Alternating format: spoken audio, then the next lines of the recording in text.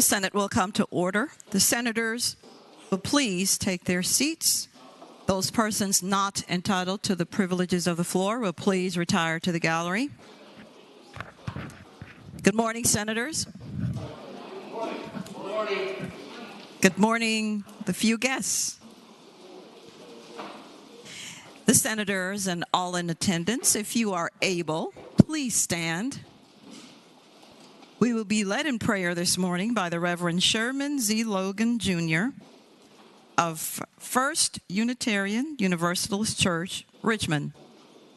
Following the prayer, everyone will please remain standing, and we will be led in the Pledge of Allegiance to the flag of the United States of America by our Senate page, Constanzo Pinto Aroja of Ashburn. May we pray. Spirit of life, God of many mysteries beyond our naming, as we open today's session of the Senate, we invite the spirit of justice, liberty, and freedom to gather and mingle in the chamber with us. We invite the spirit of truth, love, and compassion to be their companions in the day ahead. In the quiet of this moment, in the still of this day, let us remember the people of the Commonwealth who have elected these officials who gather now to begin their work on behalf of the people. Let us remember the people from across the Commonwealth who seek to live with dignity and hope for a bright tomorrow. Let us remember those who are vulnerable, afraid, suffering, and at risk, disenfranchised and marginalized. The work ahead of this legislative body is no easy task. It is demanding and relentless. It is at times powerful and rewarding, yet it has the potential of being harsh and ruthless. So we pray that it may never be heartless. We pray in the names of all that are called holy. May this be so. Amen. Ashe.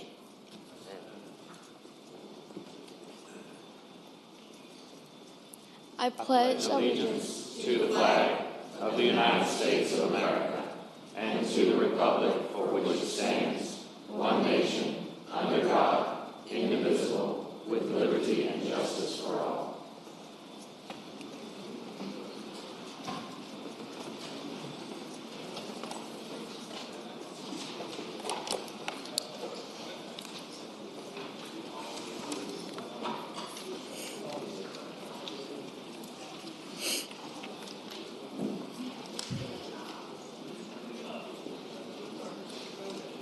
The clerk will call the roll. All those present, please vote aye.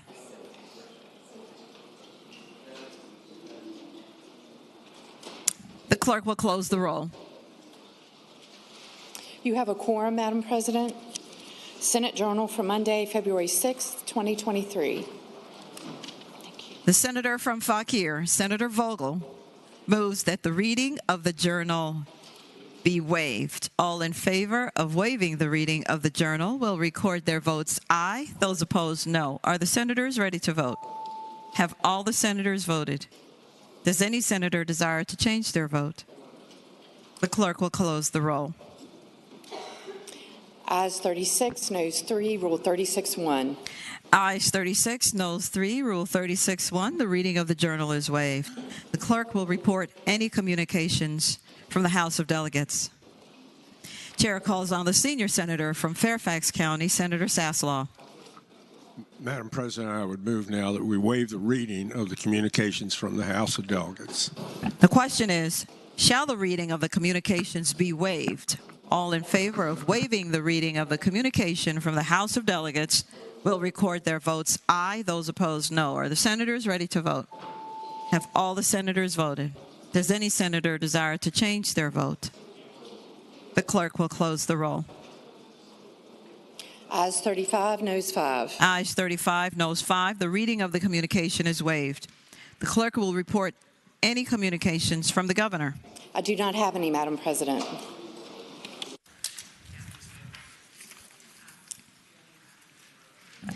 We have arrived at the time in our morning hour when we will hear about all of our wonderful guests in the gallery. The normal procedure is Senator will rise and speak of you, and then I will give my remarks, and after my remarks, we will applaud. And so with that, I will now start with the senior senator from Chesterfield, Senator Hashmi. Thank you, Madam President. I rise for 3 introductions. The senator has the floor. Thank you, Madam President. My first introduction is for the Reverend Sherman Z. Logan, Jr., who provided our lovely invocation this morning. Reverend Logan is a minister at First Unitarian Universalist Church right here in Richmond, which I also claim as a spiritual home. I know I found much companionship, fellowship, and a very loving environment every time I visited our First Unitarian Universalist Church. So I thank the minister as well as the congregation for all that they do. Madam President, this is also a sad anniversary this week. Reverend Gene Pupke, who was the immediate predecessor for Reverend Logan, passed away a year ago this week. And Reverend Pupke was a dear friend to the Senate. She spoke often and provided the invocation to us often over the past several years. And we also honor her memory, and we thank Reverend Logan for joining us this morning. I ask that we give the warm welcome of the Senate. Good morning again, and please rise. And thank you for coming, and thank you for your sacrifices in our community. And we are saddened that this is an anniversary of Reverend Pupke's passing. Senators, please let us give him the warm welcome of his Senate.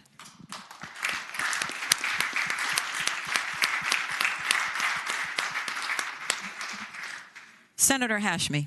Thank you, Madam President. My second introduction is for the Indian American Muslim Council, members of which are joining us today in the gallery. The goal of the Virginia chapter of the Indian American Muslim Council is to share a message of peace, pluralism, and social justice, and to draw attention to areas of crisis that are currently happening for the Indian American community here in Virginia, as well as throughout the United States, particularly for those individuals who have family and friends in India, and to provide education and information to everybody. The Indian American Muslim Council will be visiting your offices this morning and throughout the day and talking with your staff members in order to provide some necessary information. Again, Madam President, I ask that we give the warm welcome of the Senate. Please rise. Good morning again to you. And thank you for being in that area, because I hear that you draw attention to areas of crisis. And how will we know how to help unless we know where the help is needed? So thank you for doing that. Senators, let us give them the warm welcome of their Senate.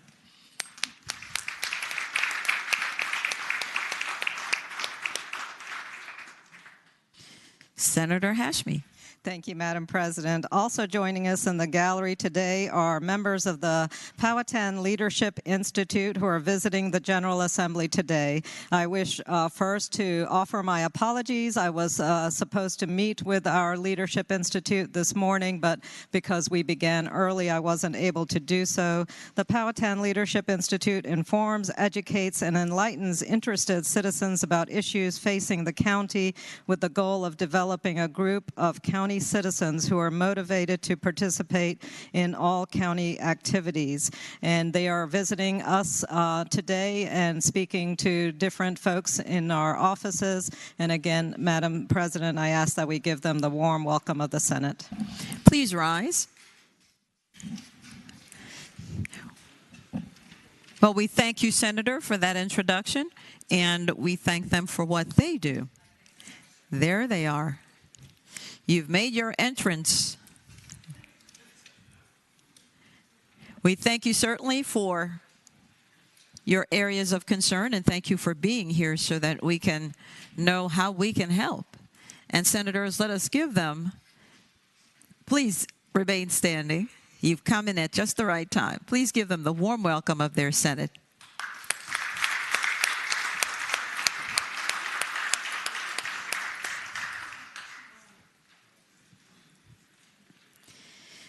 Chair recognizes Senator Peterson, the gentleman from Fairfax City.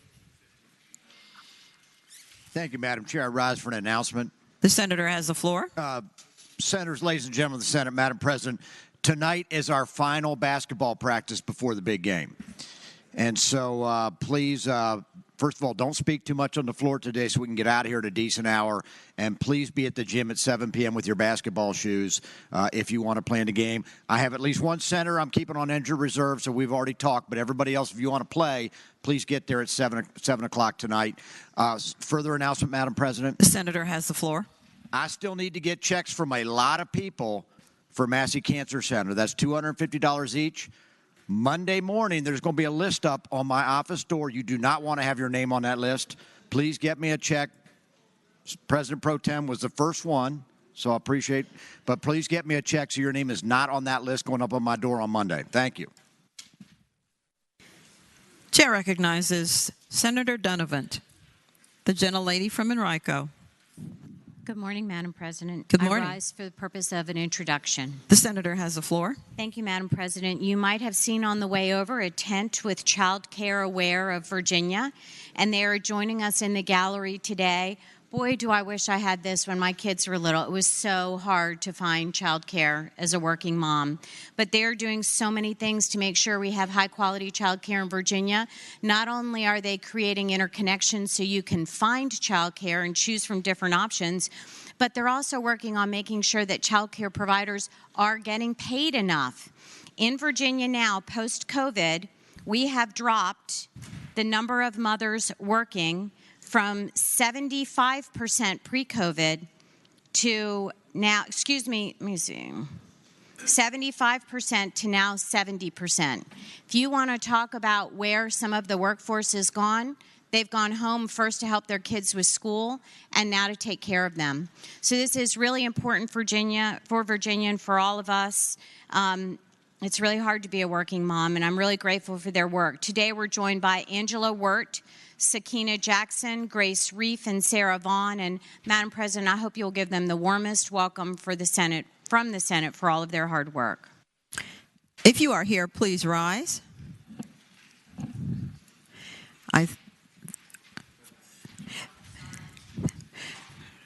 They are still, Senator, doing their due duty in helping this to be more aware. So I thank you for bringing it to the floor of the Senate. And indeed, I myself could have used this.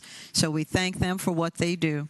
And we will, in absentia, give them the warm welcome of their Senate.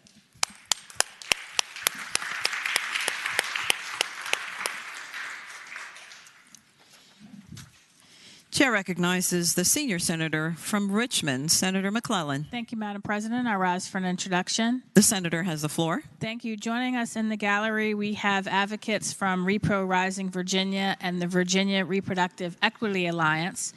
These organizations are dedicated to ensuring that all Virginians have access to the full range of reproductive health care options, regardless of their geographic location or socioeconomic status. They are here today to advocate in support of SJ 255, a constitutional amendment for reproductive freedom that is on the calendar today. And I ask that you give them a warm Senate welcome. There you are. Thank you for coming, and thank you for being of the legislative process.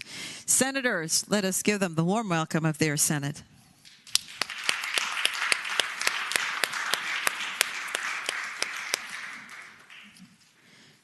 Chair recognizes Senator DeSteff, the senior senator from Virginia Beach. Madam President, I rise for an introduction. The senator has the floor. Madam President, on behalf of myself, Senator Cosgrove, and Senator Rouse, we'd like to introduce a distinguished group of high school seniors from 11 Virginia Beach public high schools. One young man and one young woman from each of our city's fair schools from the senior class has been chosen by their school counselors as the outstanding seniors of the class of 2023 by reason of their demonstrable excellence in the following 5 areas: character, community service, extracurricular activity, citizenship, and scholastic achievement. These young men and women who will be our future leaders, are sponsored by the Optimist Club of Virginia Beach. Today, they'll be walking the Capitol grounds, taking guides and tours of the Capitol and the Supreme Court of Virginia, visiting with their senators and delegates. They are also looking forward to observing the Senate and House sessions. Today, they're accompanied by Les Cox, who's an attorney and the president, Carolyn Cox, who's an attorney and the vice president, Brian Stephanie Lenkowski, Robbie Nowaski, Laura Hughes, attorney, secretary of the Optimist Club and former Virginia Beach School Board member, and Robert Dean, former Marine and Patriot. Madam President, let's please give them the warmest regards of the Senate. Please rise. Thank you for coming. And I think of the 5 qualities that we have heard that you possess, the number 1 is character. Character will drive all of the others, including leadership. So thank you for being a part of that group, and thank you for being here. Senators, let us give them the warm welcome of their Senate.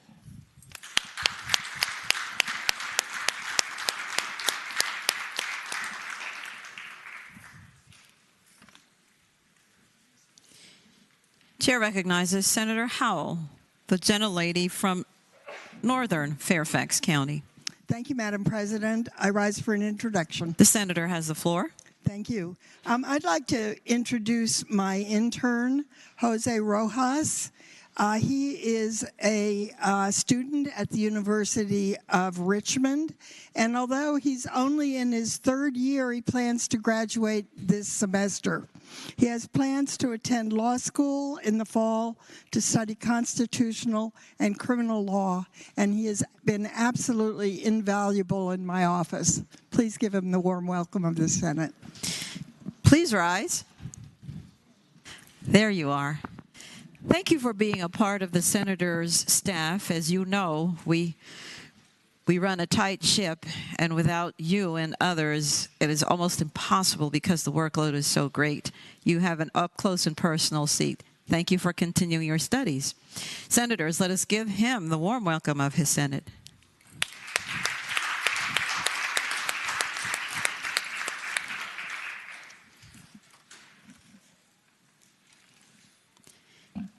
Is there any other business to come for the morning hour? Hearing none, the clerk will call the calendar.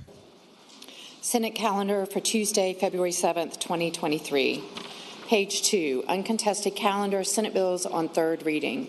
Senate Bill 818, a bill relating to public elementary and secondary schools, programs of instruction, mental health education, curriculum guidelines, instruction required. Chair calls on Senator Spruill, the senator from northern Chesapeake.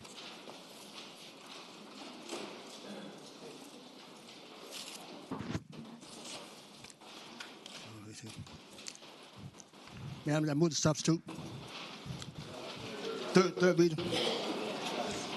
Yeah. I move that the bill pass. Speak to the measure. The senator has the floor. Ma'am, this bill instructions give the instruction that the health committee would put together a program to allow students, to talk to students, to let them to advance on how to take care better themselves. I move that the bill pass. Chair recognizes Senator Chase, the junior senator from Chesterfield. Thank you, Madam President. The patron was not here yesterday for me to ask a question. Could this bill go by temporarily so I have an opportunity to speak with the patron? Without objection, Senate Bill 818 goes by temporarily.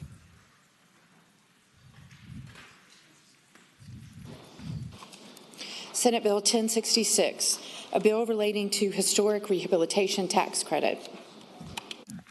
Chair recognizes Senator Somerville, the senator from eastern Fairfax County. Thank you, Madam President. I move the bill pass. Speaking to that motion. The senator has the floor. Thank you, Madam President. Just note this is on the uncontested docket. I guess it's short, so I'm going to explain it today.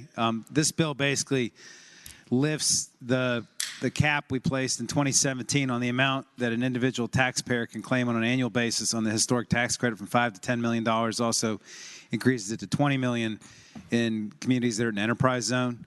The historic tax credit has been one of the most successful tax credits we've passed. The estimates done by the Department of Historic Resources say that for every dollar we put in, we get about $5 back over 10 years on the life of a project.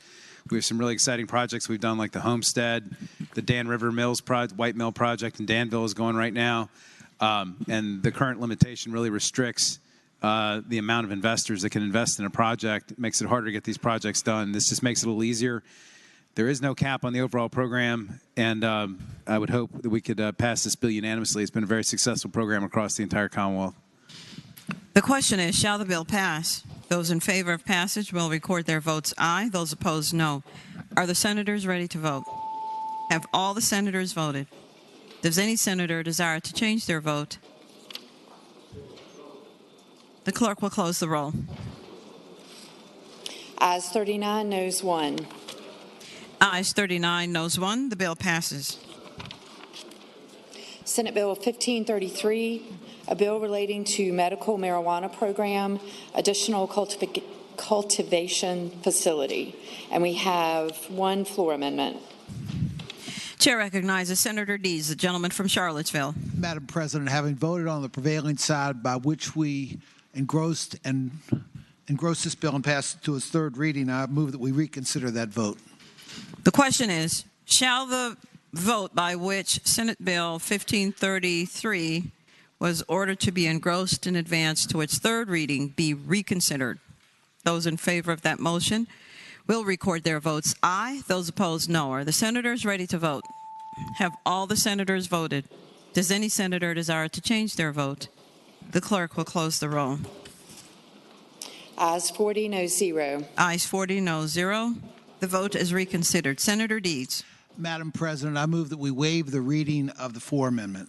The question is, shall the reading of the floor amendment be waived? Those in favor will say aye. Aye. Those opposed, no. The reading of the floor amendment is waived. Senator Deeds.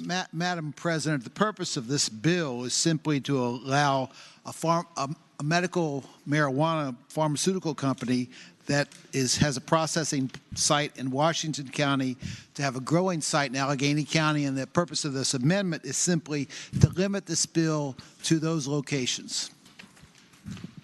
So I move that we adopt the amendment. The question is, shall the floor amendment be adopted? Those in favor will say aye. Those opposed, no. The floor amendment is adopted. Senator Deeds. Madam President, I move that we engross the bill and pass it to its third reading. The question is, shall the bill now be engrossed in advance to its third reading? Those in favor will say aye. Aye. Those opposed, no. The bill is engrossed in advance to its third reading. Senator Deeds. Madam President, I move that we waive constitutional readings and move this bill on to its final passage.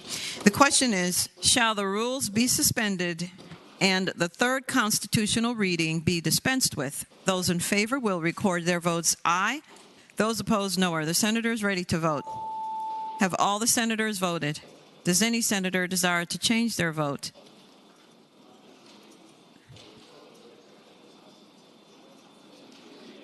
The clerk will close the roll. Ayes 38, noes 2. Ayes 38, noes 2. The third constitutional reading is dispensed with. Madam President, I move that the bill pass, and I'd like to speak to that bill. The senator has the floor. Madam President, as I explained with respect to the amendment, the purpose of this bill simply is to allow a medical marijuana company that has a processing site in Washington County near Abington to have a growing site in Allegheny County. It'll create 50 jobs, or about 50 jobs in Allegheny County. I hope that you'll pass the bill.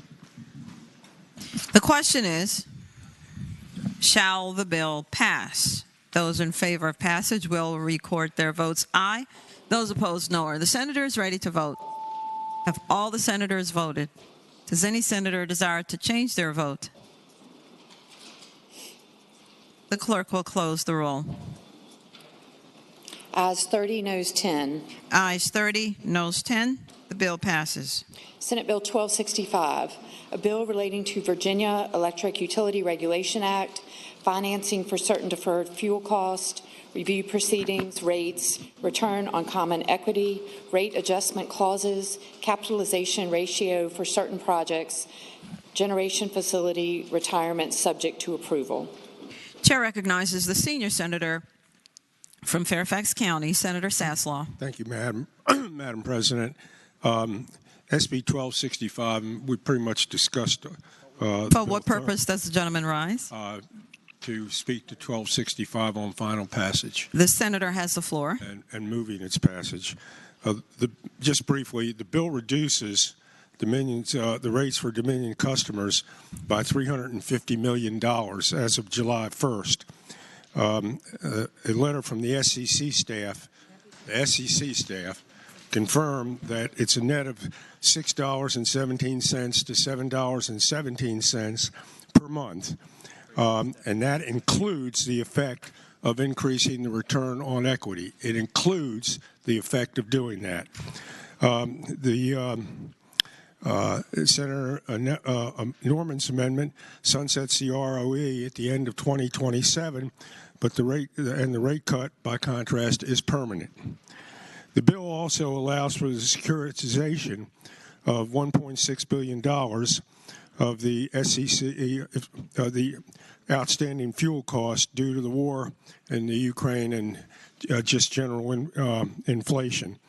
Under current law, without this bill, and make no mistake about it, without this bill, rates will go up $17 a month on the average bill.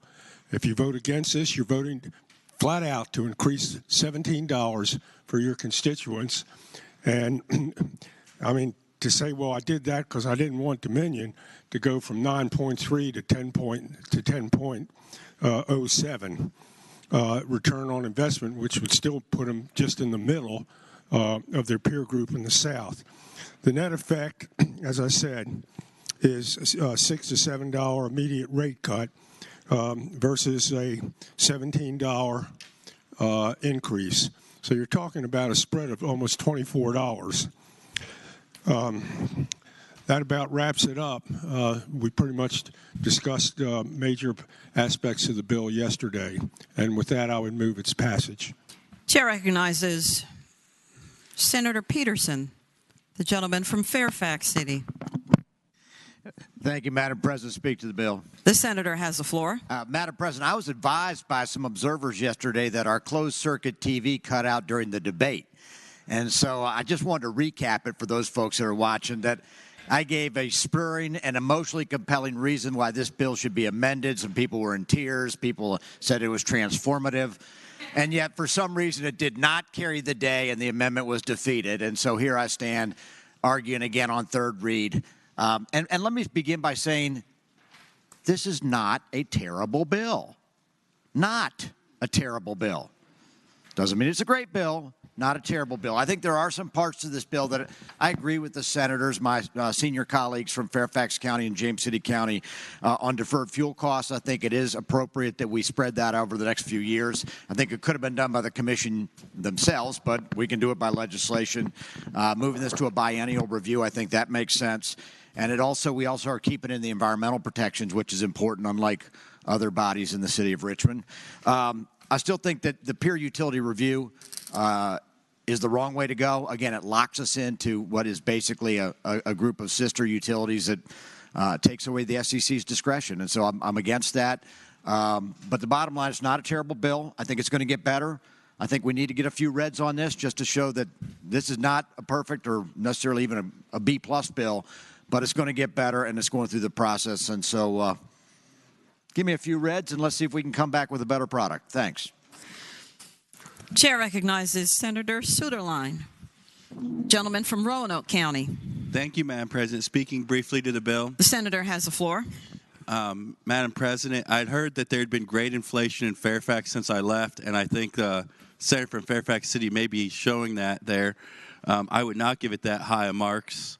I do think that we should vote against this today. We will be getting a far preferable bill from the other chamber very soon. But something I just want to speak to briefly is for the last several years, all I've heard about when we discuss criminal justice laws is that we need to put more authority in the hands of our judges that we trust by the virtue of the fact that we're electing them, and we need to not keep closing their hands with mandatory minimums. And that's exactly where we continue to go down this route every time we take away authority from the SEC rather than just let the SEC do what they're constitutionally supposed to do.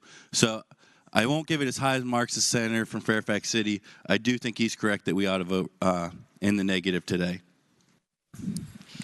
Chair recognizes Senator Normand, the gentleman from James City County. Thank you, Madam President. Speaking very briefly in favor of the bill. The senator has the floor. Ladies and gentlemen, we have had quite a robust discussion about it, and in spite of the passionate plea of the senator from Fairfax City yesterday, amongst all the tears, there was clarity on a majority of the body on which direction we ought to go. And without reviewing all of the provisions of it, what I would remind the body is there are many, many interested parties who want to continue to participate in the discussion and the formation of this bill as we go forward. And that opportunity is becoming a reality. This bill that I anticipate will come out of the Senate is just a marker from our position, which will be contrasted and debated with the bill coming out of the House of Delegates. So as a poet once said, there are miles to travel before we sleep on this bill, and I hope we will report it out and that it will continue to evolve with some further robust discussion that will be addressed through the teary eyes that the senator from Fairfax will evoke. Chair recognizes Senator Morrissey, the junior senator from Richmond. Thank you, Madam President. Would the gentleman, the senior senator from Fairfax County, yield for a brief question? Will Senator Saslaw yield for a question? Will Senator Saslaw yield for a question?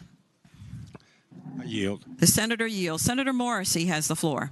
Before I ask the senator a brief question, I will acknowledge that the gentleman from Fairfax City gave probably the most impassioned speech since the gentleman from Hanover, Patrick Henry, gave it, and Churchill hundreds of years ago. And I'm sorry that the Commonwealth didn't witness that fiery speech. But I would ask, on a serious note, the senator from Fairfax, there has been some comment that, or suggestion that this bill would prevent SEC oversight, and can you address that briefly? It does. Senator Saslaw has the floor. It does not do away with oversight by the SEC. The major part in there has to do with the return on equity. Everything else, like to get any increases in rates, all have to be approved by the SEC. They have to approve virtually everything that they do. That's unchanged. I thank the senator.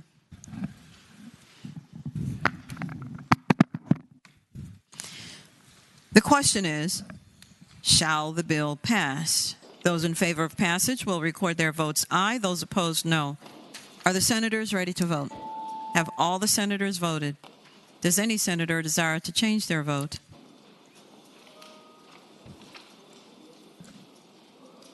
The clerk will close the roll. Ayes 27, noes 13.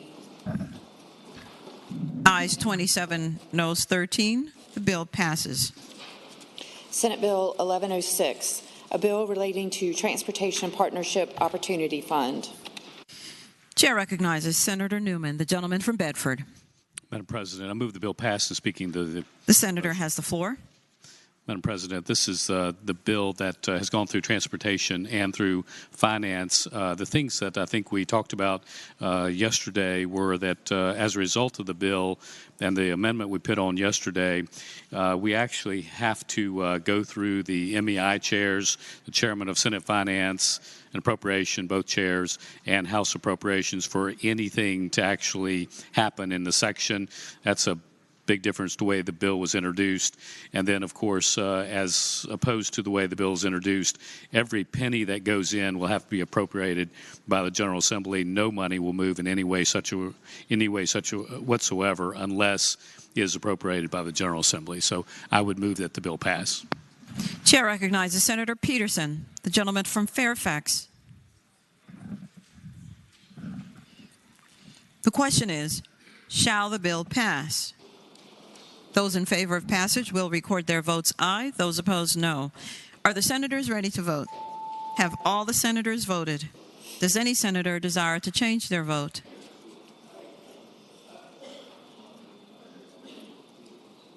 The clerk will close the roll. Ayes 36, noes 4. Ayes 36, noes 4. The bill passes. Senate Bill 1129, a bill relating to Chesapeake Bay Watershed Implementation Plan, effective date. Chair recognizes Senator Hanger, the gentleman from Augusta. Thank you, Madam President. I'd like to speak to the bill and to move that it pass. The senator has the floor. Thank you, Madam President. This bill, which was discussed yesterday because of some floor amendments, makes some changes to our plan for achieving our goals in the Watershed Implementation Plan. And it's critical that we do this because we up till now have not, I guess you would call it, accountability or metrics to measure our progress. We've been making progress, but we've been uncertain. We're at a point now where we're putting significant monies into the effort, and we have goals that are looming out there in the near future. And this particular bill will set new timetables for achieving some of those goals, but it also puts in place numerous accountability and metrics so that we will, on an annual basis, be able to tell where we're at and come up with corrective actions if we're not achieving those goals. So I move that the bill pass. The question is, shall the bill pass? Those in favor of passage will record their votes aye. Those opposed, no. Are the senators ready to vote? Have all the senators voted? Does any senator desire to change their vote?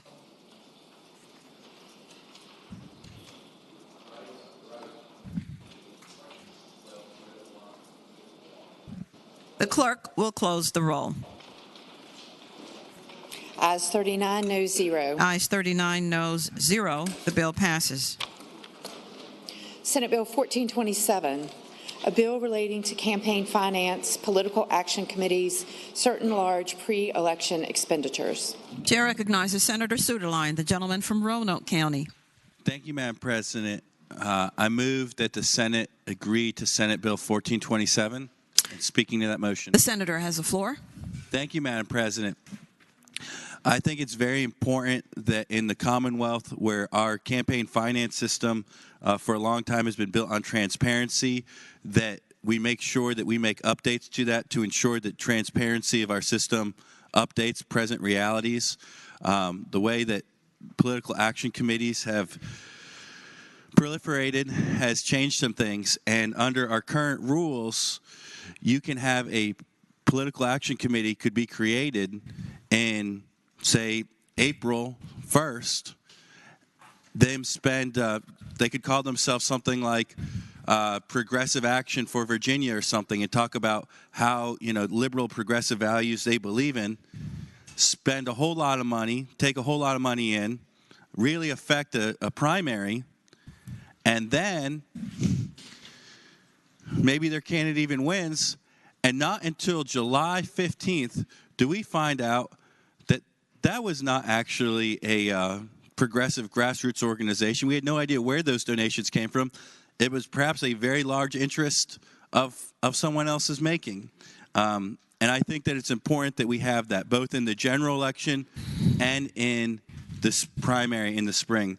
So what this bill seeks to do is it puts PACs on a similar footing, just like those of us that have actual campaign accounts, in that we have to have reports that actually show up during the reporting period.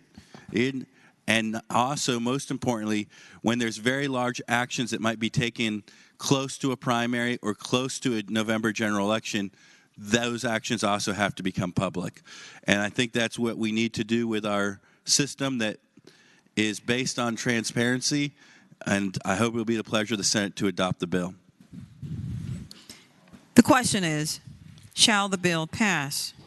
Those in favor of passage will record their votes aye. Those opposed, no. Are the senators ready to vote? Have all the senators voted? Does any senator desire to change their vote? The clerk will close the roll. Ayes 40, no 0. Ayes 40, no 0. The bill passes. Senate Bill 831, a bill to require the Department of Medical Assistance Services to take steps to amend certain waivers providing services for individuals with developmental disabilities to provide greater financial flexibility for certain services. Chair recognizes Senator Favola, the gentlelady from Arlington. Thank you, Madam President. Madam President, I move that this bill pass. And speaking to the motion. The senator has the floor. Thank you. What this bill does, it's a Section 1 bill, and it directs DMAS to look at the steps needed to amend our Medicaid waiver plan. So individuals on a developmental disability waiver may be able to spend beyond what our current limits are on medically needed equipment or services. So this is the first step in allowing for a medically needy expenditure under our DD waiver process. There are many steps to amending the plan. As you know, a plan amendment goes before our Finance and Appropriations Committee in the House. So this is just one step forward. This was a recommendation from the Disability Advisory Commission. Having explained the bill, I ask that the bill pass. The question is, shall the bill pass? Those in favor of passage will record their votes aye. Those opposed, no. Are the senators ready to vote? Have all the senators voted? Does any senator desire to change their vote? No yelling across the The clerk will close the roll. Ayes 40, no 0. Ayes 40, no 0. The bill passes. Senate Bill 852, a bill relating to search warrants, menstrual health data prohibited. Chair recognizes again Senator Favola. Thank you, Madam President. Madam President, I move that this bill pass. And speaking to the motion. The senator has the floor. Thank you, Madam President. What this bill does is it protects menstrual health data that may be stored on an app or any other electronic device or computer from seizure through a search warrant. This is merely a privacy bill for a very important health status situation that women, of course, sometimes track. Having explained the bill, I ask that the bill pass. Chair recognizes Senator Peake, the gentleman from Lynchburg. President, I ask if the senator from Arlington will rise to answer a two-part question. Will the senator yield? I will yield. Senator Peake has the floor. Thank you, Madam President. I would ask the patron two parts. A, is she aware of any law enforcement agency in the Commonwealth of Virginia that has sought the information included in Senate Bill 852? And two, has any court or jurisdiction in the Commonwealth of Virginia ever issued a search warrant for the information listed in Senate Bill 852? Senator Favola has the floor. Thank you, Madam President. I am not aware of an agency seeking the information or a court order. That does not mean such information had not been sought. I am just not aware. Again, this is a privacy issue. I think it's another way of protecting, I think, very personal information. I ask that the bill pass. The question is, shall the bill pass? Those in favor of passage will record their votes aye. Those opposed, no. Are the senators ready to vote? Have all the senators voted? Does any senator desire to change their vote? The clerk will close the roll. Ayes 31, noes 9. Ayes 31, noes 9. The bill passes.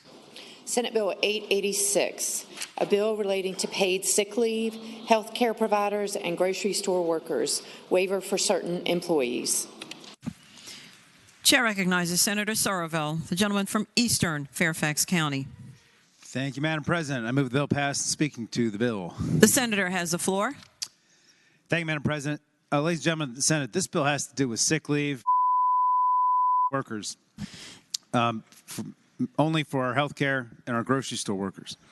The bill basically requires 1 hour of sick leave for every hour worked. I'm sorry, will the senator, can we identify the source of that?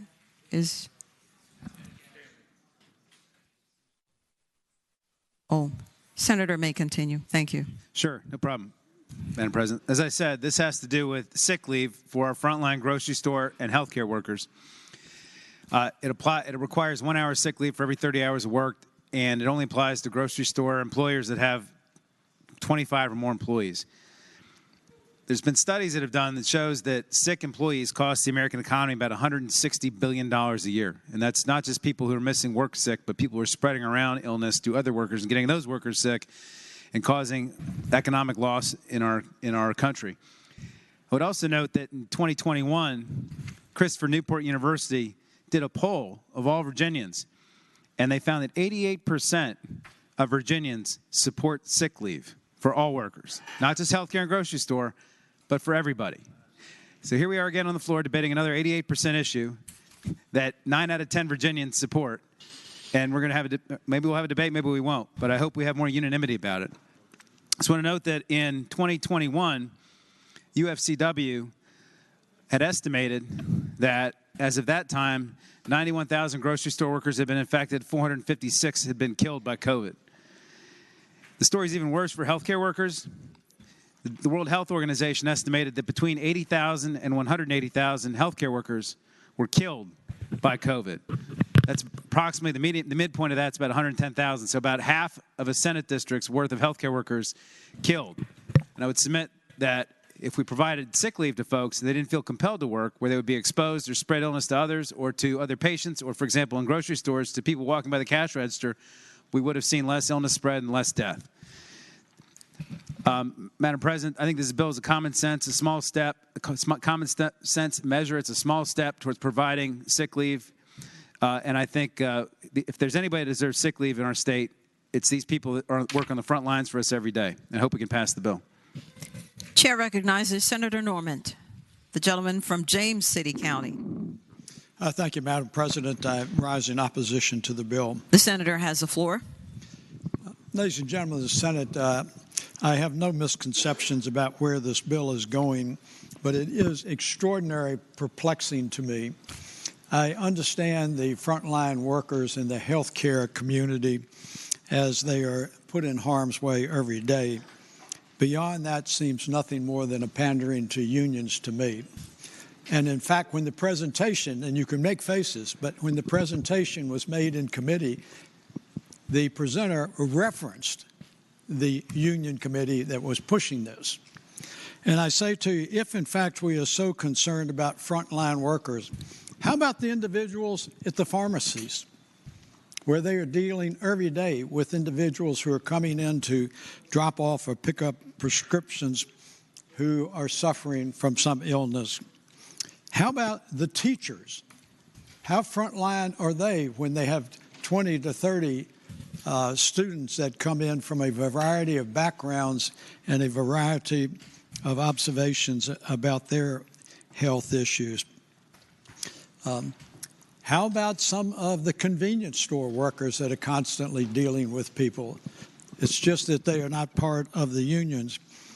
I say that in a more appropriate approach on this bill would be to limit it to healthcare workers, or perhaps we should provide an amendment on it that requires everyone who is considered a frontline worker in any line of work to wear a mask because they are so effective.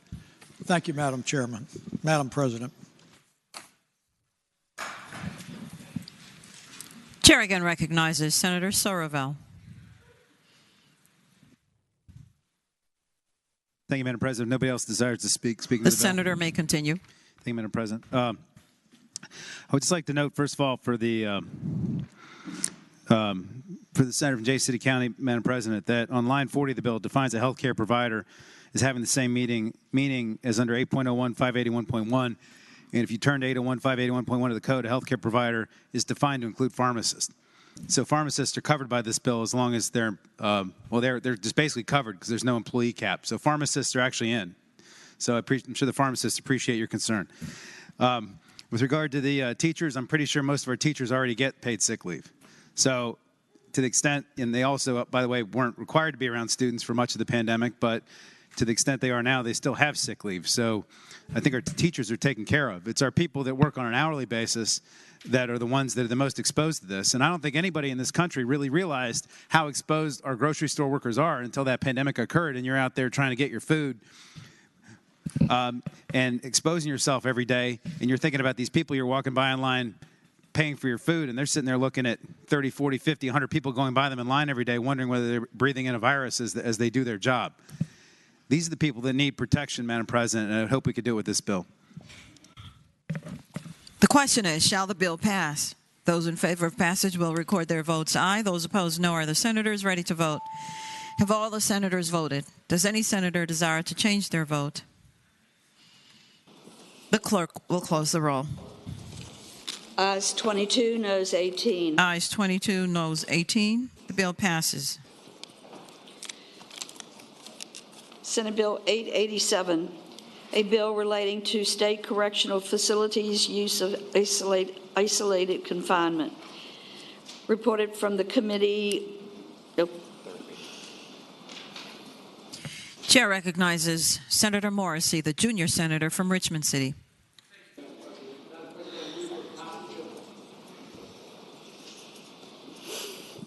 Thank you, Madam President. Madam President, I'm speaking on behalf of SB 887. I move for passage of that bill and speaking to that measure. The senator has the floor. Thank you, Madam President. Madam President, with certain clearly delineated exceptions, Senate Bill 887 is a bill to end the archaic and barbaric and inhumane practice of solitary confinement in Virginia. Quite frankly, we are just too advanced and humane and civilized a society to continue this practice. Even the United Nations has recognized that solitary confinement lasting longer than 16 days amounts to torture. In our Commonwealth, we had one individual that was in solitary confinement for 16 months. Empirical evidence shows that anything lasting over 15 days has a detrimental effect. This bill is simple. It simply states that the bill prohibits solitary confinement lasting longer than 15 days within a 60-day period. As I said earlier, there are exceptions outlined in that bill when warranted. And I would end by saying this because you have heard this before. We passed this bill twice before. The other body converted it into a work study. However, I think you can show compassion and mercy and strength all at the same time, and I think we can do that by passing 887, which would end solitary confinement. Thank you, Madam President.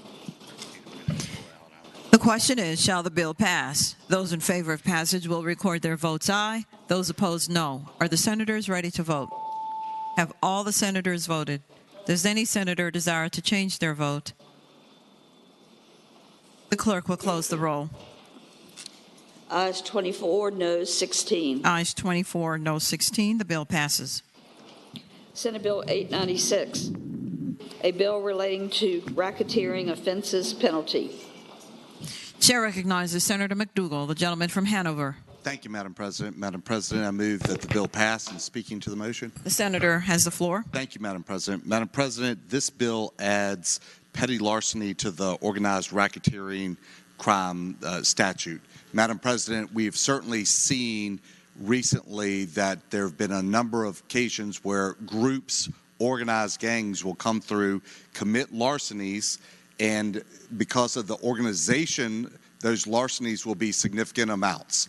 This would allow the leaders of those groups to be prosecuted under the racketeering statute if the aggregate amount of items stolen was greater than 10,000 and it was an organized group. Madam President, with that, I renew the motion that the bill pass. The question is, shall the bill pass? Those in favor of passage will record their votes aye.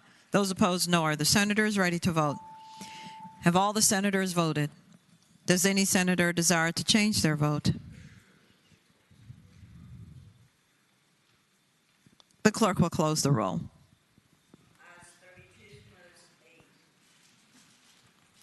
Ayes 32, noes 8. The bill passes.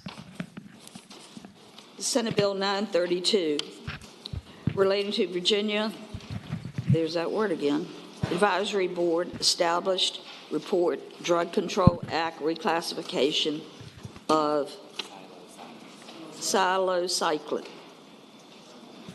Chair recognizes the senior senator from Chesterfield, Senator Hashmi. Thank you, Madam President. I move that SB 932 pass, and speaking to that motion. The senator has the floor. Thank you, Madam President. SB 932 creates the Virginia Psilocybin Advisory Board, which would be tasked with developing a long-term strategic plan for the therapeutic use of psilocybin in Virginia, and it also changes psilocybin from a Schedule I drug to a Schedule III drug, and thus reduces the penalty for possession. Madam President, there's very compelling research coming from Johns Hopkins as well as other research institutions that demonstrate that psilocybin has an immediate and long-lasting impact on individuals who are suffering from anxiety and depression, and it has been shown to be particularly effective for our military veteran population suffering from PTSD.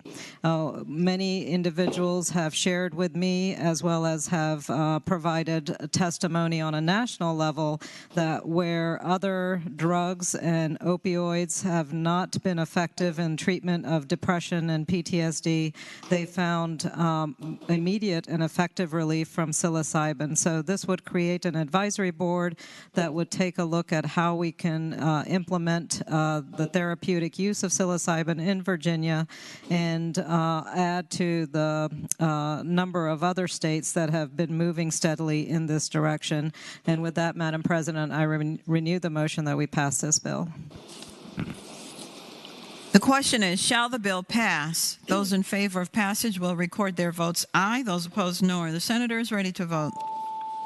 Have all the senators voted? Does any senator desire to change their vote? The clerk will close the roll. Ayes 25, noes 15. Ayes 25, noes 15. The bill passes. Senate Bill 934, a bill relating to state agencies' telecommuting policy. Chair again recognizes Senator Hashmi.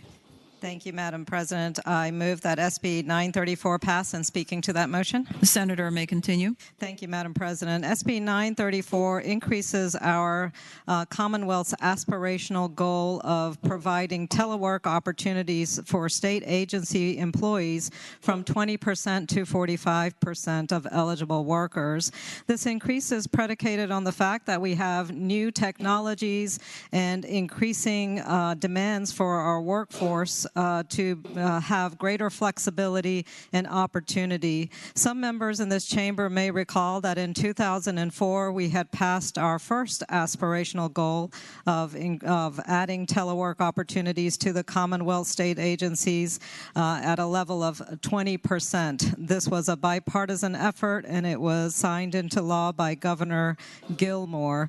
As technologies have increased, as we have more access to provide broadband and more opportunities to deploy workers, state workers, all across the Commonwealth, we are in a position to now increase that aspirational goal from 20% to 45%.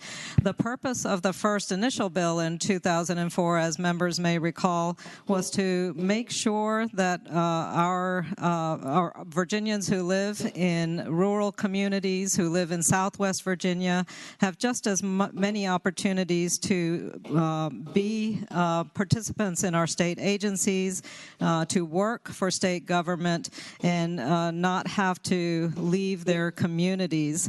By increasing this aspirational goal, we continue to move in the direction of bringing increased opportunity for employments and jobs in rural communities. We also increase employee satisfaction. We also are able to retain high-quality employees in our state agencies. And with that, I renew my motion that this bill pass. The question is, shall the bill pass? Those in favor of passage will record their votes aye. Those opposed, no. Are the senators ready to vote? Have all the senators voted? Does any senator desire to change their vote?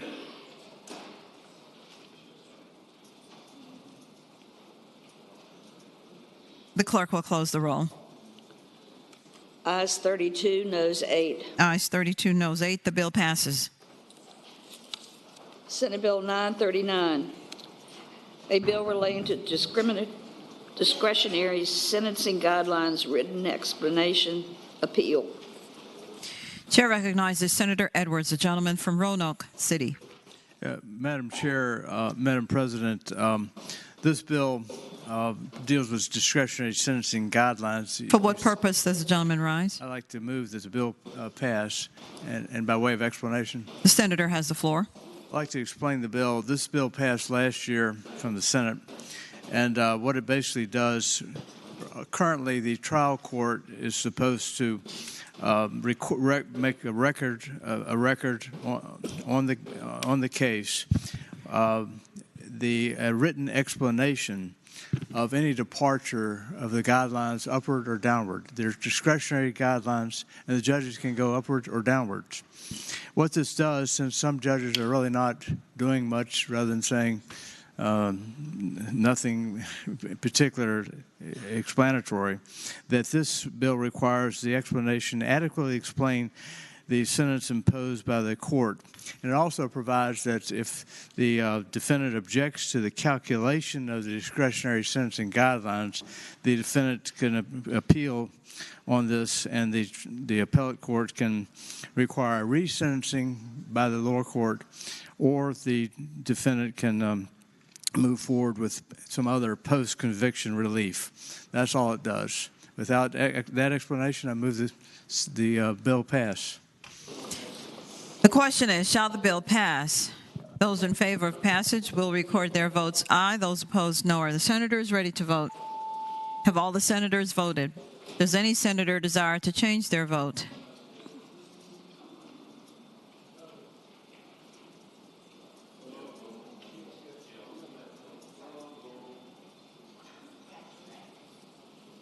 The clerk will close the roll. Ayes 22, noes 18. Ayes 22, noes 18. The bill passes. Senate Bill 989, a bill relating to crime victim rights notification from the Attorney for the Commonwealth. Chair recognizes Senator Peake, gentleman from Lynchburg. Thank you, Madam President. I rise. I move that the bill pass. The senator has the floor. And speaking to the bill, Senate Bill 989 is a victims' rights bill. This law would place responsibility of victim notification upon the Commonwealth's attorney rather than upon the victim. The law requires the Commonwealth's attorney to consult victims at key stages of the process to ensure that they understand the nature of the proceedings and the consideration of any plea agreement. This bill does not require the Commonwealth to follow the victim's request.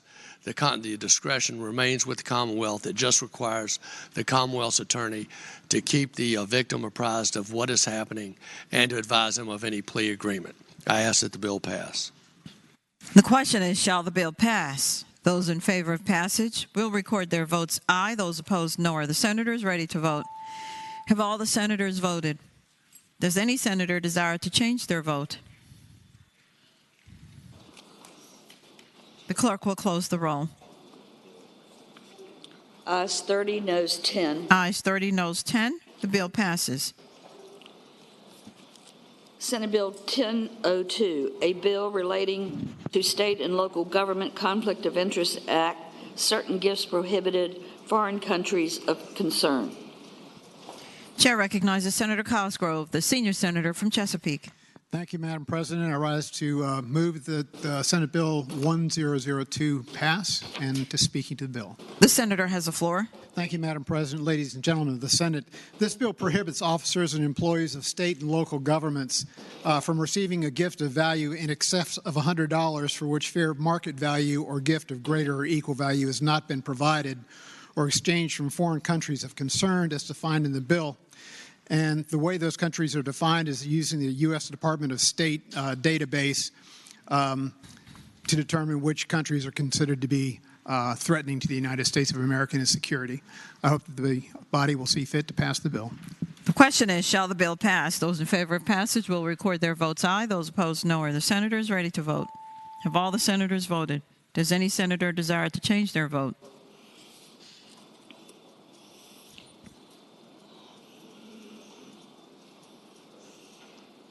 The clerk will close the roll.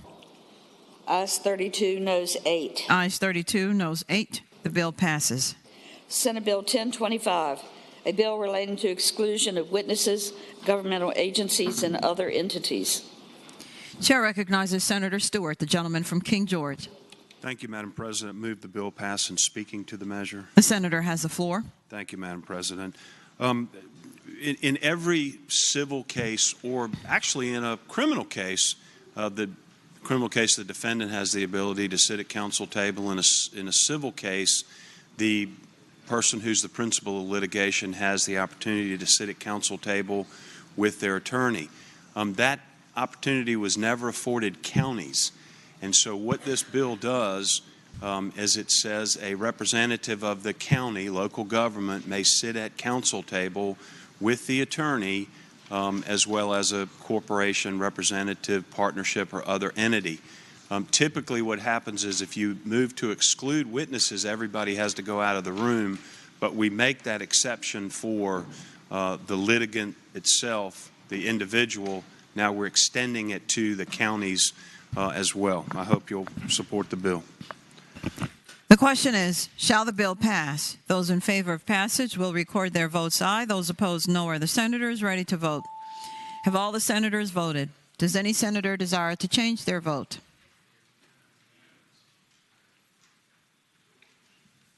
The clerk will close the roll. Ayes 39, noes 1. Ayes 39, noes 1. The bill passes. Senate Bill 1051, a bill relating to vehicles left on private property, public utility company, and broadband service provider vehicles removal or towing. Chair recognizes Senator McPike, the gentleman from Prince William. Thank you, Madam President. Move the bill pass and speaking to the motion. The senator has the floor. Thank you, Madam President. Senate Bill 1051 came to me actually from the fire service. Work conditions, we're actually there on a scene trying to fix an outside gas leak, and because of some of these properties being so close, actually a gas company parking their truck, sometimes you have to walk around and therefore off of the property to go check meters in the area, and literally a tow truck hauled the utility vehicle off the property, slowing down emergency response. And so it happened again in another condition for electric company vehicle. And so this sets out parameters and limits that where they're actually doing service work, which is really important to both the safety as well as the community. And unfortunately, sometimes we have to legislate common sense and provide provisions where there's actually aggressive tow companies that are sitting there with spotters, and their contracts state that anytime an individual leaves the property, their contracts allows them to tow. And this jeopardizes, frankly, public safety and significant disruptions, which is why I brought the bill, Madam President, and urge the body to pass the measure. The question is, shall the bill pass? Those in favor of passage will record their votes aye. Those opposed, no. Are the senators ready to vote? Have all the senators voted? Does any senator desire to change their vote?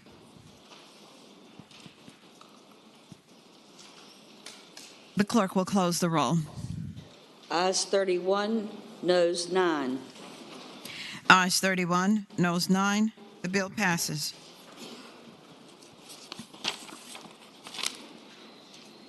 Senate Bill 1063, a bill relating to driver improvement clinics and driver training schools.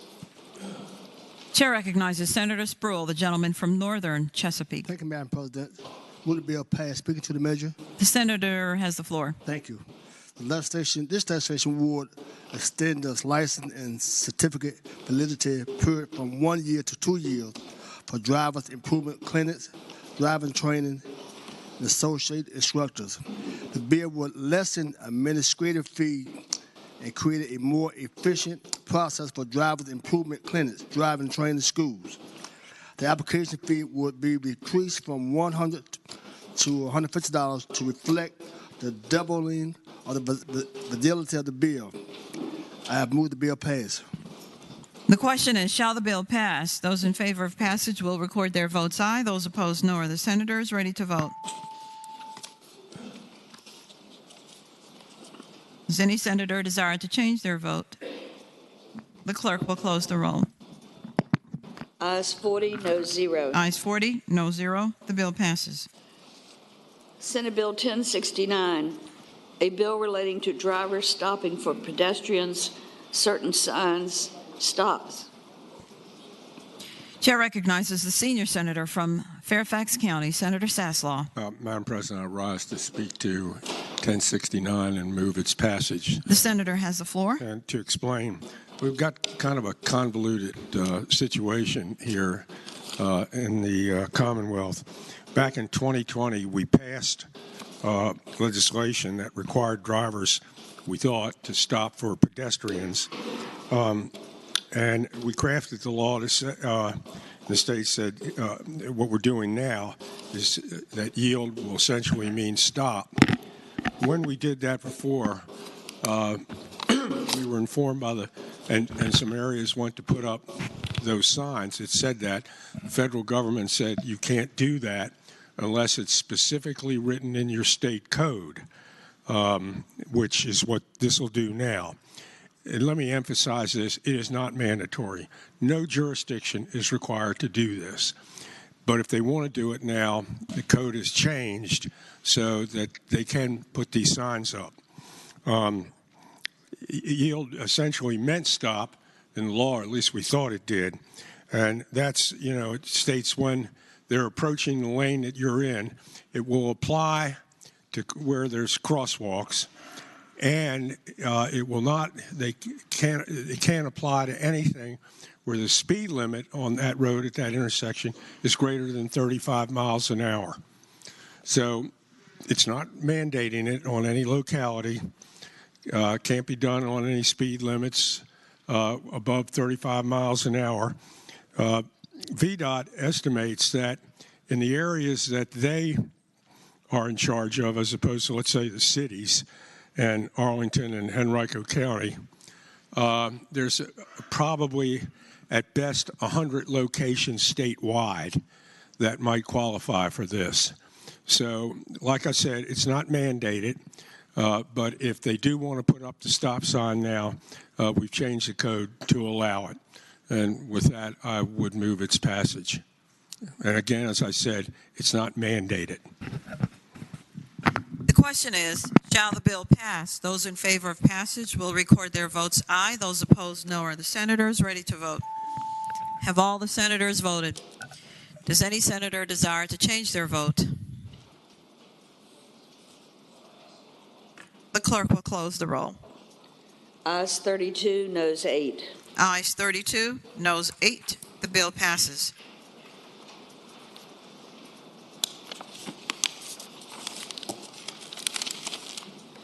Senate Bill 1099, a bill relating to School Resource Officer Grants Program and Fund. Chair recognizes Senator Norman, the gentleman from James City County. Thank you, Madam President. I respectfully move that Senate Bill 699 pass, and speaking to that bill, 1099. The senator has the floor. Thank you, Madam President.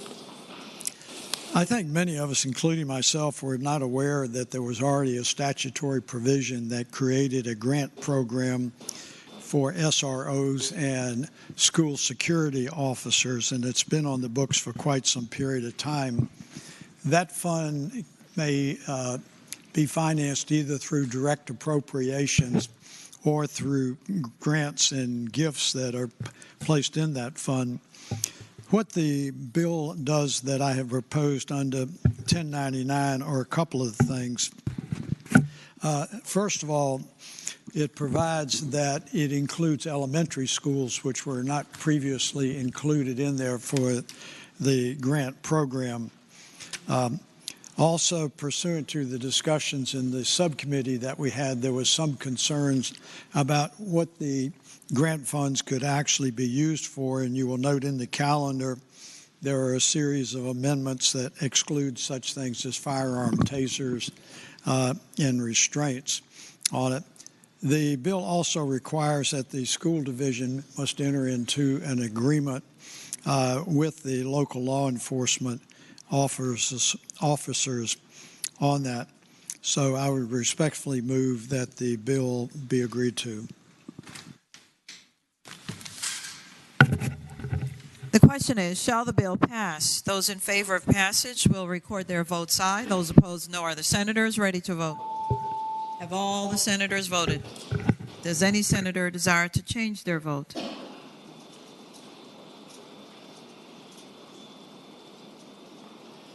The clerk will close the roll. Ayes 35, noes 5. Ayes 35, noes 5. The bill passes. Senate Bill 1101, a bill relating to the establishment of family and medical leave insurance program financing through payroll taxes. Chair recognizes Senator Boysko, the gentlelady from northwestern Fairfax County. Thank you, Madam President. I move we pass the bill and speaking to it. The senator has the floor. Thank you, Madam President. Ladies and gentlemen, this is setting up a paid family and medical leave universal insurance program in the Commonwealth. I have lots and lots of statistics about why this is an important thing for us to do. We are the only country, industrialized country in the world who doesn't have a paid family leave program in our country. Instead of giving you tons of facts, unless you want them, I'm going to tell you a couple of personal incidents. My daughter in 1997 was born 2 months early. I had something called the HELP syndrome, which almost killed me. My husband was a software engineer, and he got a total of 2 weeks off after the baby was born. Sophie Claire was in the hospital in the NICU 20 miles away for 6 weeks, and I had a toddler, Hannah, who was just turning 3. So somehow I had to figure out how to take care of the baby, take care of myself, try to visit my child in the hospital by myself, basically. And I had to rely on friends and neighbors. My husband had to work full time because we couldn't afford for him to take off because we were really living paycheck to paycheck at that time. Paid family and medical leave would have addressed that. It would have given him the ability to care for his family. Secondly, in 2009, I got a strange virus and it affected my vocal cords. And for the better part of 9 months, I lost my voice, then I'd get it back. And I'd lost my voice and I'd get it back. Finally, and I was working for a member of the Board of Supervisors in Fairfax County. My entire job was being out in the community, talking to people, helping them solve their problems. Not talking was not a possibility for me. And so at one point, finally, I was resorting to ringing a bell in my home or clapping my hands to get somebody's attention. And the doctors were like, you've got to stop. You cannot continue to talk. Again, I didn't have a paid family and medical leave bill to take care of me. I had to take 2 months off with no salary at all to heal myself. We know that there are families who are going through this. Whether we pass a bill like this or not, is not going to stop the problem. But what I do want to let you know is that if we pass paid family and medical leave here in Virginia, we will be able to help our small businesses, especially because they don't have the flexibility to pay their employees for paid family and medical leave like some of our big companies do. This insurance would be financed through small contributions from employers' employees. So, for example, somebody who's making $60,000 a year each month, every week they would only need to contribute, and their employer, $2.89, which is about $150 a year. It is entirely self-funded, and if we pass this today and get it through, the paid family leave will require a startup loan. In other states where this has been passed, it has been paid back within 2 years. We've already done an actuarial study in Virginia. We have looked at this. We know that we can implement it. Having Virginia employees and businesses contribute to an insurance fund uses the power of numbers to make paid leave affordable for all, even the smallest. And so that's why a universal program is the most compelling. For example, and I've had some people say that they think that it could be too expensive, but all of us have challenges, whether it's caring for a loved one who is dying or very, very ill with cancer or others, having a baby, having someone who is in your family who is being deployed to active military or coming home, perhaps with a really serious illness. For a 15-hour employee making $15 an hour for 12 weeks, that would cost an employer about $5,000 in wage replacement. In comparison to this bill that we're talking about today, an employer would contribute about $150 per year to a fund, and that employer could use the wages of the on-leave employee to hire a temporary replacement if they wish, invest in their business, or save for another use, because that employee would be able to draw from their insurance program. I'm happy to answer any questions. Again, this would cover caring for a family member with a serious health condition, having a serious health condition yourself, not a cold, we're talking cancer or something debilitating for a long term, a birth, adoption, placement through foster care, caring for a new child after these for either the husband or the wife or the spouse, caring for a covered service member, or someone who qualifies for the leave arising out of the fact that they are going to active duty impending the call. I move the bill pass. Chair recognizes Senator Peterson, the gentleman from Fairfax City. Gentlelady yield for a question. Will the gentlelady yield? Madam President, I do. Senator Peterson has the floor. I would ask the gentlelady, does this apply to every business in the Commonwealth? Madam President, this is really for employers, yes. So the benefits are portable, and the individual, to give you just some details, they must earn at least $3,000 in 2 of the 4 quarters comprised on the base period. So if you're talking about somebody who you have hired for a very temporary basis, perhaps to help with the end of the year, that person probably would not qualify. But yes, and the benefits move with the individual. They stay with the individual. Well, Senator Peterson. So the answer is it covers every business. Yes, sir. It does. Further question, Madam Chair. Will the senator yield for another question? I yield. Senator yields. Senator Peterson has the floor. What if a business already gives paid leaves to their employees? Do they have to tax them? Senator Boysko has the floor. Madam President, I thank the gentleman from Fairfax City for that question. This is a great answer. They would still be part of this. It covers everyone, but we also have. If you have a collective bargaining agreement, if you have an employer policy or any law, an individual's right to the leave under the chapter may not be diminished by a collective bargaining agreement. You would continue to be part of that. We have not worked that. There will be a regulatory process if this does end up passing through both chambers. We could sit down and hammer those details out. Okay, further question, Madam President. Further questions, Senator Boysko. Yes, I only have 12 Senator employees. yields. Senator Peterson has the floor. I only have 12 employees. There's no collective bargaining agreement. My question is, if we already extend paid family leave or whatever leave policy we have, do I have to tax my employees, or can I just extend it as their boss without being part of this program? Senator Boysko has the floor. Madam President, I'll just follow back up again. If you have somebody who you want to cover who makes $15 an hour, your cost would end up being $5,000 in wage replacement for that one person. This is actually a better deal than what you would have. This is actually a better policy to cover their salary. I thank the gentlelady. And Madam President, I move the bill pass. The question is, shall the bill pass? Those in favor of passage will record their votes aye. Those opposed, no. Are the senators ready to vote? Have all the senators voted?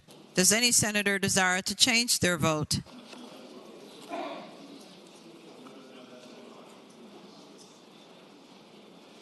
The clerk will close the roll. Ayes 22, noes 18. Ayes 22, noes 18. The bill passes.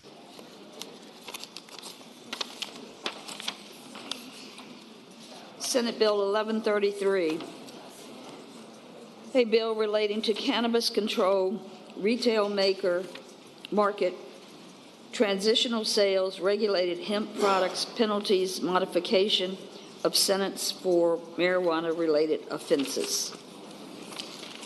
Chair recognizes Senator Eben, the gentleman from Alexandria. Thank you, Madam President. I move that SB 1133 pass, and speaking to that motion. The senator has the floor. SB 1133 has to do with regulation and sale of adult use cannabis in the Commonwealth.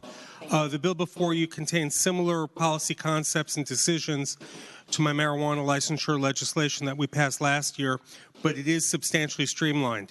SB 1133 stands up a regulated adult use market under the oversight of the Virginia Cannabis Control Authority, who it gives broad discretion as the subject matter experts to craft necessary regulations to regulate this market. It requires product safety and potency testing, enacts strict labeling standards, bans advertising focused at young people, gives localities the ability to opt out of the market, taxes cannabis at a 21% excise rate, and reinvests those funds into historically economically disadvantaged communities, pre-K for at-risk youths, and addiction prevention services. Right now, none of that is happening, but we know that cannabis is still being illegally imported and sold in Virginia. This bill addresses that and goes further by requiring the same stringent regulations and enforcement be applied to synthetic cannabinoids derived from hemp products. It creates a transitional sales period beginning on January 1st, 2024, with 4 pharmaceutical processors and 5 franchisees of those processors entering the market on day one. That means up to 20 small Virginia businesses from historically economically disadvantaged businesses would be some of communities would be some of those first to enter the market. This bill fixes a major public health, consumer safety, and public safety issue, and it does what more than 60% of Virginia voters want us to do: regulate these products, ensure they're safe for consumers, and also generates hundreds of millions of dollars in revenue for the Commonwealth. I renew my motion that the bill pass. The question is, shall the bill pass? Those in favor of passage will record their votes aye. Those opposed, no. Are the senators ready to vote? Have all the senators voted? Does any senator desire to change their vote?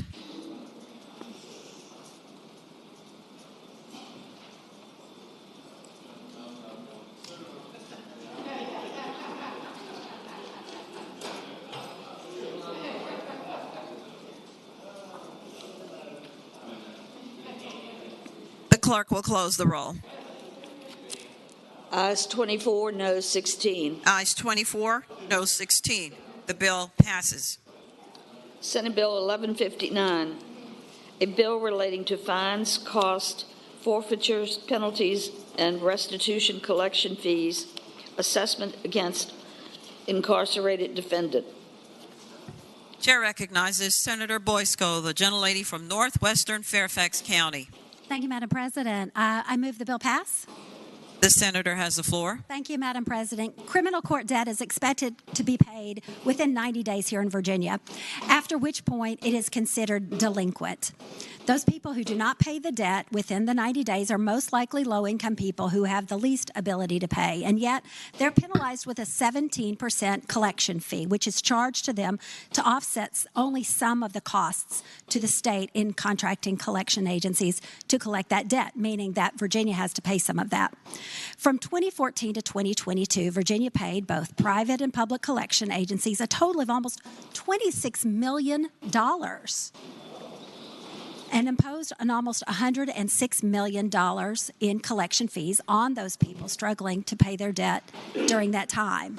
A criminal conviction and the events causing these convictions can be disruptive in a person's life, and they can lose their job, their housing, regardless of whether or not they're incarcerated. But incarceration does make it harder for people to get back on their feet from a criminal conviction.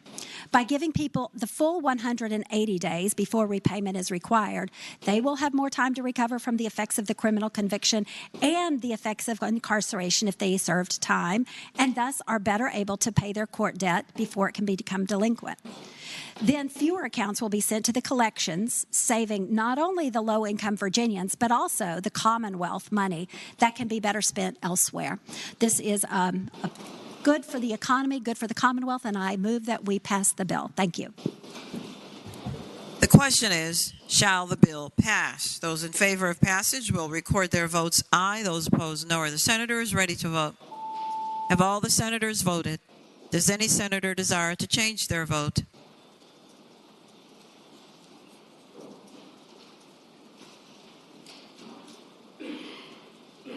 clerk will close the roll.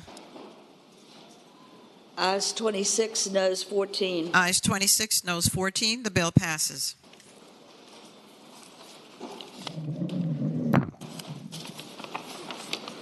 Senate Bill 1165, a bill relating to installation, maintenance, and operation of devices in highway right-of-way for law enforcement purposes, regulation, authority, civil penalty. Chair recognizes Senator Lewis, the gentleman from Accomack. Madam President, move the bill pass. And speaking to that motion, The senator has the floor. Madam President, members of the Senate, Senate Bill 1165 deals with the placement of law enforcement devices within VDOT right-of-way. There was a recent Attorney General's opinion which called into question the ability of VDOT to permit the placement of these devices, and so this bill authorizes the Commonwealth Transportation Board to authorize VDOT to allow the permitting of these devices in the right-of-way. More importantly, in addition to allowing the permitting of these devices in the right-of-way, Madam President, the bill also places guardrails around what the devices can be used for. Specifically, they can be used for felony investigation, Amber Alerts, and Silver Alerts. The provisions of the bill also provide strict limitations on to how long what data can be retrieved or obtained, and what data and how long it can be maintained, which is 30 days. It also creates a penalty for misuse, as well as provides for the revocation of any permit that had been issued if there has been any misuse. These devices are currently used on private property and adjacent to VDOT right-of-way, and in those localities that control their own roads that are not where the rights of way are not controlled by VDOT. They also are already using these devices in those rights of way. So, with that, Madam President, that is the bill. I move that the bill pass. Chair recognizes Senator McDougall, the gentleman from Hanover. Thank you, Madam President. Would the senator yield for question? Will the senator rise for a question? I yield. Senator rises. Senator McDougall has the floor. Madam President, I ask the gentleman, are the devices that would be located owned by the state police, or are they owned by private individual corporations? Senator Lewis has the floor. I would say to the gentleman, Madam President, that the state police contract with private entities for the devices. Madam President, would the senator yield for additional questions? Further questions, Senator Lewis. I yield. Senator yields. Senator McDougall has the floor. Madam President, would the data being collected be housed on private databases, or would they be housed on databases owned by the state police? Senator Lewis has the floor. Madam President, I would answer the gentleman that the private provider that would be used or contracted with relies on the Federal Bureau of Investigation's NCIC hot list, which is updated every 24 hours to send real-time alerts to law enforcement officers who are nearby. The captured data is fully encrypted and then is hard deleted based on the retention policy of the governing body, which in this particular instance is a 30-day policy. Would the gentleman yield for additional question? Additional questions, Senator Lewis. I yield. Gentleman yields. Senator McDougall has the floor. Madam President, if I understand this, then on Interstate 95, 81, 64, if one of these devices is placed, the license plate of every vehicle that's traveling on that road would be captured and stored for 30 days. And then if there's any investigation going on about an accident or any other situation, that device could be kept for longer than 30 days. Is that accurate? Senator Lewis has the floor. I would say to the gentleman that's partially accurate. The retention or capturing of this data has to be in relation to an Amber Alert, a Silver Alert, or a felony investigation. Madam President, would the gentleman yield for additional question? Additional questions, Senator Lewis. I yield. Gentleman yields. Senator McDougall has the floor. So, Madam President, does the language of the bill restrict the capture of this data to only timeframes in which an alert has already been issued? Senator Lewis. Madam President, I would say to the gentleman that is my understanding of the language of the bill.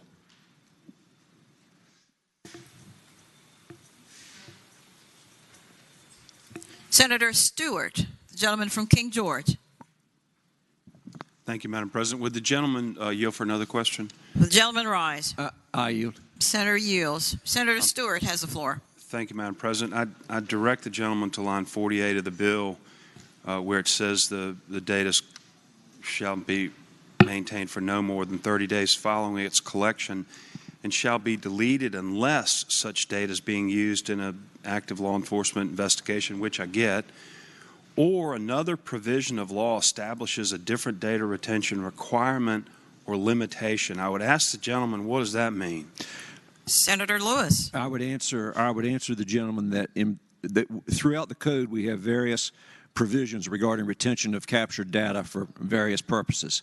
30 days, I am told, is the shortest period of any of the provisions in which we capture data and have guardrails about how long that data can be maintained.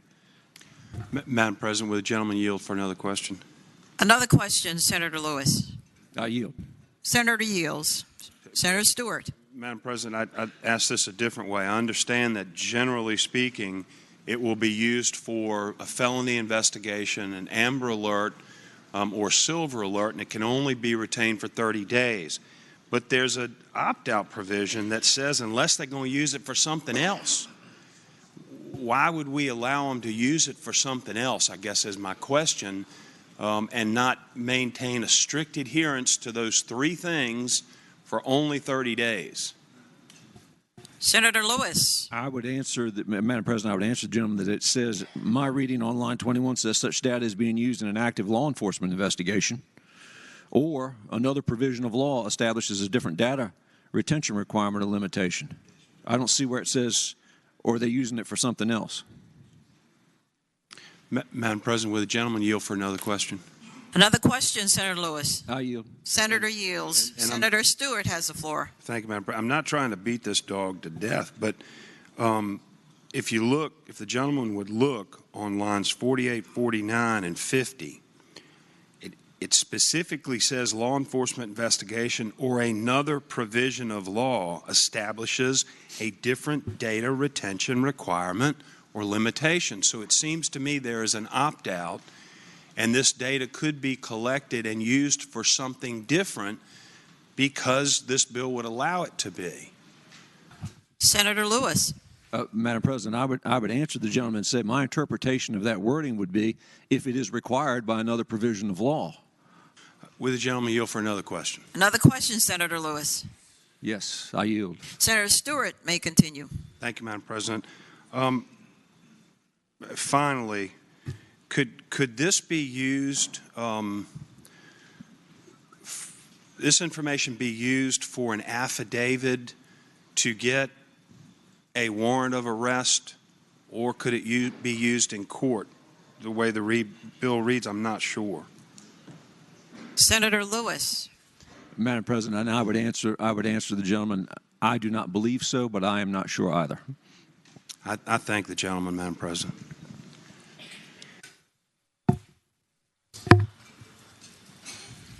The question is, shall the bill pass? Those in favor of passage will record their votes aye. Those opposed, no. Are the senators ready to vote? Have all the senators voted? Does any senator desire to change their vote?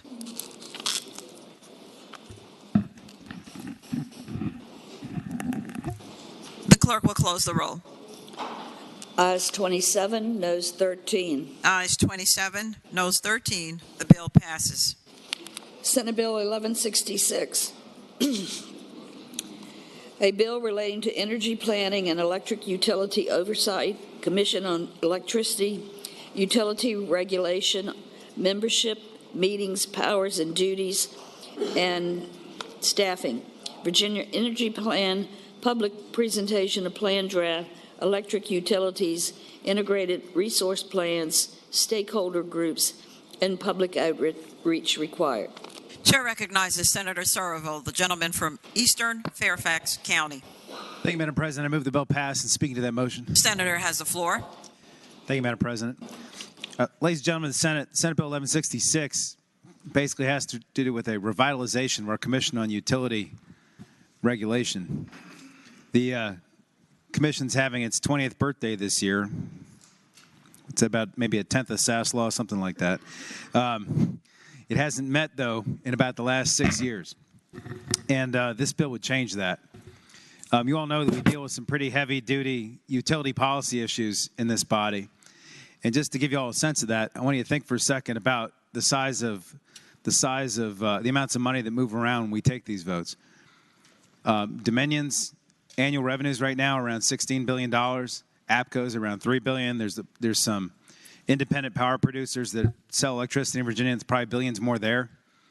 The amount of money Virginians spend on electricity is probably equal to about 60 to 70% of our general fund.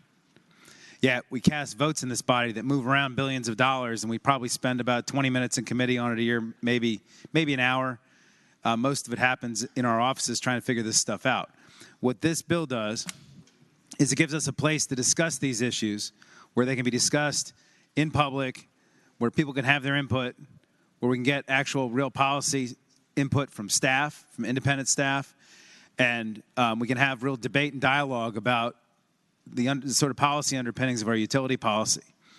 So the public, I think, will have a greater understanding of what we do. So what the bill does is it adds 3 civilians to this board, one selected by the governor, one by us, one by the House.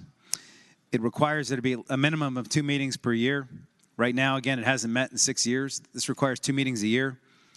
It requires the State Corporation Commission to come and provide reports to us every year about how the different bills we've passed over the last, 3, 5, 10 years are being implemented, so we can have a sense of how the policy we're trying to implement is working.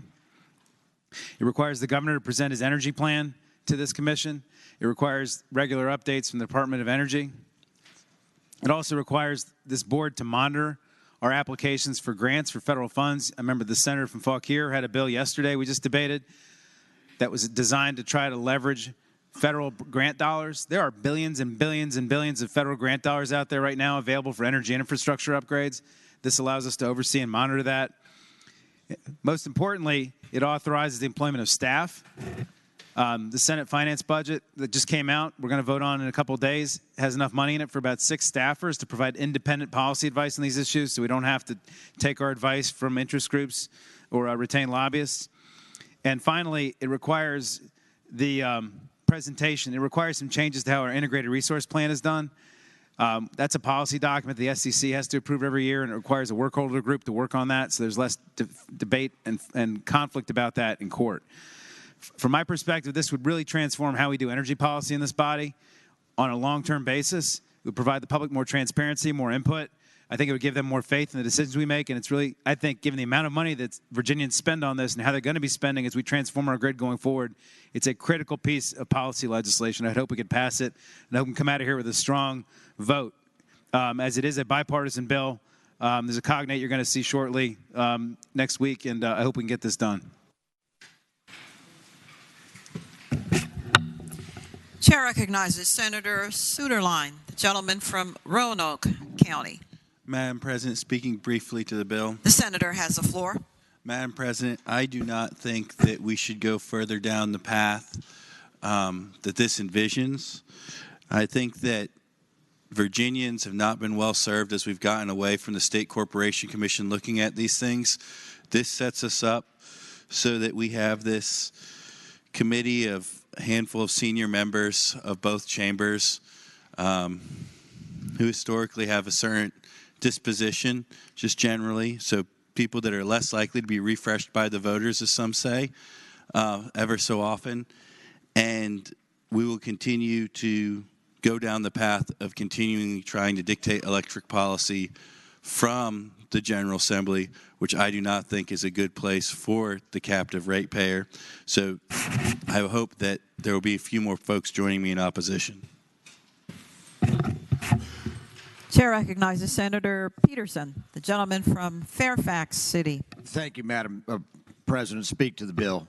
Senator has the floor. And Madam President, I want to thank my colleague for bringing this issue to the fore. I do think we need more perspectives. We need more time. But let me present something. I think it correlates to what my colleague from Roanoke County said. You know, I look around this body, there's 40 senators. There's only one senator in here that's actually tried a case to the Federal Regulatory Commission.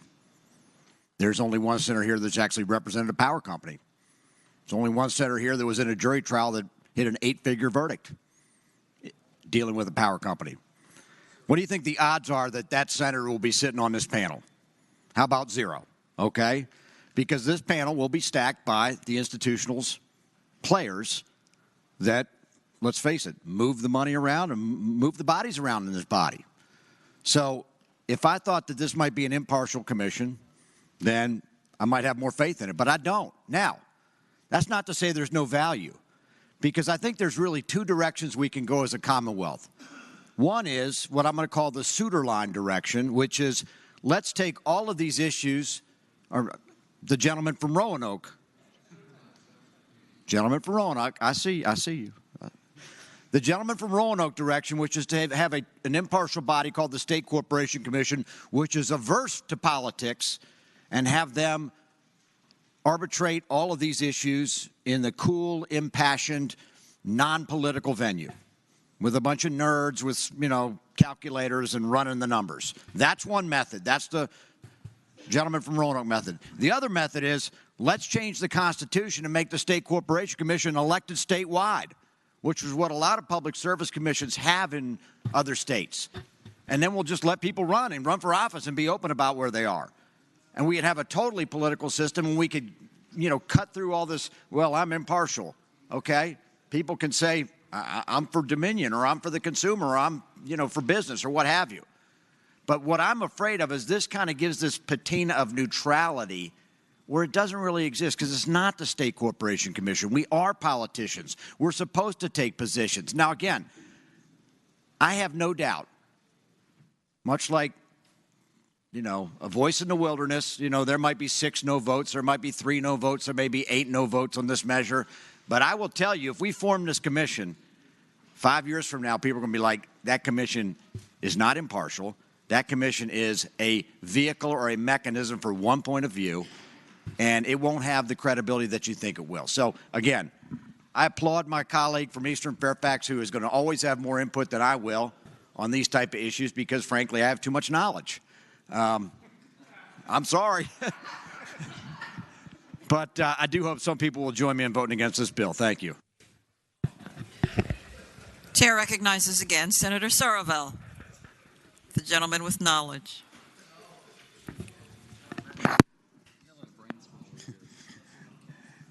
Yeah, I'm over here basking in the glow of knowledge, so I just need to hold on.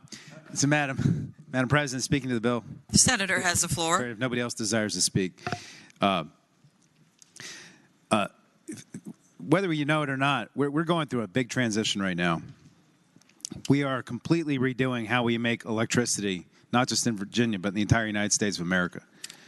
A lot of these plants are going to get shut down prematurely. People got to pay for that. We're going to be in a situation where we're generating electricity, a quarter of our electricity, I believe, in this state from a wind field off the shores of Virginia Beach. A good chunk of it from solar panels scattered all over the state. The energy is going to pulse through our grid in different ways as the sun goes across the horizon. We don't have a grid that is set up to do that. And to create a grid that's capable of accepting and moving that energy around, it's going to cost money and rebuilding. It's going to cost planning. We're going to have big battery storage facilities that need to be placed. They're going to cost money. The technology hasn't even been developed yet.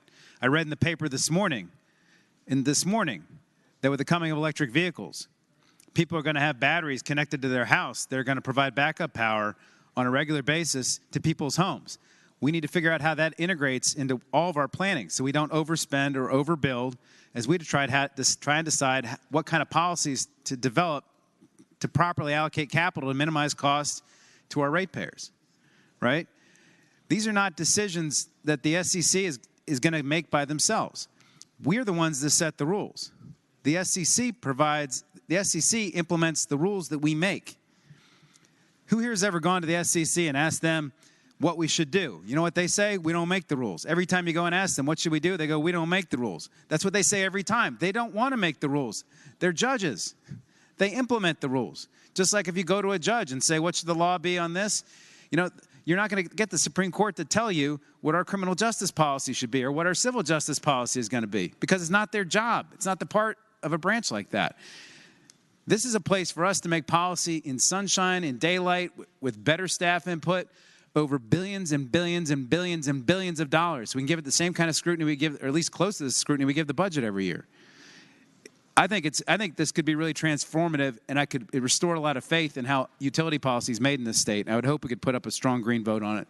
I renew my motion. Thank you. Chair recognizes Senator Marsden, the gentleman from Western Fairfax County. Thank you, Madam President. Would the gentleman from Eastern Fairfax rise for a Will question? the senator rise? I yield. Senator rises. Senator Marsden has the floor. Thank you, Madam Chair. Madam President, would this bill allow for greater amounts of time and more precision in terms of those who are advocates for and care about electricity rates and pollution and all the things that go with energy policy, give them more time to have input to this panel as opposed to the rushed process we have here in the General Assembly? Senator Sorovell has the floor. Absolutely, Madam President. Right now, we all know that in committee, we have these dockets that are very compressed, and we can only give advocates, 30 seconds, 60 seconds, 2 minutes to make their case. This could be a place where people can come and we can talk for hours. Senator. Hours. We can have lengthy, extended discussions in public in front of the TV cameras and take input from people so they can have their say, and it can be properly considered in public, and where people can actually hear us have debate and dialogue about the differences between a regulated monopoly system and a more free market system like they have in other states where there's more choice.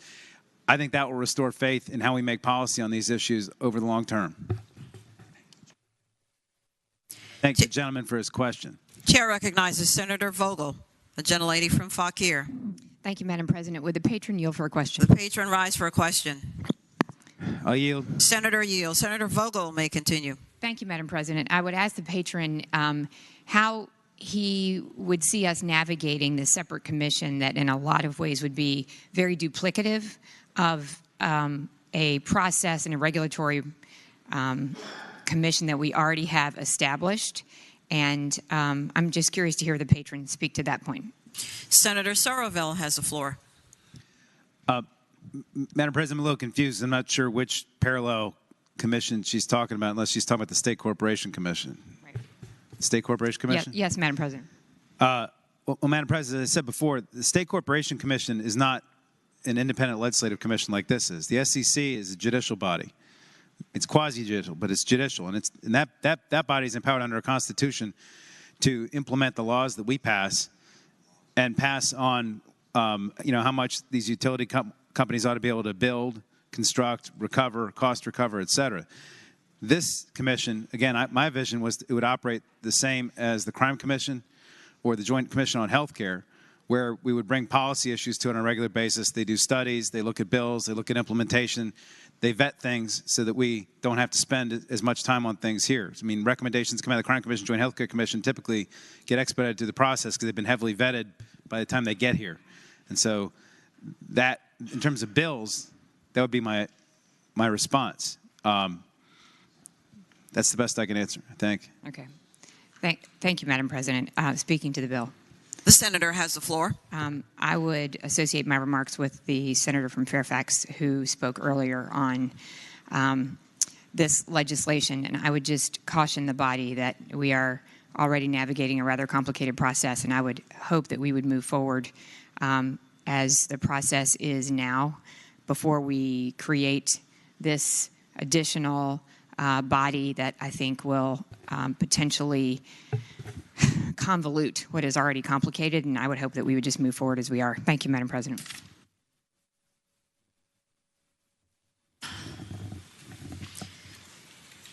The question is, shall the bill pass?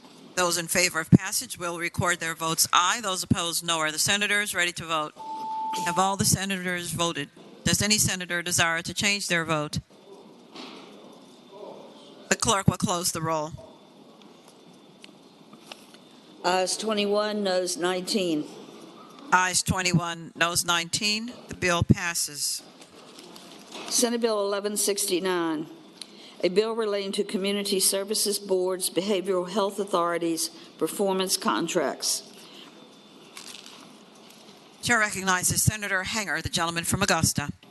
Thank you, Madam President. I move the bill pass and I'd like to speak to that. Senator has the floor.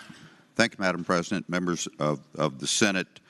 Senate Bill 1169 is a part of a package of bills that have come out of the Behavioral Health Commission. And this particular one is based on recommendations of a study done by JLARC last year concerning the operation of the community service boards.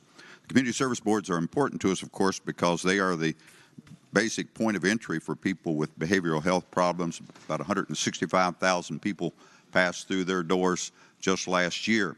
This bill is important because it basically redefines some of the relationships between the Department of Behavioral Health and the community service boards through the contractual process that they use for the requirements for them to operate in providing some continuity around the state. It is doubly important because this year, and you'll find it not only in the introduced budget, but also in the package of amendments that are just delivered to your desk, that the Senate Finance Committee has felt that it's time for us to really step up our efforts with private service provider rates and also the community service boards themselves if we're going to be serious about improving our delivery of behavioral health services. So with that, Madam President, I move that the bill pass. The question is, shall the bill pass? Those in favor of passage will record their votes aye. Those opposed, no. Are the senators ready to vote? Have all the senators voted? Does any senator desire to change their vote?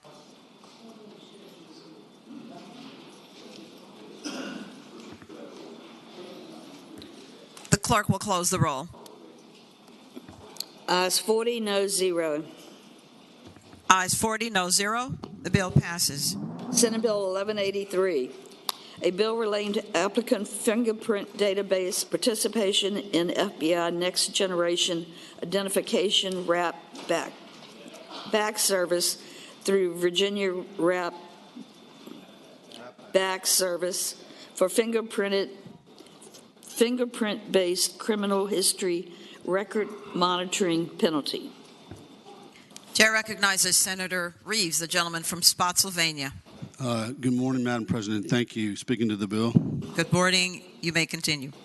As passage of the bill, this is the record of arrest and prosecution back, the FBI's new system to help employers such as school systems and other government agencies that have to have background checks for their employees keep up-to-date real-time information as to what the background status of their employees is. If you remember, there was a brief discussion for those in Senate Finance about what that would cost, and we made an amendment to this bill out of Finance that would hopefully address some of the issues that the Senator Marston had from Fairfax County, and I know we're still not quite where we need to be on those numbers, but it's a pretty important program. The state police are trying to get it up and running, try to save some money for those folks to have to do that, and I'm happy to answer any questions, Madam President. Ask the bill pass. The question is, shall the bill pass? Those in favor of passage will record their votes aye. Those opposed, no. Are the senators ready to vote? Have all the senators voted? Does any senator desire to change their vote? The clerk will close the roll. Ayes 40, no 0. Ayes 40, no 0. The bill passes.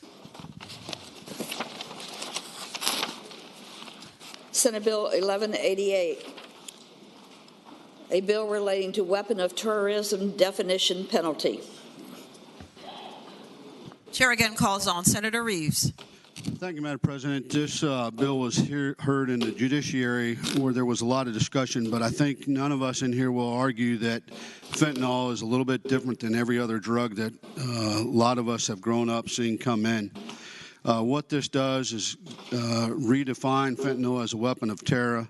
It lowers the felony from a Class 2 to a Class 4. But just a few facts. Fentanyl overdoses have skyrocketed 75% from 2019, and the wave of deaths continue to grow. In 2021, we saw nearly 25% increase in lethal fentanyl overdoses right here in Virginia from 2020. Over 2,000 Virginians died to fentanyl that year, 2,000. So what this does, quite frankly, is classifies fentanyl, as I said, as described as originally as a Schedule II drug, now a Schedule IV drug. It'd make anybody who knowingly and intentionally manufactures or distributes a weapon of terror with the knowledge that it contains detectable amounts of fentanyl guilty of a Class 4 felony. Ask the bill pass. Chair recognizes Senator Peterson, the gentleman from Fairfax City. Madam President, speak to the bill. The senator has the floor. Madam President, I want to commend the gentleman from Spotsylvania, and I hope we can support this bill. I've been here long enough to remember when we enacted this statute in 2002. It was in direct relation and direct response to the anthrax, among other things, that was put into our commercial system with the intent of poisoning people. I think there are a lot of similarities with what's going on with fentanyl right now. We did scale back the felonies somewhat to be proportional, but the bottom line is I think this is an appropriate response. I hope we support the bill. The question is, shall the bill pass? Those in favor of passage will record their votes aye. Those opposed, no. Are the senators ready to vote? Have all the senators voted? Does any senator desire to change their vote?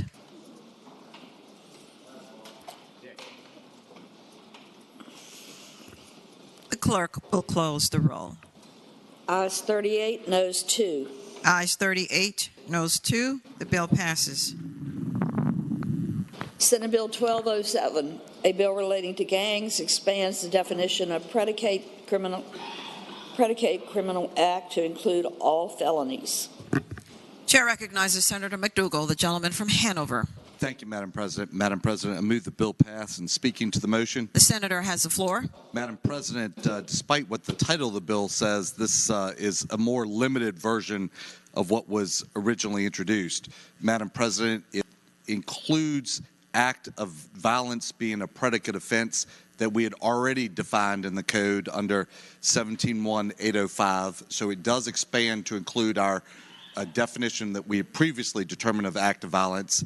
And Madam President, the second item it does, in addition to including those predicate offenses, is indicate if that act of violence is first-degree murder, mob-related felony, kidnapping, abduction, malicious wounding or bodily assault, robbery, carjacking, that those items will have a heightened penalty if they're done by the commission of a gang. So with that, Madam President, I ask that the bill pass.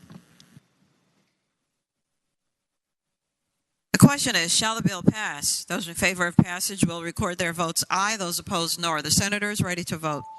Have all the senators voted? Does any senator desire to change their vote?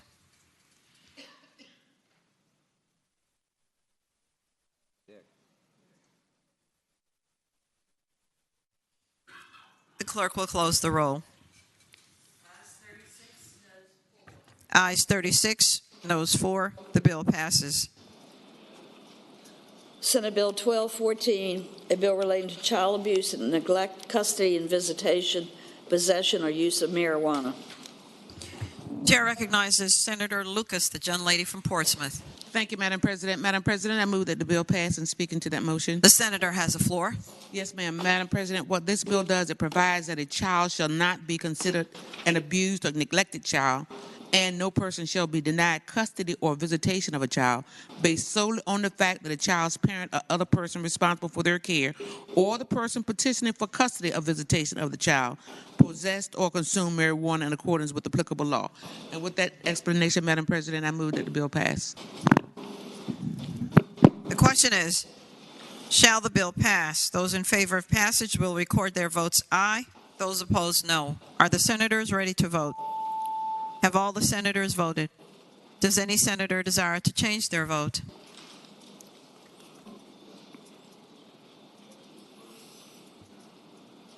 The clerk will close the roll.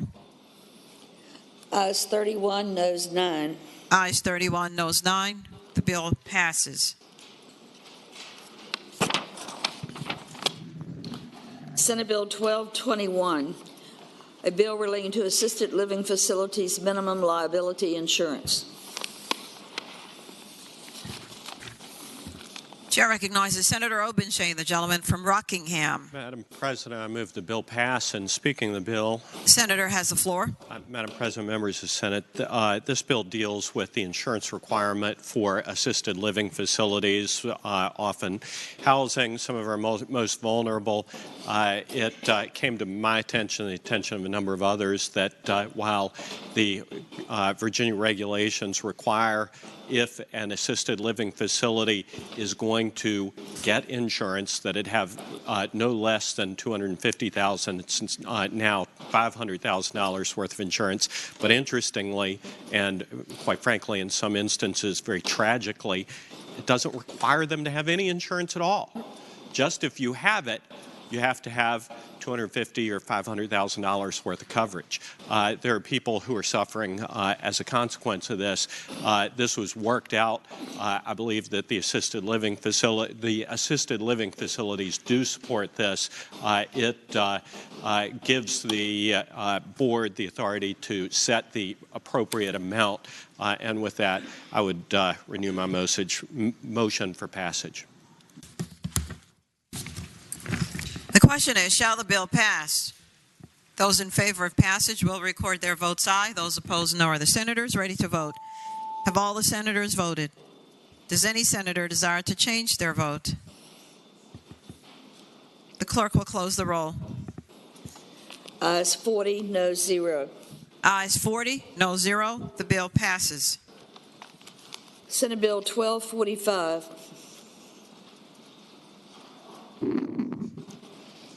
Madam President. For what purpose does the gentleman from James City County rise? Madam President, I rise for a respectful request if we could have a 7-minute recess. We've been going about 2.5 hours.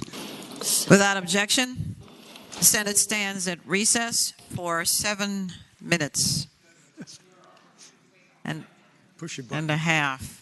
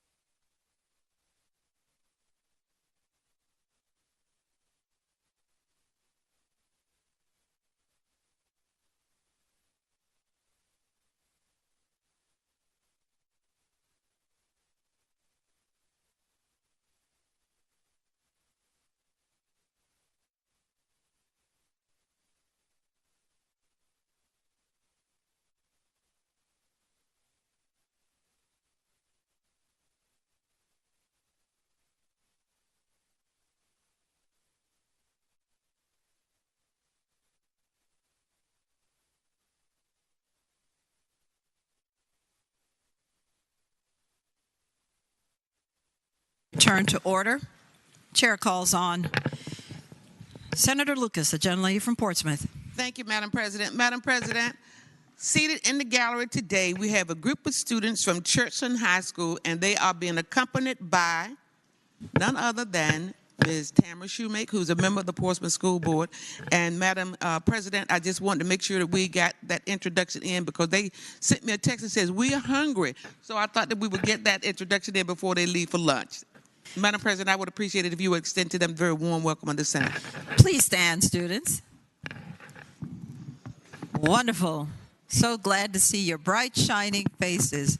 Thank you for coming. We're excited to have you watch us as we deliberate on possible legislation that will affect you and the rest of us. And we hope that one day you too will aspire to be here and even greater heights. Senators, let us give them the warm welcome of their Senate.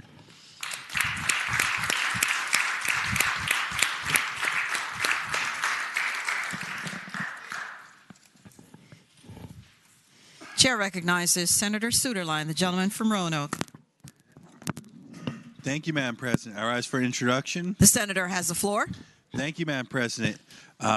Folks might have noticed a lot of orange scarves earlier. We have a smaller contingent now as some of those good folks had to go elsewhere. But with us today, we have friends from the ARC of Virginia. Several of you are familiar with the local ARC chapters in your district.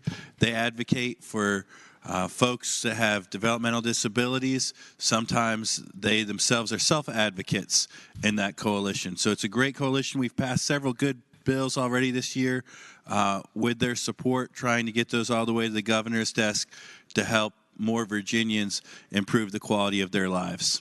I hope you'll give the warm introduction of the Senate to them. Good morning. Well, no, good afternoon to you, and thank you for hanging in there. I'm so sorry we were not able to recognize your whole company, but thank you for being here and for being part of our legislative process. We're grateful. Senators, let us give them the warm welcome of their Senate.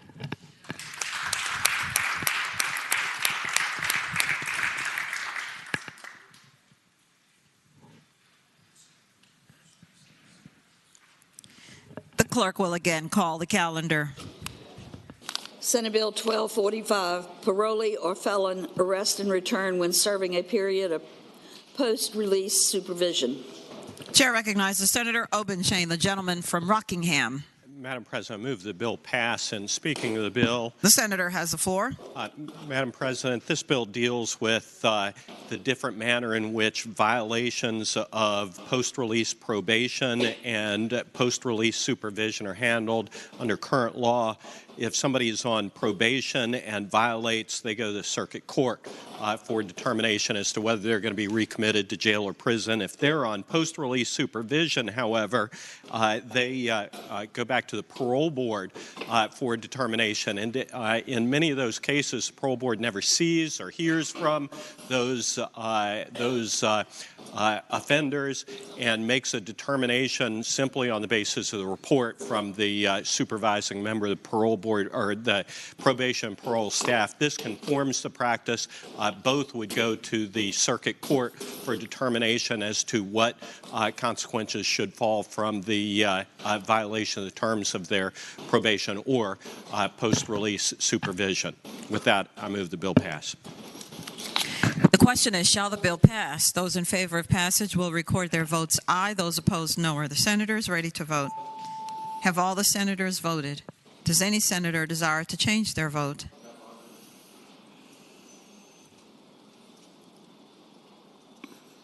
The clerk will close the roll. Ayes 31, noes 9. Ayes 31, noes 9. The bill passes. Senate Bill 1248, MEI Project Approval Commission, Board Level Gender and Diversity Requirements. Chair recognizes Senator Lucas, the gentlelady from Portsmouth. Thank you, Madam President. I move that the bill pass, and speaking to that motion. The senator has the floor. Madam President, what the bill does, it requires any business seeking approval of projects to submit a board diversity disclosure and to update such disclosure annually, specify the number and percentage of diverse directors on the board of such business who self-identify as female or represent a national, racial, ethnic, indigenous, LGBTQ+, or cultural identity in the country of the business principal executive officers. And so with that explanation, I move again that the bill pass. The question is, shall the bill pass? Those in favor of passage will record their votes aye. Those opposed, no. Are the senators ready to vote? Have all the senators voted? Does any senator desire to change their vote? The clerk will close the roll. Ayes 22, noes 18. Ayes 22, noes 18. The bill passes. Senate Bill 1272, a bill relating to assault and battery, persons diagnosed with autism spectrum disorder, intellectual disability. Chair recognizes Senator Boysko, the gentlelady from northwestern Fairfax County. Thank you, Madam President. I move we pass the bill, and speaking to it. The senator may continue. Thank you, Madam President. Ladies and gentlemen, this bill is aimed to a very narrow population of people who are disproportionately affected by mandatory minimum sentences. They are the people with autism, intellectual or developmental disabilities, or serious mental illnesses, which deny judges and juries the ability to fashion an appropriate sentence based on the facts of the specific case and person, including considering their disability. We passed this bill last year, and the only change has been that I added developmental disabilities to the bill. Under current law, certain simple assault and battery offenses carry a mandatory minimum punishment when such offenses are committed against a certain group of people, including law enforcement officers. When in the same position as a neurotypical person, people with disabilities, these disabilities may not make the same choices or experience the same reaction to a given circumstance. They may experience an involuntary response and lash out in certain situations in which they feel threatened, especially by an authority figure. Cases of assault and battery against a law enforcement officer, educators, and healthcare professionals are not the same as when perpetrated by neurotypical people with the ability to distinguish their actions as right and wrong.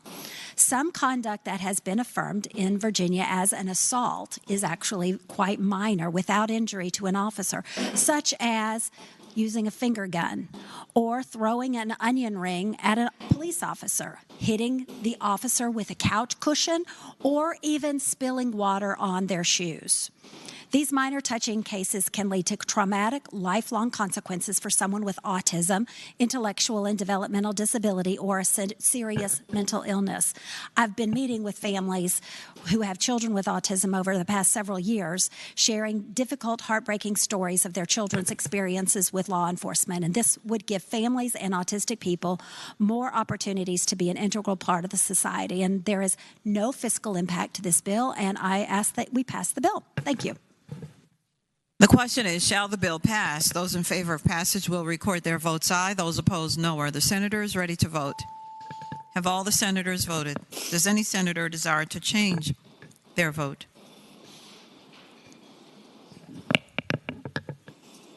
The clerk will close the roll. Ayes 24, noes 16. Ayes 24, noes 16. The bill passes. Senate Bill 1274, a bill related to state correctional facilities, electronic communication systems, free telephone calls. Chair recognizes Senator Boysko again. Thank you, Madam President. I move we pass the bill, and speaking to the bill. Senator has the floor. Thank you, Madam President. Over the past year, working with the Department of Corrections and stakeholders, we conducted a study that would look at communication services in Virginia for our prisons, and how we might be able to offer telephone calls and video messaging at no cost to their families and to themselves. This bill is a result of that. This bill is a cost-effective investment with positive public safety impacts for families and communities, allowing families to maintain ties with their incarcerated individual is itself a reentry program. And studies show from around the country that it's one of the most effective ones we know of. More contact with incarcerated loved ones is found to reduce the harm of forced separation. The benefits of communication are clear, especially for children. More contact with their incarcerated parents leads to healthier relationships and better outcomes. And connections with their communities leads to reduced recidivism, which is all a goal for all of us. More communications reduces the chance of returning to prison. Reduced recidivism means safer communities that can dedicate resources to other needs. And not only will communities be safer, but our economy will be stronger when incarcerated people are able to return home successfully and their families are not spending $10,000 a year, which is, many people see this as a burden, a tax burden on them. If we would be able to provide a lower cost or cost-free communications for them. Virginia families currently pay more than other families in other states like Illinois, where the costs are only $1 per minute. In Virginia, they're 1 cent a minute, and in California and Connecticut, they've made phone calls free. There are 12 other states and several localities who are in the process of doing the same thing. Recognizing that strengthening families is a cost-effective way to reduce recidivism is the right thing to do, and I ask that you pass the bill. The question is, shall the bill pass? Those in favor of passage will record their votes aye. Those opposed, no. Are the senators ready to vote? Have all the senators voted? Does any senator desire to change their vote? The clerk will close the roll. Ayes 22, noes 18. Ayes 22, noes 18. The bill passes. Senate Bill 1282, a bill relating to community service work in lieu of payment of fines and costs, work performed while incarcerated. Chair again recognizes Senator Boysko. Thank you, Madam President. I move we pass the bill, and speaking to it. The senator has the floor. Thank you, Madam President. A couple of years ago, the senator from Rockingham County had a bill that would allow community services hours to offset court debt. And my bill, SB 1282, would provide clarity and uniformity so that this would always be granted if a requester meets the requirements of the law. Many individuals take advantage of the benefits set forth by that existing law to use community service or work while incarcerated to offset court debt. But due to unclear parameters in the code, many eligible are actually denied. And individuals across Virginia are leaving prisons and jail settings with debilitating amount of debt incurred through fines and other costs associated with their incarceration. Frequently, people who are incarcerated have fewer prospects of sustaining earnings with which to pay off these debts as soon as they get out of prison. This would be a clarifying and a cleanup bill, and I move the bill pass. Chair recognizes Senator Obenshain, the gentleman from Rockingham. Madam President, speaking of the bill, the senator has the floor. And I wouldn't have spoken to this bill but for the invocation of my previous legislation on this. And there is a difference between the legislation that I carried a number of years ago and this legislation. The difference is this. The legislation I carried actually applied the earnings that the inmate received and would have received towards the satisfaction of those fees, fines, and costs, and that those funds actually went to the purposes for which those costs and fines and fees are supposed to be applied. The difference is that this creates a kind of a mythical figure. Says that these services are worth $14 an hour or $12 an hour, and we are going to assume that the inmate is generating $13 an hour. Nothing goes to the payment of those fees and costs, certainly not the $13 or $14 figure that we are tagging on those. So, I certainly agree with the goals of the gentlelady, but there are clerk's offices and jury pools and other costs and expenses that are going to be left unpaid and unsatisfied as a consequence of this. So I thank you.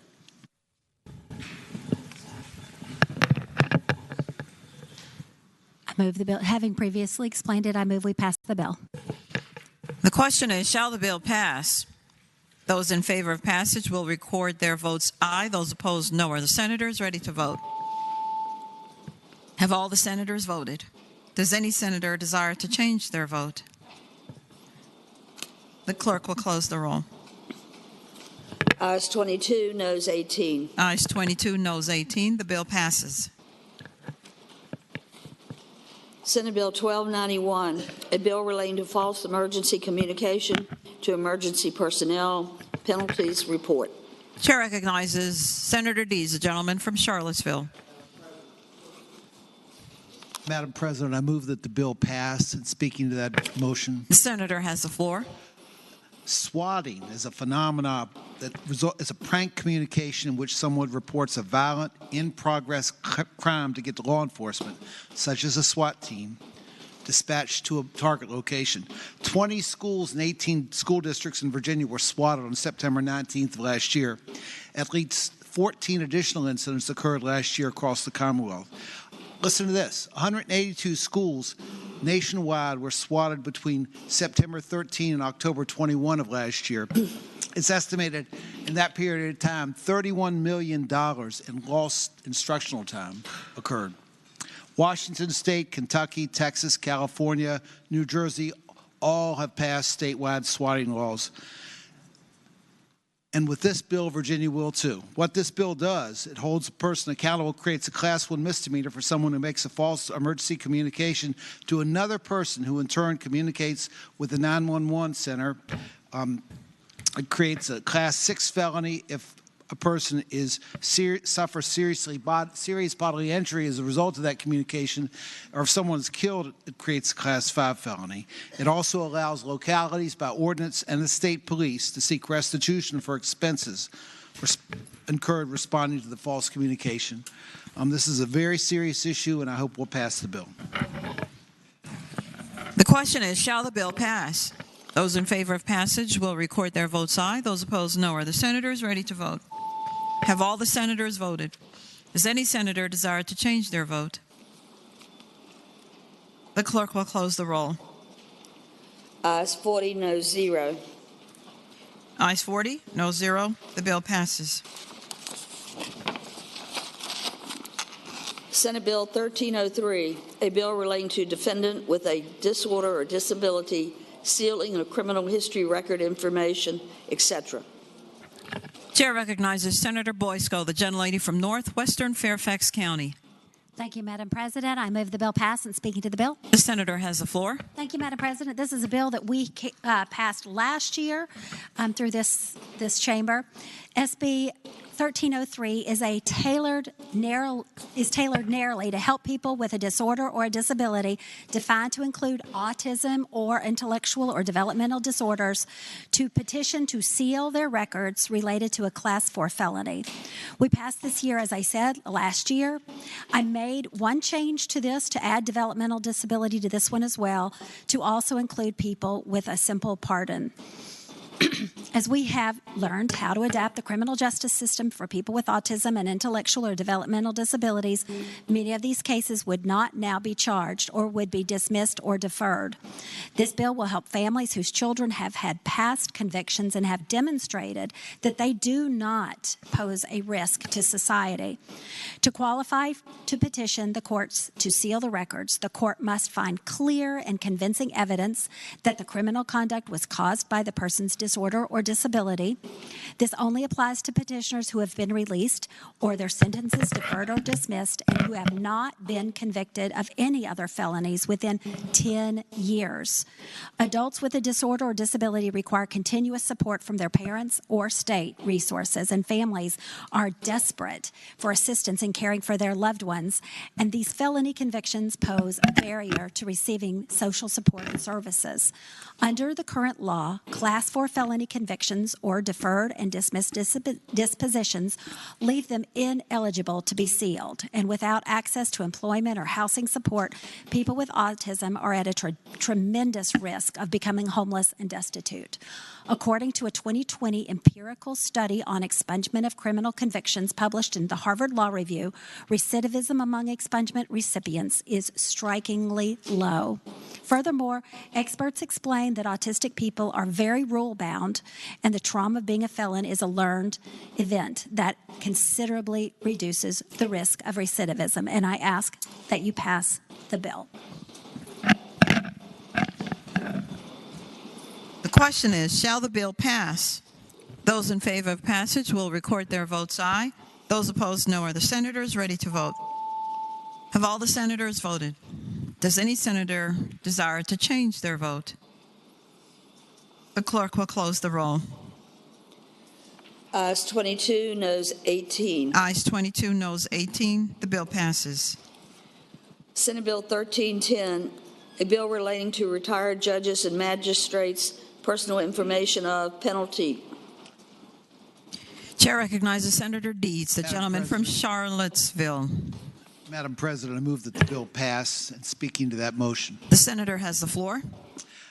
The purpose of this bill is to strengthen existing protections for the personal information of judicial officers online.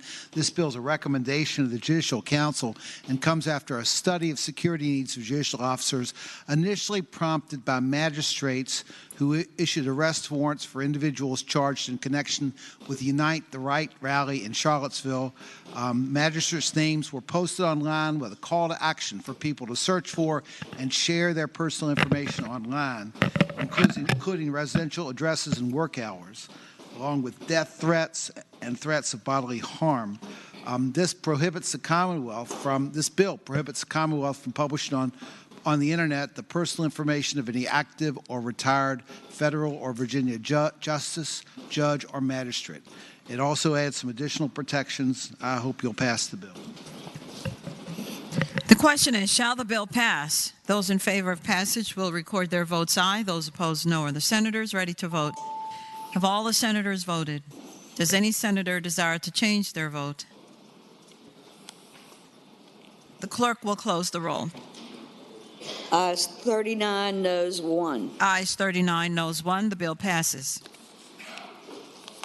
Senate Bill 1326, a bill relating to transit ridership incentive program, use of funds, improving accessibility. Chair recognizes Senator McClellan, the senior senator from Richmond. Thank you, Madam President. I move the bill pass, and speaking to the bill. The senator has the floor. Thank you, Madam President. Senate Bill 1326 directs the Commonwealth Transportation Board to use up to 30% of available funds in the Transit Ridership Incentive Program to support local, regional, and state entities in improving accessibility of transit bus passenger facilities and transitioning those public transit fleets and infrastructure to zero emissions. This is not additional funds, and the amount in the fund has been underutilized because when the TRIP fund was established as part of the Transportation Omnibus Bill in 2020, the fund was sized based on projected ridership pre-pandemic. But as you may know, ridership significantly decreased, and while it has begun to increase, it has not gotten back to pre-pandemic levels, and there are funds that are not utilized in that fund.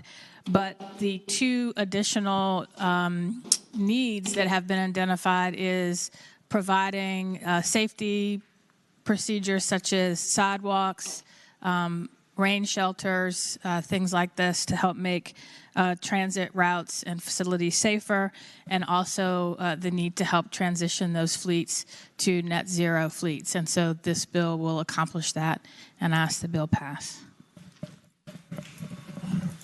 The question is, shall the bill pass? Those in favor of passage will record their votes aye. Those opposed, no. Are the senators ready to vote? Have all the senators voted? Does any senator desire to change their vote? The clerk will close the roll.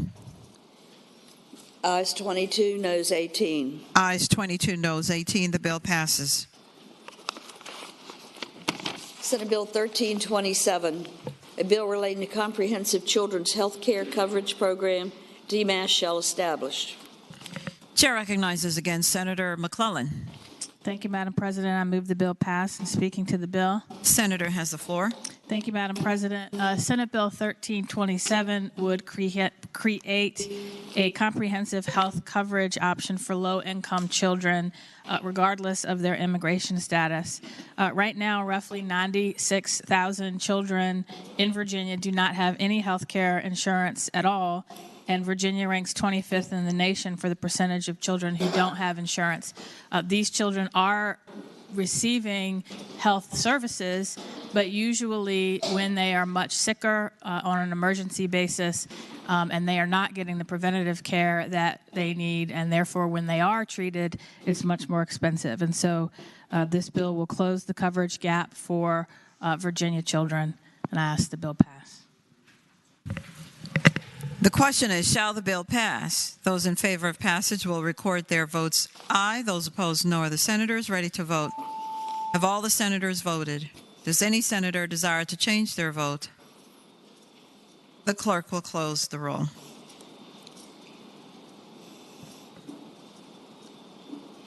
Ayes 24, noes 16. Ayes 24, no 16. The bill passes.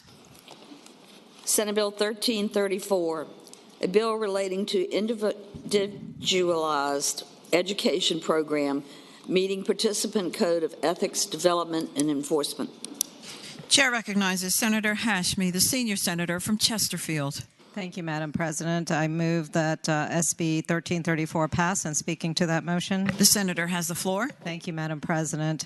This particular bill has evolved quite a bit since its introduction earlier this session, and in its current stage, it is asking that our Department of Education convene a work group in order to provide recommendations for the development of code of ethics. We were working with a variety of stakeholders and parent advocacy groups, and understand the kind of challenges and sensitivities that go into the development of an individualized education program.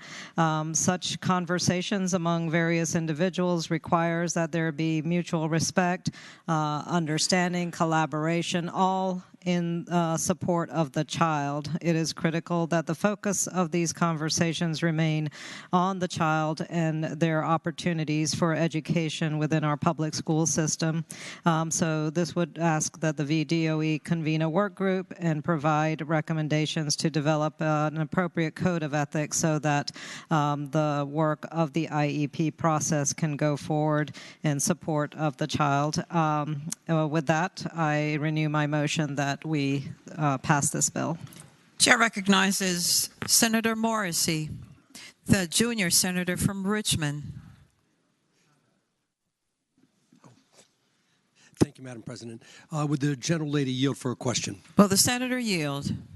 Yes, Madam. Gentlelady yields. Senator Morrissey has the floor. Thank you, Madam President. I understand that a group of people, normally a teacher, counselor, principal, parents, maybe a physician, get involved in an IEP, an individual education plan. But what are the ethical considerations or the ethics that are involved in an IEP that you seek to accomplish with this bill? Senator Hashmi has the floor. Thank you, Madam President. I would respond to the senator that the issues of ethics are primarily focused on the opportunities to have a meaningful and constructive conversation in order to develop the individualized education plan. What sometimes can happen is that the voices of some parent groups are not heard. We have heard from a variety of stakeholders in particular who indicate that parents of marginalized communities, whether they're black, brown, or low-income communities, often don't have the opportunity to share their concerns with the school divisions and the respective teachers and so forth. We've also heard from school administrators and teachers that they too face challenges in making sure that they are able to work effectively with the parent and with the various advocacy groups that may accompany the parent and the child. And therefore, having a set of standards for these conversations is what has been recommended, and therefore that's what we're seeking to accomplish in this bill. Senator Morrissey. Would the gentlelady yield for a final question? Will the senator yield again? Yes, Madam President. Senator Morrissey has the floor. I would tell the gentlelady that I was listening carefully, but maybe she could give me an example where a young African-American who has autism or has some type of intellectual challenges, how ethics would be involved in a group of concerned groups to help put that IEP together. Maybe I'm missing something, but I can't conceptualize the ethical component of helping a challenged student. Maybe an example could be. Senator Hashmi has the floor. Thank you, Madam President. I would respond to the senator that it's not in the context of the IEP meeting itself that the code of ethics is to be developed. Rather, at the VDOE level, that a work group would be convened to establish a code of ethics that would be universal for all of Virginia schools and school districts and our families that are working with these school districts. So it would be a universal set of policy and guidelines for everybody in the Commonwealth. I thank the gentlelady.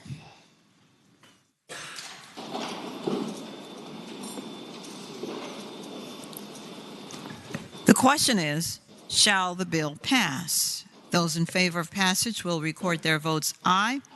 Those opposed, no. Are the senators ready to vote? Have all the senators voted? Does any senator desire to change their vote? The clerk will close the roll.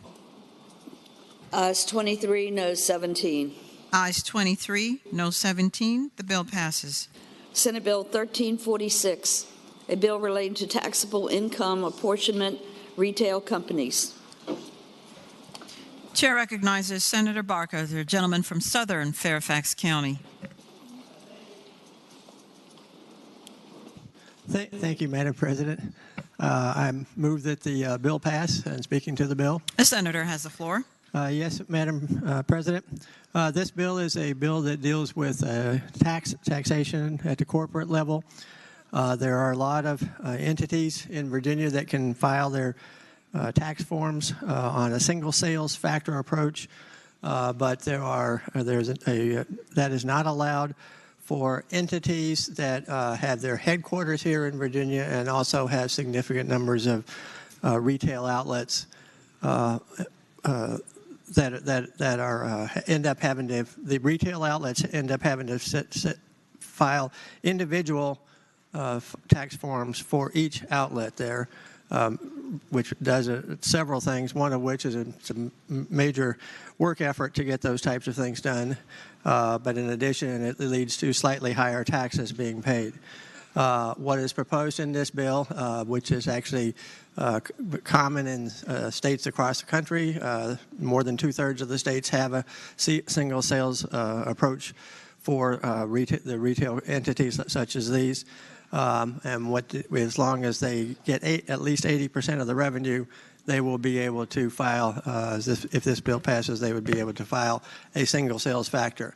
The effect that we have had is that this would reduce the aggregate tax benefit, taxation to the corporate entity by roughly $1 million. So it's not a huge impact upon the revenues in Virginia. And with that, I would request that the body support the bill. The question is, shall the bill pass? Those in favor of passage will record their votes aye. Those opposed, no. Are the senators ready to vote? Have all the senators voted?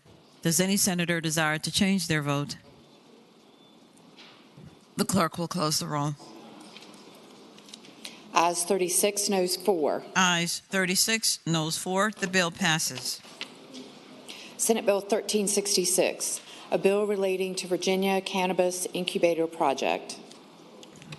Chair recognizes Senator McClellan, the senior senator from Richmond. Thank you, Madam President. I move that the bill pass. And speaking to the bill. The senator has the floor. Thank you, Madam President. Senate Bill 1366 would establish the framework for the creation of the Virginia Cannabis Incubator Project and the regulatory structure for such a project. Basically, this would allow undercapitalized and disadvantaged farmers, distributors to use the incubator model to begin taking advantage of and working in and being entrepreneurs in the legal cannabis market when it is created. And this bill has a delayed effective date that it will not take effect until such time as such retail market is effective. I move the bill pass. The question is, shall the bill pass? Those in favor of passage will record their votes aye. Those opposed, no. Are the senators ready to vote? Have all the senators voted? Does any senator desire to change their vote? The clerk will close the roll. Ayes 24, noes 16. Ayes 24, no 16. The bill passes. Senate Bill 1384, a bill relating to housing authorities, common household pets. Chair recognizes again Senator McClellan.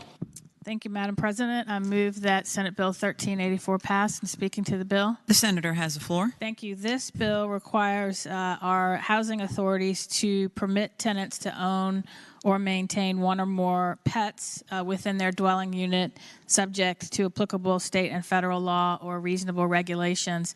The purpose of this bill is we have found some public housing authorities who have outright prohibited pets, have prohibited certain breed of pets, and I could bore you all day with studies of how companion animals have benefits for families and individuals, and you should not be denied such companion animals solely based on the whims of public housing authorities that go beyond those of our local zoning, state and federal laws, and the bill will make sure that low-income public housing tenants can have pets too. The question is, shall the bill pass? Those in favor of passage will record their votes aye. Those opposed, no. Are the senators ready to vote? Have all the senators voted? Does any senator desire to change their vote?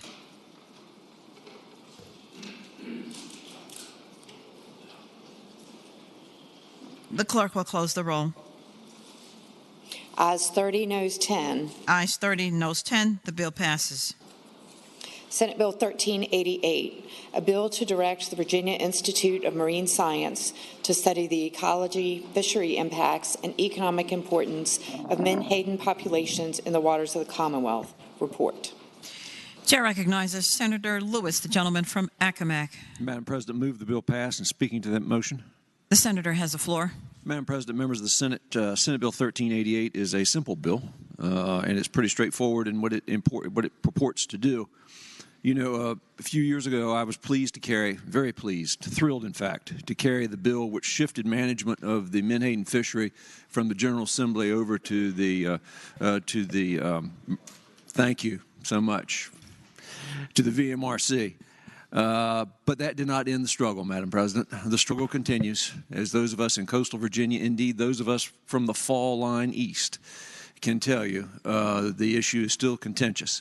There have been cries for us to take back the authority to regulate the fishery, having only shifted it over.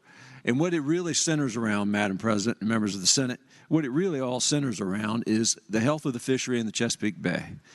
The Atlantic States Marine Fisheries Commission can tell us about the health of the fishery on the coast, East Coast, but there is a significant and real scientific question as to whether there is what's called localized depletion of the fishery in the Chesapeake Bay, primarily at the hands of the reduction fishery. And so what this bill purports to do, and it has been crafted with the help of the staff at the Virginia Institute of Marine Sciences, what it purports to do is to come up at the end of its 2-year study period with some sort of indication about the health of the fishery and the fishery stock within the confines of the Chesapeake Bay. It has several directives in there as to what what VIMS is supposed to consider, but also grants them the flexibility to take the approach and do what they need to do to come up with some kind of answers to the health of this fishery. You will recall that VIMS is our the Assembly's statutorily designated authority on all things marine science. And so they're going to undertake this study, and they're not going to put their thumb on the scale, and they're going to come back and give us a full, complete, fair, and accurate assessment of the stock of this fishery. And it will inform the VMRC's regulatory decisions, as well as give us something to tell constituents who insist that we either take it back or do something else legislatively regarding this fishery. So that's the bill, Madam Chairman, and I am reminded, or Madam President, and I am reminded of what I was told when I first came to the General Assembly a number of years ago now. If you're against a study, you're for ignorance. Thank you, Madam Chair. Chair recognizes Senator Stewart, the gentleman from King George. Thank you, Madam President. Speaking to the bill. The senator has the floor. That's not the first time I've been accused of being ignorant. Madam President, with all due respect to the gentleman, and I do respect him a tremendous amount, and I understand why he brings this study and his affinity for the Eastern Shore. But just very quickly, I'd like to tell the body, regarding the first issue, there is no localized population in the bay. Menhaden, or as we affectionately call them in the Northern Neck, having grown up there, bunker, are migratory species. And they go up and down the Atlantic coast from, above New York, almost down to Florida, and they migrate up and down. And then they'll stop in and come into the bay. They do spawn. And so as a result of that, all of the tributaries off of the Chesapeake Bay are out of bounds. You can't fish there, or the reduction factory can't fish there, and neither can the bait fishery. And so there's a small area down in the lower bay close to the bridge tunnel where you actually can fish. And actually, as a result of some actions taken this summer, you can't fish close to the bridge tunnel. They're now not going to be able to fish on holiday weekends, and so there's some other restrictions that have been put in place. So you actually would be paying $250,000, $350,000, whatever it was, for a study that probably would take more like 5 to 10 years, rather than 2, actually to find out what we already knew. Rob Latour at VIMS has done a great deal of work on this, and we have a lot of this information already. And the other quick note, this specifically looks at its viability as a pisciferous fish. And yes, pisciferous is a good word. It means a forage fish, and it means all these other species that eat that fish. I followed the gentleman from Accomack on the Atlantic States Marine Fisheries Commission when he had his fill. And I went on for a little while. And one of the first things we did was, and I worked hard on this, we changed the reference points for the stock assessments and the allocations to include its value as a pisciferous fish or a forage fish. And so what that means now is we take into account that other fish eat menhaden or bunker before we talk about any allocation. Which I think is very important. And finally, I would just add that the stock is in fact so healthy, the Atlantic States Marine Fisheries Commission just authorized, in fact directed, VIMS to increase the allocation coast-wide, up and down the entire Atlantic coast, an additional 20%. So while I respect the gentleman and do tremendously, and I understand this is more about jobs. And let me tell you, I make no bones about it. This is 300 jobs in the Northern Neck. They're union jobs. And this is where we agree. They're very important jobs to a poor rural area. And this fish is very heavily regulated and managed. And I just think we don't need to waste the money on this. We could do better things with it. Chair recognizes Senator Cosgrove, the senior senator from Chesapeake. Thank you, Madam President. To speak to the bill. The senator has the floor. Thank you. Ladies and gentlemen of the Senate, I hope that we will advance this legislation. You know, I was at a boat show in Virginia Beach this weekend, and I had numerous people coming up to me asking me to please support Senator Lewis's bill. Please support Delegate Bloxham's bill. I said, well, I'll support Senator Lewis's bill, but not Delegate Bloxham's. But I will tell you that, we talk about the menhaden. It's a very small little silvery fish. But there's actually a book that's been written called The Most Important Fish in the Sea. That fish is the main food stock of all the other fish within that bay. It's incredibly important to the health of the bay. All this bill does is provide additional information that we can use in the Commonwealth of Virginia in determining what the catch limit should be and how it should be implemented. This bill does not hurt any jobs, but I will tell you that when you want to compare jobs, sports fishermen employ a lot more people than 300 jobs. We have all kinds of industry built around recreational fishing in the Commonwealth of Virginia, and especially in coastal Virginia. So, ladies and gentlemen, let's get the information that Senator Lewis is looking for, and let's pass this bill. Thank you. Chair recognizes Senator Peake, the gentleman from Lynchburg. Yes, thank you, Madam President. I rise for the purposes of a question. The senator may continue. Yes, I would inquire of the senior senator from Fairfax County, has there ever been a session of the General Assembly where we did not address menhaden fish since you've been here? Will the senator rise to answer the question? Could you repeat the question? Has there ever been a session of the General Assembly where we did not address menhaden? There haven't been many.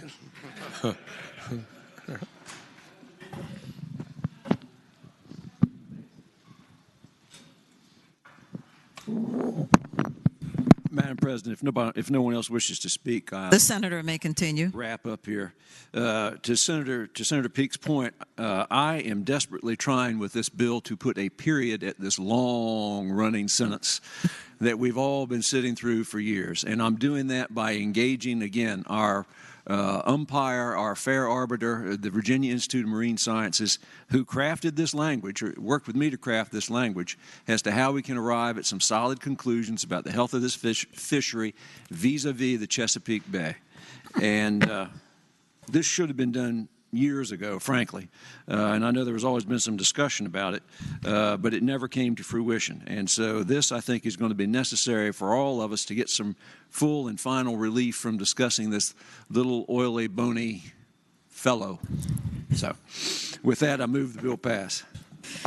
Question is, shall the bill pass? Those in favor of passage will record their votes aye. Those opposed, no. Are the senators ready to vote? Have all the senators voted? Does any senator desire to change their vote? The clerk will close the roll.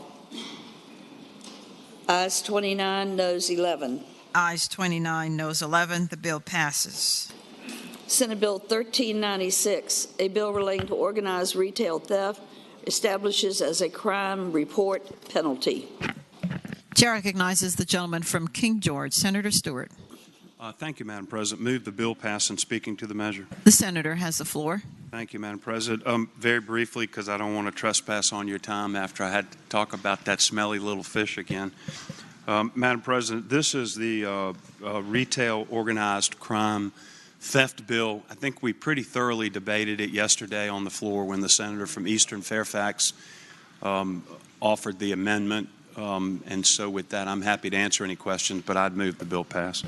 Chair recognizes Senator Soroville, the gentleman from Eastern Fairfax County. Thank you, Madam President. Speaking to the bill. The senator has the floor. Thank you, Madam President. You know, in light of the fact that we did not make the amendment yesterday, I don't think this is a bill we ought to support.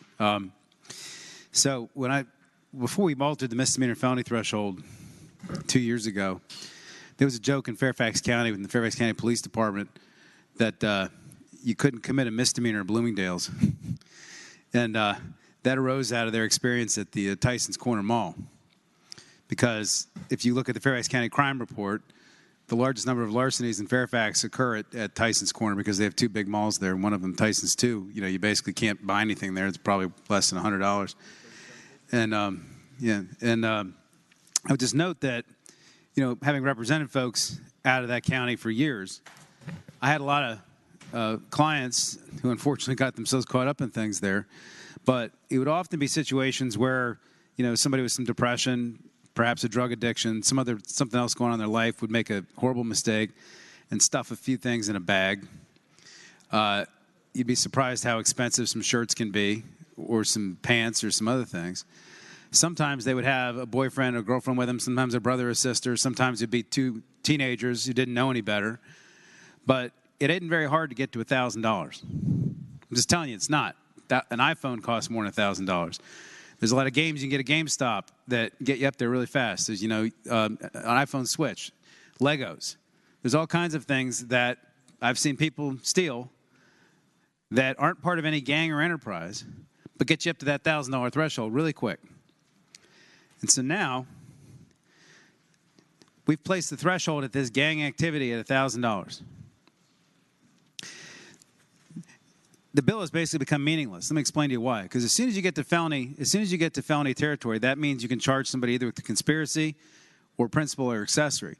So if there's somebody who's there acting as a lookout or somebody else there, it can be charged collectively already. So by creating a new felony at $1,000, you're not criminalizing any new conduct. All you're doing is creating another charge to pile onto something that's already going to be a felony anyway, where you're already being able to charge everybody.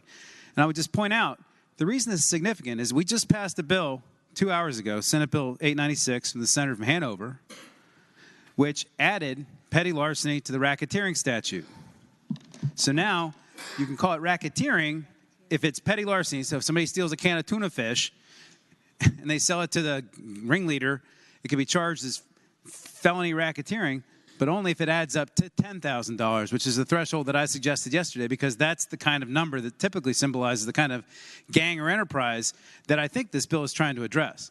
So in reality, by leaving this at $1,000, all we've basically just done is just tried to amp up the consequences on what is not gang activity. It's really other people who are troubled, have problems, whether it's poverty, drug addiction, depression, calls out for help, etc.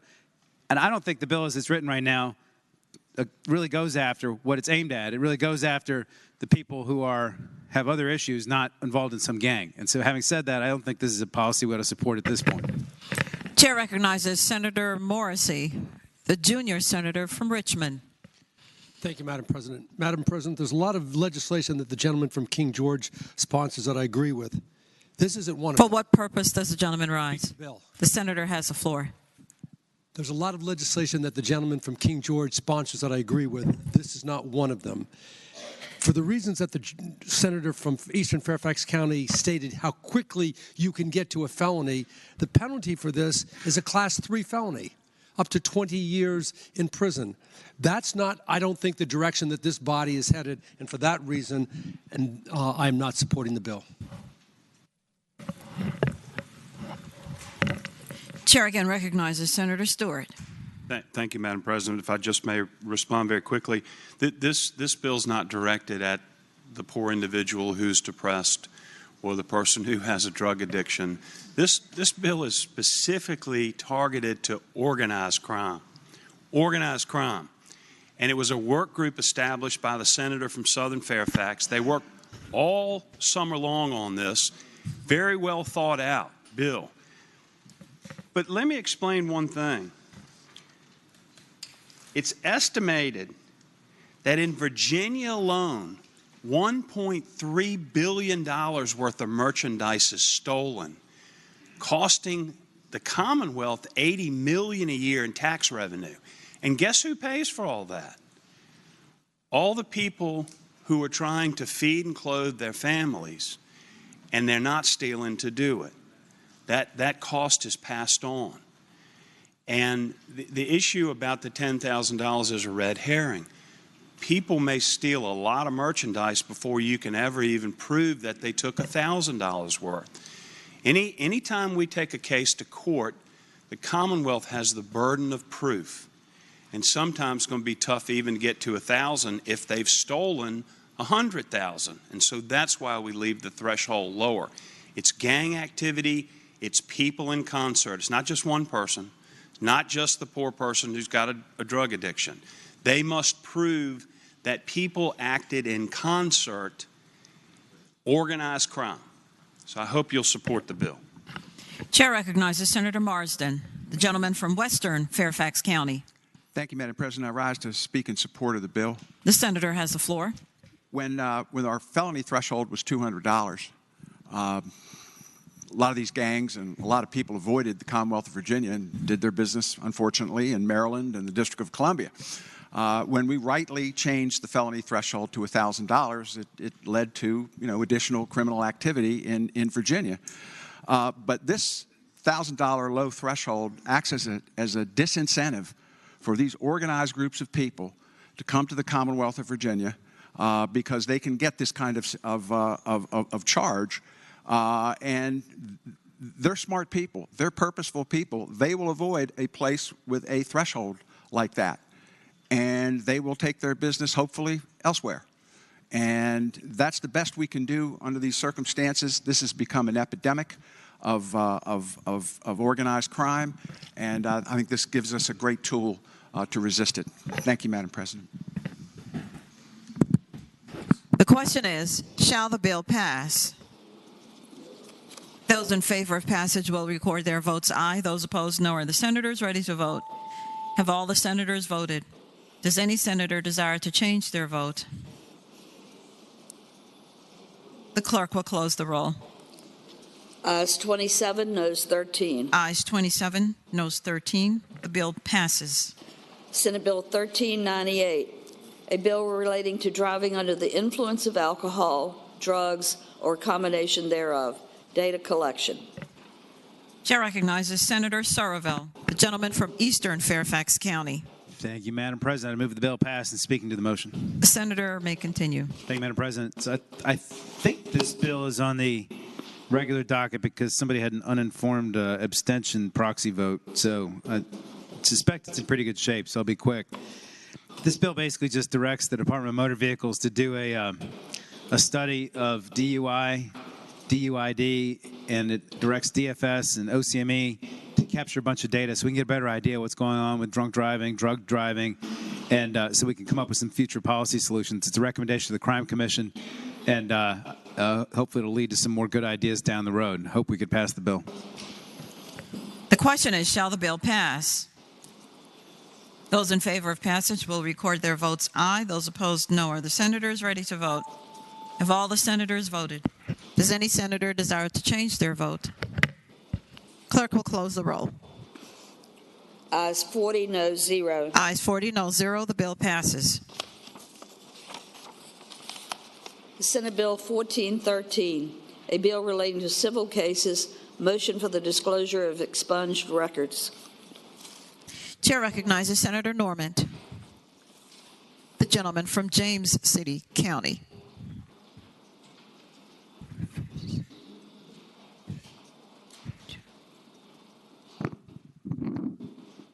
Thank you, Madam President. I would respectfully ask that the Senate Bill 1413 pass.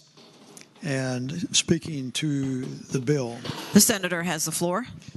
Madam President, what this bill does is it is designed to address cases, civil cases that may be pending that have arisen out of criminal charges and that are directed at law enforcement officers. And if, in fact, a criminal case has been dismissed and subsequently expunged, that the expunged records would be available for examination in the civil case. I know that there are concerns about it, but there would be safeguards. It would require a hearing to be conducted before the presiding judge to make a determination that for good cause shown that the expunged records would be relevant to the pending law case, and that afterwards, of course, that the records would be returned to their current status. The importance of it is that sometimes in these cases, the absolute best evidence that can be reflected on the case is as a result of a criminal investigation, particularly in those instances where there are witnesses that are not particularly cooperative about coming forward.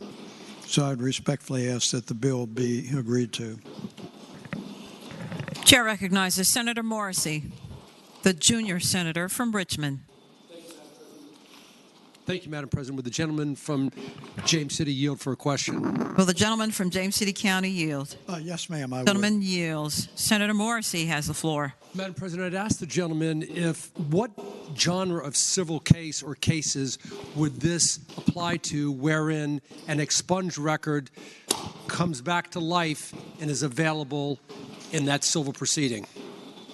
Senator Norman has the floor. Thank you, Madam President, and I thank the junior senator from Richmond from the question. I apologize if I obfuscated my explanation earlier. It has come from several of the municipalities that are dealing with cases, civil cases that are being brought against law enforcement officers that have arisen out of criminal charges that has subsequently been dismissed. But even though the criminal charges are dismissed, that civil actions have been initiated against the city and or its law enforcement officers. And so it is in those instances that a hearing would be conducted before the presiding judge on the civil case to determine whether or not it is appropriate based upon that judge's determination if the records that have previously been expunged are relevant and should be considered only as a part of that civil case. Will the gentleman yield for another question? Will the senator yield? Yes, ma'am, I will. Thank you. The senator yields. Senator Morrissey has the floor. I understand there's a difference between a record being expunged, a record of arrest being expunged versus being sealed. And it's my further understanding that expungement occurs when the defendant is found either not guilty or the Commonwealth dismisses or otherwise null process the charge. Would the senator agree with that? Senator Norman. Madam President, I would absolutely agree with the senator. Would the gentleman yield for another question? Will the gentleman yield? Yes, ma'am, I will. Senator Norman yields. Senator Morrissey has the floor. Thank you, Madam President. It is my further understanding that when a record of arrest is expunged from the federal down to the state down to the local, the actual record is expunged in all of those databases. That's my understanding. Is that the understanding of the senator from James City? Senator Norman. Madam President, I would respond that they are expunged from those databases. However, the records, the physical records themselves are usually retained for some duration of time within those clerk's offices. They are not accessible to the general public, and you cannot access the information by going to a database. Senator Morrissey. I thank the senator. Would the gentleman yield for one final question? One final question, Senator Norman. Madam President, I'll be happy to yield for how many questions the gentleman would like to ask. Senator Morrissey may continue. My final question, Madam President, is would there be a period of time that the heretofore expunged record could be somehow accessed and come back in the civil proceeding, or would it be limited to a certain number of months or even years? Senator Norman. Madam President, to be redundant, one of the primary reason that included in the draft of the statute was that a hearing would have to be conducted before the judge, and the party seeking the expunged record would have to show for good cause why they are accessing the record, and that would generally come in the form of a proffer to the court, and the presiding judge would have the ability to place whatever reasonable restrictions, if any, on both the access and the use of that record. I would further say, Madam President, that if during the course of the civil litigation that after the expunged records were made available to both the plaintiff and the defendants attorneys that there was a dispute as to the relevancy of it, the presiding judge would have continuing jurisdiction to suppress and exclude and return the expunged information to its previous status. So I tried to include as many safeguards in there as possible so that there would not be an abuse on it, and that's why the presiding judge has continuing jurisdiction. I thank the gentleman, and at the appropriate time, Madam President, I'd like to speak to the measure. It appears, sir, that time is now. You may continue. Madam President, members of the body, this is why I think this bill is flawed. We expunge records when a defendant is found not guilty or when the Commonwealth, after reviewing the evidence, decides to null process or otherwise dismiss it. It goes away, it expunges. And the reason we do that is if somebody is arrested for whether it's simple assault or larceny, our judicial system has determined they are not guilty. They have no culpability whatsoever. So we want to erase any taint. And the taint is the records of arrest. That's what you expunge, records of arrest. And up until this bill surfaced, I thought when that occurred that was it. The records of arrest were gone, but it appears that they're hidden somewhere and you can resurrect them. And here's the problem with that. They're not expunged. If we can bring them back in a civil proceeding, we can bring them back anywhere else. And I'm trying to figure out, I understand this is a civil case, and I can see a situation where a defendant is charged with an assault on an LEO, a law enforcement officer, and is acquitted, or the Commonwealth null process it. But why do you need the record of arrest, that scarlet letter out there, to marshal the evidence in favor in a civil proceeding? You just put the defendant on, and were you arrested? Were you charged? Did you assault the person? But I think we're opening a can of worms, however well-intentioned this bill is, that we're allowing the opportunity to resurrect dead, expunged records. And that's my antithesis to this bill. Thank you, Madam President. Body. Chair again recognizes Senator Norment. There being no others to speak. Thank you, Madam President. Only if no one else desires Senator to may continue. I apologize for not being more articulate this afternoon, Madam President. The matter starts out as a criminal trial, and the criminal trial, as everyone in this body knows, whether you're an attorney or a layperson, the burden of proof is beyond a reasonable doubt.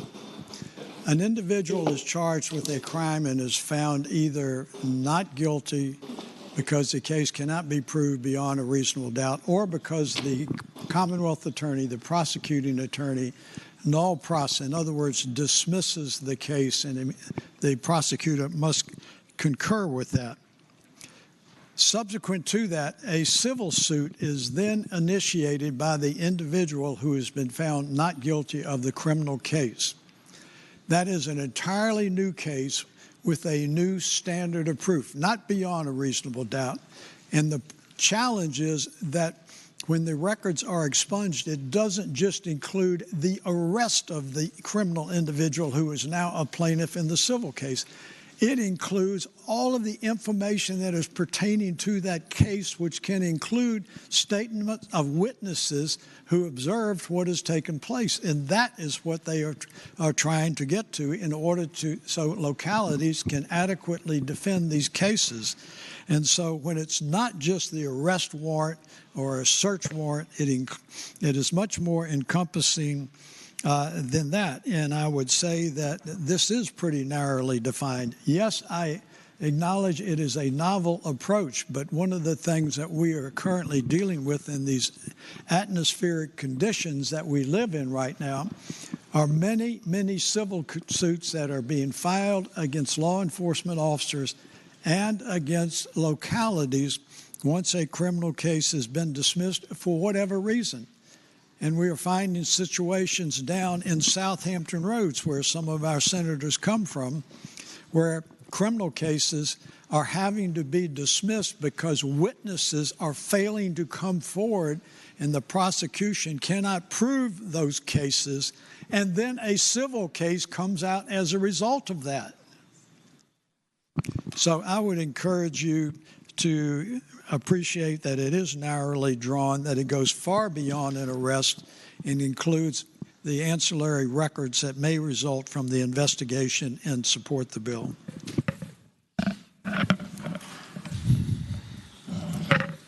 The question is, shall the bill pass? Those in favor of passage will record their votes aye. Those opposed, no. Are the senators ready to vote? Have all the senators voted? Does any senator desire to change their vote? The clerk will close the roll. Ayes 26, noes 14. Ayes 26, noes 14. The bill passes. Senate Bill 1449, a bill relating to judicial retirement system, credible service and contributions, extended absence. Chair recognizes Senator Obenchain, the gentleman from Rockingham. Madam President, move that the bill pass. And speaking of the bill, the senator has the floor. It's a little bill involving expungement. It's a joke. Just kidding. All right. Got Senator Morrissey to look up. But, Madam President, I move the bill pass. And speaking of the bill, this is not a theoretical bill. This is a bill that addresses a situation that hopefully I would have hoped would have never come up. Hopefully it never will again. We pay people in Virginia to do their job, not to no-show for their jobs. Circuit court judges, we expect to show up for their jobs. And as a matter of fact, the Constitution of Virginia requires us to pay circuit court judges for the entirety of their term. We cannot dock circuit court judges if they don't show up by the Constitution. So what this bill does is it says if a circuit court judge does not show up for more than 3 months without excuse, if it's excused because of medical leave, family leave, military service, everything's copacetic, everything's fine. But if they just don't show up for more than 3 months, since we can't dock their pay, they are not entitled to accrue retirement benefits during that period of time. It just seems like a reasonable expectation, since we can't address pay if they're gone for more than 3 months without excuse, then they ought not be accruing retirement benefits. If they are sick, if they have a legitimate reason, this does absolutely nothing to their pay or their retirement benefits or anything else. So with that, I would move its passage. The question is, shall the bill pass? Those in favor of passage will record their votes aye. Those opposed, no. Are the senators ready to vote? Have all the senators voted? Does any senator desire to change their vote? The clerk will close the roll. Ayes 40, noes 0. Ayes 40, no 0. The bill passes.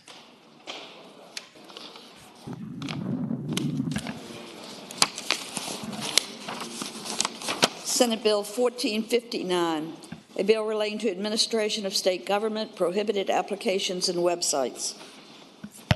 Chair recognizes Senator McDougall, the gentleman from Hanover. Thank you, Madam President. Madam President, I move that Senate Bill 1459 pass. And speaking to the bill, the senator has the floor. Thank you, Madam President. Madam President, this bill is in reference to the app that you've commonly heard of called TikTok. This is the effort to make sure that state and all governmental entities do not have TikTok devices that are hooked up to anything owned by the Commonwealth of Virginia. This is a concept that is supported not just by Republicans, but also Democrats and everybody who's concerned about our national security. Madam President, I would hope that it would be the will of the body to pass this very common sense bill and make sure that state devices do not have the ability for a foreign government to be able to spy on information in the Commonwealth. Chair recognizes Senator Deeds. The gentleman from Charlottesville. Madam President, I rise to speak to the bill. The senator has the floor.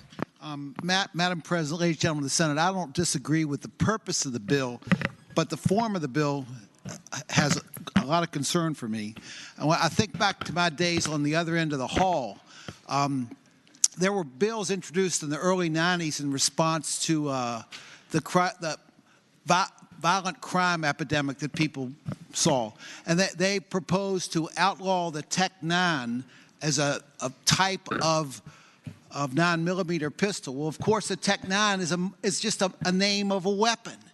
If that bill had passed, the manufacturer would have simply renamed the weapon, and the weapon would have been legally traded and bought and sold. And I think also of a fellow that used to be the hired hand for the House Courts of Justice Committee, where I spent many a night and day, early morning, late night, a fellow named Tommy Woodward, who's a Republican lawyer from Suffolk. And he had such sway over the committee, he would say to us, please don't put that garbage in the code.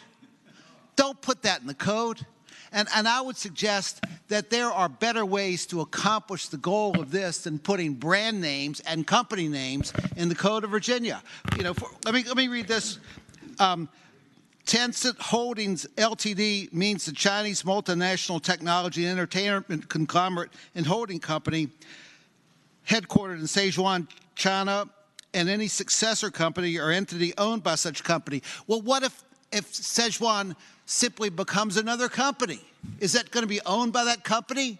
What if TikTok takes on a different name or is owned by a company or a different set of folks? This is legislation that I think has a proper intention, but the form is something that should not be in the Code of Virginia, and I would urge the body not to vote for this bill.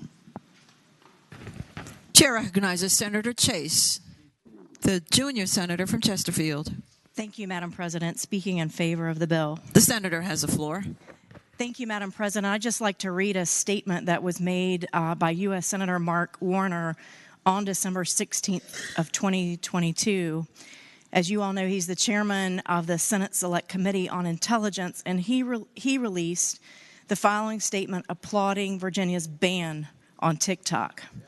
He said, as a former governor and chairman of the Senate Intelligence Committee, I'm glad to see that Virginia has banned TikTok on government devices. TikTok has the stamp of approval of the Chinese Communist Party, and it poses a serious national security threat due to its data collection practices and its ability to reach and manipulate Americans. I hope to see more states take action to keep our government technology out of the CCP's reach. And that, again, is by Intel Chair, the Mark Warner of Virginia. Thank you. Chair recognizes Senator Stanley, the gentleman from Franklin County. Thank you, Madam President. Speaking to the measure. The senator has the floor. Thank you, Madam President. Senate Bill 1459 indeed cites specific companies and bans them from having their apps applied to state-run equipment. And yes, I might think that the senator from Charlottesville says a very good thing when we're talking about not trying to put companies in. What do we do? We put it in next. But never have we ever had a company that has created an app or created a product that has dropped into the United States that has the capability of consuming all of your personal information. It preys upon sometimes our need and desire to watch things or to be watched. But who's watching? Who's watching? Who's collecting? And it's the government that is using this company to collect data like never before. We wouldn't have to do this with the senator from Hanover's bill if it wasn't happening. But that's how ruthless the internet has become. And that's how dangerous it's become. And so this protectionary bill to protect Virginia's employees, is not only a good bill, Quite frankly, it has to happen. And we have to put the company's names in there. And if they change names, we'll come back and we'll put the next company's name in there. Because the protection of Virginians is more important than saying, well, we've never put companies' names into the code before. Well, we've never had something like this in TikTok. And so changing times requires changes indeed. So I urge the body to vote in favor of Senate Bill 1459. Thank you, Madam President.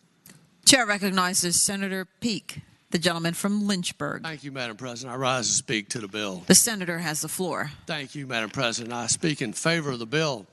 And how quickly we forget that what happened just this past weekend when the Chinese spy balloon flew across our entire country, probably picking up our TikTok messages and dances from our phones. So thank you, Senator from Hanover, for bringing this bill so that we can not only ban TikTok, but hopefully prevent any more Chinese spy balloons from flying over our country.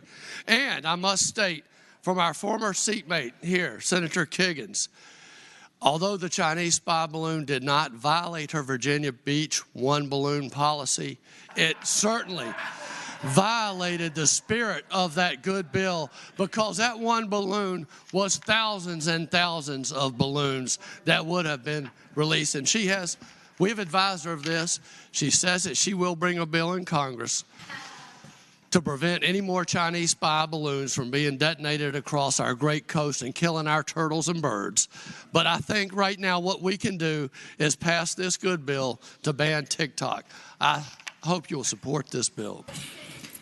Chair recognizes Senator McDougall, the gentleman from Hanover. Madam President, if nobody else wishes to speak. The senator has the floor. Thank you, Madam President. Madam President, I appreciate the senator's concern, but I will advise the body that much of the language that we used in reference to 10-cent holdings and TikTok was derived directly from the federal statute. And Madam President, I draw the members' attention to the fact that we use terms like successor company or entity owned or developed by, so that if the name is changed or the company is sold, it would continue to be banned. But Madam President, I don't want to lose sight of the seriousness of what's going on. There is a foreign country that is attempting to steal information from American citizens and American governments. Our government is at risk from having information stolen. That includes information about how we deal with public safety, how we do development through our institutions, and everything that we would do to manage disasters. Madam President, this is serious business, and I hope that the Senate will pass this legislation and take a small step toward protecting Virginians. Chair recognizes Senator Surraville, the gentleman from Eastern Fairfax County. Thank you, Madam President. Speaking to the bill briefly. The senator has the floor. You know, we're just like talking right past each other here. First of all, I just want to make sure everybody understands. I really hope TikTok doesn't buy Facebook or Google or Twitter or anything else we all use every day, or we're going to have some law in the books for 12 months and we're stuck because a name got chiseled into the code and there's nothing we can do about it. And that, by the way, all these arguments on the other side, you guys completely missed the point. The point the senator from Charlottesville was making is not to the substance of why TikTok should or should not be on the list. The point is, you shouldn't put the name of a company in the Code of Virginia. That's not how you write a bill. It's not how you write a law. It's not how we codify things. Maybe you delegate the discretion of the governor, let the governor come up with a list that he can modify from time to time as he sees fit, so that as times change, he can take a name off, put a name on, whatever, like he's done with an executive order. That's the point. The point, nobody here is arguing that TikTok's dangerous or not dangerous or whatever. It's just simply a matter of process. And as a matter of process, we don't chisel corporate names into our Code of Virginia. It's not there. Show me another corporate name that is chiseled into a statute in the code. Show where it is, where it's chiseled there and it's stuck there for a year until we come back and go through another legislative session. We've got to pass a bunch of bills and then, print new laws. This isn't the way you do this kind of policy. That's the point. It's process, not substance. I'll yield. Chair recognizes Senator Stewart, the gentleman from King George. I was just going to answer the gentleman's question. If you look in the fiduciary section of the code, for years there were corporate names as to what stocks people could purchase under the prudent man investor standard. So it is a practice. May not be the best practice, but we do it in other parts of the code as well. Okay, I don't think that was a question, so I have no response. Chair recognizes Senator Peterson, the gentleman from Fairfax City. Madam President, speak briefly to the bill. The senator has the floor. Madam President, the United States Constitution is a wonderful document, and one of the reasons why it's wonderful is it puts limits on our own government. It puts limits on our own government, and the reason why it does is because it recognizes that it has a unique power over us, the power of the law. And, for example, when we have bills on license plate readers, and when we have bills on search and seizure, and we have bills on criminal rights, we take a very exacting scrutiny to our own government because it has a unique power over us. Modern technology, almost every private corporation has the same ability that TikTok has to look into our lives, to look into our relationships, to look into where we've been, look into what we've said. There's nothing that I know that's unique about TikTok that's different from, say, Twitter, Facebook, Google, any of these other technologies. Now, apparently TikTok has some relationship to the Chinese government, and as I said before, I have no sympathy for the Chinese government. None. Zero. However, I will note I'm looking at my laptop, which I am pretty sure was made in China. I go home and watch Super Bowl this weekend on a TV that was probably made in China. Okay? There's going to be all sorts of technology that's already in our world that's made in China. Now, again, we put limits on our own government. This idea that we have to be protected from the technology of other governments is a little bit different. Because, again, we live in a world with freedom of choice. Now, I respect the fact that state employees should not be perusing TikTok on their time. But honestly, should they be on Facebook? Should they be on Twitter? I don't know. I just, I've never been, frankly, and with all due respect to one member, I've never been overawed by people in Congress. I never thought that because they went up there, they're smarter or better looking or anything else. Okay? They're just the same folks we knew 10 years ago, 15 years ago. So I don't feel the need to go rushing off after Congress and putting the word TikTok in our code when next week they could change it to TokTik, and we have to come back here in veto session. Thank you. Chair recognizes Senator McClellan, the senior senator from Richmond. Thank you, Mr. President. Will the gentleman from Hanover yield for a question? Will the gentleman from Hanover rise?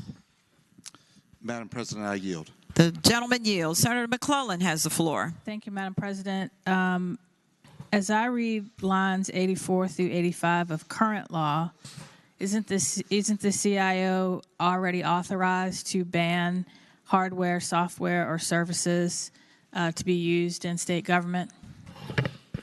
Senator McDougall has the floor. Madam President, I read, and I am not pulling up everything that's in Chapter 55.3, but I read that the CIO shall notify public bodies of hardware, software, or services that have been prohibited pursuant to that chapter. Thank you, Madam President. Speaking to the bill. The senator has the floor. Thank you, Madam President. This bill is really unnecessary because the governor has already banned the use of TikTok, and state law already gives the executive branch the authority to identify websites, hardware, or software that should be banned. And to the gentleman from Charlottesville's point, that's how it should be. We have delegated to the executive branch the day-to-day running of executive agencies. We should let them do their job. We should let them identify when a website should be banned and let them do it immediately rather than putting one in the code. Maybe others we are missing. There could be another one that pops up tomorrow. Let's let our executive agencies, our executive officers, who we have already entrusted with the ability to do this, let's just let them do their job.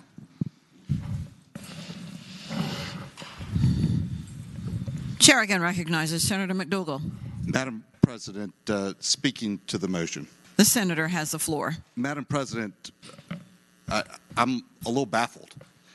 You might not like the way it worked, but we took the definition that we used here almost verbatim out of the federal statute, where they listed ByteDance Limited, TikTok, subsidiary or successor companies. And that's the language that we used in this bill. But it's pretty straightforward. This bill covers state government and public bodies and bans them from using TikTok. It's a policy decision that we can make.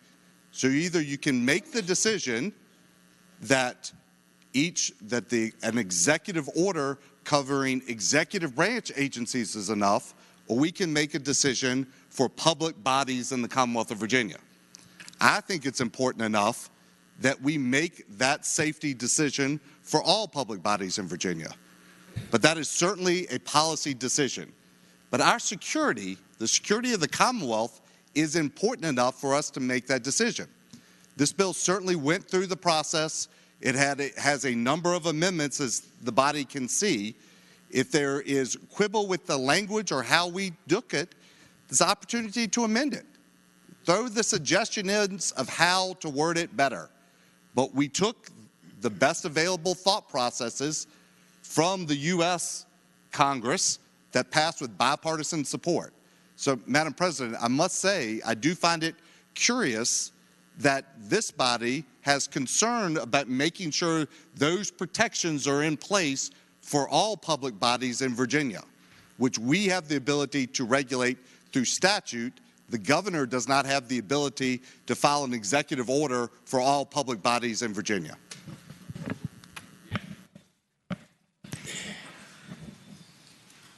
Chair again recognizes Senator McClellan.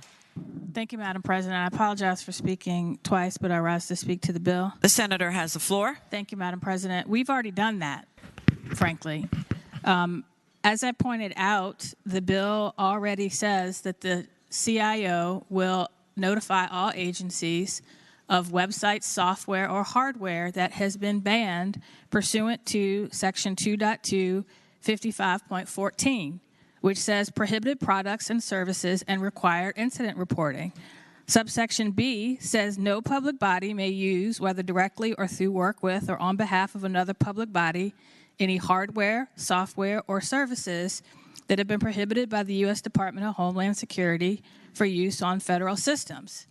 Legislation passed by Congress, whether it was written inartfully or not, whether it was a good idea to identify specific companies or not, they also have other companies that are identified by the Department of Homeland Security. We've already put in the state code that if it's banned at the federal government, it's banned here. This is a feel-good bill that allows some people to send a brochure that says, we got tough on communist China.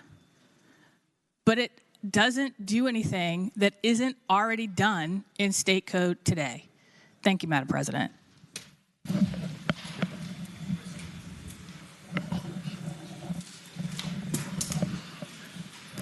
The question is, shall the bill pass?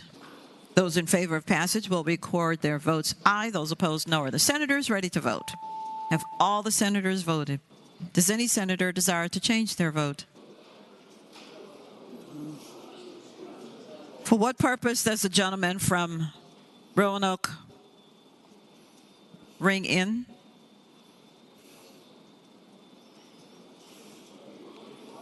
The clerk will close the roll. Ayes 20.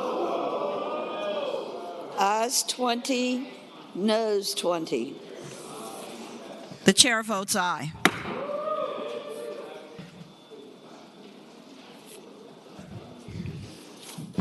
Senate Bill 1466, a bill relating to electric vehicle rule infrastructure program and fund created. Chair recognizes Senator Marsden, the gentleman from Western Fairfax County. Thank you, Madam President. I move that the bill pass. And speaking to the measure. The senator has the floor. Thank you, Madam President. This bill establishes the program and fund for the Electric Vehicle Rural Infrastructure Program. What we're talking about here is charging stations. We know that under the Federal Infrastructure Program, we're going to be seeing installations of these rapid charging devices on our interstates and major highway corridors, which is appropriate for the federal government. How the federal government is going to help states with rural infrastructure is still somewhat unknown. And what this does is create a program and a fund that will allow for grants up to 70% for the development of these charging stations in disadvantaged areas, which pretty much covers all of rural Virginia. And that with that, it does not cover the utility costs of making the connection. So it's just the installation of these facilities. The concern, Madam President, is that we're already seeing evidence of people avoiding what I would call charging station deserts. And when these occur in our rural areas, it means that it's going to be interfering with the economy of our rural counties and towns here in the Commonwealth of Virginia. For instance, people not going to our state parks, people not going hunting or fishing because they can't get their vehicles recharged. So that's what the bill does. It creates the program and the fund, and I reiterate my motion that the bill pass. The question is, shall the bill pass? Those in favor of passage will record their votes aye. Those opposed, no. Are the senators ready to vote? Have all the senators voted? Does any senator desire to change their vote? The clerk will close the roll. Ayes 40, no 0. Ayes 40, no 0. The bill passes. Senate Bill 1470, a bill relating to workforce development, consolidation of policies and programs, etc. Chair recognizes Senator Ruff, the gentleman from Mecklenburg. Thank you, Madam President. I move the bill pass. And speaking to that motion, the senator has the floor. This is the bill that creates a Department of Workforce Development and Advancement. The bill is designed to eliminate silos in our workforce training and consolidate programs to better evaluate them for better data sharing. The goal is to more efficiently provide quality workforce services to our citizens with the skills needed by businesses. As it is drafted before you, we have tried to address the concerns that have arisen along the way. Additionally, there will be a group to fine-tune this before it goes into effect next year. I remove the motion to pass the bill. The question is, shall the bill pass? Those in favor of passage will record their votes aye. Those opposed, no. Are the senators ready to vote? Have all the senators voted?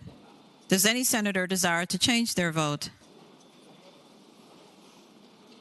The clerk will close the roll. Ayes 40, no 0.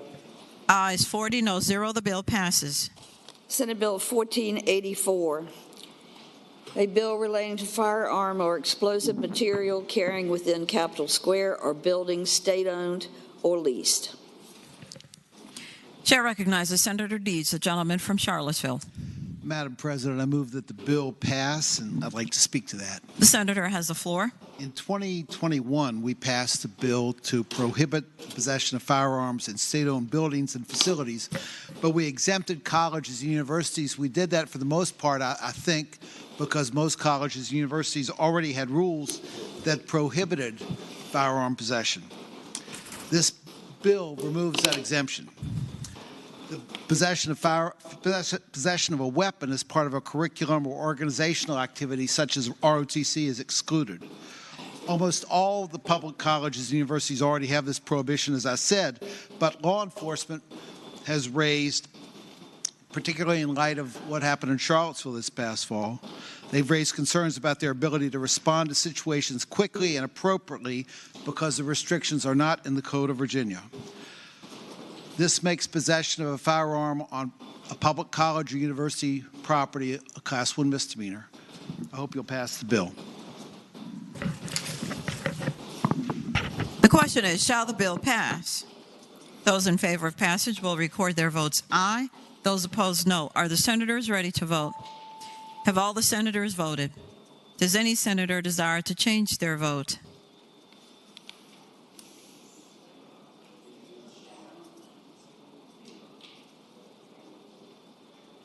The clerk will close the roll.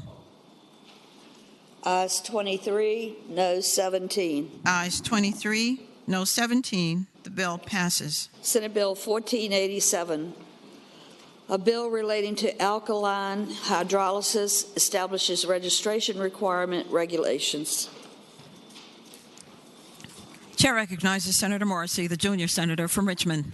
Madam President, I move for passage of SB 1487 and speaking the senator has the floor. Thank you, Madam President.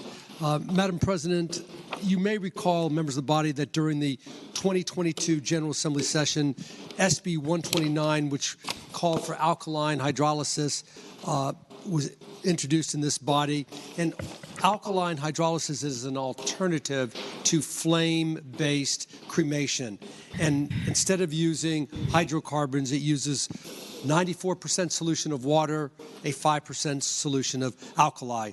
SB 129 was turned into a work study, and as a basis of that work study, we now have SB 1487. Alkaline hydrolysis is better for the environment. It does not burn fossil fuels. It does not emit any greenhouse gases or mercury, and it uses 90% less energy than flame-based cremation. So with that, I'd again move for passage of 1487, Madam President. The question is, shall the bill pass? Those in favor of passage will record their votes aye. Those opposed, no. Are the senators ready to vote?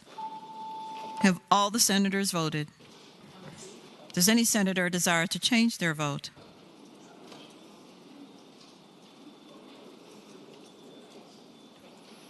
The clerk will close the roll. Ayes 37, noes 2. Rule 36-1. Ayes 37, noes 2. Rule 36-1. The bill passes. The Senate Bill 1491, a bill relating to Virginia Public Procurement Act, construction management, contract requirements. Chair recognizes Senator Bell, the gentleman from Loudoun. Thank you, Madam President. This bill removes an arbitrary restriction. For what purpose does the gentleman rise? My apologies. Move passage of the bill and speaking to the motion. The senator has the floor. Thank you. This bill removes an arbitrary restriction on the ability of construction managers to perform construction work on local infrastructure projects. It's permissive. It only applies to local infrastructure projects. It actually increases competition on these projects by increasing the pool of qualified contractors. It's really just another tool in the tool bag, and again, it's optional. And with that, I again renew the motion to pass the bill. The question is, shall the bill pass? Those in favor of passage will record their votes aye. Those opposed, no. Are the senators ready to vote? Have all the senators voted? Does any senator desire to change their vote? The clerk will close the roll. Ayes 40, no 0. Ayes 40, no 0. The bill passes. Senate Bill 1494, a bill relating to procedure for disciplining attorneys and reinstatement of attorneys by 3-judge circuit court. Chair recognizes Senator Saravell, the gentleman from Eastern Fairfax County. Thank you, Madam President. I move the bill pass and speaking to the motion. The senator has the floor. Thank you, Madam President. This bill has to do with the process for reinstating attorneys. For those of you that don't know, when lawyers face disciplinary proceedings, you have a choice of either facing discipline with a panel of attorneys that are selected by the State Bar or a 3-judge panel. However, the process for reinstating revoked attorneys, you only can go to the panel of attorneys. This would give the same option, the 3-judge panel that you already have in a disciplinary proceeding. So it basically conforms the two processes. The Supreme Court also asked that we redirect the appeal of that to the Court of Appeals instead of the Supreme Court in light of the bill we passed on the Court of Appeals a couple of years ago. We heard testimony in the committee from one former assistant Commonwealth attorney who was a member of one of these disciplinary committees who also stated she thought that the existing process was flawed and that it didn't provide that option. And I would hope we could pass the bill. For what purpose does the gentleman from Rockingham County rise? I would ask if the gentleman from Eastern Fairfax would yield for a question. Will the senator yield? I'll yield. The gentleman yields. Senator. Madam President, what I would ask is whether the appeal to the Court of Appeals is the final appeal or whether the bar still has the option of appealing to the Supreme Court of Virginia in the event that they are dissatisfied with the outcome. Senator Soroville has the floor. It can still go to the Supreme Court after the Court of Appeals. I think it was the court that asked for that amendment. It wasn't in the original bill, and somebody asked for that, and it was either the court or the state bar. I can't remember. I think it was the court, I think, that asked for that, which is how that got in there. I thank the gentleman. The question is, shall the bill pass? Those in favor of passage will record their votes aye. Those opposed, no. Are the senators ready to vote? Have all the senators voted? Does any senator desire to change their vote? The clerk will close the roll. Ayes 25, noes 14, Rule 36-1. Ayes 25, noes 14, Rule 36-1. The bill passes. Senate Bill 1497, a bill relating to the Virginia Freedom of Information Act, exclusions, proprietary records, and trade secrets, Fort Monroe Authority. Chair recognizes Senator Locke,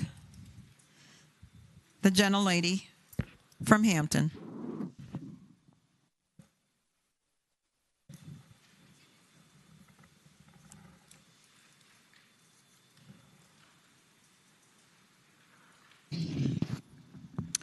Thank you, Madam President. I move to Senate Bill 1497 pass.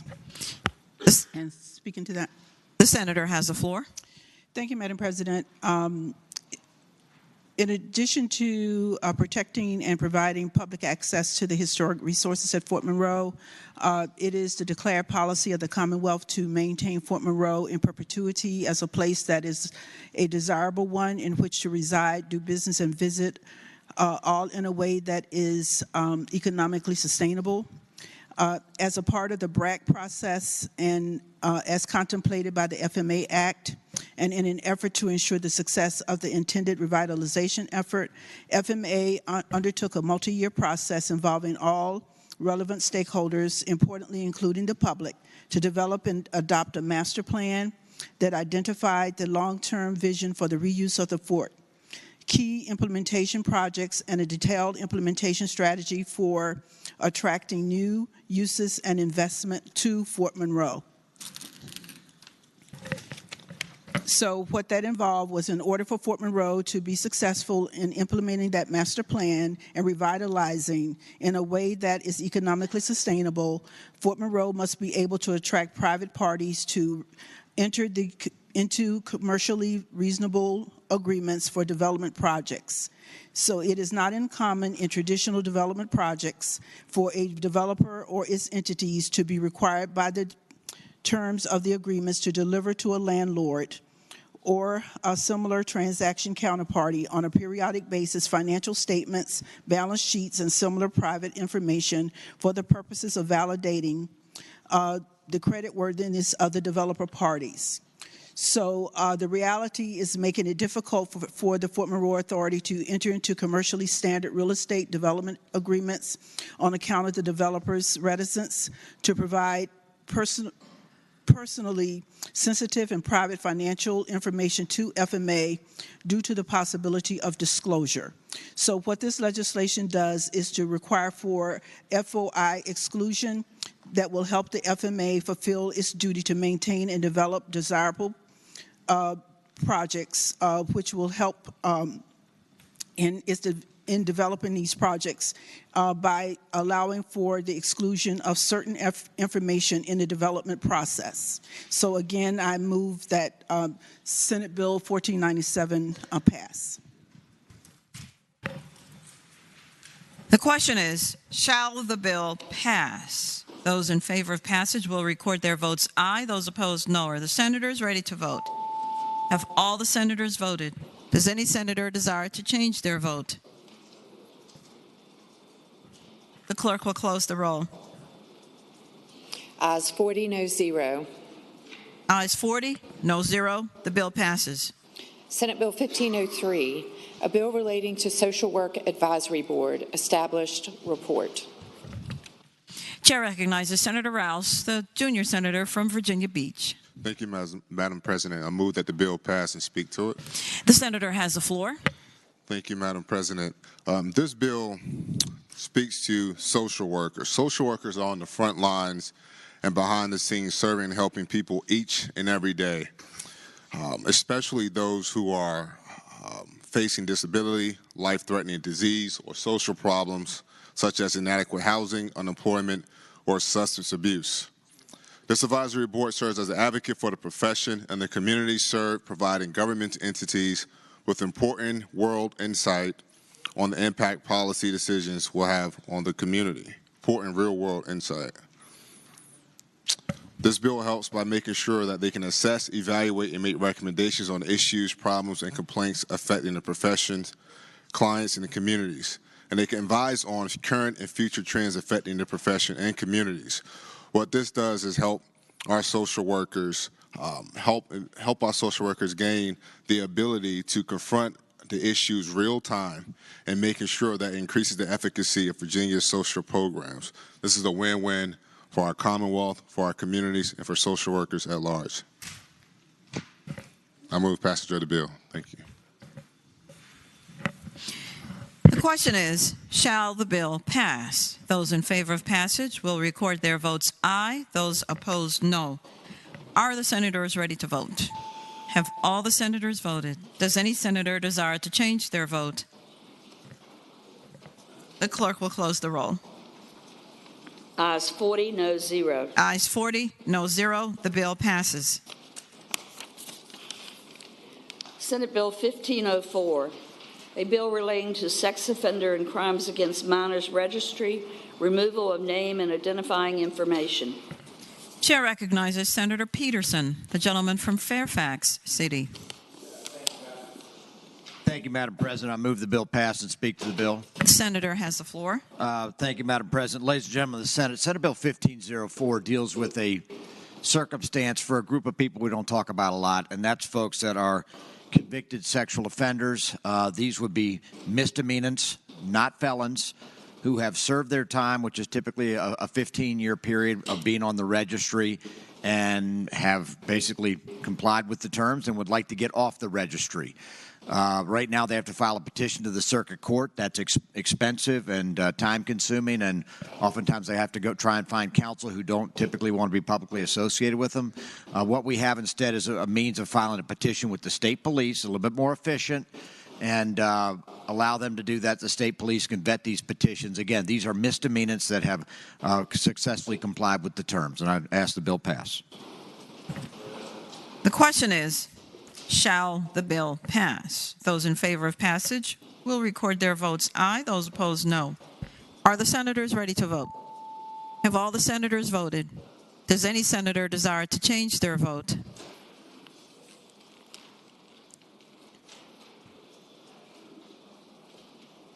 The clerk will close the roll. Ayes 33, no 7. Ayes 33, no 7. The bill passes. Senate Bill 1518, a bill relating to temporary detention, certified evaluators report. Chair recognizes Senator Mason, the gentleman from Williamsburg. Thank you, Madam President. Madam President, I move the bill pass and speaking to that motion. The senator has the floor. Thank you, Madam President. Madam President, members, several years ago, as we started noting people piling up in our emergency rooms in dire need of mental health treatment, we started looking at bottlenecks and reasons for that. So one of the things that came to the fore is, why don't we let doctors there perform our temporary detention order evaluations? Well, it was met with a resounding no for a variety of reasons, one of which they're not qualified to necessarily do it. Well, in the ensuing years, we've had a lot of spirited discussions at the Behavioral Health Commission about our private providers stepping up and doing their part. Are they taking enough of these cases versus our state hospitals whose beds are overrun? Well, now, Madam President, we have a private provider that is setting up an emergency psychiatric department. So what this bill is designed to do is allow them, and it's drawn that narrowly, you'll find starting at line 196 to 206, it's very narrowly drawn, allowing certified evaluators in that facility that is an emergency psychiatric department only. They have higher qualifications, or at least as good a qualifications as any evaluator. They must follow all of the same regimens, the community planning, the understanding of community placement, and will meet all requirements of the current certified evaluators. Now, at the end of the bill, it's important, there are a couple things that are important to note. One, this is designed only for a 2-year period, July of 2025. Is it going to work? Let's just do a short period to see, with reporting requirements at the end of each calendar year, so we'll get 2 full reports. But here's an important thing for the legislative record, Madam President. That is, if these reports come in and they say, boy, this is going extremely well, I'd like to expand this to our main hospital. The answer is no. This is designed only for emergency psychiatric departments where the physicians and the staff are trained in this world and will be very able to provide these certified evaluations for temporary detention orders. And then we'll come back in a couple of years and see, did it work and where can we go from here? Madam President, that's the bill, and I ask that you pass the bill.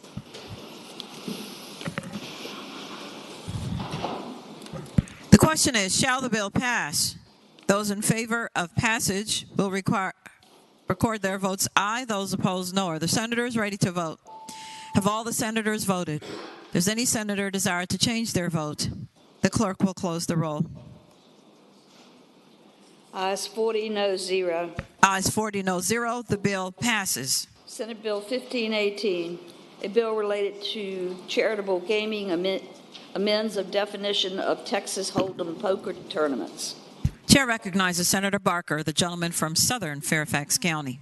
Thank you, Madam President, and I move that the bill pass. Speaking to the bill. The senator has the floor. Yes, this is dealing with charitable gaming, as has been stated already. As we've seen, a waning of interest in things like bingo. There's been looking around at different types of things, different types of games to entice people to come in, and poker has been one that's been discussed for a good while. And this bill would allow limited operation of Texas Hold'em poker in facilities. It's very limited in terms of the aggregate number of people who could participate, and the times it would be limited to in any institution, any of the charities. Only 4 tables would be able to be operated, and they would be operated only for no more than 4 days a week and no more than 8 hours in any day. And there are some issues that have been we've dealt with just recently on some of these things, and there are Senator from Loudoun and the Senator from Spotsylvania both may want to have some comments on this. Chair recognizes Senator Reeves, the gentleman from Spotsylvania. Thank you, Madam President. Speaking to the bill. The senator has the floor. Madam President, I have to claim mea culpa. Madam President, I think the senator from Southern Fairfax has done a phenomenal job of trying to get this bill across the line. But in claiming mea culpa, Madam President, I will tell you, should we pass this bill, we are rewarding bad behavior. And it's that simple, Madam President. The way we got here was we had some individuals who were running poker games without lawful authority, saying they were tournaments when they really weren't, and their true intention was to have cash games. And I want to commend my colleague from Loudoun, who has really honed in on this and tried to get this thing down to where it's palatable.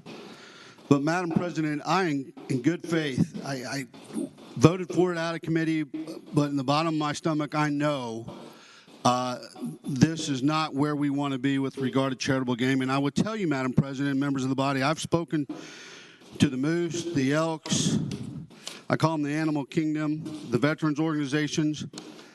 None of them like this bill.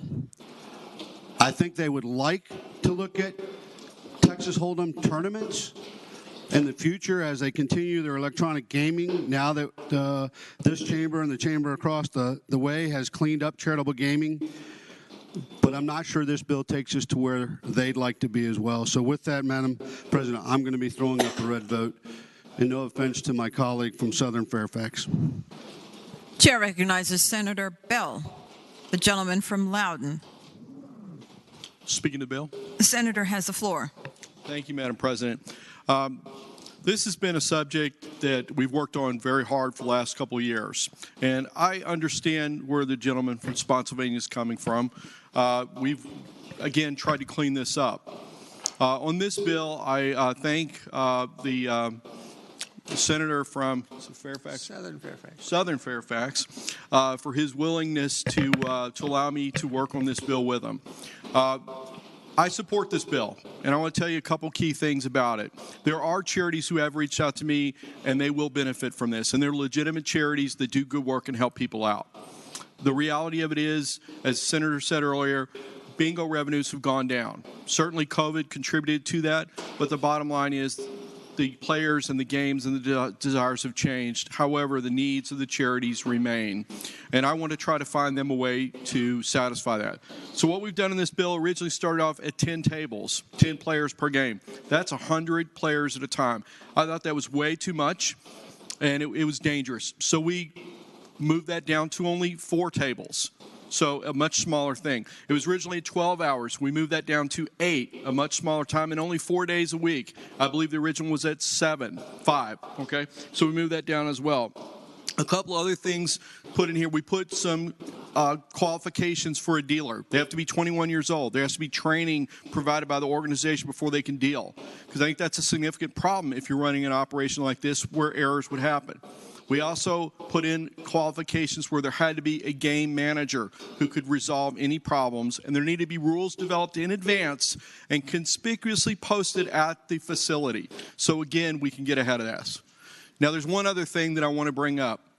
We've had a lot of concerns about charitable gaming, and we've worked on this very hard. Senator McPike has also been hand in hand with us working on this to try to get this to a better place, and I think we've arrived there. I can't say it's perfect. I think we need to continue to work there. But one of the things I believe we needed to do is we needed to have a change in the Charitable Gaming Board. And this morning, I applaud the current chair for resigning. That opens this up for, frankly, a fresh new leadership, and I think it's something that's needed. And with that, I do want to help these charities, and I hope that we can support this bill. I thank you.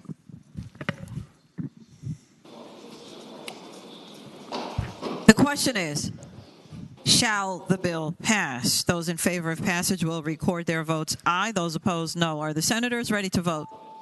Have all the senators voted? Does any senator desire to change their vote?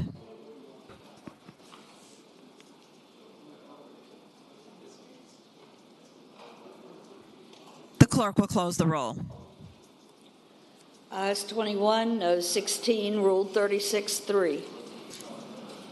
Ayes 21, no 16, Rule 36-3. The bill passes.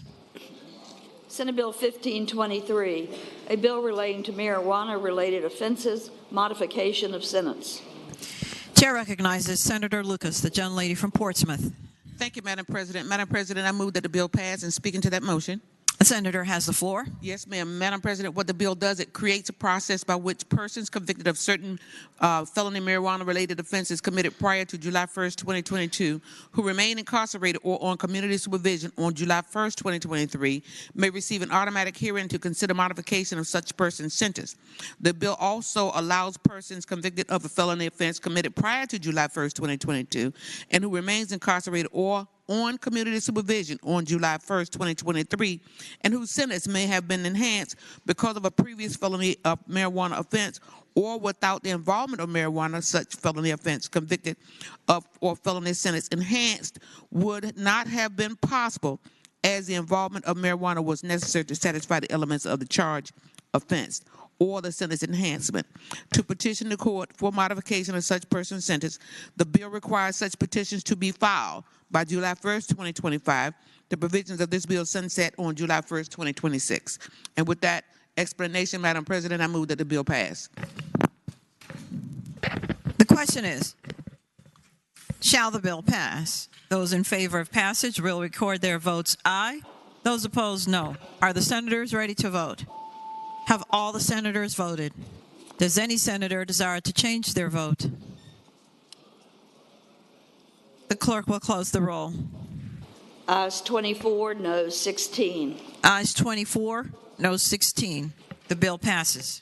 Senate Bill 1532, a bill related to protective orders, extensions and continuances, extension hearings, other monetary relief, penalty. Chair recognizes Senator Deeds, the gentleman from Charlottesville. Madam President, I move that the bill pass, and speaking to that motion. The senator has the floor. This bill does relate to protective orders. It allows the court, when a motion to extend the protective order is filed, to grant an ex parte extension, provided that motion is filed and received before the initial order expires. Again, I'll ask that you support the bill. The question is, shall the bill pass? Those in favor of passage will record their votes aye. Those opposed, no. Are the senators ready to vote? Have all the senators voted? Does any senator desire to change their vote?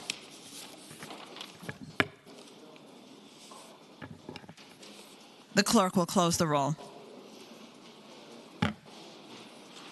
Ayes 39, noes 1. Ayes 39, noes 1. The bill passes. Madam President. Chair recognizes Senator Favola, the gentlelady from Arlington. Thank you, Madam President. I would like to ask for reconsideration of a vote that we took probably an hour or so ago. Is this the appropriate time? Or would you Yes, ma'am, it is. Okay. It's the vote, I'd like to turn your attention to page 9, Senate Bill 896. I believe I voted on the prevailing side, and I would ask that we reconsider that vote so a member can change her vote. Returning to page 9 without objection. The question is, shall the vote by which Senate Bill 896 passed be reconsidered? Those in favor of that motion will record their votes aye. Those opposed, no. Are the senators ready to vote? Have all the senators voted? Does any senator desire to change their vote? The clerk will close the roll. Ayes 40, noes 0. Ayes 40, no 0. The vote is reconsidered. Senator McDougall.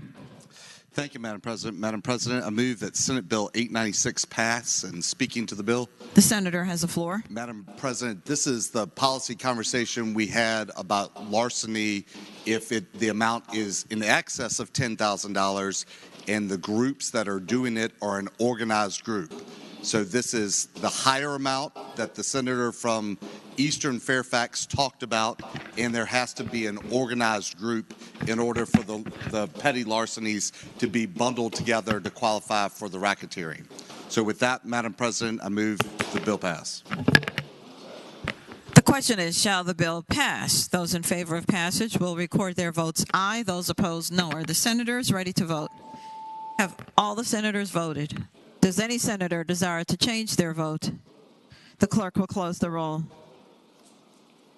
Ayes 26, noes 14. Ayes 26, noes 14. The bill passes. Returning to page 2, Senate Bill 818. Chair recognizes Senator Sproul, the gentleman from Northern Chesapeake. Thank you, Madam Chair. Speaking to the bill. The senator has the floor. Senate Bill 818 will direct the State Board of Education to develop and implement a grade-level appropriate curriculum that will talk with students about mental health and emotion problems. Move that the bill pass. Chair recognizes Senator Chase, the junior senator from Chesterfield. Thank you, Madam President. I rise to speak to the bill. The senator has the floor. Thank you, Madam President. I want to thank the patron for identifying such a critical issue with our young folks, and the increased risk of suicide that we see today in our schools, the elevated risk of depression and every other kind of issue we have. I've actually spoken with one of my stakeholders in Chesterfield County who still has concerns about this bill, and I've actually spoken to her, and I thank the patron for allowing me to talk to her. But what I want to address here is the concern that we are asking the wrong questions with this bill. We are asking the wrong questions. We can't take away the rights of parents without accepting responsibility. What we are actually doing, we are literally advertising suicide, anxiety, and depression to tiny minds that cannot comprehend consequences and then have the parents removed because of technology. Let me explain myself. You may or may not know this, but in almost every single class now, our kids are getting socio-emotional learning. Standards means mental health is being given in every class, in every grade. And this was actually going on long before COVID. And so she has concerns about the bill. I'm going to trust the stakeholders and my group who have really done a great job through Virginians for Children First in my area. They oppose the bill, and for that reason, I respectfully, while I appreciate the sentiments of the patron, I'm going to have to gently vote against this bill. Thank you. Chair recognizes the senior senator from Richmond, Senator McClellan. Thank you, Madam President. Speaking to the bill. The senator has the floor. Thank you, Madam President. We actually added to the code a while ago, at least pre-pandemic, requirement that the health class, the PE class, include information on mental health and age-appropriate mental health awareness to help children identify in each other signs of mental illness, begin to destigmatize mental illness. And what this bill actually does is tell the Board of Education to help create the age-appropriate curriculum around that, because how you deal with that with a fourth grader is different than how you deal with that with an eighth grader. And I can tell you as a parent who has a child who has had some anxiety issues, who has had some sensory processing issues, I'm not always equipped because I am not trained to teach him at the age level that he is. It is very difficult for somebody in their 30s, 40s, or 50s to be able to explain the concept of mental illness, anxiety, depression, or how to identify in yourself or someone else the beginnings of a condition and what to do about it. It's very difficult to communicate that at a kindergarten, second, or third grade level.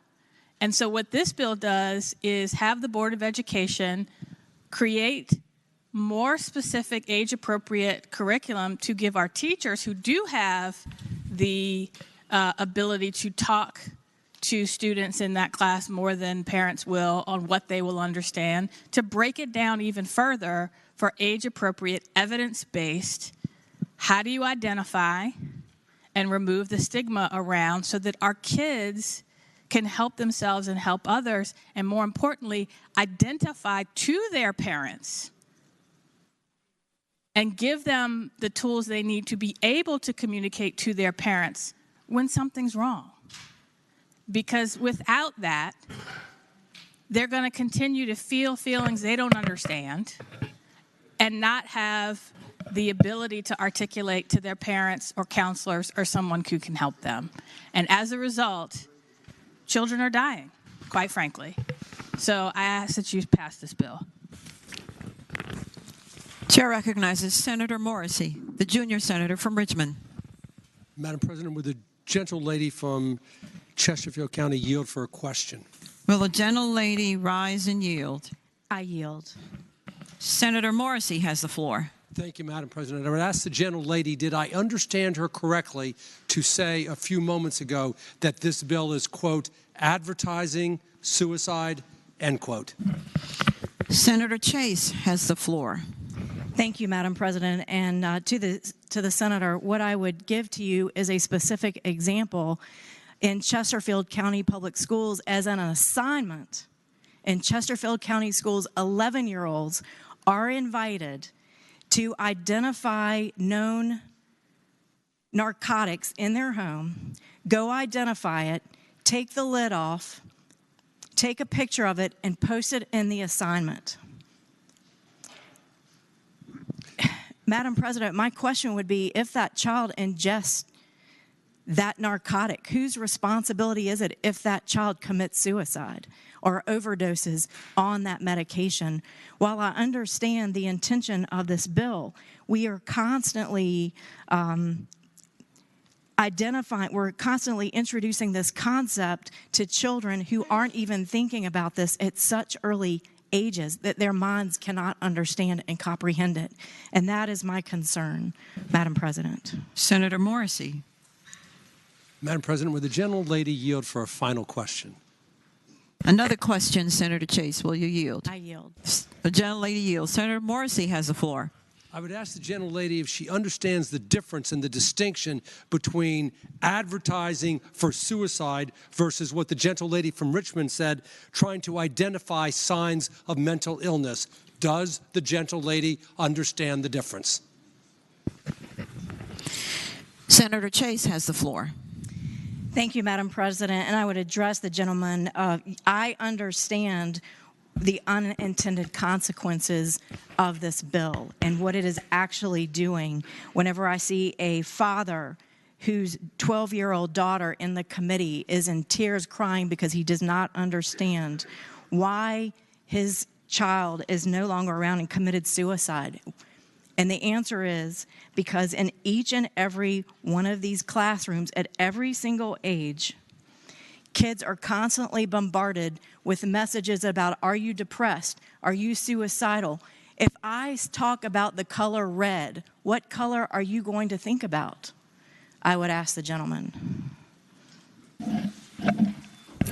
Is that a question, Senator? Question, yes. Senator Morrissey has the floor. I thank the gentlelady, and I do not yield. Thank you. Chair recognizes Senator Favola, the gentlelady from Arlington. Thank you, Madam President. I just want to make two quick points regarding this bill. The senator has the floor. I encourage the body to pass this bill for two, I think, salient reasons. As part of this curriculum, we have learned at the various commissions that are studying behavioral health and especially studying how we can intervene early.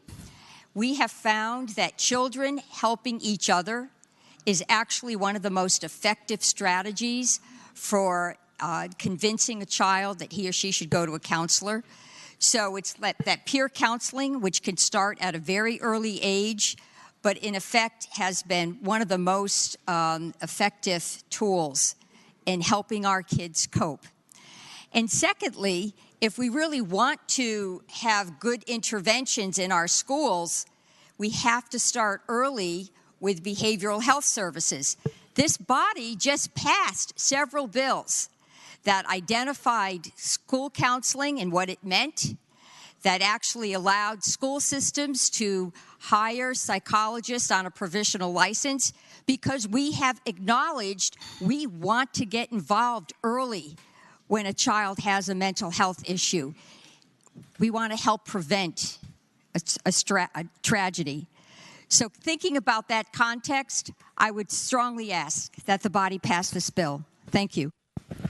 Chair recognizes Senator Stewart, the gentleman from King George. Madam President, speaking to the bill. The senator has the floor. Madam President, I've been going through this bill and reading it and trying to understand what an objection could be to this. And as I read these, it's talking about recognizing signs and symptoms of mental health challenges, promoting mental health wellness and healthy strategies for coping with stress and negative feelings, trying to deal with the stigmas associated with mental health.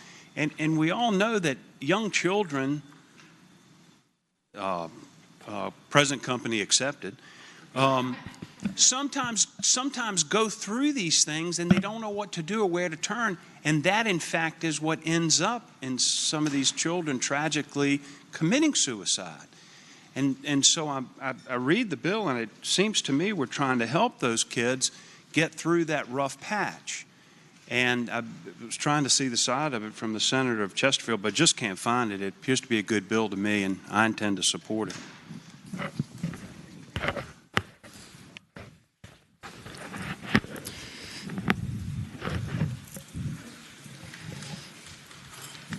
Chair again recognizes Senator Sproul. Thank you, Madam Chair. Move the bill pass, please. The question is, shall the bill pass? Those in favor of passage will record their votes aye. Those opposed, no. Are the senators ready to vote? Have all the senators voted? Does any senator desire to change their vote? The clerk will close the roll. Ayes 39, noes 1. Ayes 39, noes 1. The bill passes.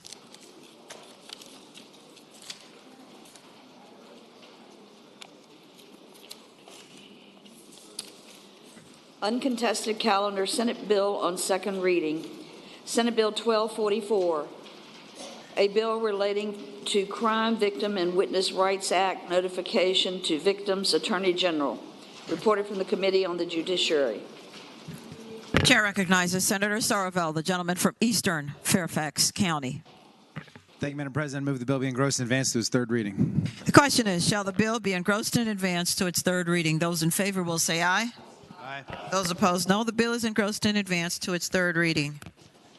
Senator Sorovel. Thank you, Madam President. I move that we suspend the rules, dispense with the third constitutional reading.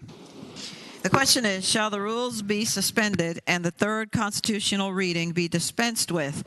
Those in favor of the motion will record their votes aye. Those opposed, no. Are the senators ready to vote? Have all the senators voted? Does any senator desire to change their vote? The clerk will close the roll. Ayes 40, noes 0. Ayes 40, noes 0. The rules are suspended and the third constitutional reading is dispensed with. This puts the vote on final passage. Senator Sorovel. Thank you, Madam President. I move the bill pass, and speaking to that motion. The senator has the floor. Thank you, Madam President. Senate Bill 1244 has to make sure that our Attorney General understands that he has to comply with the Crime Victim Witness Act, just like any other prosecutor does when he decides to put on the prosecutor hat, which isn't very often. The reason I put in this bill is because there was a young 27-year-old accountant who was murdered by 2 police officers about 2 blocks from my house. He was completely unarmed, and he was basically shot and killed after fleeing a traffic accident where he was the victim. The Department of Justice decided they didn't feel like prosecuting these 2 officers, so the Fairfax County Commonwealth Attorney elected to. That was removed to federal court, and when it was appealed to the Fourth Circuit, the Attorney General's office took over the appeal to help. And then after the election, a different Attorney General came in and decided that prosecution ought to get dismissed. Only problem was the Attorney General's office didn't really consult with the victim like they would have to do if it was a Commonwealth attorney. And I thought perhaps this confusion may have occurred because the law wasn't clear. So this statute makes it clear that when our Attorney General decides that he wants to wear the prosecutor hat, which he seems like he wants to do more and more now, he has to act like every other prosecutor and pass and talk to the victim. Madam President, that's what this bill does. The question is, shall the bill pass? Those in favor of passage will record their votes aye. Those opposed, no. Are the senators ready to vote? Have all the senators voted? Does any senator desire to change the vote? The clerk will close the roll. Ayes 40, noes 0. Ayes 40, no 0. The bill passes. Regular calendar, Senate bills on second reading. Chair recognizes Senator Favola, the gentlelady from Arlington. Thank you, Madam President. Madam President, after consulting with the senior senator from Virginia Beach, I ask that this bill go by for the day.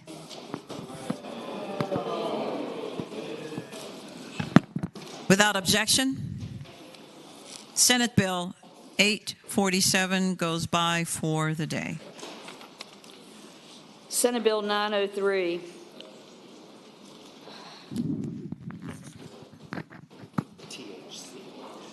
Chair recognizes Senator Hanger, the gentleman from Augusta.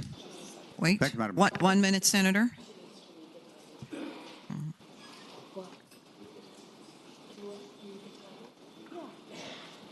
Everybody jumped in.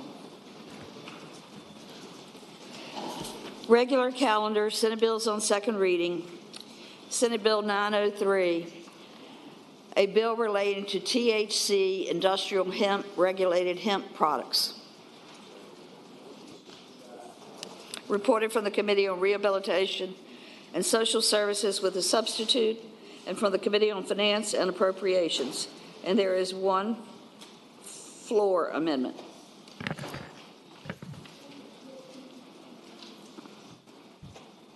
I see.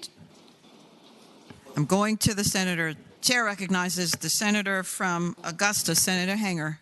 Well, Madam President, thank you. I'd like to move that we engross the bill and pass it on just third reading, but I think the senator from Eastern Fairfax has a floor amendment that I don't like.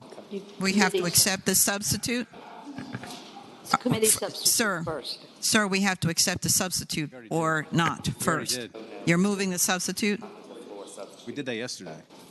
So you're moving the substitute. The question is, We did it yesterday. we did that yesterday, Mm-hmm. but it is here again today. Failure to communicate.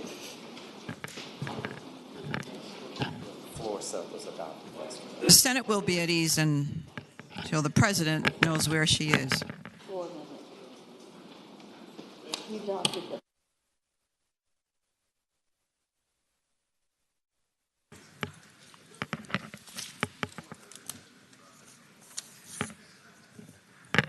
The president has regained herself. Chair recognizes Senator Sorovell, the gentleman from Eastern Fairfax County.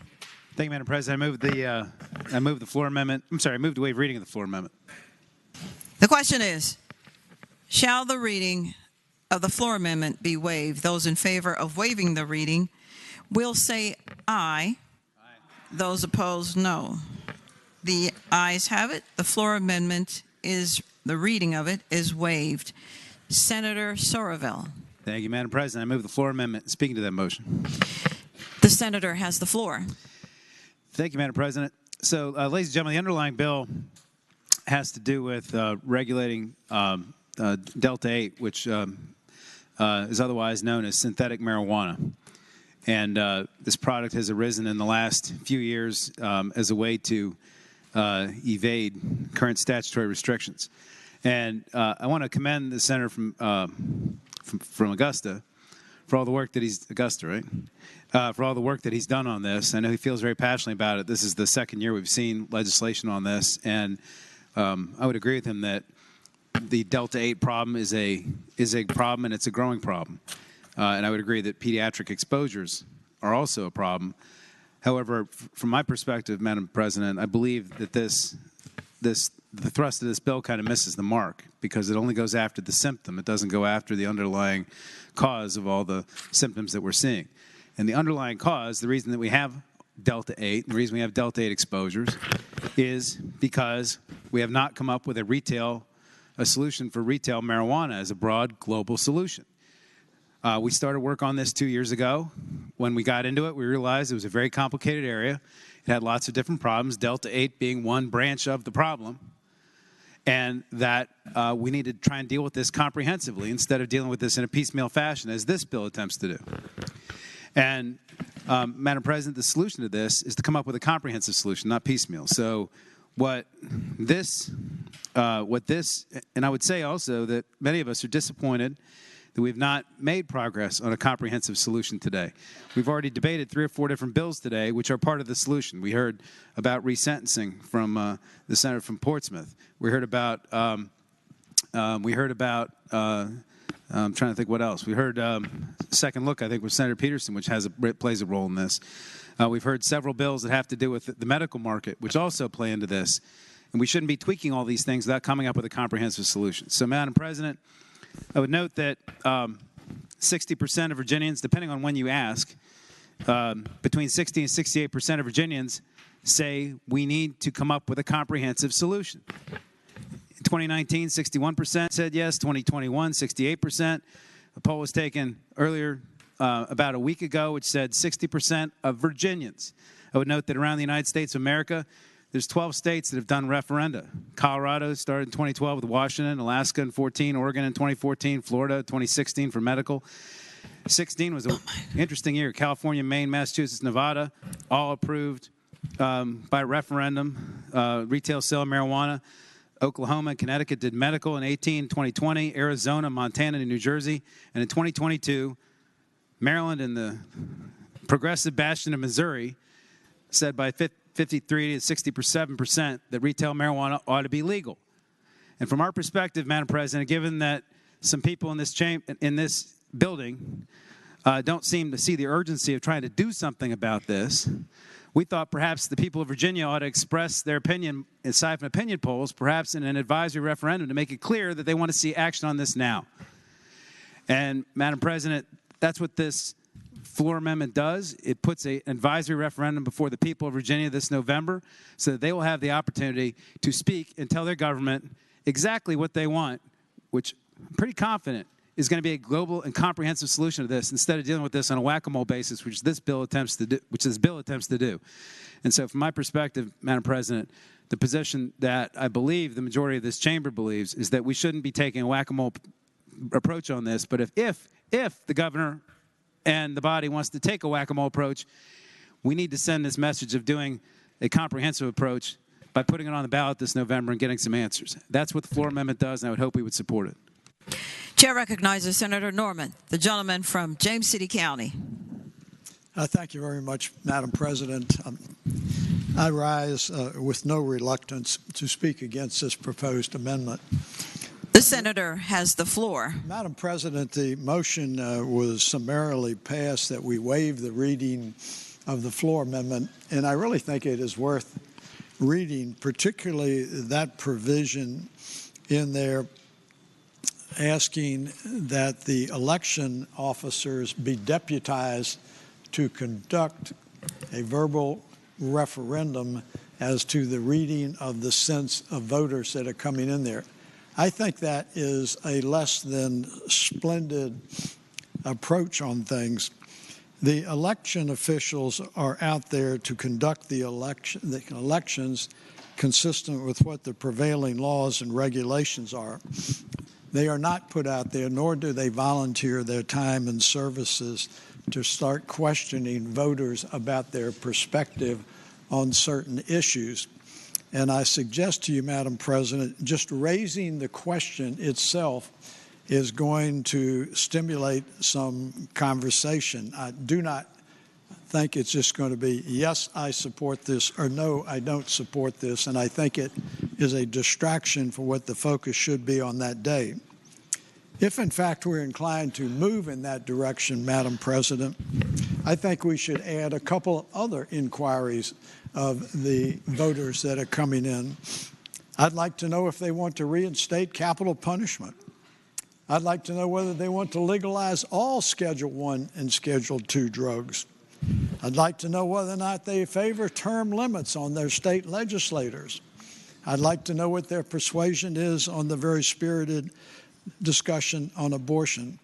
I think this is a perilous road to go down, and I respect my friend from Fairfax immensely. I just think this is not a particularly wise idea. Chair recognizes Senator McDougall, the gentleman from Hanover. Thank you, Madam President. Madam President, I rise for a parliamentary inquiry. The senator may state it. Madam President, the amendment appears to be focusing on opening a poll at the next election, but the bill itself deals with the regulation of industrial hemp and hemp-related products. So I'd ask, is the amendment germane? The Senate will be temporarily at ease while I ask the originator of the floor amendment and Senator Hanger to come forward.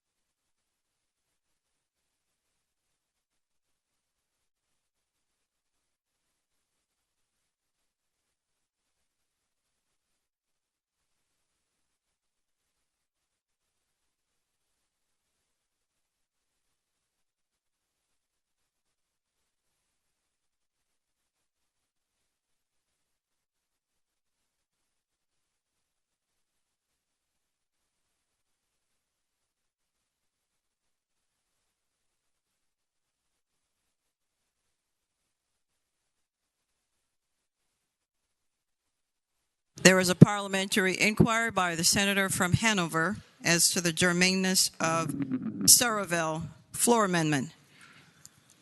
It is the opinion of the chair that it is not germane based upon three factors to determine the test of germaneness.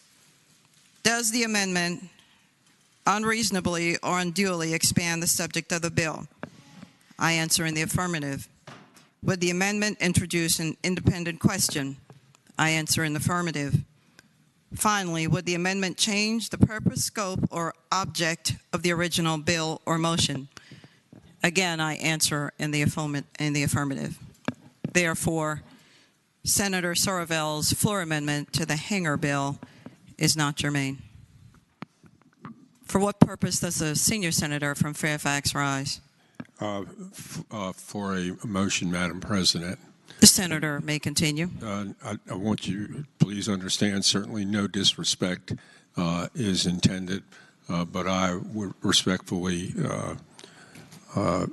request a ruling that, I'm challenging the ruling of the chair. Okay. All right. Thank you. No disrespect, sir, was considered. The question is, shall the ruling of the chair be sustained? All those in favor of the ruling of the chair will record their votes aye. Those opposed, no. Are the senators ready to vote? Have all the senators voted? Does any senator desire to change their vote? The clerk will close the roll. Ayes 20, noes 20.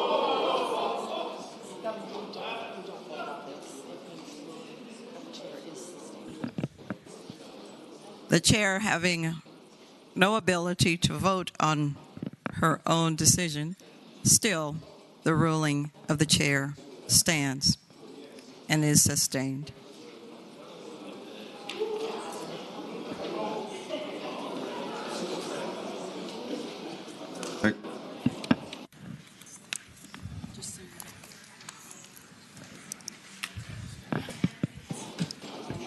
For what purpose does the senator from Augusta rise? Thank you, Madam President. I move that the bill be engrossed and advanced to its third reading.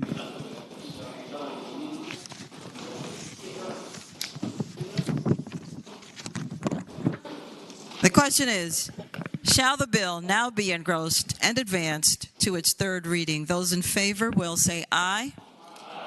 Those opposed, no. The bill is engrossed and advanced to its third reading. Senator, yes. We are going to continue with the rest and then we'll bring it back. And the Senate will be at ease temporarily.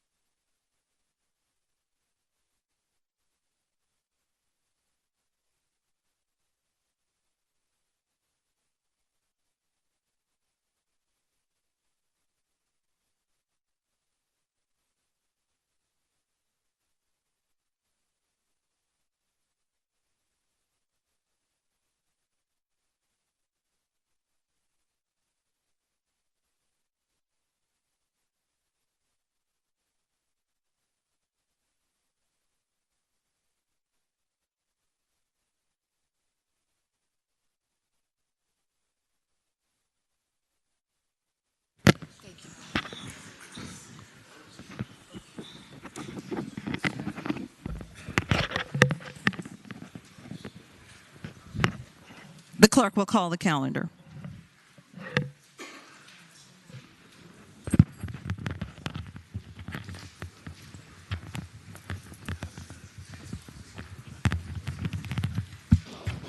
Senate Bill 1090, a bill relating to the Board of Pharmacy permit to operate pharmaceutical processor or cannabis dispensing facility, reported for the Committee on Education and Health, and there is a floor amendment. Chair recognizes Senator Eben, the gentleman from Alexandria. I yield to the senator from Prince William so he can take up his floor amendment. Chair recognizes Senator Madam President. The senator from... Madam President, point of order. Senator Normand. Thank you, Madam President. Did we conclude the last bill of 903? I know we went through the process on challenging the germaneness, but did we complete the bill? Yes, sir. I'm sorry we were not clear. We will take all of the bills on second reading in a block. So we're going to go through all of them and then come back to them, put them in a block. President. Yes, sir. I'm sorry. I appreciate it. I thank you allowing me the clarification. Senator McPike, the gentleman from Prince William. Thank you, Madam President. I move to waive the reading of the floor amendment. The question is, shall the reading of the floor amendment be waived? All those in favor of waiving the reading will say aye. Aye. Those opposed, no. The reading of the floor amendment is waived. Senator McPike. Thank you, Madam President, and move the adoption of the floor amendment and speaking to the motion. The senator has the floor. Thank you, Madam President. So in context, a couple things. Under Senate Bill 1090, you see that it allows for the expansion of medical pharmaceutical distribution throughout Virginia. What this bill, floor amendment, would do is allow for some of the existing industrial hemp providers that have been operating, have significant investments already across Virginia, to have a crack at those licenses. Now, for those who just voted on Senate Bill 903 and plan to vote for it, understand that that is going to put a lot of Virginia businesses out of business. They're going to be done with that bill. Okay? You might be cracking down on a lot of out-of-state actors in this bill. We need to figure out a way to give a nod to those who have actually done the right thing and give them an opportunity. That's what this amendment does. It simply says, even for the limited number of licenses, to say, hey, you're doing the right thing, jump into the medical side. And so this really is a nod to help Virginia businesses in the medical expansion market. And I think this is an important amendment. If you're going to do one, you at least got to give a nod to the other in this thing and ask that the amendment be adopted. Chair recognizes now Senator Eben, the gentleman from Alexandria. Yes, speaking to the amendment. The senator has the floor. I consider the amendment a friendly one. It does no harm to the underlying purpose of the bill and, in fact, does advantage existing Virginia businesses. So with that, I hope that we'll adopt it. The question is, shall the floor amendment be adopted? Those in favor of that motion will say aye. Aye. Those opposed, no. The floor amendment is adopted. Senator Eben. I move that SB 1090 be engrossed in advance to its third reading. The question is, shall the bill now be engrossed in advance to its third reading? Those in favor will say aye. Those opposed, no. The bill is engrossed in advance to its third reading. Senate Bill 1337, a bill relating to medical marijuana program product registration, dispensing, and record-keeping requirements, advertising, reported from the committee substitute was adopted by the Senate yesterday. Chair recognizes Senator Donovan, the gentlelady from Enrico. Thank you, Madam President. I move that we engross and advance this bill to its third constitutional reading. The question is, shall the bill now be engrossed in advance to its third constitutional reading? Those in favor will say aye. Those opposed, no. The bill is engrossed in advance to its third reading. Senate Bill 1519, a bill relating to public institutions of higher education, Virginia College Savings Plan, renamed Commonwealth Savers Plan, duties of governing board. We adopted the committee substitute yesterday, and there is a floor substitute. Chair recognizes Senator Barker, the gentleman from Southern Fairfax County. Madam President, I move to pass the bill by for the day. Without objection, Senate Bill 1519 passed by for the day. Senate Bill 1243, a bill relating to abortion or other reproductive health care services, prohibitions on extradition for certain crimes, prohibited practices under Virginia Consumer Protection Act. Reported from the Committee on the Judiciary with a substitute. Chair recognizes Senator Somerville, the gentleman from Eastern Fairfax County. Thank you, Madam President. I move the committee substitute. The question is, shall the committee substitute be accepted? Those in favor will say aye. Aye. Those opposed, no. The committee substitute is accepted. Senator Somerville. Thank you, Madam President. I move the bill be engrossed and advanced to its third reading. The question is, shall the bill be engrossed and advanced to its third reading? Those in favor will say aye. Those opposed, no. The bill is engrossed and advanced to its third reading. Senate Bill 1379, a bill relating to local and regional correctional facilities, provision of medical services, waiver of sovereign immunity. Reported from the Committee on the Judiciary with amendments.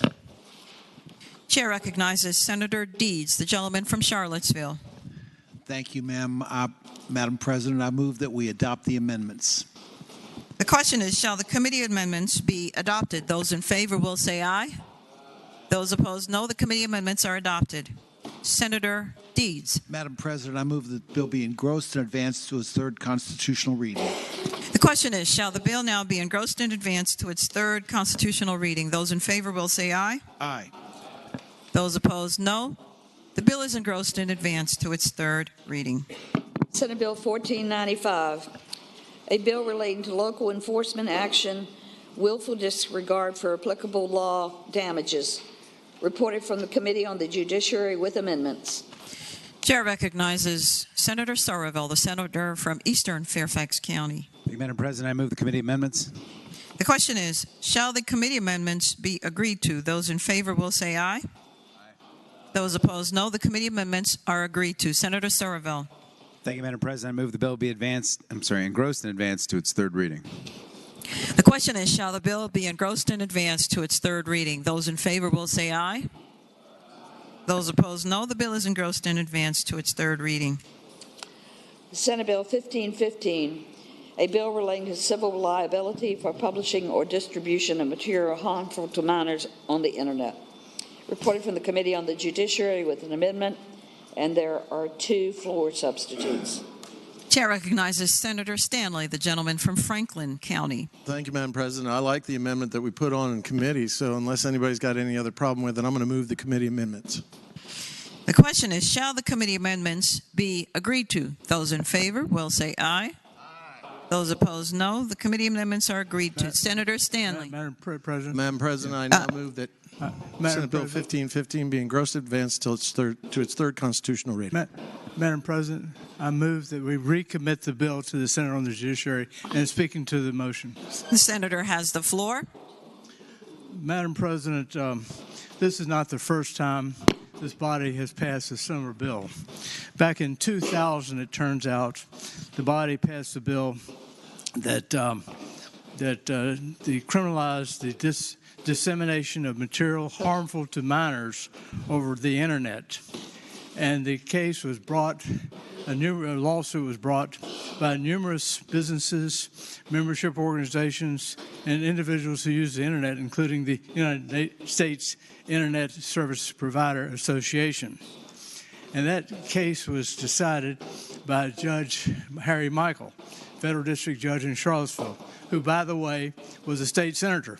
In fact, the emblem that we have today on my lapel, he designed back in the 70s. And what happened in that case, Mr. President, the case was attacked on the grounds that it violated the Constitution of the United States, the First Amendment to the Constitution, and also the Commerce Clause that says only the federal government can regulate interstate commerce. And what happened in that case, Mr. President, he enjoined the enforcement of the bill and found it unconstitutional. And Judge Michael ruled, among other things, he ruled that, for example, that attempting to localize internet regulation is extremely problematic because the internet is by its nature not a local area. It's not in local areas. It's international as well as national. And Mr. President, he further found, and the Fourth Circuit affirmed him on this, he found in his opinion that the prohibition on state regulation has been done in other states as well, because discrimination against or unduly burdening interstate commerce is unlawful. And he further found that several courts in other states have tried to strike down state statutes similar to this particular bill in Virginia as unduly burdensome on interstate commerce because they, in effect, restrict commercial electronic materials in all states, not just the state in which they try to the bills enacted. In effect, there's no effective way to limit access on online materials by geography, and so therefore it can only be done by the federal government. Mr. President, Madam President, if we do this, I guarantee you there will be another lawsuit, and the courts will also strike it down for violating the First Amendment because it's hard to explain what the bill is. It's unduly vague.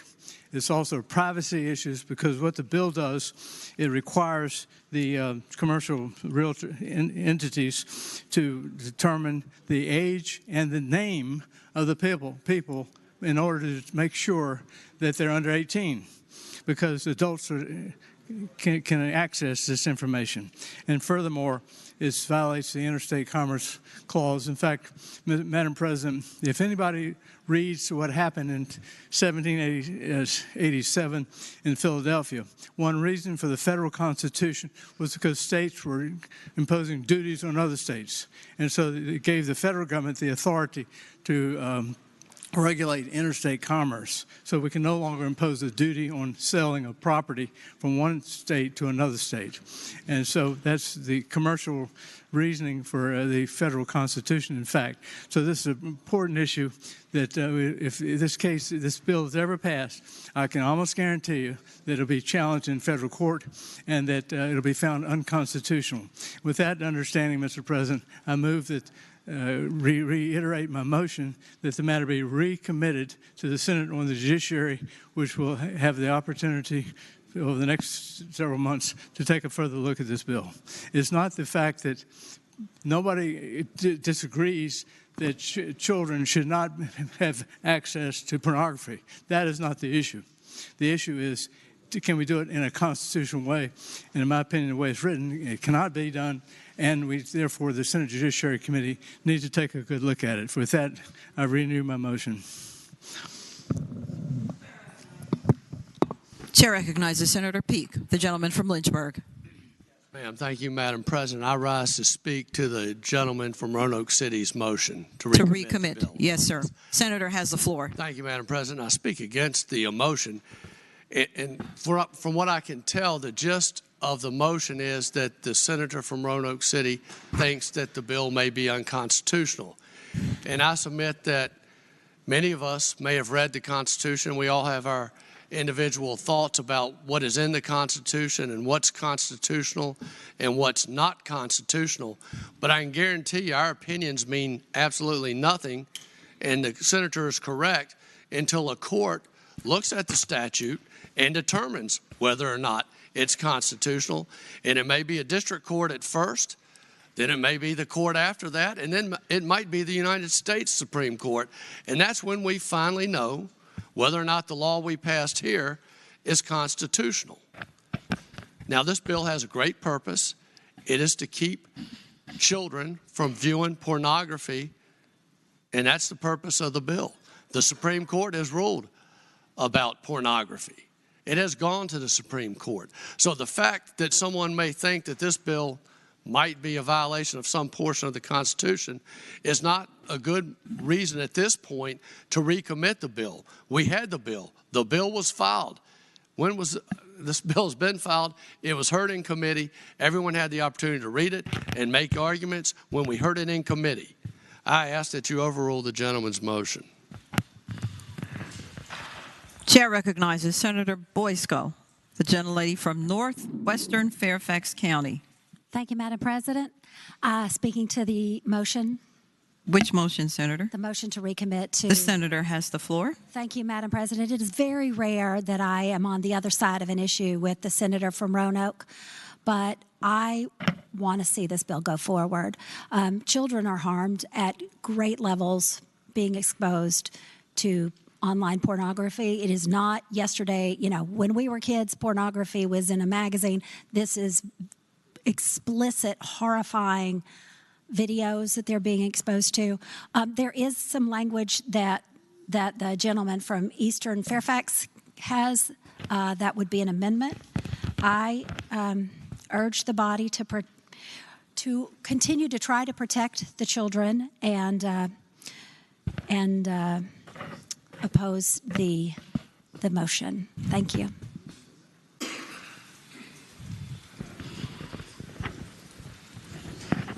Chair again recognizes Senator Stanley.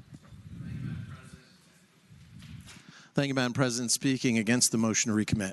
The senator has the floor. Thank you, Madam President. Members of this body, my friend who just spoke eloquently on the purpose and the reason for this bill.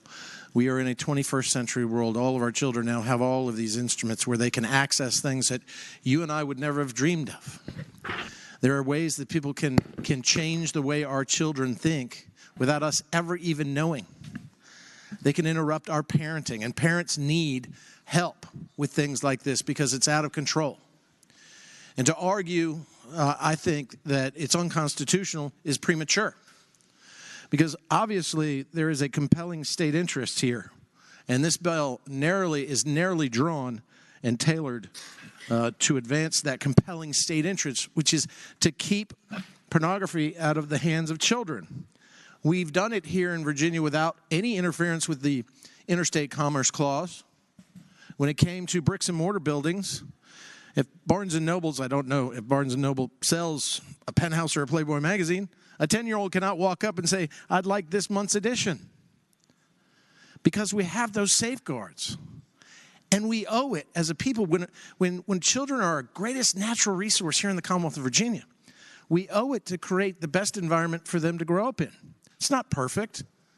Government can't be the parent, but government can set the parameters, the guardrails by which parents then can raise their children free from this kind of interference. I don't think there's anybody in the body here that doesn't think the exposure of pornography to children is a good thing.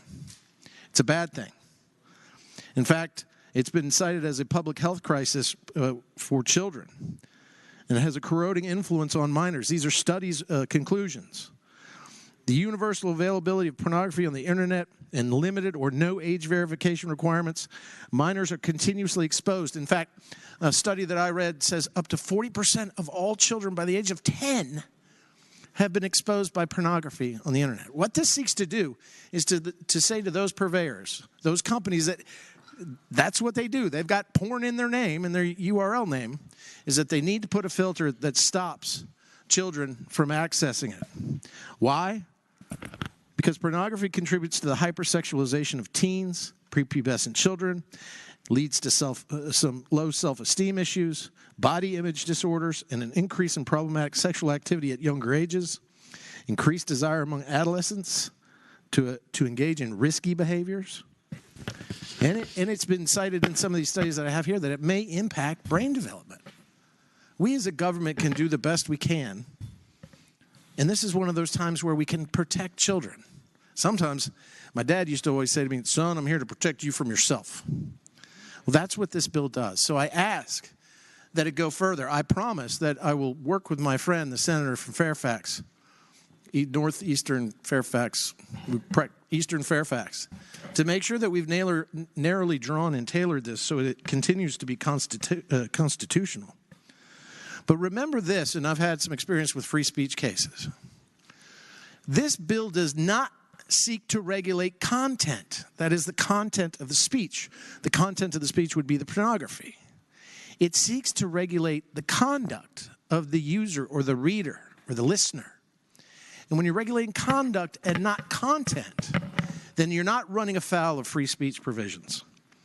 Quite frankly, this is one of those matters which has been demonstrated to be effective in Louisiana.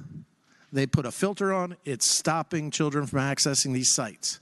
It's not about the provider, and the bill says that. It's not about the Twitter or Google or anything like that. It's about the website that allows our 10-year-olds and over, under the age of 18, to access something they shouldn't have access to. So I beg the body that I hope that you find this motion not to be in good order and that you support the opposition to recommit Senate Bill 1515 to committee. And I thank you, Madam President.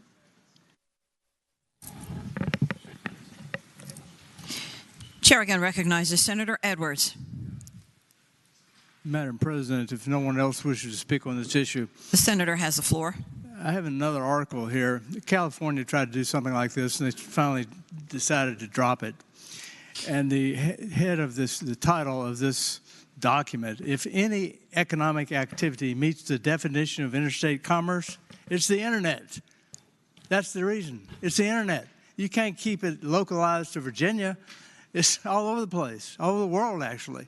That's the problem. Only the federal government can regulate interstate commerce. It's that simple. If this bill passes, it will be challenged. I guarantee you. And it's already been challenged. It's an almost identical bill was challenged here in early 2000. It passed in 2000. Almost exactly the same kind of bill. And Judge Michael threw it out. And the Fourth Circuit upheld him. That's what's going to happen. If you want to get a bill like this, let's take it back to the committee. Maybe there's a way to figure out how to do this. I'm not sure you can, simply because the Interstate Commerce Act is that simple. It's simple. It's not a matter of is pornography good or bad? Of course it's bad. Nobody supports pornography, especially with children. But this is not the way to do it. And I ask the body to send it back to the Committee on the Judiciary. The question is, shall the substitute motion is to recommit Senate Bill 1515 to the Committee on the Judiciary. Those in favor of that motion will say aye. Those opposed, no. No. The noes have it. The bill is not recommitted. Madam President. I'm looking. Do I see hands? No hands. Senator Sorovel, for what purpose does the gentleman rise? Madam President, having voted on the prevailing side by which we adopted the committee, I think it was amendments, I would move that we reconsider that vote so we can get to the floor substitute. Actually, Senator, from what I am advised, the floor substitute is now out of order. That's why I'm moving to reconsider. To reconsider. All right. Doing a lot of motions. The question is, shall the vote by which Senate Bill 1515's committee amendments were accepted be reconsidered? Yes, that vote. Those in favor will record their vote aye or nay. Are the senators ready to vote? Have all the senators voted? Does any senator desire to change their vote? The clerk will close the roll. Ayes 40, no 0. Ayes 40, no 0. The vote is reconsidered. Thank you, Madam Senator President. Sorovel. Thank you, Madam President. I would move that we pass by the committee amendments temporarily. We can't do that. I'm advised committee amendments are up or down votes. All right. Thank you, Madam President. With the recommendation to be rejected, I would move that we adopt the committee amendments. The question is, with the recommendation that it be rejected, shall the committee amendments be agreed to? Those in favor will say aye. Those opposed, no. The committee amendments are rejected. Thank you, Madam President. Parliamentary inquiry. The senator may state it. There's two floor substitutes. Is mine the next floor substitute, or is Senator Edwards the next floor substitute? Mine is. Okay, good. Your substitute. Great, thank you. Then I would move my committee substitute and speak to that motion. The senator, you have to I waive gotta the waive reading. I'm sorry. I would move to waive reading of my floor substitute. The question is, shall the Somerville floor substitute be waived? The reading of it, that is. Those in favor of that motion will say aye. Those opposed, no. The reading of the Somerville floor substitute is waived. Senator Somerville. Thank you, Madam President. I would move the committee substitute with my name on it and speak to that motion. The senator has the floor. Thank you, Madam President. Ladies and gentlemen, what this substitute does, and I believe it's viewed as friendly by the patron, is his statute references the term sexual conduct, and his original bill basically took the definition of sexual conduct from a different part of the code, where we passed a bill earlier this session that was my bill, and it imported it into his bill. And so in order for make the two bills the same, what I did is I cross-referenced that definition that we just amended, and then I put my bill that we already passed into his bill with that amendment in it to make sure that we're endorsing the exact policy that we endorsed previously. And for those of you who don't recall, what that prior bill did was remove the word homosexuality from the definition of sexual conduct, because as the definition of sexual conduct currently stands today, the Senator from Enrico had a similar bill. A depiction of a homosexual couple eating dinner is defined as sexual conduct under the Code of Virginia, and we're getting rid of that outdated notion. So this basically makes those two bills the same, and that's why I believe the Senator views it as friendly, and I would ask that we adopt this floor substitute. Chair recognizes Senator Favola, the gentlelady from Arlington.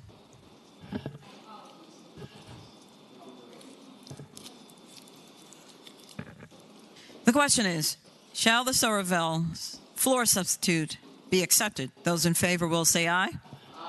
Those opposed, no. The Somerville substitute is accepted. Senator Stanley. Thank you, Madam President. I now move that Senate Bill 1515 be engrossed in advance to its third constitutional reading. I'm sorry, I can't hear you, Senator. I have another substitute.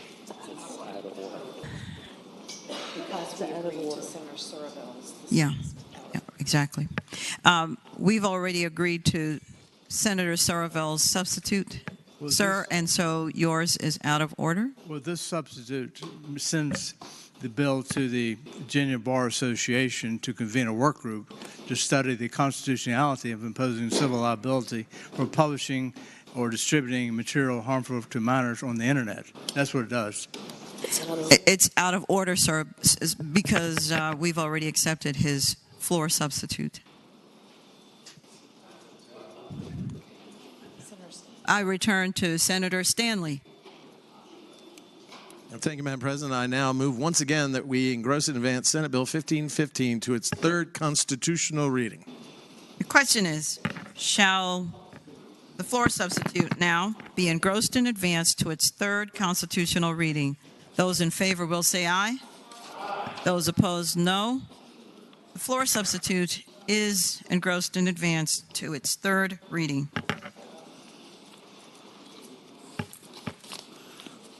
Chair recognizes the senior senator from Fairfax County, Senator Saslaw. Madam President, I move that all Senate bills now on third reading on the regular calendar, it's pages 42 through 46, and that's Senate Bills 847 through 1515, that the rules be suspended and the constitutional reading of the titles be dispensed with.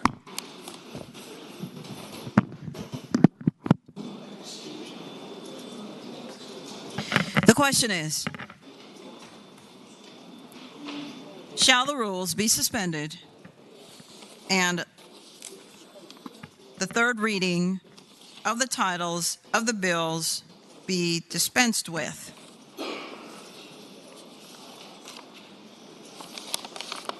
All in favor of the motion will record their votes aye. Those opposed, no.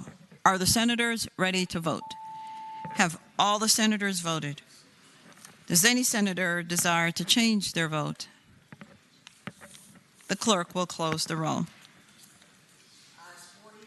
Ayes 40, no 0. Ayes 40, no 0. The reading of the titles is dispensed with. The bills are now before the Senate on final passage.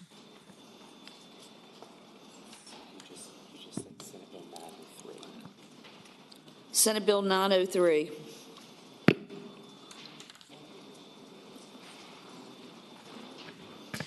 Chair recognizes Senator Hanger, the gentleman from Augusta. Thank you, Madam President. I move the bill pass, and I'd like to speak to that. The senator has the floor. Thank you, Madam President, members of the Senate. Senate Bill 903 has somewhat of a tortuous route to get to this point, beginning in Rehab Subcommittee. But I want to thank all the members for giving the time and attention to this subject. Secondly, I'd like to say that the little issue we had there previously really has nothing to do with the merits of this bill. As most of us, I think, are aware on this floor, there are others that have broader goals in mind that are in conflict with perhaps my immediate goals, but I think we agree that this bill has merits of its own in terms of the public safety and awareness it will bring, particularly to children. The products that we're attempting, I'll just give a quick summation because I think we all understand, but I did want to basically clarify. I think even the senator from Eastern Fairfax, who was going to add some things to this fine bill, is supportive of dealing with the situation going back last year when we had debates, and was very helpful along the way in terms of working it out. And I think at every point this year, the bill has gotten better. And I would like to speak to that just briefly. In terms of definitions, we basically cleaned it up and clarified a lot of the definitions that we're talking about here with the THC content. Labeling. Labeling is a part of this to make people aware of what is actually in the products, primarily edible products that we're talking about. A registration process. There is a defined registration process, and as we adopted the substitute yesterday, the fees that were imposed initially in the bill were taken out. So there's a standard registration process that this will be a part of that for these types of establishments, which include many of your convenience stores around the state where these products are readily available. Also, I will point out in this another important feature, I think, that I agreed to, and I think this was added in the Rehab and Social Services Committee, is that this will, as of July of next year, I guess, this will transfer to the Cannabis Control Authority. And there will be regulations that are promulgated that will help, rather than us saying specifically how much content this, that, and the other, they will be able to promulgate regulations. And I'd have to say, Madam President, members, that when the gentleman that was hired to head up the Cannabis Control Authority stepped forward, I thought perhaps he was going to tank my bill. Truth of the matter is, he was very helpful because he knows what he's doing. And I actually, whoever hired him, I would commend them because this gentleman knows his business. And I think whether we just stick with hemp regulation or whether at some point we have regulations or we legalize recreational marijuana, I think we will have good hands looking after it. That is not part of my agenda right now, but I have no fault to cast toward anyone who has that as a goal. That's just a difference of opinion at this point in time. With that, Madam President, I would again ask that the bill pass. Oh, Madam President, could I add one more point? The senator still has the floor. I almost forgot my statistics here in my zeal to get over this hurdle quickly.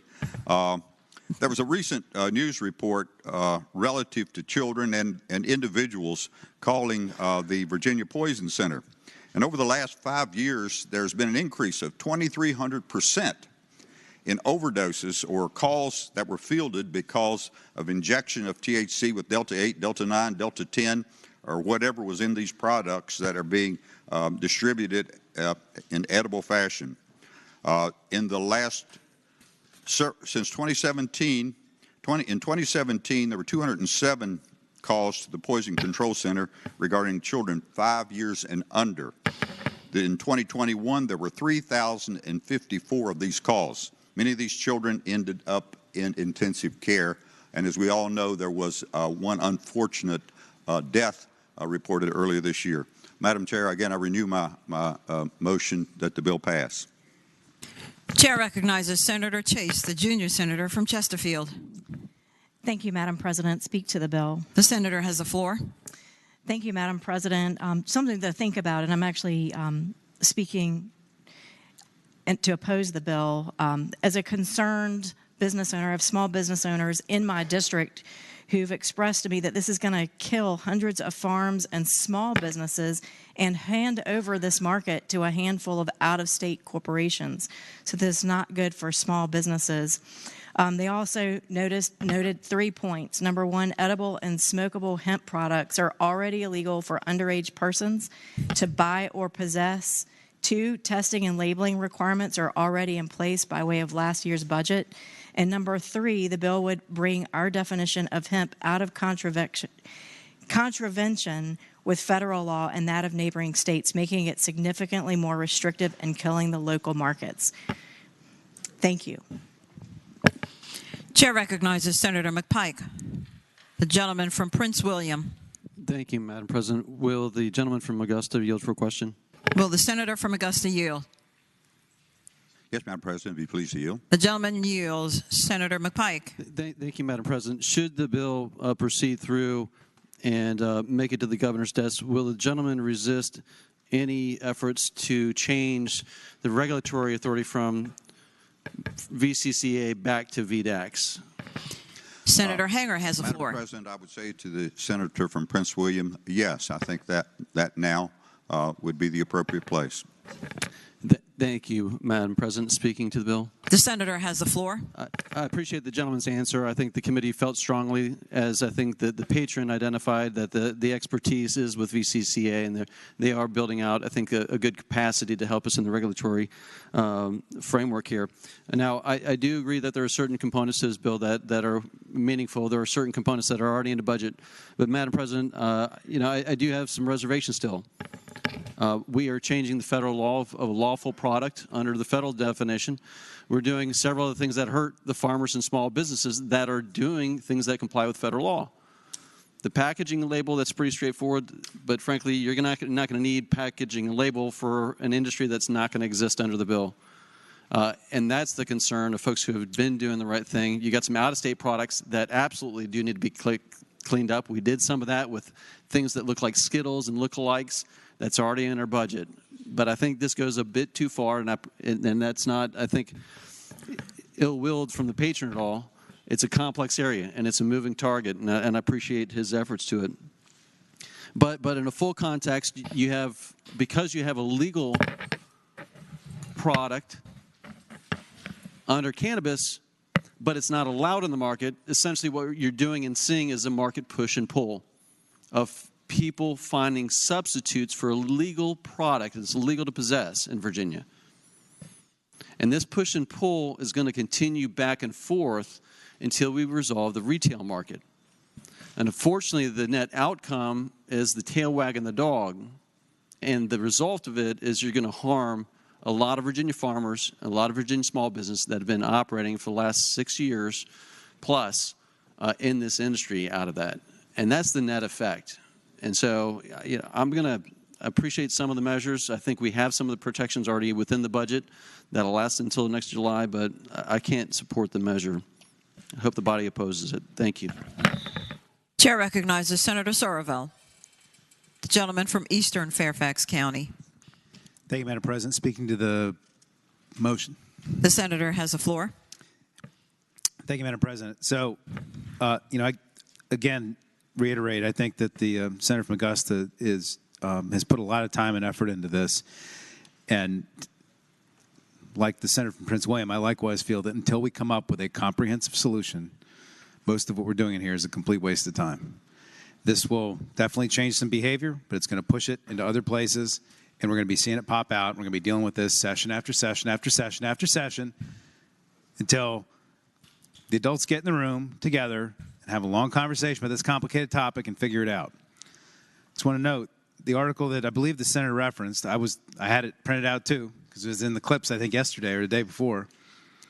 And it said, yes, as alarming as it sounds, there's been a 23% 2,300% increase in pediatric overdose, THC overdose, in a kid under 5. But if you read the next sentence, what it says is, we've seen a dramatic increase in pediatric exposures to Dr. Ruddy Rose from the Virginia Poison Control Center. Some of these products have a significant amount of THC, and it could be Delta 8, Delta 9, Delta 10. Sometimes you don't know what it is. This bill deals with Delta 8. Delta 9 is what you would call regular marijuana. And I passed a big bill redefining what that was about 2 years ago because of synthetics and the federal hemp law, because this is a moving target. Delta 10 is a different kind of synthetic. What's going to happen next year? Probably going to have Delta 11, Delta 12, Delta 7, Delta 4.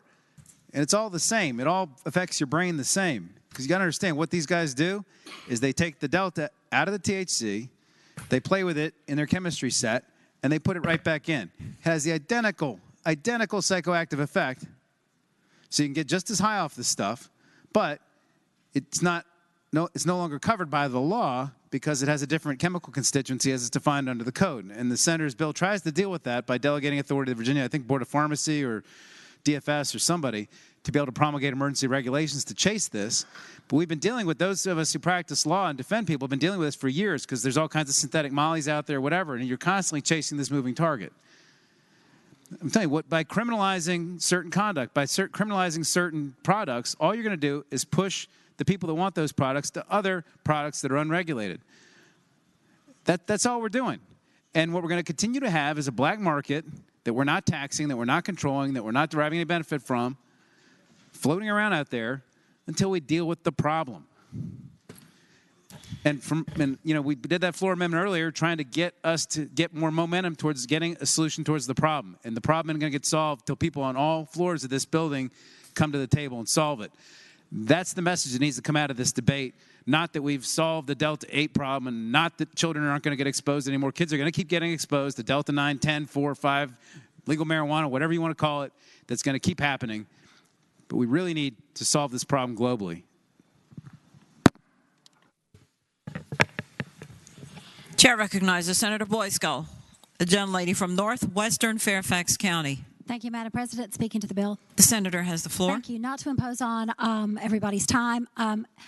Those of us who have served on the subcommittee for cannabis reform have put a lot of work into this. I want to thank my colleague who has done so much. I very much care about the safety for our children, but I have to stand in solidarity with my colleagues who are concerned about the whack-a-mole. This is an issue that is not going to be solved until we look at this problem comprehensively. And for that reason, out of great respect to my colleague who's sitting on the other side of the room, I will also be putting up a red.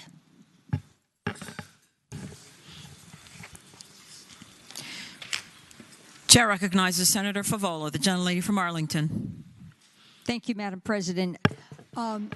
Will the patron yield for a question? Will the senator rise and yield for a question? Yes. The senator yields. Senator Favola has the floor. Thank you, Madam President. As I read lines 636 to 642, I'm interpreting the language to say that just about any tetracannabinol infusion into a hemp product would be deemed illegal under this. Is that a fair interpretation? Senator Hanger. Madam President, I would say to the senator that yes, that is my reasoning. That was put in there. That change was made. That's embedded in the legislation during the process in your committee when we decided this would go to the Cannabis Control Authority, and that we would broaden the latitude so that they're really making the decisions. So I really do agree, and it was a point that I was going to make later, and I thank the gentlelady for bringing it up, that this isn't just about Delta 8. It's about concentrations of THC in any of these type products. Speaking to the motion. The senator has the floor. I certainly understand that we have to balance many things when we pass legislation. I think the comprehensive approach that my colleagues are discussing might be out of our reach for some time. So the question for us as lawmakers is just how much damage are we willing to accept until we can actually get the whole package, if you will, the retail market and the regulations that go along with the retail market. I continue to be concerned that we don't have enough safety measures in our legislation or in our law. We just have budget language that was passed in the 2024, fiscal year 2024 budget, which we passed last year, the biennium budget. That language is going to expire. It's not in statute. And then we're going to go back to not having enough protections for products that are already on the market. I have the greatest respect for all of our hemp farmers. But you know what? They want some clarity too. They want some predictability. And those that are doing a good job in producing their products actually want regulation. I sat in a meeting with them and they said, we're doing the right thing and we want regulation. I think it's time, and I just really respect all of the many members who have worked on this issue, including the gentleman from Prince William County, the members of the subcommittee, the Cannabis Subcommittee of Rehab and Social Services. But this is really, in my mind, a decision that each one of us has to make regarding a complex set of values and priorities that we have to weigh. Thank you, Madam Chair.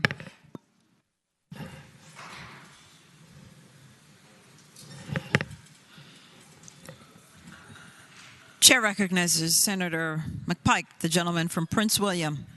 Thank you, Madam President. I hate to speak twice, but I'll be brief to just clarify. And the Senator has the floor. Thank you. And so, Madam President, just to the point, I have yet to meet a hemp farmer that wants this bill, to be clear. They do want a regulatory framework that is third-party tested and the rest of the stuff that we set out. So I just want to make sure it's clear of what the folks want, because they want to have a good Virginia product. That's absolutely what they've indicated. But they don't want this bill, to be clear.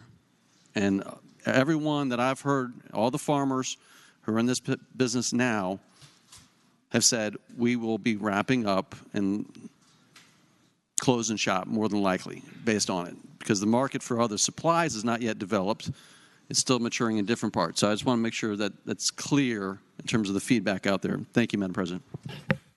Chair again recognizes Senator Hanger, the gentleman from Augusta. Thank you, Madam President. Just to speak finally to the bill. If no one The Senator has the floor. Thank you. Thank you. I think it was very clear in our understanding of what's going on here with the substitute, or rather the amendment that was offered today, and I understand that. There's a growing number of people here in this body, perhaps, and across the Commonwealth that want us to advance recreational marijuana. And this is not about recreational marijuana, but I understand that. And I understand the conflict between those who want recreational marijuana and who stand to benefit from the expansion of pharmaceutical marijuana into recreational marijuana, and all of the people that could be employed growing these products for that market. I understand that. But I would say with clarity right now, the majority of hemp producers that are putting their products out there in the marketplace want long-term sustainability, and they want us to have a regulated market, and they're not for these unsafe products that are in thousands of our stores right now that are giving children a high. And we don't want to give children a high. If you're an adult and you want to get high, that's your business. But these products are a danger to our children, so I would ask you to support the bill. The question is, shall the bill pass? Those in favor of passage will record their votes aye. Those opposed, no. Are the senators ready to vote? Have all the senators voted? Does any senator desire to change their vote?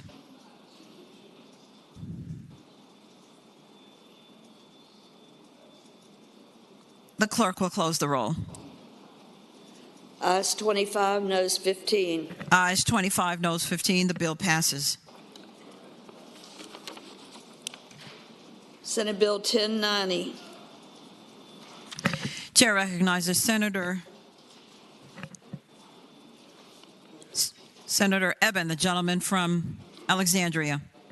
I move the bill pass. And speaking to the bill. The senator has the floor. Thank you. Senate Bill 1090 has to do with expanding medical cannabis licensing from our original, what was supposed to be 5 locations, which is in fact 4 locations now, serving an estimated 100 100,000 patients.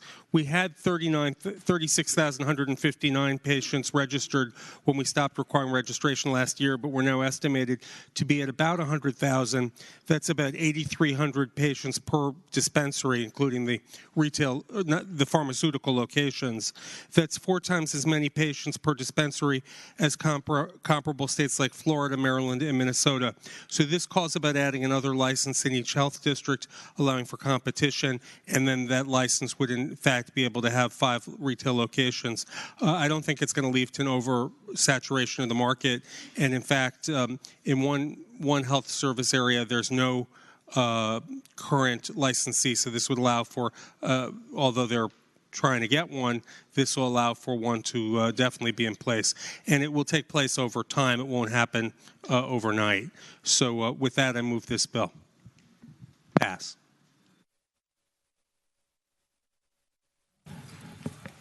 The question is, shall the bill pass?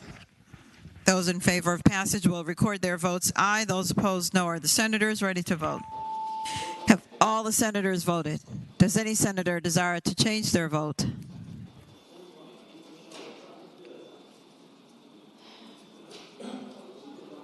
The clerk will close the roll. Ayes 23, no 17. Ayes 23, no 17. The bill passes. Senate Bill 1337. Chair recognizes Senator Donovan, the gentlelady from Henrico. Thank you, Madam President. I move that we pass the bill and speak to the bill. The senator has the floor. Madam President, this bill does a couple of things back now to medical marijuana. And number one, it allows the pharmacies to have a medical provider that is there to authorize the prescription of marijuana. That's how it's set up in Virginia. You have the pharmacies that are vertically integrated, but you have to have a provider that authorizes the use. We've tried to reduce some of the obstacles. We talked just a moment ago about the 8,000 patients at each dispensary. When the business models were designed and set up, we anticipated that there were 25,000 patients per dispensary that were likely in need of the medication. And some of the reasons that we do not have patients subscribing to medical marijuana and receiving it is because of the obstacles we've created in that process.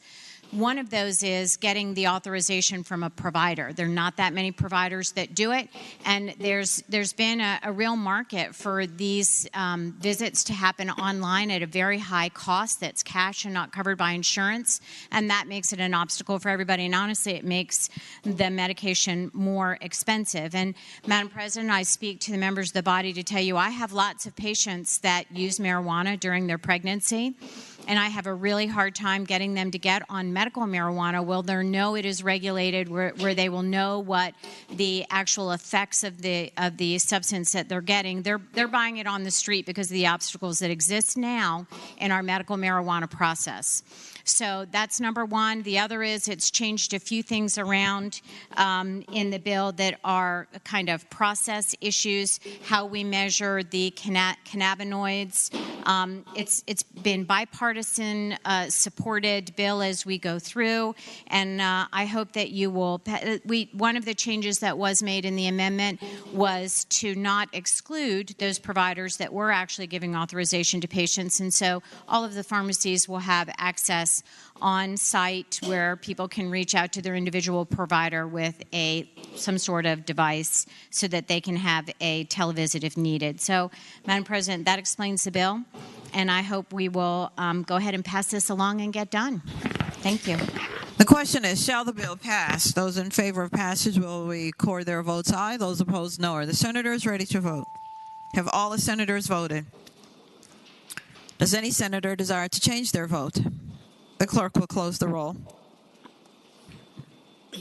Ayes 30, noes 10. Ayes 30, noes 10. The bill passes.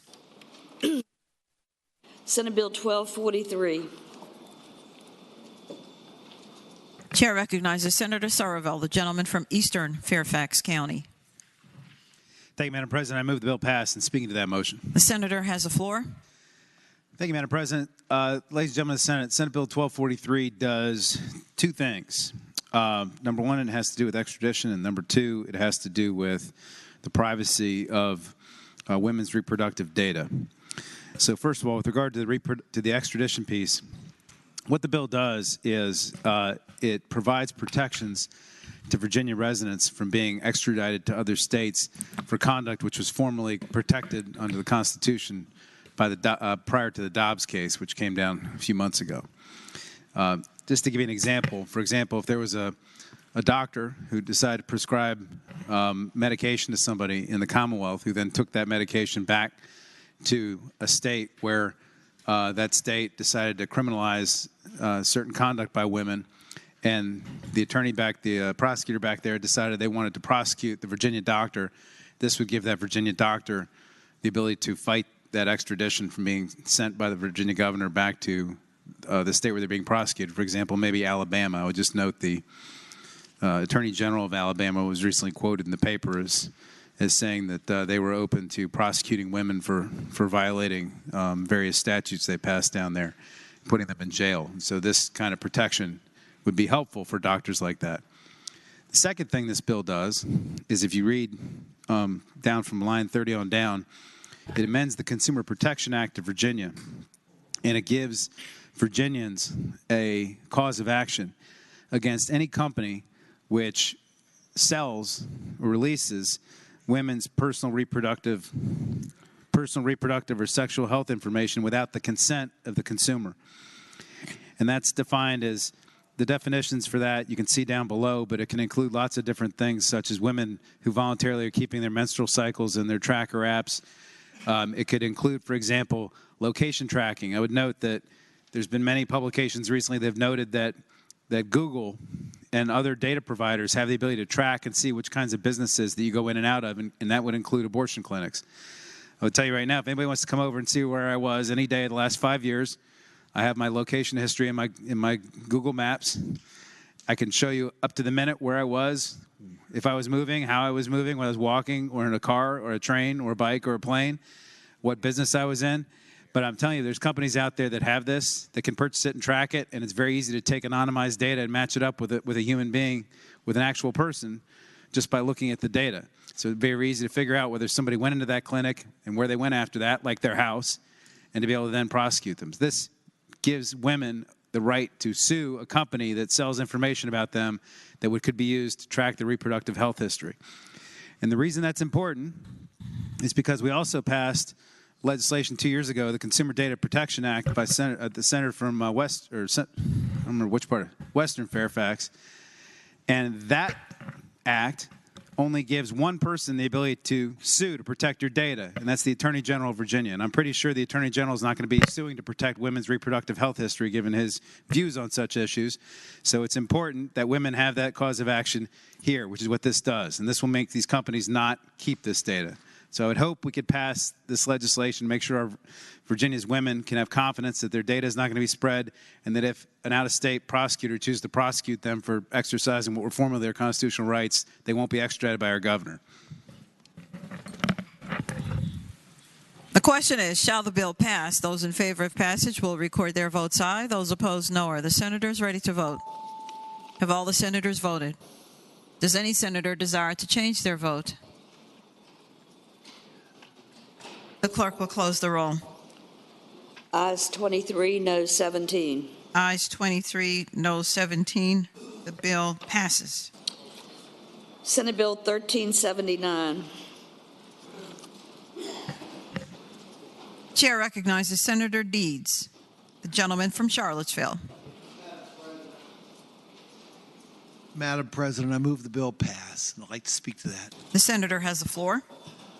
Madam President, this bill does one very simple thing. It gives people that are residents of local jails or regional jails the ability to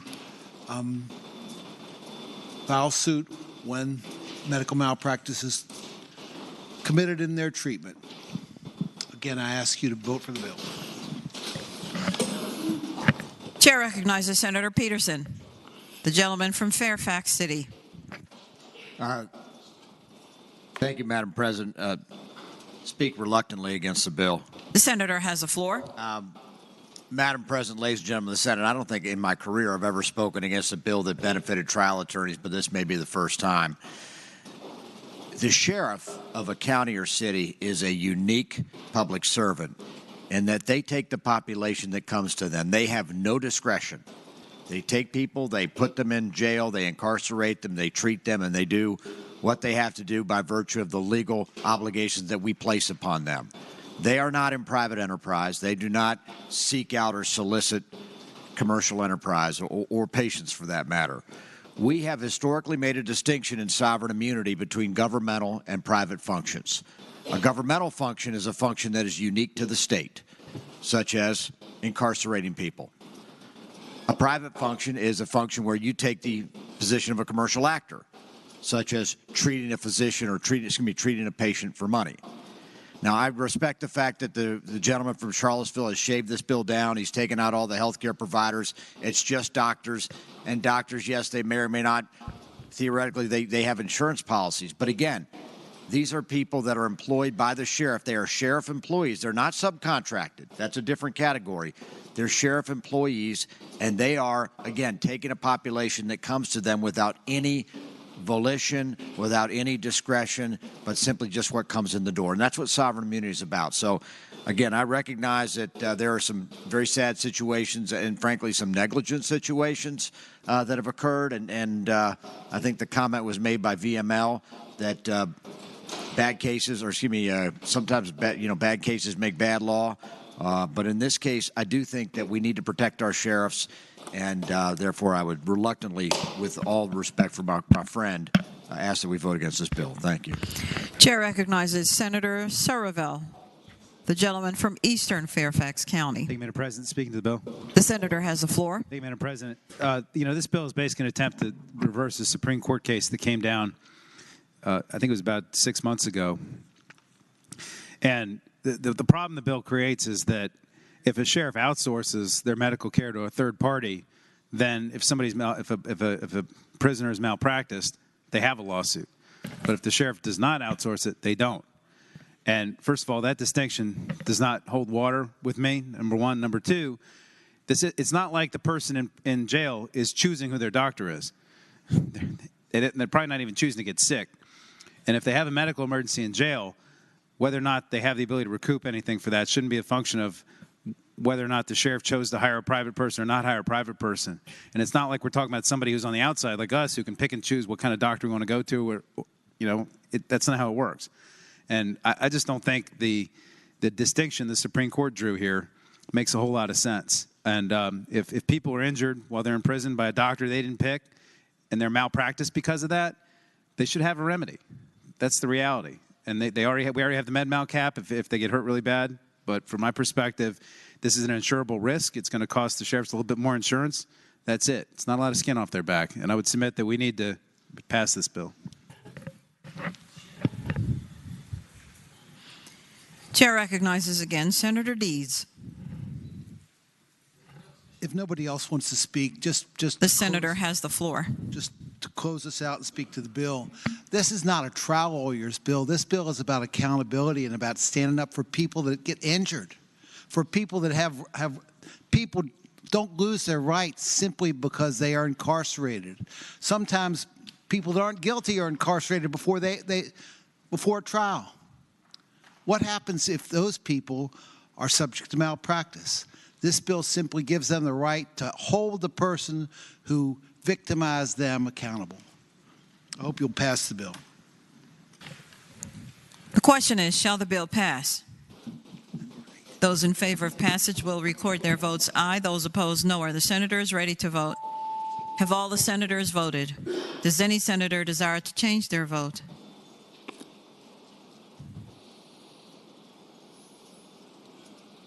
The clerk will close the roll. Ayes 20, noes 20.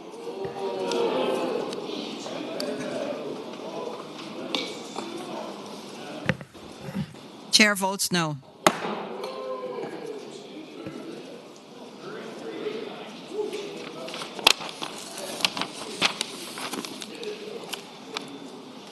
Senate Bill 1495.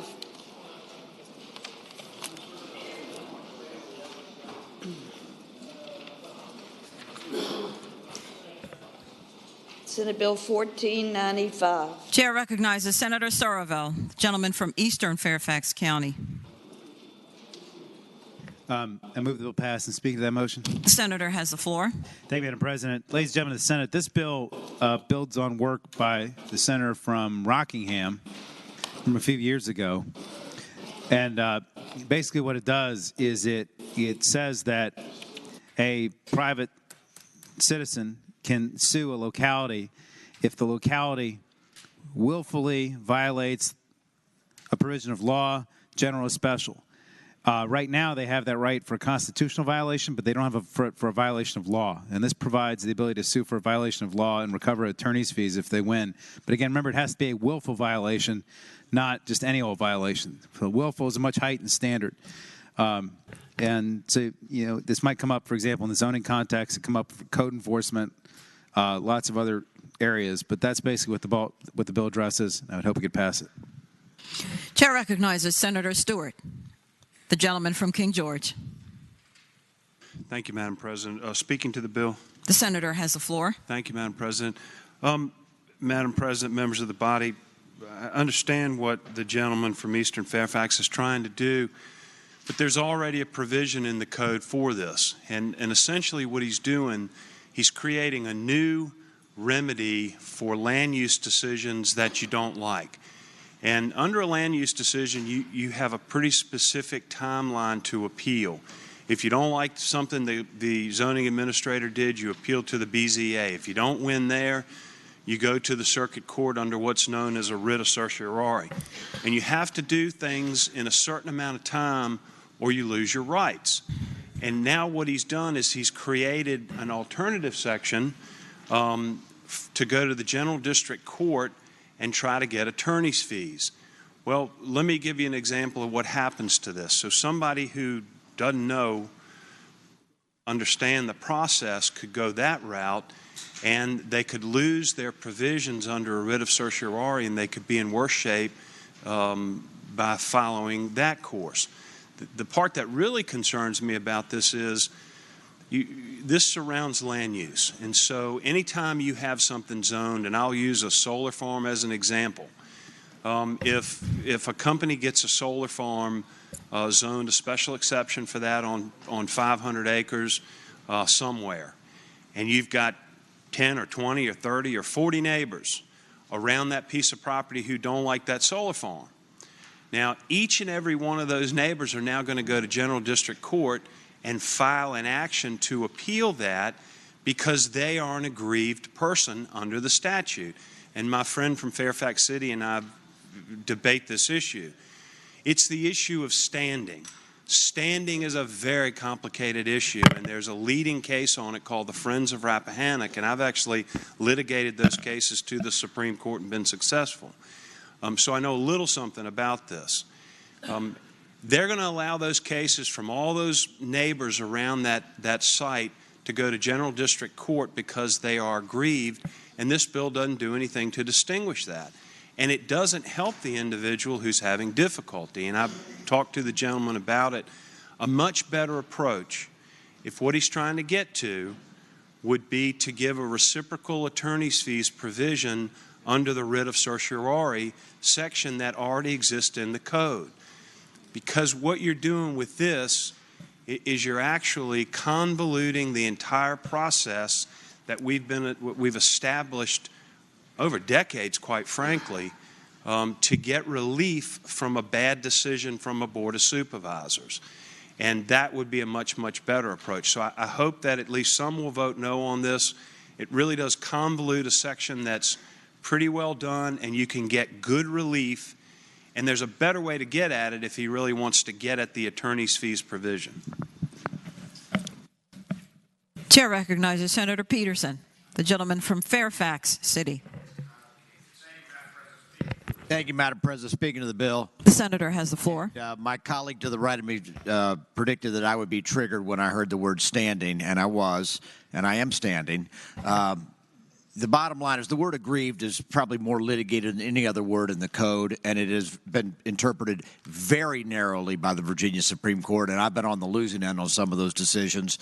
Basically, it means that you, one, are proximate. In other words, your property literally touches the offending property, and 2, that you have a injury that's peculiar to you or your client and not shared by the general public. And it's very hard to get past that threshold.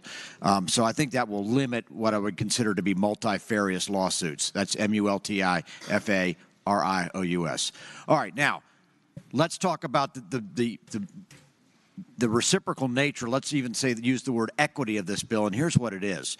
Right now, under the Administrative Process Act in Virginia, if a state agency harms one of my clients, and I heard one of my clients' names taken in vain in an earlier debate, I'd like to say that was a case where I sued a state agency, and you know what? We won, and we recovered our legal fees. You have the ability to recover your legal fees as part of your remedy if a state agency acts outside the law. There is no reciprocal right if you go have a legal action against a local government. So a local government can rezone your property, or they can take a zoning action against you, or they can do something willfully in disregard of the law, shut down your business.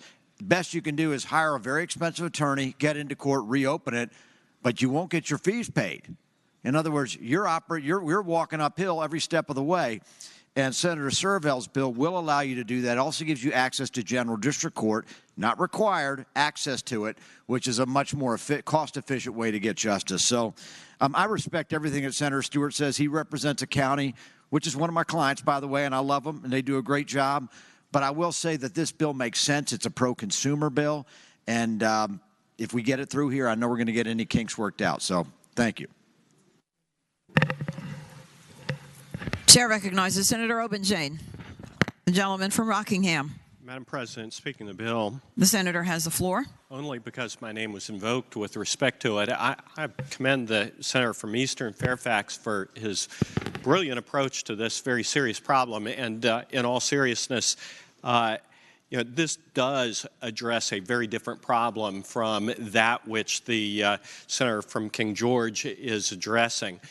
What he's addressing are just erroneous or questionable decisions by a zoning official or local government that may be wrong, may not be wrong.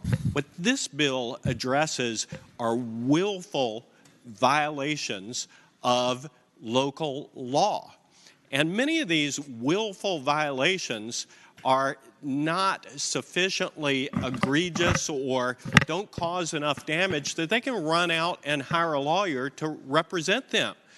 This may be something that is small potatoes to the local government, but to the person aggrieved, it is a huge deal. And they are not going to be able to get redress. And, quite frankly, my friends in local government, for the most part, they're just great people who do a really hard job and do it very well. But every once in a while, there's somebody who makes a decision that they know is wrong, and they make it just because they know that they can and that there's nothing anybody can do about it. And it may be something that they feel very strongly about, for which that person has no other redress. This gives them an opportunity to, fight City Hall. And I think that is an important goal that we ought to vindicate. So I hope that a few members over here will join the senator from Eastern Fairfax in this endeavor.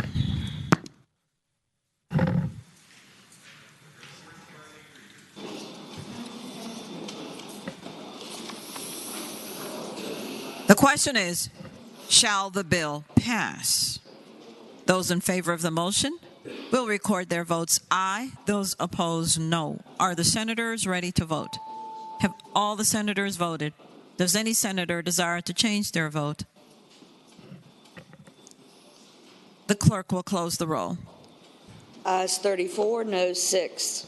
Ayes 34, no 6. The bill passes. Senate Bill 1515. Chair recognizes Senator Stanley, the gentleman from Franklin County. Thank you, Madam President. I now move that Senate Bill 1515 pass. And speaking briefly to that motion. Senator has the floor. Thank you, Madam President. We discussed this in terms of the adoption of the floor substitute offered by the senator from Northern Fairfax. Is that right? Northern Fairfax. And so it needs not much more explaining, but what this bill does is it puts the onus upon those internet sites, not internet providers, not anything else, but those sites that are basically pornography sites, that if they're going to have people accessing those sites, they're going to ensure that the person that's accessing that site is over the age of 18. And so we've seen it work in Louisiana. I think it's something we need to absolutely try to do here. I've described to you the adverse effects that pornography has on children, especially smaller children. I was actually reading more articles about it that I had. You know, and one research article that I just read said that kids as young as 6 are now seeking pornography, and that 1 in 10 visitors on porn sites are now under 10 years old. That's one too much. And so this puts the obligation on those that provide this kind of content to make sure that the people that are getting it are the ones that are of age and allowed to have it and to access it under the laws that we have currently on the books. So for those reasons, Madam President, I renew my motion that Senate Bill 1515 pass. Madam President. For what purpose does the gentleman from Roanoke County rise? Senator from Franklin yield for a question. Will the senator yield? Yes, Madam President, I will yield. The gentleman yields. Senator Edwards has the floor. Are you aware of any other state besides Louisiana that's passed a bill like this? Senator Stanley. Madam President, I'd answer the gentleman by saying I haven't checked. Senator Edwards. Are you aware that California was going to, but realized it wouldn't pass and dropped it? Senator Stanley has the floor. Madam President, I'd answer the gentleman by saying I don't really kind of check on California that often, so I don't know the answer to that. But, you know, California does what California does. Madam President, will the senator yield for another question? Will the senator yield for another question? Senator Stanley. Yes, Madam President, this is easy. The senator yields. Senator Edwards has the floor. Are you aware that the internet is nationwide? It's just not Virginia cited. Are you aware of that? Senator Stanley has the floor. Interstate commerce. Madam President, when did that happen? When did the internet become nationwide? You're kidding me. Madam President, since Vice President Al Gore invented it, I thought it was local. Madam President? Madam President. Yes, sir. I think we all understand what the internet is. And we all understand the benefit of the internet. We all understand how it can transform education, how it can transform areas that need jobs by bringing in great industries that use the internet to thrive and flourish. It is a great tool, but it is also, Madam President, a tool that can be very dangerous and get between a parent and its child in the rearing and deliver a message that those parents or parent does not want the child to be exposed to growing up. So, yeah, I know that the internet is there. I know it is nationwide. I've even heard, Madam President, that it is worldwide. They call it the World Wide Web. It's amazing. It is. Stop, I was just reading about it. But ultimately, we have interstate commerce, and let's say, you know, an adult magazine travels from its printing shop and then gets bought over here in Virginia. So I understand that we can still regulate interstate commerce when it has a compelling state interest, and this bill addresses that. Thank you, Madam President. Madam President, will the senator yield for a final question? Will the senator yield for a final question? Would you, Senator, the senator has not answered. Will the senator yield for a final question? I was checking the web whether I should yield or not, but I'll yield this one last time. The senator yields. Senator Edwards has the floor. Will you agree that we should not pass unconstitutional laws in this body? Senator Stanley has the floor. Madam President, I'd answer the gentleman by saying you don't know something's unconstitutional until an appellate court tells you. And I've seen things here that have been tested and upheld. I've seen laws that we have passed that have been overturned. That's a part of the process of the bicameral system and also the branches of government being separate and equally powerful in their own way. So thank you, Madam President. Madam President, with finally speaking to the bill. The senator has the floor. We should not be passing bills that are unconstitutional. We have a bill that was passed in 2000, It was thrown out by the district court and the Fourth Circuit as being unconstitutional. That bill that was passed in 2000 is almost identical to the present bill. So I urge the body to vote no. The question is, shall the bill pass? Those in favor of passage will record their votes aye. Those opposed, no. Are the senators ready to vote? Have all the senators voted? Does any senator desire to change their vote?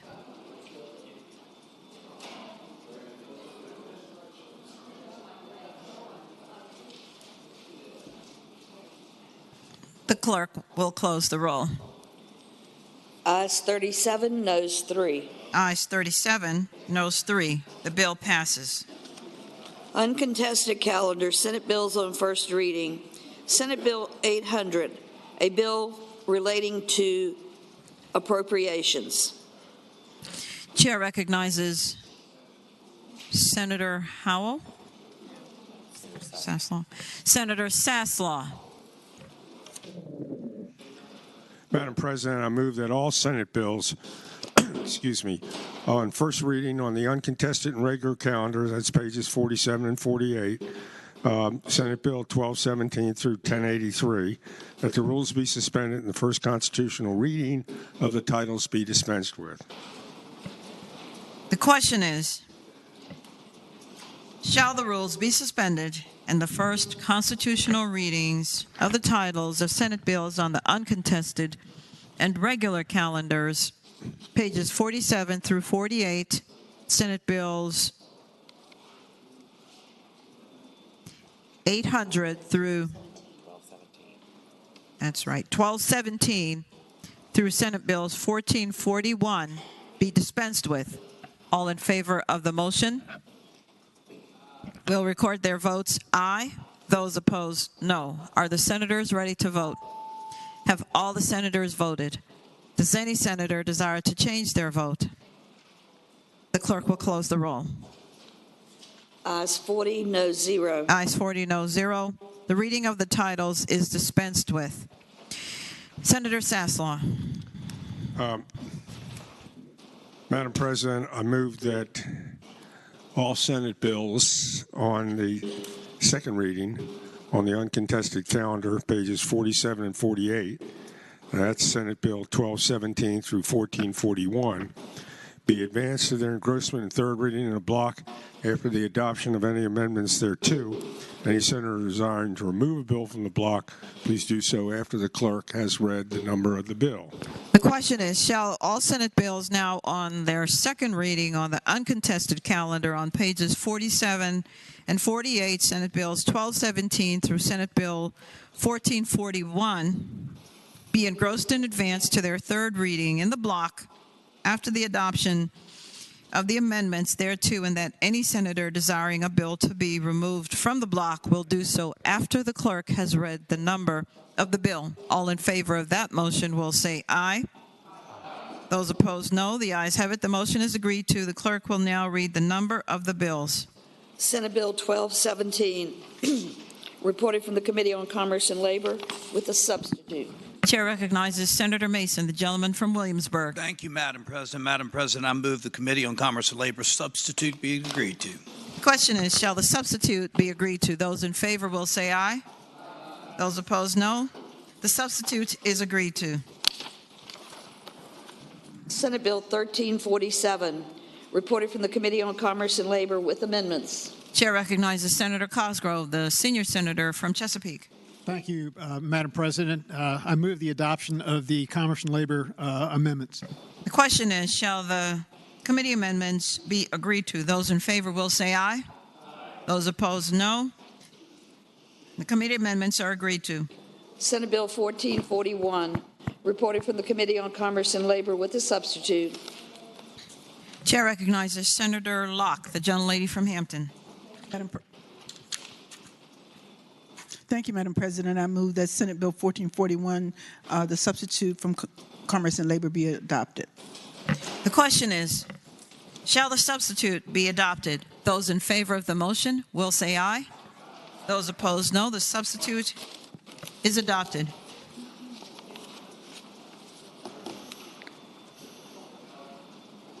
Chair recognizes Senator Saslaw. I'm sorry. Yeah. The question Madam President, I now move that all Senate bills now on third reading. No, it's a long day. It's for me. We're engrossing in stage. The question is, shall the Senate bills be engrossed and advanced through their third reading? All in favor of the motion will say aye. Those opposed, no.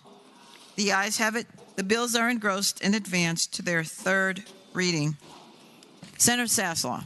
All right, now, Madam President, I move that all Senate bills now on third reading on the uncontested calendar, pages 47 through 48, and that's Senate Bill 1217 through Senate Bill 1441, the rules be suspended, and the third constitutional reading be dispensed with. The question is, shall the rules be suspended and the third reading of the titles of the bills be dispensed with? No, this is 3. All in favor of the motion will record their votes aye. Those opposed, no. Are the senators ready to vote? Have all the senators voted? Does any senator desire to change their vote? The clerk will close the roll. Ayes 40, no 0. Ayes 40, no 0. The reading of the titles is dispensed with. The bills are now on their final passage. Senator Sasslaw. I now move that all Senate bills on third reading, uncontested calendar, on pages 47 through 48, that's again Senate Bill 1217 through SB 1441, they be placed on their final passage in a block. Any senator desiring to remove a bill from the block, please do so after the clerk has read the number of the bill. The question is, shall the Senate bills on the uncontested calendar, third reading, pages 47 through 48, Senate Bills 1217 through Senate Bills 1441, now be placed upon their final passage in the block with the understanding that any senator desiring to remove a bill from the block will do so after the clerk has read the number of the bills. All in favor of that motion will say aye. Those opposed, no. The ayes have it. The motion is agreed to. The bills are before us in the block. The clerk will read the number of the bills. Senate Bill 1217, Senate Bill 1347, Senate Bill 1441. Chair recognizes Senator Suderline. Thank you, Madam President. Can Senate Bill 1441 be removed from the block?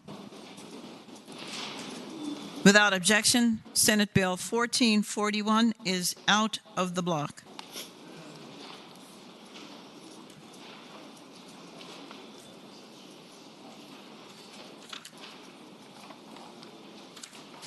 The question is, shall the bills in the block pass? That is all bills except for Senate Bill 1441 on page 48.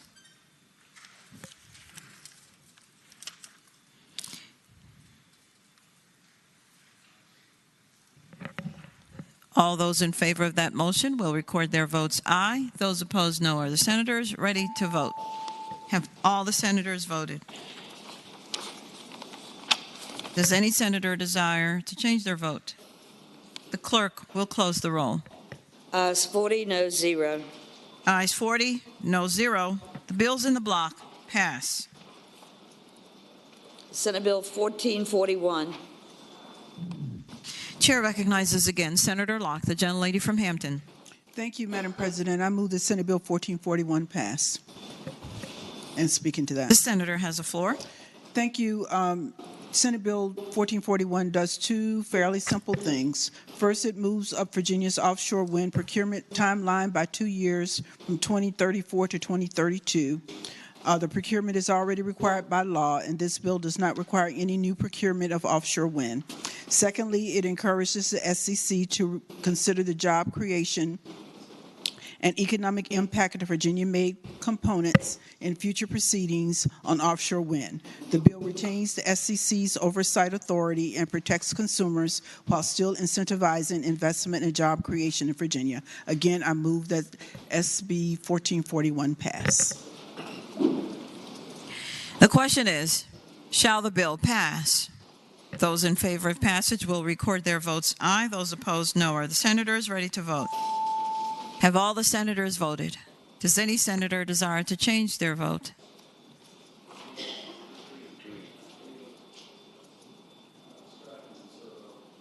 The clerk will close the roll. Ayes 38, noes 2. Ayes 38, noes 2. The bill passes.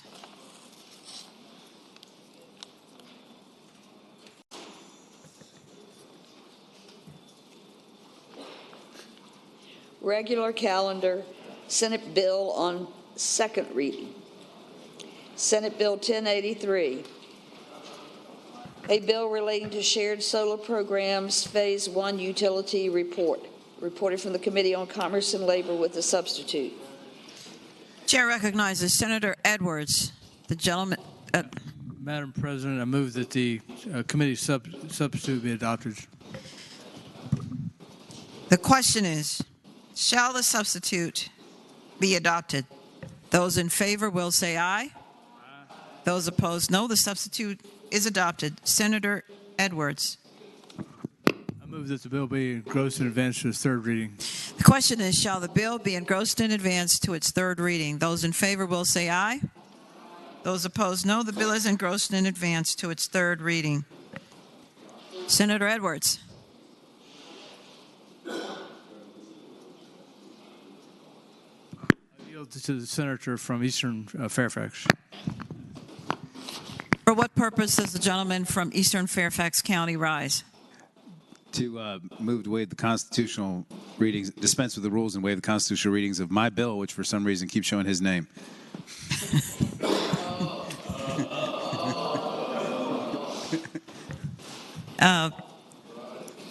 The rightful patron of the bill moves that the third constitutional reading be dispensed with.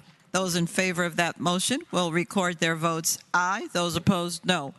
Are the senators ready to vote? Have all the senators voted? Does any senator desire to change their vote? The clerk will close the roll.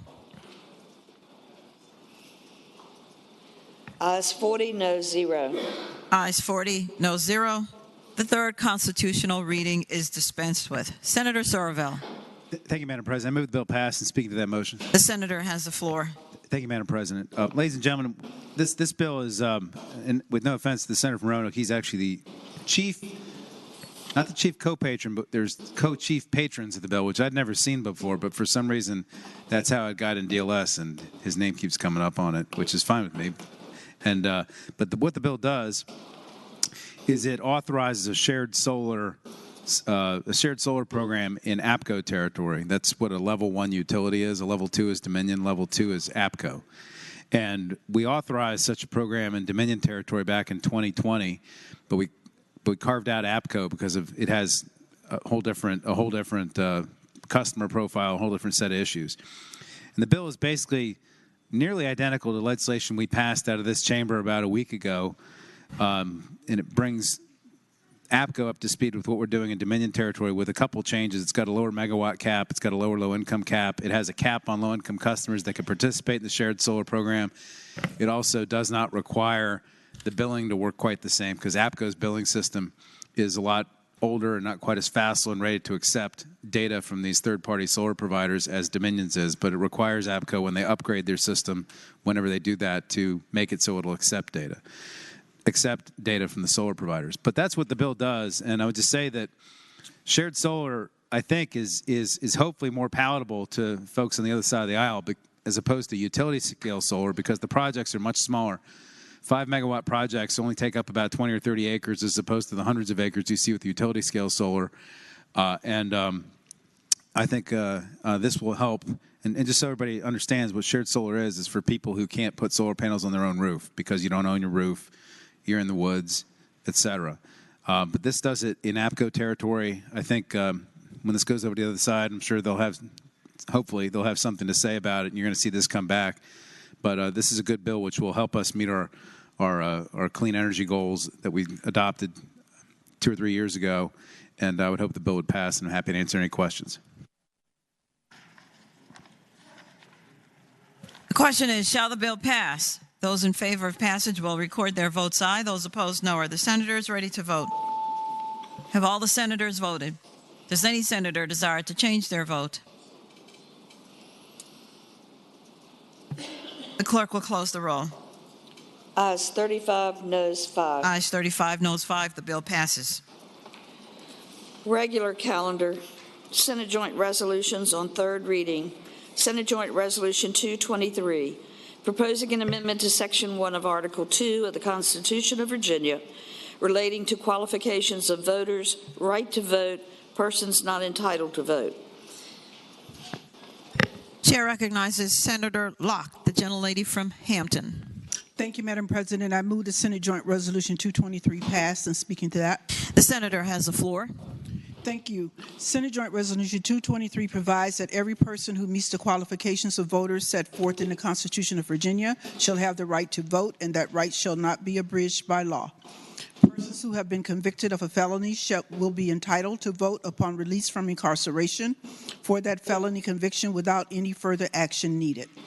This amendment also provides that a person adjudicated by a court of competent jurisdiction as lacking the capacity to understand the act of voting shall be entitled to vote during the period of incapacity.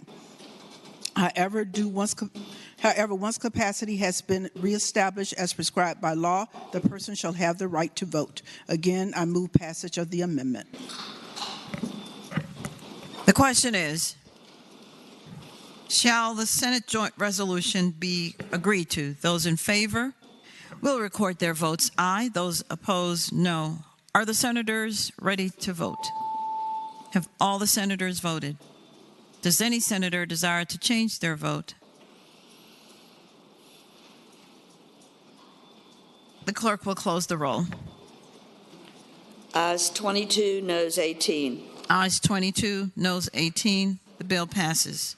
Senate Joint Resolution 255, proposing an amendment to the Constitution of Virginia by adding in Article 1 a section numbered 11-A relating to the fundamental right to reproductive freedom. Chair recognizes Senator McClellan, the senior senator from Richmond. Thank you, Madam President. I move that the resolution pass. And speaking to that, the senator has the floor. Thank you, Madam President. When I was a month old, the United States Supreme Court ruled in Roe v. Wade that the 14th Amendment's guarantee of liberty included a protection of the individual right to privacy and the right to abortion prior to fetal viability. The Roe v. Wade, Casey versus Planned Parenthood of Pennsylvania, and Whole Women's Health all had a fundamental right to reproductive freedom and stated that abortion could not be regulated by the states unless there was a compelling state interest and the regulation was narrowly tailored to meet that interest. Last year, that 50 years of precedent, almost 50 years of precedent, was overturned in the Dobbs decision, putting the question back to the states whether there is a fundamental right to reproductive freedom that includes abortion.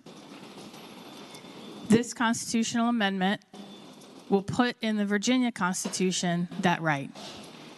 It is written in line with the legal framework outlined in Roe, Casey, and Whole Women's Health. It is no more and no less. 77% of Virginians, when asked, did not agree with Roe v. Wade being overturned. Last July, 68% of Virginians said that they found Virginia's current abortion laws were either reasonable or too restrictive. And in the recent Watson Center poll, 72% of respondents said that they preferred for Virginia's abortion laws to remain as they are or to become less restrictive. Madam Chair, decisions about when and whether to become a parent and decisions about, well, first, decisions about when and how to become a parent should be left to individuals, whether it is a decision over sterilization, contraception, or abortion. Healthcare decisions, including reproductive healthcare decisions, should be between patients and their providers. This constitutional amendment restores the right that I had during my childbearing years so that my daughter and my son will have those same rights when they reach their childbearing years. And I ask that we pass the resolution. Madam President. For what purpose does the gentleman from Bedford rise? Would the gentlelady resume the floor for the purpose of the question? Will the senator rise? I yield. The senator yields. Senator Newman has the floor. Madam President, I'd ask the gentlelady, I have read this over and over again, and my question is that if the state decided to restrict abortion even after the due date, would lines 21 through 23 say that we do not have a compelling interest to do that? Senator McClellan has the floor. Madam President, I would answer the gentleman that this amendment was written in consultation with legislative services to follow the framework that the Supreme Court struck down about what would be a compelling state interest and what would be narrowly tailored to meet that state interest. And to the extent that there is a compelling state interest, and there is a long line of precedent at the federal level for language that it was similar, that would say that certain restrictions late in pregnancy, in the third trimester, for example, would be allowed. Madam President. Senator Newman. Madam President, I just asked the gentlelady, I think the state's interest is laid out on line 22 through 23. So I guess my question is, where in that line is it in a state unable to have a state interest after the due date? Well, Senator McClellan. Thank you, Madam President. I would answer the gentleman that typically in constitutional amendments, you do not put so much detail that it would prescribe what would or would not be a compelling state interest. If he would repeat the line reference. Madam President. Senator Newman. Gentlelady yield for additional question.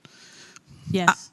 Well, the senator yields. Senator Newman has the floor. Madam President, just to be very clear, on line 22, it states what the state interest is. It says the state interest is compelling only when it is to ensure the protection of the health of the individual seeking care. And it goes on from there. Senator McClellan has the floor. I do not read it that way, and that is not what was requested by legislative services, to legislative services. My request to legislative services and my request once I got the draft back was, for example, whether the current restrictions that are in state law, which include restrictions on third-term abortions, which would include an abortion that may be scheduled after the due date, and due dates, by the way, are just a guess, and was assured by legislative services that the current restrictions on third trimester abortions and any that had been upheld by the U.S. Supreme Court to date would still be allowed. Madam Senator Newman. Speaking just briefly, the senator has the floor. Madam President, I always trust the gentlelady. She is always straightforward. That's not what this says. This simply says that the compelling state interest is only for the health of the individual seeking care. Madam President, we've done some things around here, even bipartisan nature, on partial birth abortion and on other items. I know this may have been misdrafted, but this would be the most extreme case I've ever seen. This is not Roe. This goes far beyond that. For that reason, Madam President, I would hope that we would not vote for the measure. Chair recognizes Senator Favola, the gentlelady from Arlington. Thank you, Madam President. My interpretation, I think I would... For what purpose does the gentlelady rise? Oh, excuse me, Madam President, to speak to the constitutional amendment. The senator has the floor. Thank you. I would draw your attention, I guess, to the senator from Bedford. It says the state interest is compelling, and then that's 23, but it also, line 23, but it also goes on to line 24 that says, consistent with accepted clinical standards of practice in evidence-based medicine. So I think that's where the context of a physician making a decision regarding the health of the mother and the health of the fetus. So that, again, we're relying on physicians. This is a medical issue. It's a health care issue. And there are standards of practice that healthcare providers use, and that I am attempting to be helpful, Madam President. Madam President, speaking to the, I don't know if that was a question, but answering the question, I appreciate Senator Newman. Speaking to it. I understand that that's what some want it to be. It's just not what it is. Line 22 and 23 are very clear on what the state interest is. The other just modifies it and actually limits that after the comma. And I know that we've been told around here that things we put in the Constitution really matter.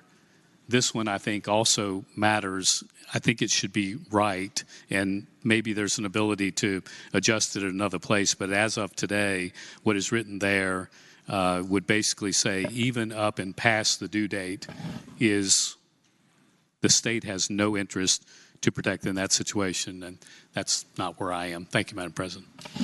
Chair recognizes Senator Chase, the gentlelady from the junior senator from Chesterfield. Thank you, Madam President. Just to ask a question of the patron, please.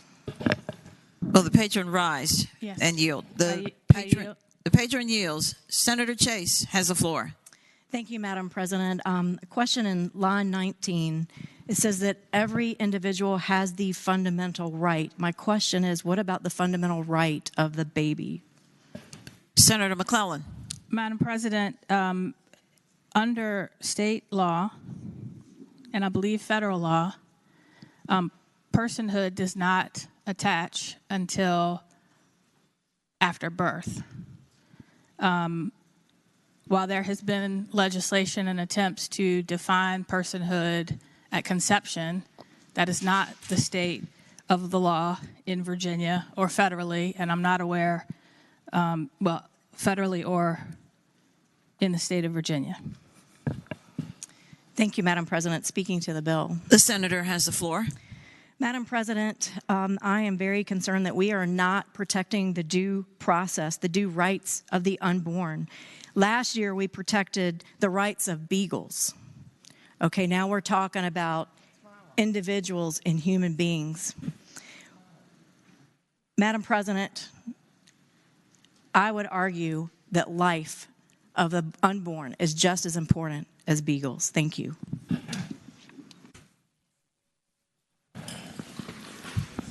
Chair recognizes Senator Boysko, the gentlelady from northwestern Fairfax County. Thank you, Madam President. Speaking to the constitutional amendment. The senator has the floor. Thank you, Madam President. I understand that all of our members have very strong feelings about this issue. It's something that fires folks up. I would remind each of us that we have freedom of religion. And under freedom of religion, that means that we each get to make our own decisions about ethical decisions. I happen to be the daughter of an Episcopal priest, and I've studied theology myself. I believe that life begins at birth.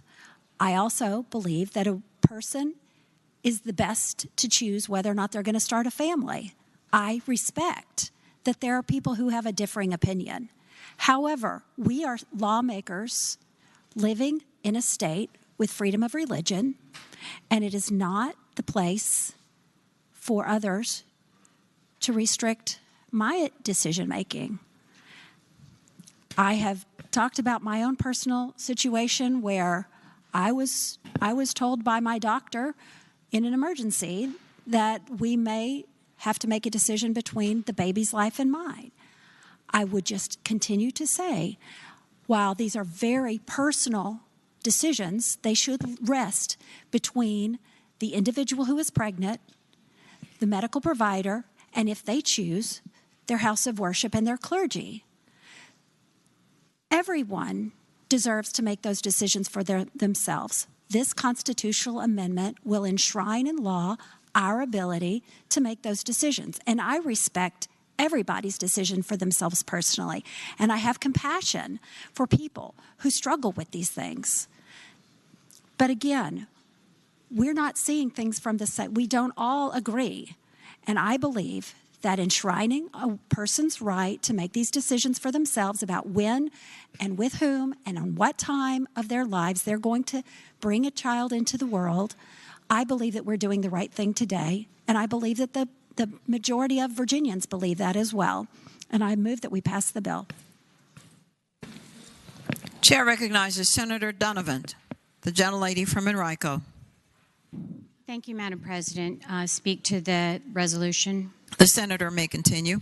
Thank you, Madam President and members of the body. I will start by saying that Roe specifically recognized due process quite absolutely in the third trimester, and also recognized that at some point there was viability in the second trimester, and that's why Roe gave the states the authority to limit abortion in those 2 trimesters, because there were 2 people that were recognized as due process. Talked about this before. Medicine, clinical evidence, and best practices also support that, as we have evolved the technology of neonatology over the years. We now have policies and procedures in place for NICU management of babies as young as 22 weeks. And let me be clear, because we talk about these numbers frequently, 22 weeks of gestation is only 20 weeks since conception, because the way you count the 40 weeks of pregnancy predates conception by 2 weeks. So let's talk about statistics, because that came up. And your constituents have spoken, and mine as well.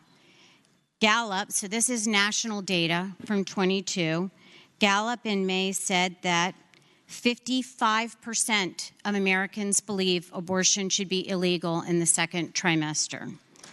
If you get to the third trimester, it's 71%. A majority does think it should be legal, but extraordinarily limited in the second and third trimester. What we are suggesting we add to the Constitution in no way reflects those kind of values that are common across the population. If you want to look at Pew, they find very much the same thing, total. How long a woman is pregnant should be relevant in determining whether abortion should be legal. 56% said it should matter, plus another 8% that said it shouldn't be legal at all. You know, that's Republicans and Democrats. 64% of Republicans, 54% of Democrats think if it's in the second and third trimester, it should not be legal or severely limited. We talked a little bit about some data that came out of Virginia. One that came out was that Virginians want us to actually do something that's a compromise, not something radical like this resolution. This is a radical position on abortion.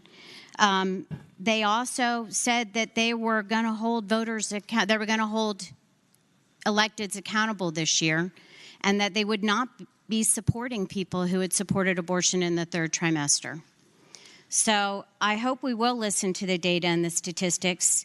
The intent of Roe and the intent of your constituents is not reflected in this resolution, and it's quite a radical position, and I hope that we will all see that and do as our constituent asks, and that means get together and come up with something that's reasonable and respectful of due process for even babies. Chair recognizes the junior senator from Virginia Beach, Senator Rouse. Thank you, Madam President. I rise to speak to the resolution. The senator has the floor. You know, I consider it a great honor to be amongst you all here in this Senate. Someone that was raised in Hampton Road 757, single parent household, older sisters, younger brother. I say that to say this. Everyone in this room has either gave me tips or advice and has welcomed me with open arms. And I respect each of you for that. Although I am the only one that has ran in an election this year, in 2023, on this very important topic. And the voters have made their decision clear. They do not want us or any legislative body legislating what a woman does with her body. As Americans, we all have the opportunity to practice any religion that we want, or choose not to practice at all and be an atheist. As Americans, that is afforded to us under the Constitution of this great nation. The last thing anybody, meaning government body, should be doing is legislating what each and every American is afforded under this Constitution. And that is to make decisions, your own health care decisions. You know, I stand proudly as a representative of Senate District 7, a seat that was held by a Republican member since 1995, over 2 decades. And in this year, 2023, was the first time a Democrat has held that seat, specifically running on that issue of protecting a woman's right to reproductive health care. So when I hear my colleagues talk about that the voters will not be sending someone here to represent them who is against or who is for abortions, I'd say just look at my race. That special election speaks for itself. Again, I hold each and every one of you in high regards and respect in your communities as well. But I believe that I was sent here to ensure that we do not infringe on a woman's right to reproductive health care. Thank you, Madam President.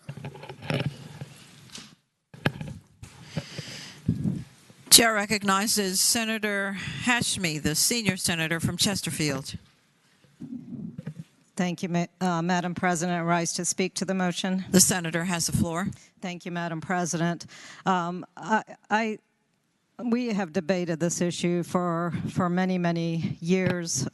We see the concerns rise every session. But this is probably the most critical session in front of us, and we are facing this decision. We have this resolution now in Virginia in the Commonwealth because of the decision made by the Supreme Court this past summer. It's the Supreme Court that took away the rights of women in the Dobbs decision and forced and compelled every state now to develop its own laws, its own regulations. If we just sit back and think about how absurd that is, that we do not have a standard of practice or a standard of legal agreement, that we have to do this state by state, that we as a nation do not have these protections for all women everywhere. This is a point of absurdity. that a woman living in Virginia may have rights that are different than a woman living in North Carolina or a woman living in Tennessee?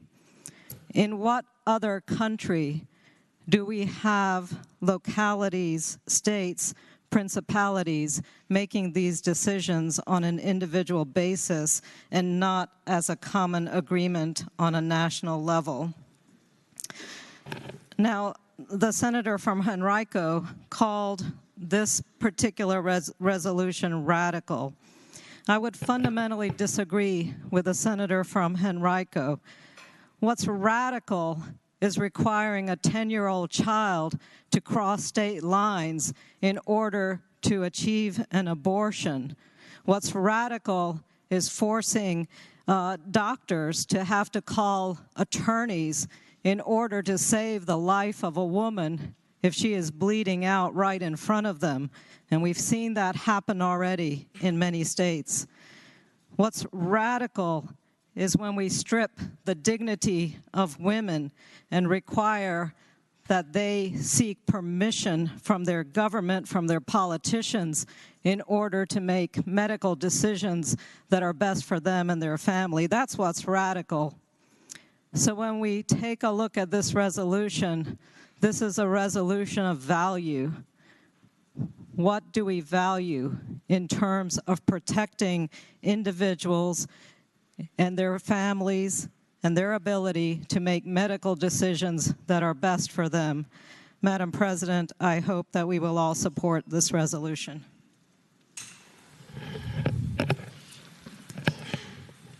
Chair recognizes Senator Stewart, the gentleman from King George. Thank you, Madam President. Madam President, members of the body, I don't typically speak on these types of what issues. purpose does the gentleman rise? Speaking to the bill. The senator has the floor. Madam President.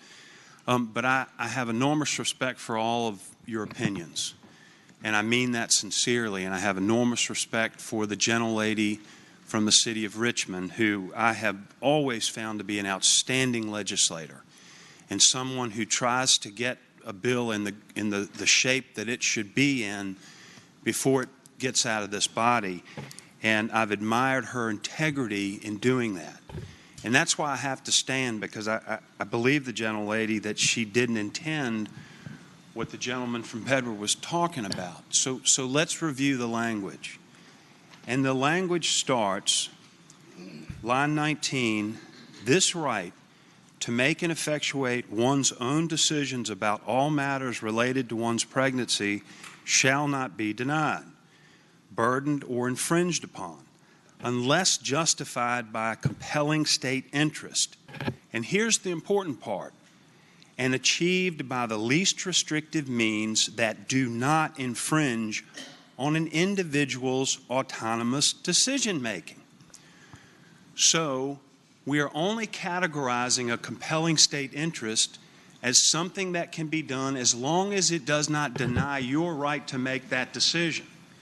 And there's no restriction on that decision whatsoever. And it goes on to say you can only restrict it as long as it doesn't affect the person who's seeking care, and that any medical standards are applicable to that care. And so I've been practicing law for 30 years, and I've studied the Constitution.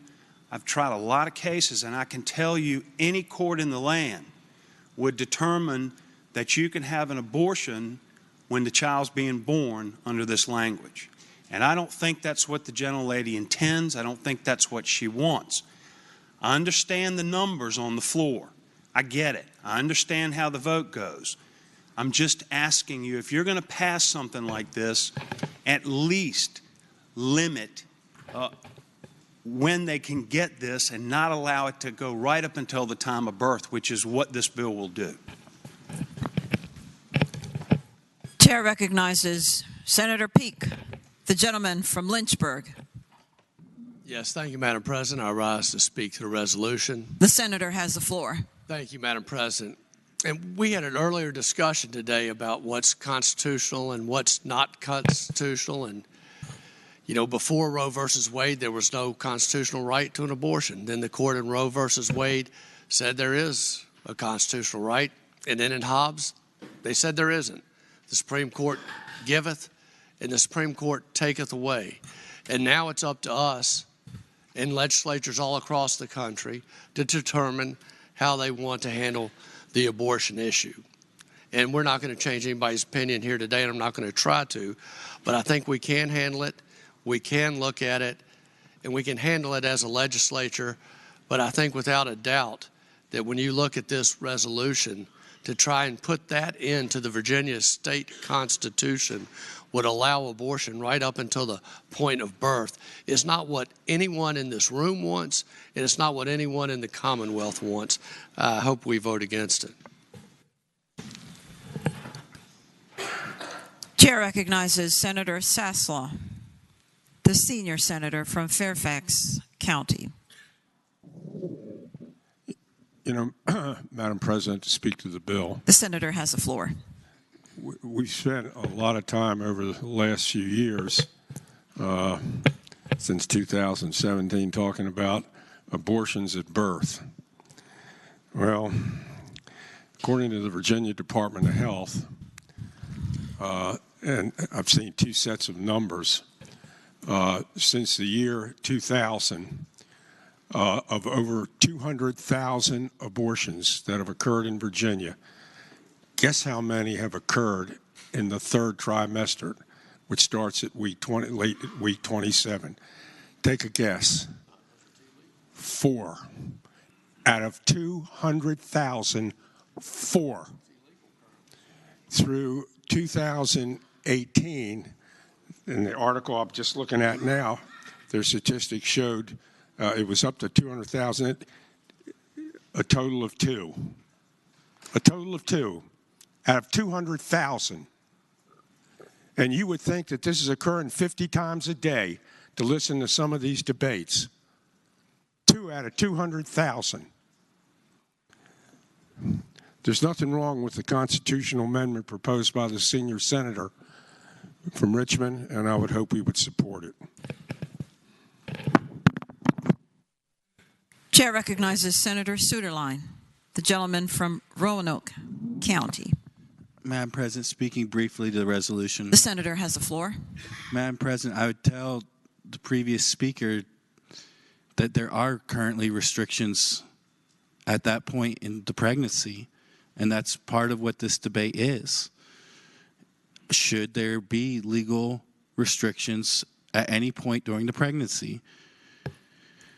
We heard one of the advocates earlier in this very debate say that they believe personhood begins on the day of birth. I remember President Reagan was asked when life began, and he said that he did not know, but because he did not know, he thought he should err on the side of caution and give early protection, and that's been debated on where that should be. But we just heard on the floor just a few minutes ago one of the advocates of this bill or resolution say that there should not be a legal right till the day of birth.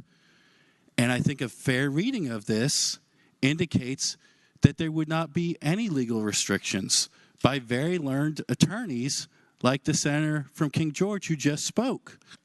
Even the patron of this, who I think is a very good legislator, even when I don't agree with what she's trying to do, I don't think this is a pretty extreme resolution the way it's stated. The reason why there's such great concern is how extreme it goes. So the very same folks that advocate for this outside this building are the ones that tell us there should be no prohibitions at any time. The previous governor told us that there should not be prohibitions at any time. That's why there's been so much debate on late-term abortions, is because we hear very articulate advocates on the other side give us great concern that they do intend to have legal abortion up to the point of birth, even suggesting that a legal right of personhood does not begin until the very day you are born. That is why we have such great concerns, I would tell the previous speaker. Thank you, Madam President. Chair recognizes Senator Favola, the gentlelady from Arlington. Thank you, Madam President. My apologies for speaking twice on this constitutional amendment, but... For what purpose does the gentlelady rise? Thank you, Madam President. I speak once again in favor of passage of this constitutional amendment. The senator has the floor. Thank you.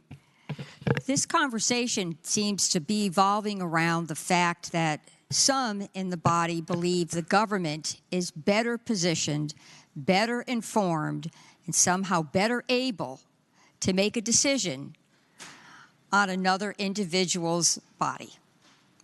And that really, to me, is just a bridge too far. I mean, this constitutional amendment is essentially providing a right to bodily autonomy, understanding that best clinical practices, in fact, will be employed, and a woman and a doctor are very able to make a decision, an ethical decision, a physiological decision, a decision that's in the best interest of the woman and her family. And to have a conversation that somehow big government should be in the middle of that is really, it's really upsetting. You know, this is just not a place where a third party should be at that table. A third party should be having that conversation.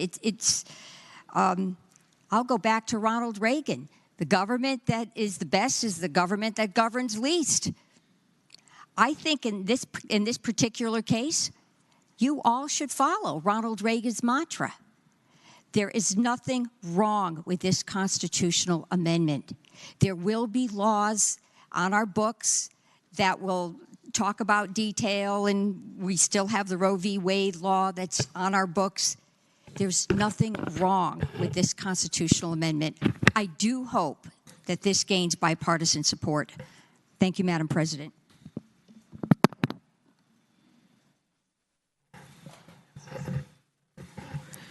Chair recognizes Senator McClellan, the senior senator from Richmond.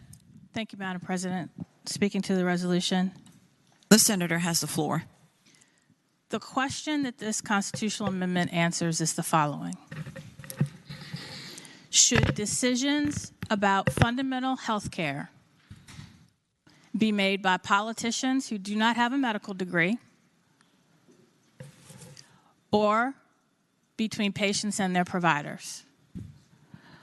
What the American College of Obstetricians and Gynecologists says is the fundamental purpose of this amendment. Questions about whether and when to access abortion care should be removed from the political context and returned to the patient and their trusted healthcare professional. There is, in this amendment, a standard of care. It says, as the gentlelady from Arlington pointed out, that a state interest is compelling only when it is to ensure the protection of the health of an individual seeking care consistent with accepted clinical standards of practice and evidence-based medicine. So let's talk about what happens late in a pregnancy. Do you think anybody wakes up at 28 weeks and says, oh, I've changed my mind? I can assure you they don't. What happens late in pregnancy, if someone is seeking an abortion, is something has gone horribly wrong. Horribly wrong. And a decision has to be made, and a balance has to be made. What is the standard of care calling to happen? And that is a decision that should be made between the healthcare provider and the patient, facing the worst news they've probably gotten in their life.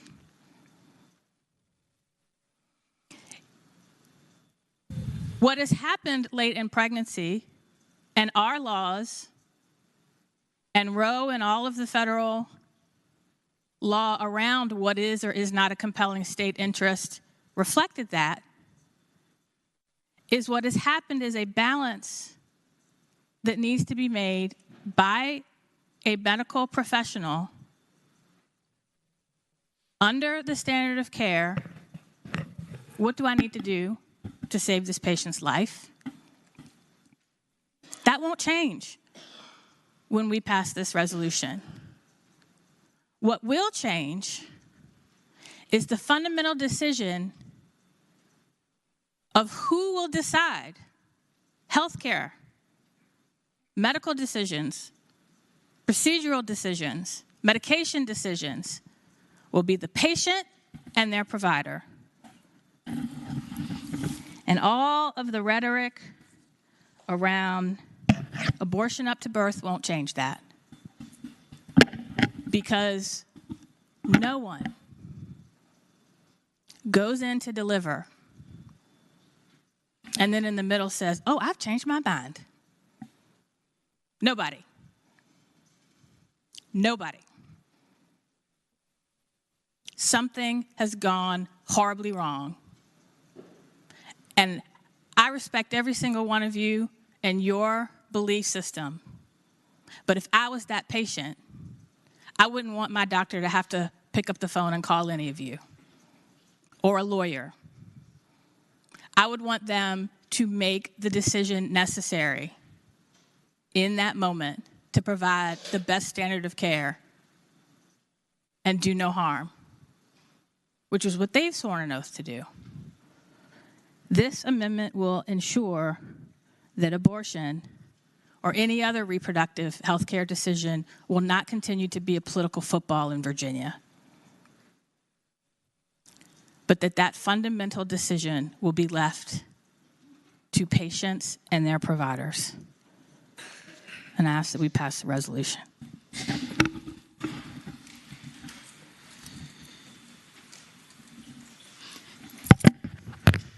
The question is, shall the resolution be agreed to? Those in favor of that motion will record their votes aye. Those opposed, no. Are the senators ready to vote? Have all the senators voted? Does any senator desire to change their vote? The clerk will close the roll. Ayes 21, noes 18. Ayes 21, noes 18. The resolution passes. Chair recognizes Senator Norman, the gentleman from James City County. Thank you, Madam President. Inquiry is the next series of items on the calendar, the uncontested Senate joint resolutions on the third reading. Yes, sir. Second reading. Second reading. I apologize. Thank you. It is. Madam President, I respectfully ask that we stand in recess for 10 minutes. Without objection, the Senate stands in recess for 10 minutes.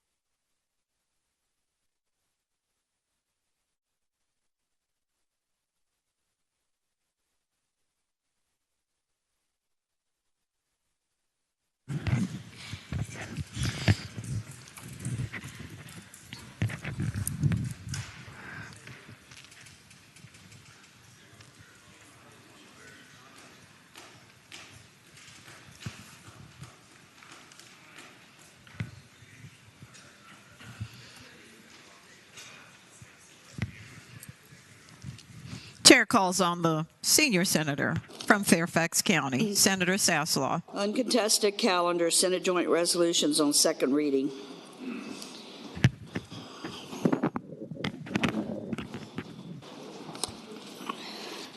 Madam President, I move that all Senate joint resolutions now,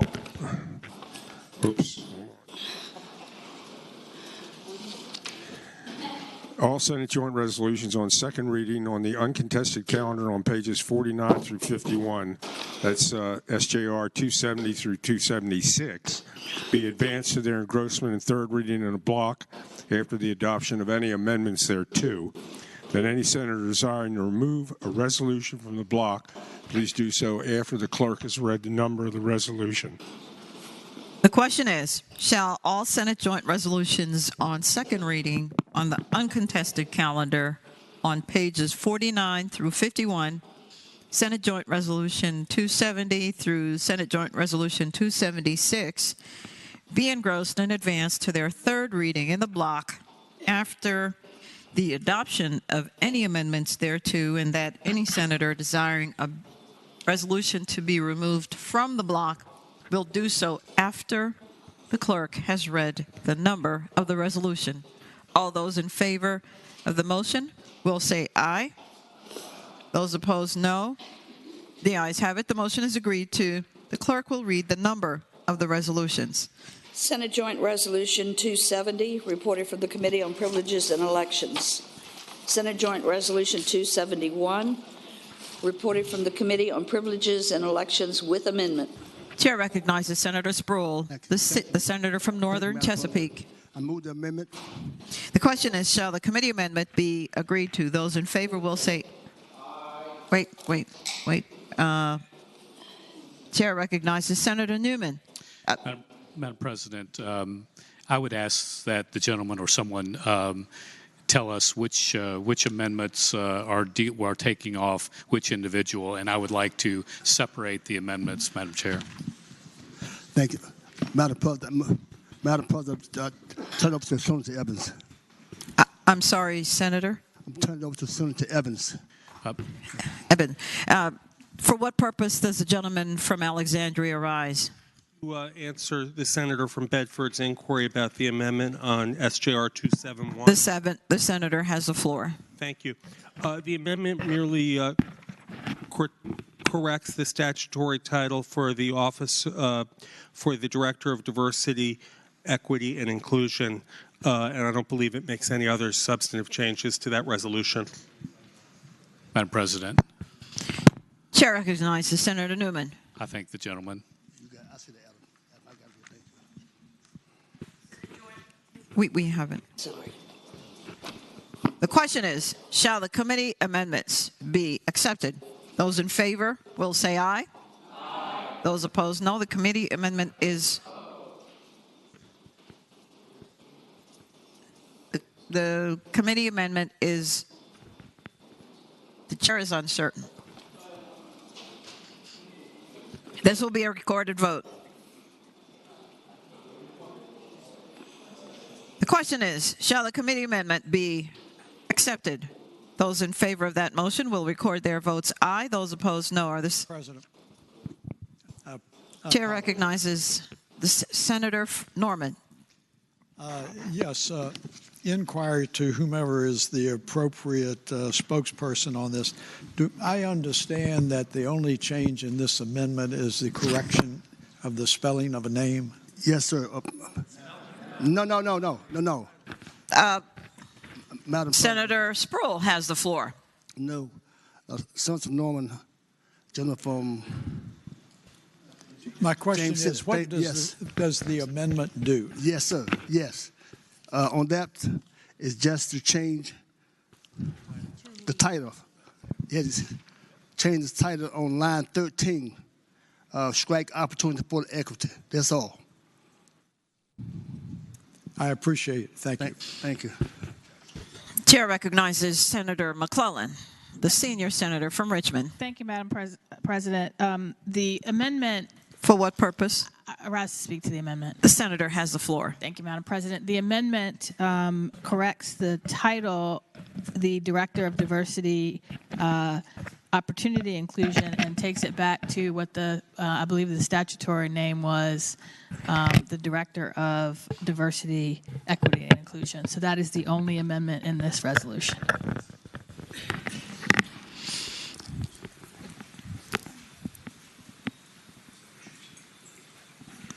The question is, shall the committee amendment be agreed to? Those in favor will record their votes aye. Those opposed, no. Are the senators ready to vote? Have all the senators voted? Does any senator desire to change their vote? The clerk will close the roll. Ayes 23, noes 17. Ayes 23, no 17.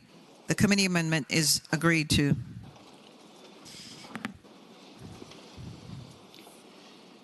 Senate Joint Resolution 272, reported from the Committee on Privileges and Elections. Senate Joint Resolution 273, reported from... Chair recognizes Senator Obenshain. Madam President, could the, Senate Bill 273 come out of the block and by temporarily? Without objection, Senate Joint Resolution 273 is out of the block temporarily and by temporarily. Senate Joint Resolution 276, reported from the Committee on Privileges and Elections. Could that come out of the block, please? And by temporarily. Without objection, Senate Joint Resolution is out of the block and by temporarily.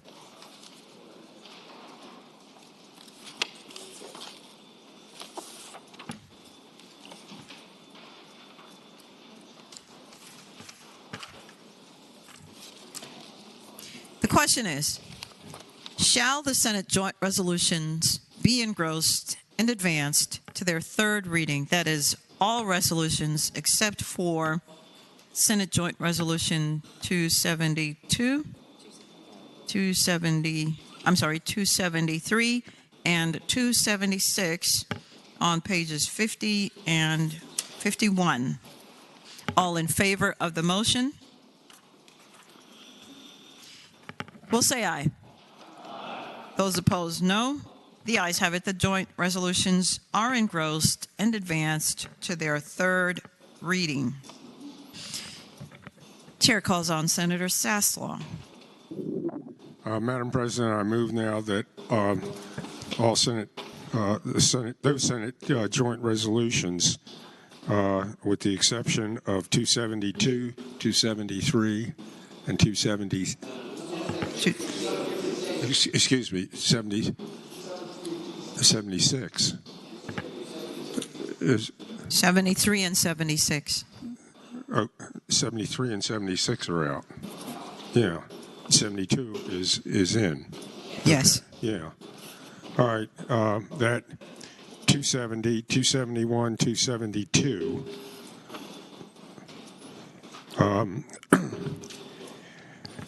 I move that those resolutions now on third reading on the uncontested calendar, and that would be pages 49 through 51. That's right, 76 is out. The question is, shall the rules be suspended and the third constitutional reading be waived? The question is, shall the rules be suspended and the third reading of the titles of the joint resolutions so named be waived? All in favor of the motion will record their votes aye. Those opposed, no. Are the senators ready to vote? Have all the senators voted? Does any senator desire to change their vote? The clerk will call the roll. Ayes 40, no 0. Ayes 40, no 0. The reading of the titles is waived. The joint resolutions are now before the Senate on final passage. The question is, I'm sorry, Senator Saslaw. Chair again calls on Senator Saslaw.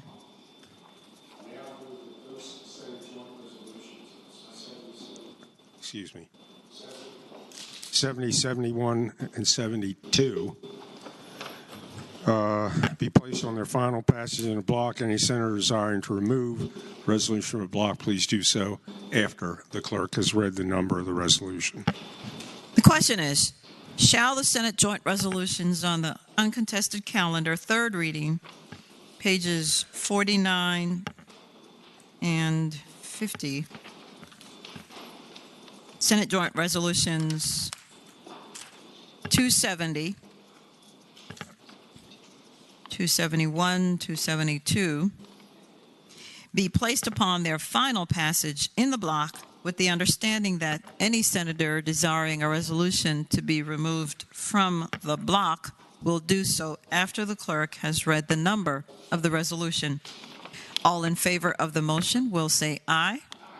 Those opposed, no. The ayes have it. The motion is agreed to. The clerk will read the number of the resolutions. Senate Joint Resolution 270, Senate Joint Resolution 272, and Senate Joint Resolution 271.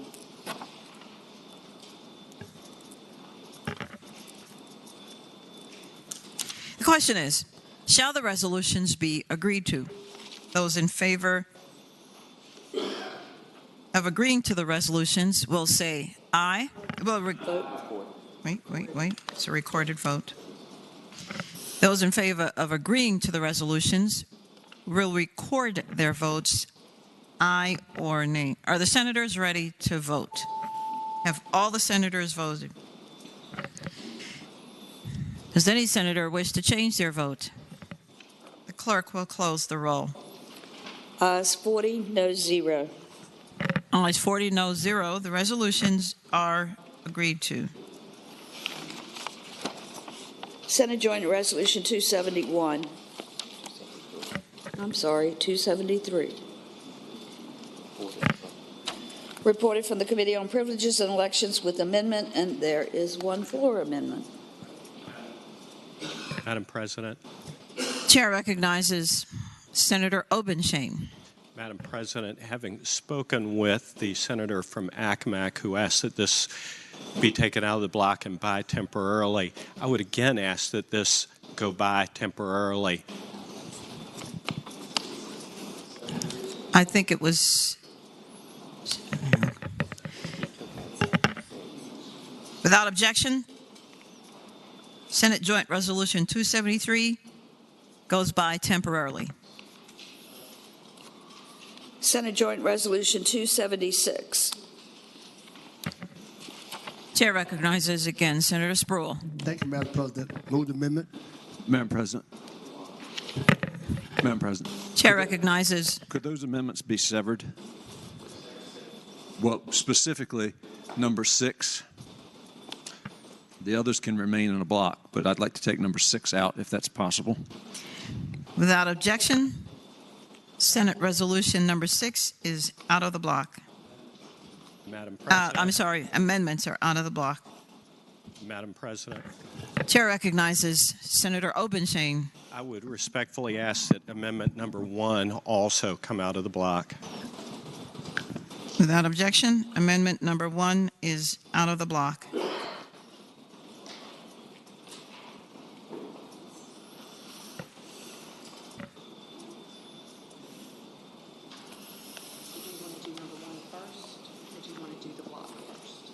Do the block. Trying to figure out what we want to do first.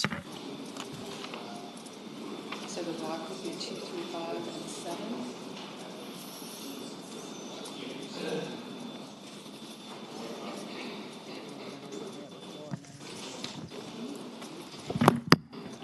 Madam President.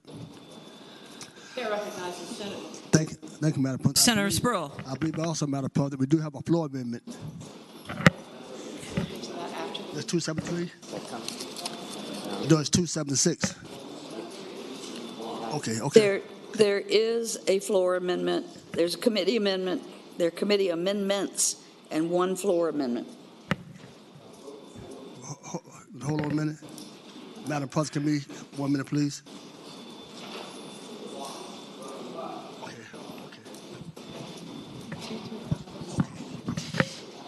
The amendments before the Senate now are amendments in the block 2, 3, 5, 2, 3, 4, 5, 7, and 8. You have 8 and 8.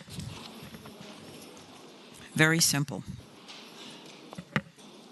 The question is, shall those amendments in the block be agreed to? Those in favor will say aye. Those opposed, no. The amendments are agreed to.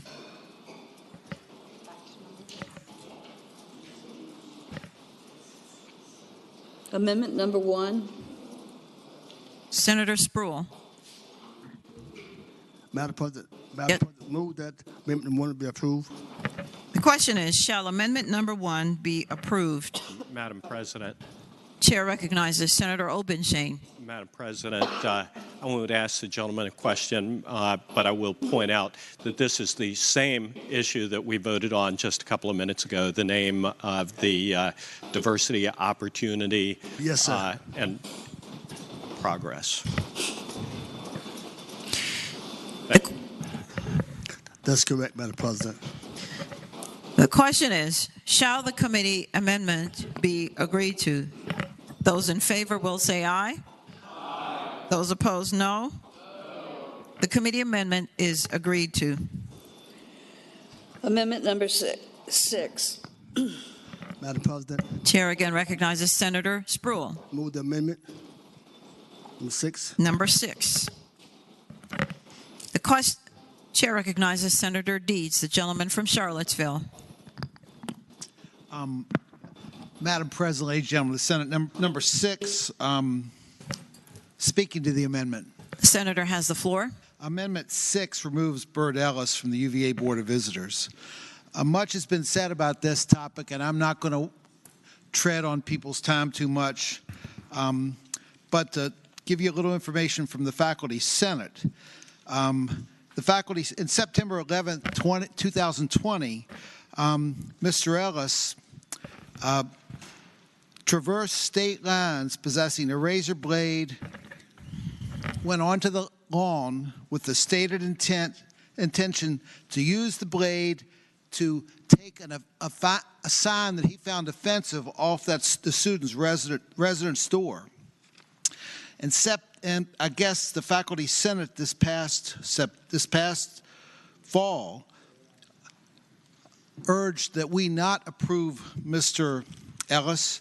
They said that the distinctive foundational values of honor, integrity, trust, and respect were not represented by that single act. So what he may or may not have done as a student, I'm sure you've all read about that, and maybe that has some relevance to you, but this single act of a man in his 60s going onto a college campus with a razor blade to remove something that he found offensive from the student's door singly is enough to deny this man a position on the Board of Visitors. And I hope you'll agree to the amendment. Chair recognizes Senator Obenshain, the gentleman from Rockingham. Madam President, I won't speak but for a minute speaking to the amendment. The senator has the floor. Madam President, I appreciate the comments from the senator from Charlottesville. A couple of additional things I would point out. Number one, the Faculty Senate did pass a resolution, but it was only 44% of the Faculty Senate that voted for the resolution. There are 84 members of the Faculty Senate, and for whatever reason, I can't speculate as to why, but only 37 members voted for that resolution. Many chose not to participate, not to vote, given some of the orthodoxy issues on college campuses, I can speculate as to the reasons why some may have chosen not to vote as opposed to voting against a resolution like that. I would also point out that when we talk about honor and respect, sometimes people act in heat of passion, but the real issue is how they actually conduct themselves. In this instance, my understanding is that Mr. Ellis went there. He was offended by that sign. It was originally his intention to take it down. He actually knocked on the door of the resident in order to engage in discussion. The door was closed and chose not to engage him. There were 2 student ambassadors there who were adjuncts of the University Police Department who asked him not to do it, and he acquiesced. He didn't do anything. He actually left. There was some suggestion that he was escorted off campus, and it's just wholly untrue. It was such a trivial event that these student ambassadors never even reported the event. Was it a good idea? I don't know. But his actions, I would respectfully submit, show somebody who's thoughtful and reasonable in the face of what could have, in some instances, been an unpleasant or impolite interaction. There's no indication that it was, and I would respectfully submit that Bert Ellis has demonstrated his integrity, his honor, his sense of values. His values are consistent with those of the University of Virginia. I would hope that we would confirm this appointment.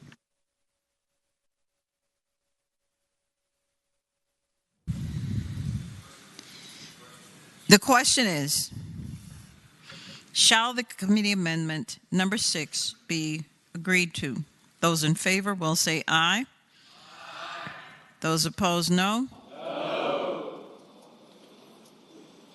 The committee amendment is agreed to.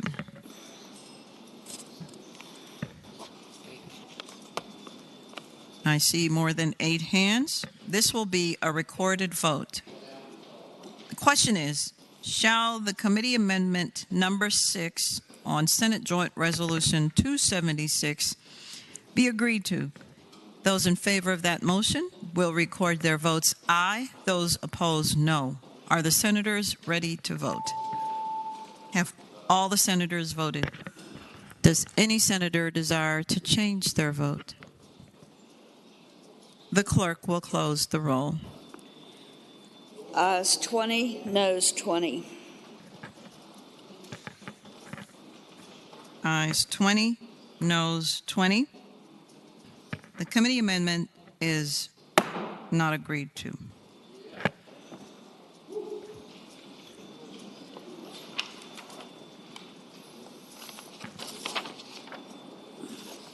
And we have a floor amendment.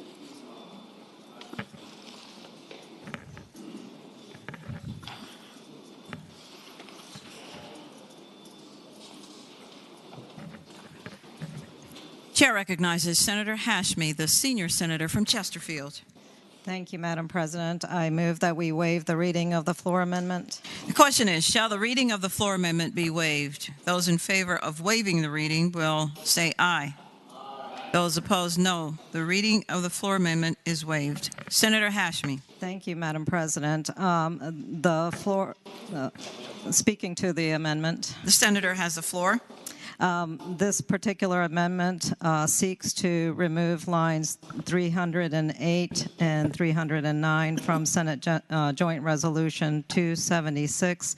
This is with regard to the appointment of a board member to the Board of Education. The question is, Madam Chairman, Madam President. For what purpose does the gentleman from Bedford rise? Madam President, I would ask the sponsor of the floor amendment if she would give us the reason why this member of the Board of Education is being taken off. Will the senator yield for a question? Yes, Madam President. Senator yields. Thank you, Madam President. This particular board member is being removed through this amendment because of concerns of a lack of work in the field of education. This particular board member has not been a part of education or any kind of educational entities, has not worked in the space of public education, and therefore is not qualified to serve on the Board of Education. Madam President,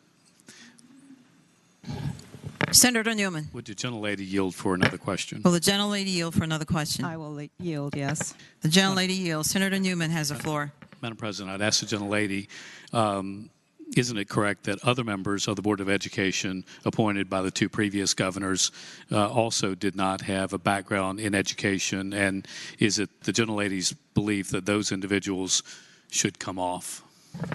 Senator Hashmi has the floor. Thank you, Madam President. In addition to the lack of background in education or educational expertise, this particular individual board member has raised some serious issues around the concerns of racism, slavery, American history.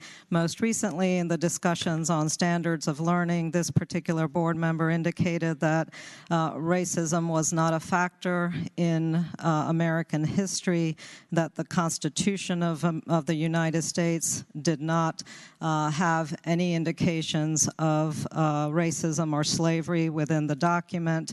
We know that that is not correct. American history, of course, has the concerns of slavery all throughout, and the Constitution of the United States has laws in there that protected and upheld slavery in the country until it was abolished.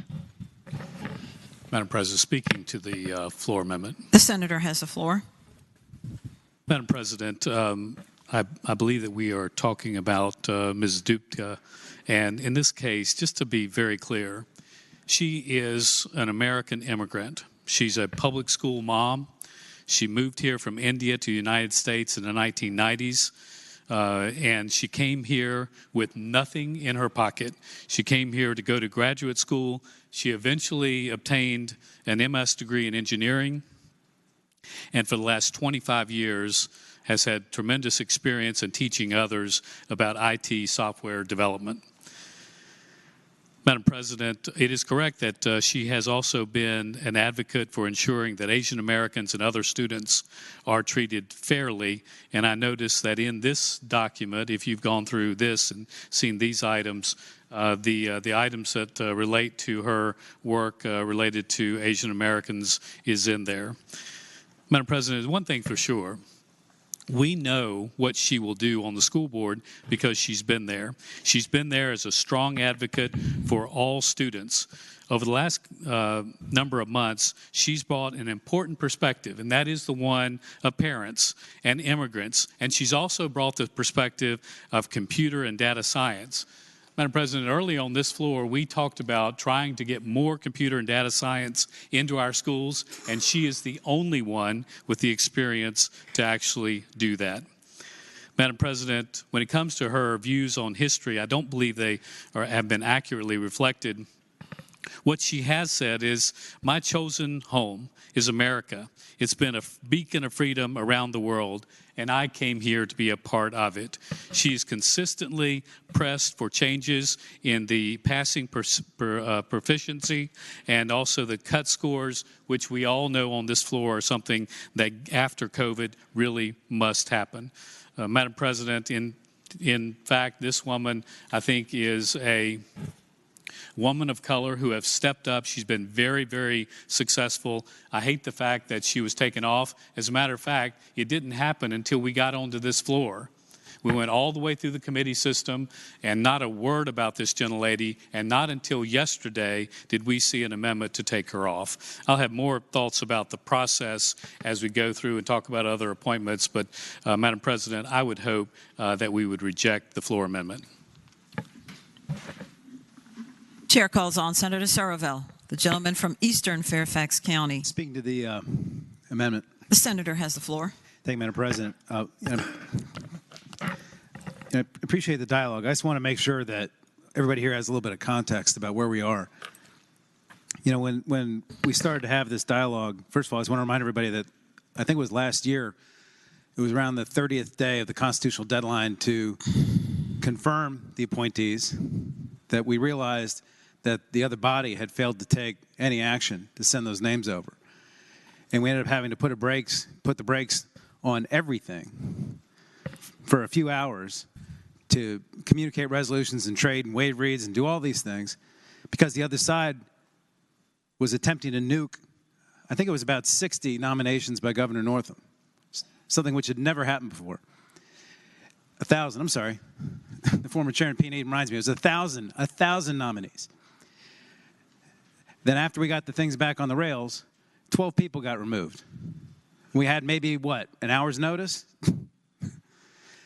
3 Board of Education members, Clean Air Board members, Water Board members.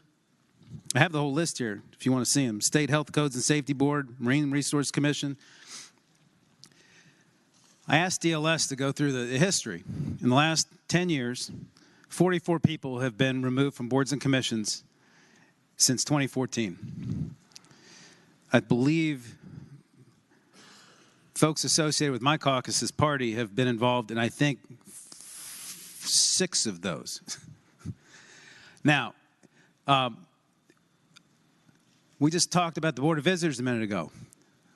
And we can sit here and debate qualifications. I don't recall when folks on the other side removed nominees that a Democratic governor had nominated. I don't recall having a floor debate about it. And I just want to note, the one person who's come off the Board of Visitors, a Board of Visitors, in the last 10 years, he's a constituent of mine. He's a guy named Carlos Del Toro, and he was removed from the Mary Washington Board of Visitors for his reappointment in 2015. He wasn't called up. He wasn't given a hearing. None of these people on this list were, by the way. Where's Carlos Del Toro today? He's the Secretary of the Navy. He's running the United States Navy, the United States Marine Corps, but he apparently wasn't good enough to be one of like 15 votes in the Mary Washington Board of Visitors. So we want to debate qualifications of these folks. We can. I got a whole list of 37 people. We can talk about how much notice they had, how qualified they were, you know, any precedent that was set or whatever. And I appreciate that people feel like people have to be defended on the floor, but this is not something we've historically done because we typically try to do this in a respectful way, so we don't have to talk about these people on the floor. But if you want to talk about them, we'll talk about them. But I really hope that's not where we're going, because these resolutions are going to take a lot more debate going forward if that's the road we're going over, because we do this every year. This is not unusual. This is something that both sides do, both chambers do every single year. And so I just hope that we think about the long term as we choose to debate every single one of these names. Madam President. Chair recognizes Senator Newman. Just speaking briefly. The senator has the floor. Madam President, I appreciate the senator from Eastern Fairfax. But, you know, we had a conversation, and I very much appreciate the fact that the leadership of the other side and our leadership talked about process, and I'm very pleased to say that I think we have worked our way through that process. I am a little bit concerned that if this particular one was brought off because of what happened last year, because we have talked about the fact that we are hopefully not going to go down that pathway. Madam President, my concern is mostly about a gentlelady who has served on the Board of Education, done so, in my opinion, in a very honorable fashion, and I was just hoping that we would not take this action to this gentlelady. Chair recognizes Senator Morrissey, the junior senator from Richmond. Thank you, Madam President. Speaking to the amendment in SJ 276.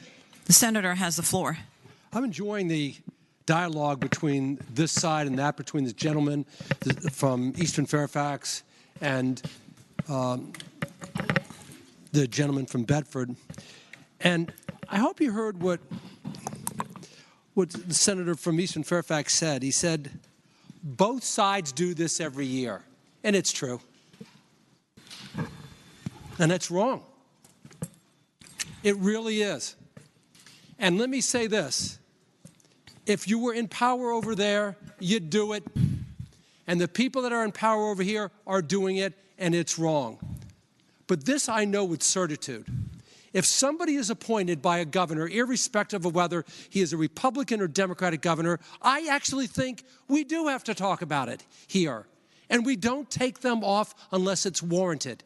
And you don't take them off because you can. And if you do take them off, you know what? in just fairness and due process, let's tell them why. So I disagree with my friend, my colleague from Eastern Fairfax when he says, yeah, well, if we're going to have to talk about it, we're going to do it every year. Yeah, we do. If we're not going to give somebody a fair shake, we do have to talk about it. But the reason we're having this conversation now is because this side has more members than that side. I'm going to have more to say about Dr. Green later on, and I don't like the process at all. But there's got to come a time where you agree when you have the power, you say, wait a second, let me exercise it judiciously. And I don't know that much about Suparna Duda. I did my own homework on Dr. Green. But I don't know about that person, and I don't want to take the person off if it's not warranted. And I don't want to take the person off if they don't deserve being pulled off. And I want you to remember what the senator from Eastern Fairfax said, because he is my good friend and I respect him a great deal. But he's wrong when we say both sides do this every year. Sometime you got to take the higher road. Thank you, Madam President. Chair recognizes Senator Howell. Senator Howell, the gentlelady from Northern.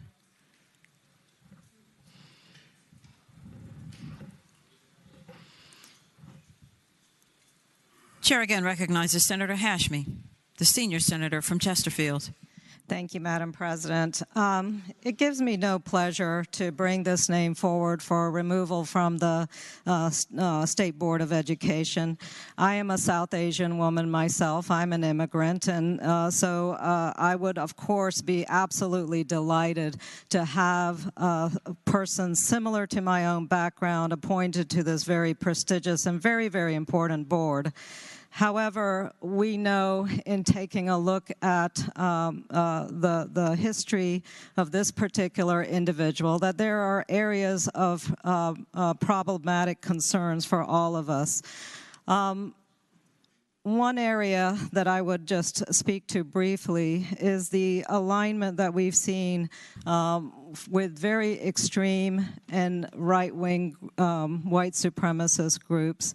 This agenda of forcing a perspective on our history and on this nation's standards that denies the role that slavery played in this country, that denies the existence of anti-black racism in this country. That is very problematic for many of us. When we think about the Board of Education, it is a board that has to be dedicated to the role that education plays for all of our children, all of our communities.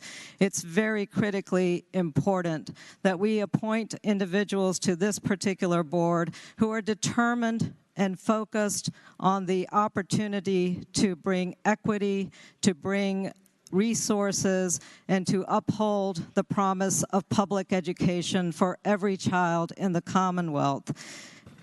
This individual does not do that. This individual raises many concerns, and it is important for us to ensure that our Board of Education reflects the best values and that it is populated by individuals who are focused on improving public education for every child in the Commonwealth.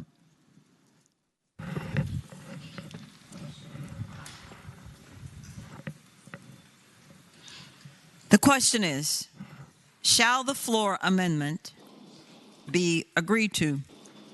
Those in favor of the motion will say aye. Aye. Those opposed, no. The chair is uncertain. This will be a recorded vote. The question is, shall the floor amendment be agreed to? The Hashmi amendment. Those in favor of that motion will record their votes aye. Those opposed, no. Are the senators ready to vote? Have all the senators voted? Does any senator desire to change their vote? The clerk will close the roll. Ayes 22, noes 18. Ayes 22, noes 18. The floor amendment is agreed to.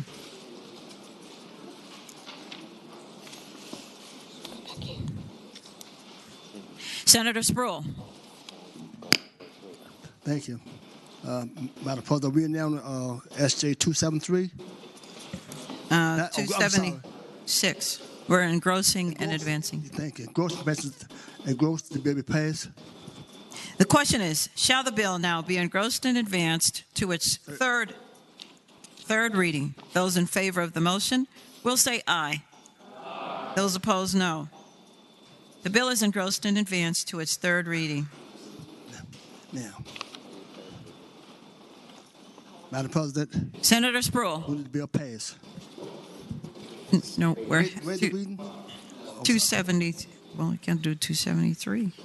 276, You're going to read. Okay. We're waiving. Yes. Okay. We're waiving the reading. Okay. Waive the reading. Suspended rules, I believe. Yes, sir. Suspending the rules and waiving the reading. Yes. Yes. 276. Yes, sir. Thank you. All right. The question is, shall the rules be suspended and the third constitutional reading of Senate Joint Resolution 276 be waived? Those in favor of that motion will record their votes aye. Those opposed, no. Are the senators ready to vote? Have all the senators voted? Does any senator desire to change their vote? The clerk will close the roll. Ayes 40, no 0. Ayes 40, no 0.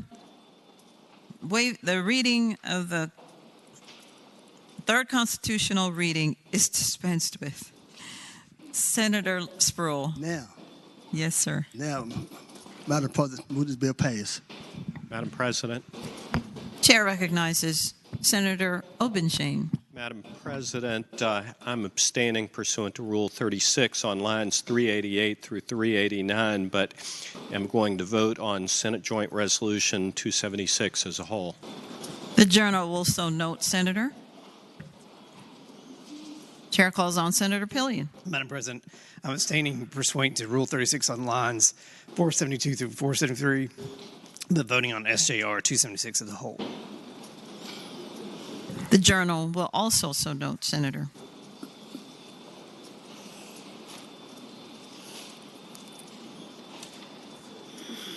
The question is, shall Senate Joint Resolution 276 be agreed to?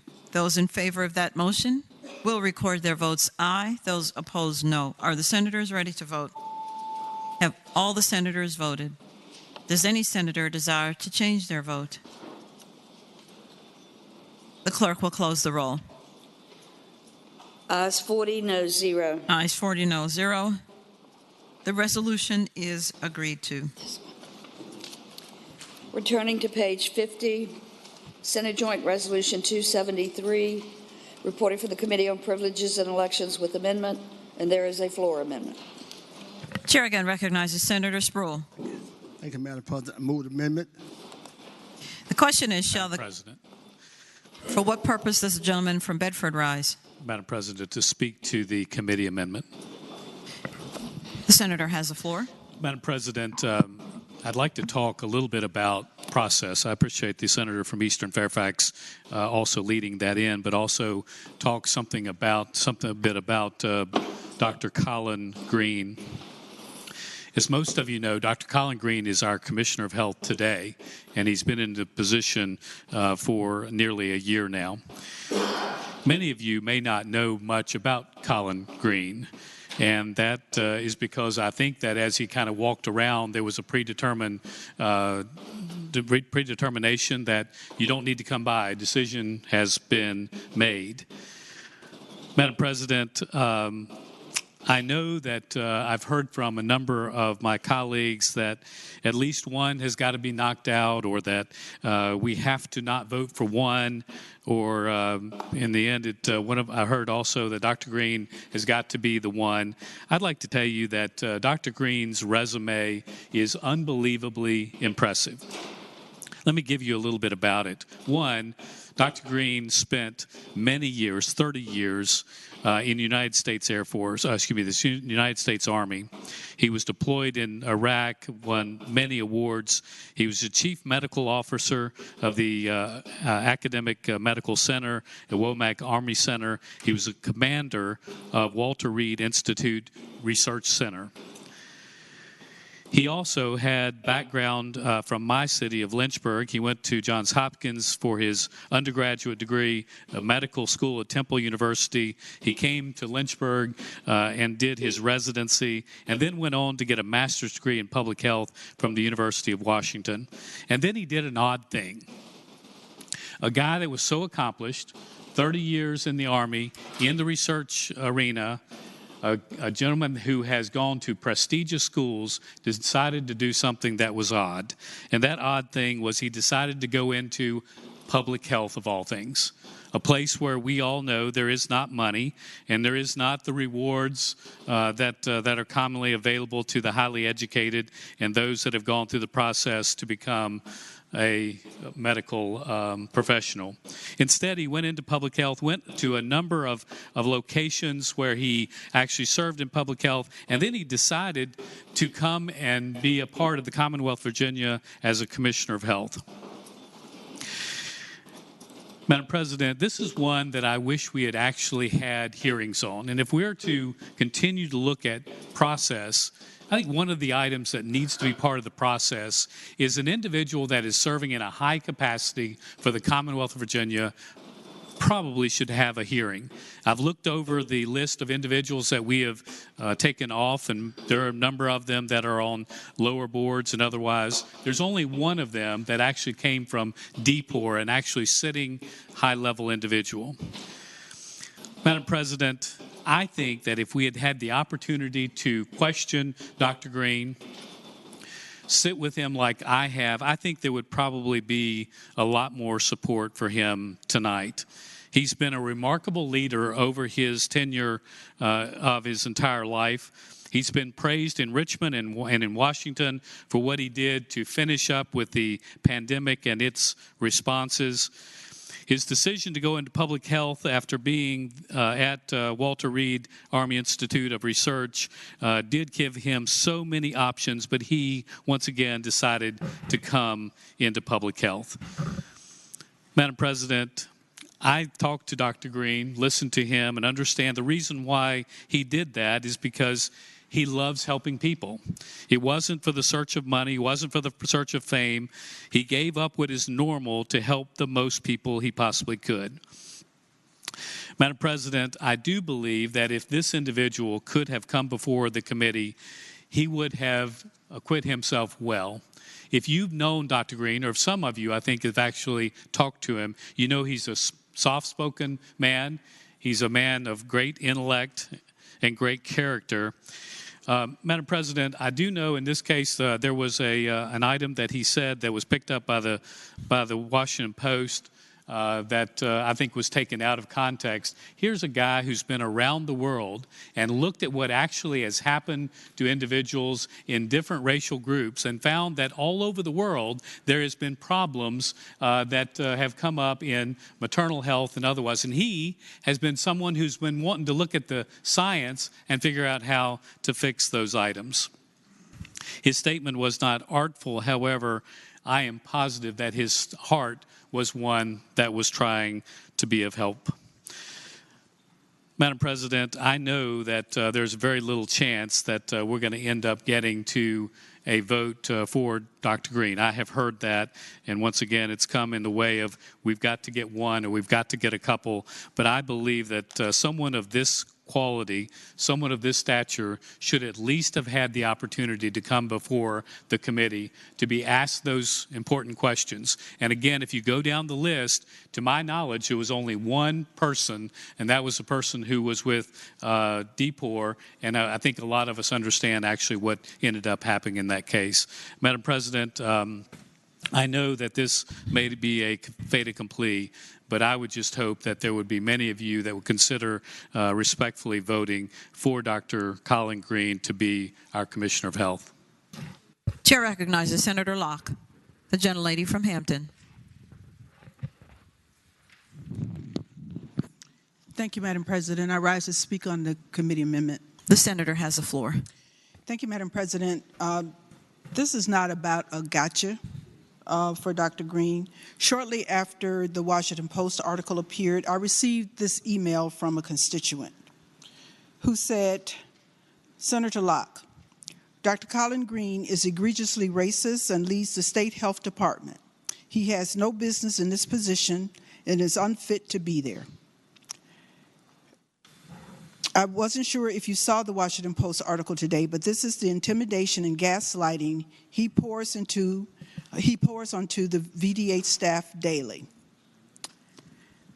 Even though he was also reprimanded by the board of the health department. And even though there was an alleged apology, since that time, Dr. Green has attempted to suppress employee engagement and employee engagement survey results and direct feedback over several months by delaying the release and censoring negative feedback and trends. A few days after Uvalde, he told the entire agency not to blame the NRA and easy access to guns. Out of Governor Youngkin's 6 public health objectives, none of them include health equity or health equity data collection and reporting.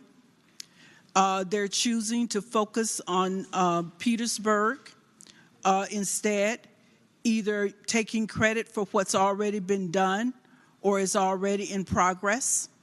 Last summer, after the Washington Post article ran, Dr. Green prevented an application for a health equity data grant to move forward. It required public reporting of Virginia's health inequities. Multiple employees filed professional misconduct complaints against Dr. Green with OSIG with no response or action taken.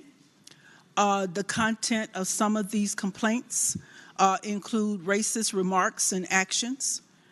Even though he is aware Virginia ranks as one of the lowest spenders on public health, Dr. Green blocks or looks for excuses not to approve major funding requests. That behavior risks Virginia's public health funds going back to the federal government and the state getting less money in the future. Minority communities will once again pay the price. Soon after he assumed the role of State Health Commissioner, Dr. Green remarked that poor white communities lost public health funding and support because these resources historically go to black communities instead. This is replacement theory at its best. So to this day, Dr. Green never apologized for his brazen bigotry in the Washington Post and continued to insist that all of it was the newspaper's fault because they deliberately misinterpreted what he said about racism in public health. Dr. Green and another member of the Youngkin administration frequently monitor VDH's website to remove any public health information that would be unflattering to Governor Youngkin, including information on women's health, reproductive access, sex education, and health equity. That website serves the general public, not the governor and his presidential campaign. So in summary, Madam President, I don't think that this is an individual who should be serving as our Commissioner of Health, and therefore I would support the amendment. Madam President, would the gentlelady yield for a question? Will Senator Locke yield? The senator yields. Senator Newman has the floor. I would ask the gentlelady if she could give me the signature of that letter. Who was the signature? Senator Locke. Who sent me the email? No, the letter. I've seen the. Madam President, I apologize. Senator Newman. The question more defined is that email is in form also of a letter. Is there a signature on your version? Because the one that I saw like that was, quote, anonymous. Is that correct? Senator Locke.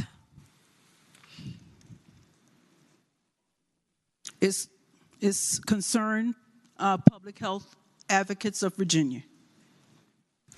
Thank you, Madam. Chair recognizes Senator Morrissey. The junior senator from Richmond. Will the gentlelady from Hampton yield for a question? Will the senator from Hampton rise and yield for a question? I will. Senator yields. Senator Morrissey has the floor. The senator began her explanation by saying she received an email and then quickly segued into 10 bullet points about the conduct of Dr. Green. Was that email that was sent to the senator, did it include those 10 bullet points? Senator Locke. Did the email, perhaps repeat Sure. your question? I'll rephrase. The senator began her explanation by saying that she received an email from a constituent and then segued into reading the 10 bullet points that I have here as well about his various doings. I'm wondering, did the constituent attach to her email the 10 bullet points that you read? Senator Locke. Madam President, no. Would the gentlelady yield for another Will question? the gentlelady yield for another question? Certainly. The senator yields. Senator Morrissey has the floor. On all 10 bullet points that you went through, on the second page, did it end by the following? Signed, concerned public health advocates in Virginia. I believe Madam Senator Locke has the floor. Madam President, I believe I stated that already. Final question. Final question, Senator Locke. Yes. The gentlelady yields. Senator Morrissey has the floor. Has anybody in the Commonwealth of Virginia affixed their signature and stood up and publicly said those items that you recited in the letter? Has an individual stated that? Senator Locke has the floor. Yes, my constituent. When it's appropriate, speak to the measure.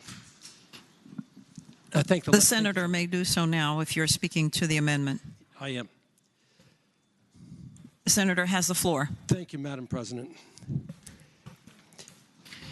You know, growing up, I had a large family, and when one of my siblings went to my mom and said the following, you know, I don't want to say anything bad about Charlie, but my mother would quickly stop him and say, then don't.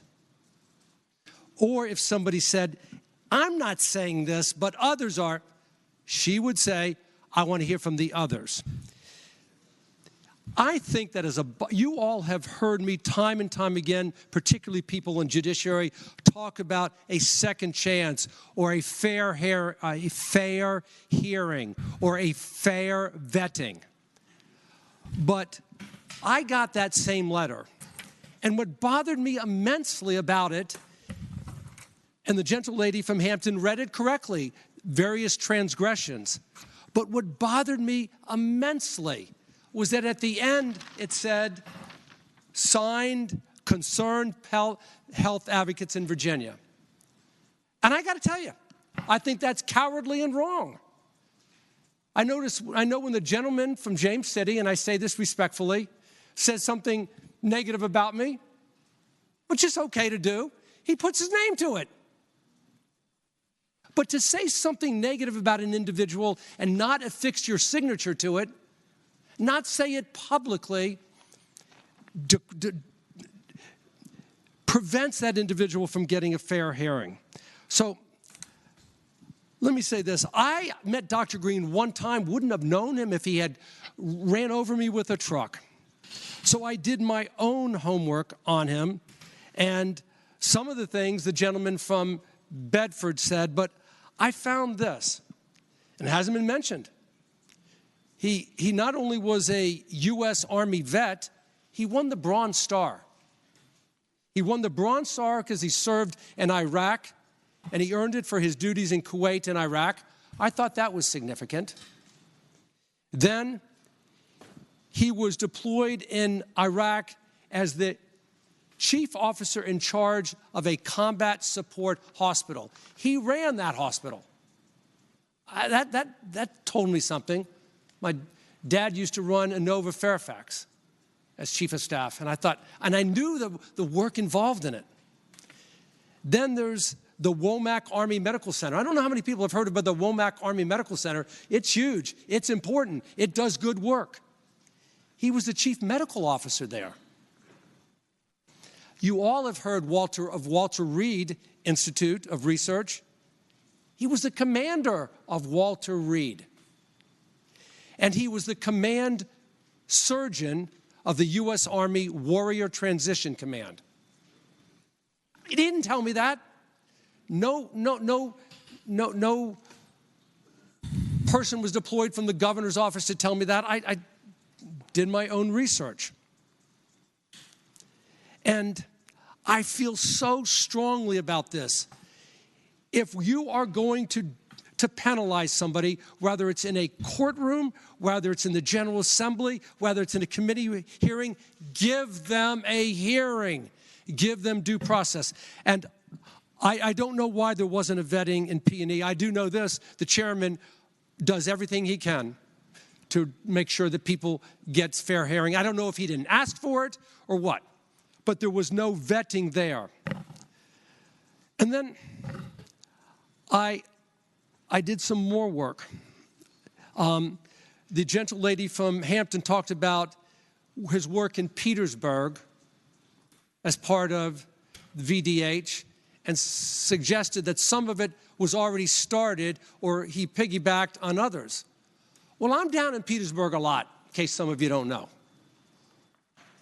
We have in Petersburg, it is at the very bottom of the list of as far as the health and wellness of individuals in the Commonwealth, for a myriad of reasons, but that's the fact. Well, just in the last year, the Petersburg Health Department reopened its men's health clinic. Every Monday night, there are checkups. Over 1,500 men have had checkups. It hadn't been done in the last year. We needed an immunization clinic in Petersburg, Madam Clinic. In the last year, the Petersburg Health Department started the immunization clinic at the behest of VDH. We have had in the last 8 months 41 health clinic pop-ups start. I don't know if you're familiar with the Crater Health District, but we desperately needed a nurse practitioner. We got one in the last 6 months. And we also have some other problems. We have drinking water problems in Petersburg. The Poor Creek project needed severe infrastructure improvements in both sewage and drinking water. VDH got that. And that was before the governor's initiatives, Petersburg initiatives. Right now, VDH and DEQ are meeting every 2 weeks in Petersburg. That hadn't been done before. There was a elevated water tank. We needed it so bad to get the water good, clean, pure drinking water. Cost $8.5 million. VDH got that. And then I mentioned the wastewater treatment program. So all I can do is look at somebody's track record and say, well, this is what they've done, and then make a decision. Now, I also looked into the issue because, let's be clear, there's no question about it that racial discrimination is a major factor in public health disparities. That's a given. No question about that. And I read the Washington Post article that said that, and I, on my own, reached out to him and asked him face to face, do you believe that there is racial discrimination in health disparities? And he said, I absolutely believe that. But that was a different story in the Washington Post. But is there anybody in this room who hasn't had an article written about them in a newspaper article? Anybody that you haven't looked at and said, you know, that just isn't true? It is possible that a paper, even a major newspaper, can get it wrong. So at the end of the day, here's what I'm going to demand, and I do it all the time in every element, an area of my life. Show me the evidence. Show me the evidence. And for those reasons, I would tell the gentleman from Rockingham, don't be so sure that he won't get confirmed, because I'm asking people to do this. Because it's going to happen to you next year or 2 years or 4 years away. Look at the evidence and say, is there empirical evidence that this person did this? And if it's signed anonymous, please do what I do and disregard it. I disregard everything that I get that says anonymous. If you don't have the guts to stand up and say this person did it, then don't say it. My mom was right. She was a saint. Thank you, Madam President. Chair recognizes Senator Chase, the junior senator from Chesterfield. Thank you, Madam President. I rise to speak in favor of the amendment. The senator has the floor. It gives me no pleasure to tell you about my personal interactions and experiences with Dr. Green, but it began after Governor Youngkin had referred me to Secretary Lytle regarding the whole issue over prescribing ivermectin and hydroxychloroquine for the use of COVID. As you all know, under the prior administration, there was a letter written by Commissioner Norm Oliver that put a chilling effect on Virginians being able to get access to these life-saving drugs. And whenever I asked Dr. Colin Green about that, it wasn't one that he wanted to sit down and listen and have a constructive conversation about it. He was hostile and almost belligerent. I was actually pretty shocked and surprised. You know, you only get one chance to make a good first impression, and unfortunately, that was not a good first impression with me, and people agree to disagree all the time. But my concern is the bedside manner, and even though you may have all the credentials in the world to sit down and talk with people that you disagree with and constructively address your issues to complex problems. And so for that reason, I will not be able to support his nomination today. Due to his lack of communication, lack of being responsive. I have doctors who are board certified, who are on the Virginia Department of Health website talking about concerns relating to COVID. They were completely kicked off the website, and they went to try to get those grievances addressed, and they went unaddressed, and their comments were scrubbed. So I believe that someone who is in this position needs to be a good listener. They need to be able to address complex issues, and so I will be a no vote on this, and I regret that decision. But Chair recognizes Senator McClellan, the senior senator from Richmond. Thank you, Madam President. Speaking to the amendment. The senator has the floor. Thank you, Madam President. I will agree with the junior senator from Chesterfield that sometimes bedside manner is critically important when you are a public health official. At the time last summer when Dr. Green's comments were reported in the Washington Post, what was also reported in the Washington Post was the tensions in the Department of Health between Dr. Green and the members of the Office of Family Health Services and other employees whose job it is to address the health disparities that are killing black mothers at alarming rates. And at the time, I spoke with members, employees at the Department of Health, including those who were quoted in that article, who are my constituents, who understandably were uncomfortable publicly criticizing the commissioner for fear of retaliation because of, in their words, gaslighting and heated exchanges they had had with him over the direction he was taking the department on the mission of addressing racial disparities in health outcomes. those concerns remain. Those concerns and conversations are consistent with the email that Senator Lott referenced. And the leadership of the Legislative Black Caucus had a meeting with the governor and Secretary Littell to express our concerns last summer and made very clear that if the head public health official in the Commonwealth of Virginia could not understand the correlation between racism and health outcomes, he needed to find another job. We made very clear, and we were told that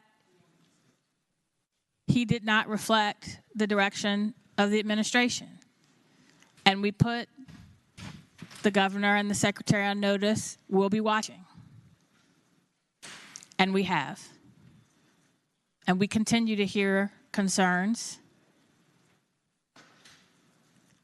And some employees who have filed complaints have not had their complaints addressed. And they're afraid of retaliation. So they're not signing emails. But members of the Legislative Black Caucus have talked to them. And we cannot support confirming Dr. Green because whether he's inarticulate or not is not the point. The point is his leadership is having a chilling effect on the work that the Legislative Black Caucus has done to address racism as a public health crisis, which this body, the General Assembly, passed a resolution saying. And rather than allowing his employees to address health disparities and the impact that 400 years of slavery and Jim Crow have had on the health outcomes of certain communities and people, he's created a hostile environment where those employees do not feel comfortable doing the job that they've been called to do. And that is why the Legislative Black Caucus members will not be supporting Dr. Green's appointment. Chair recognizes Senator McPike, the gentleman from Prince William. Thank you, Madam President. Rising to speak to the amendment. The senator has the floor. Thank you, Madam President. Speaking briefly in favor of the amendment, for my constituents, if you say there's not really an issue with the disparities between black and brown women's health outcomes, we hear you, okay? We hear you and we believe you. In fact, evidence tonight, there are multiple types tries to remove equity. And so it's not just about this health commissioner, but it's also leadership all the way up top. We saw last year removing the word equity. My constituents, we hear you and we believe you, which is exactly why when you call such important health facts into question when the fundamental data is before you, it loses the fundamental trust of my constituents that we believe in the health department outcomes because it starts at the top. In this case, it starts all the way at the third floor, including this commissioner, including actions today. My constituents believe you, and I believe you. And we distrust the outcomes based on this. That's why I'm in favor of this amendment, because we need a leader who understands the impacts across all Virginians are meaningful when it comes to our health department. Thank you, Madam President. Chair recognizes Senator Hashmi, the senior senator from Chesterfield. Thank you, Madam President. Speaking briefly in support of this. The senator has the floor. Thank you, Madam President. I think it's rather disingenuous to say that all criticism of our health commissioner has come from anonymous sources. And in fact, in a very unprecedented move, the Virginia Board of Health itself called the comments and the statements, the outlook of Dr. Colin Green out in identified it as an embarrassment to the body and to its members. They presented a resolution that also prohibited the commissioner and other agency spokespeople from making public comments that, quote, were contrary to the board's policy or intentions regarding health disparities, and comments that carry a message of denial of basic scientific facts. So you have a whole board of health that has put out a statement of serious concern for the commissioner, and I think we ought to take those comments into important consideration. Also not anonymous is a physician from Norfolk, an OBGYN board member, who also stated quite publicly, quote, "You are the voice and the face of the Department of Health, and whatever you may think personally when you are speaking on our behalf, your words are very hurtful. Your words are very damaging, and very damaging to the hardworking people of this organization." So I think it's important to acknowledge the people who have spoken out publicly and forcefully against the words and the harmful impact of the words of the commissioner. When we're thinking about challenging this particular appointment, it's important to note that this is an individual who is responsible for making medical policy decisions for the Commonwealth. These are not abstract generalizations or ideas that an individual may think for himself, herself, but rather these are ideas that get translated into health policies.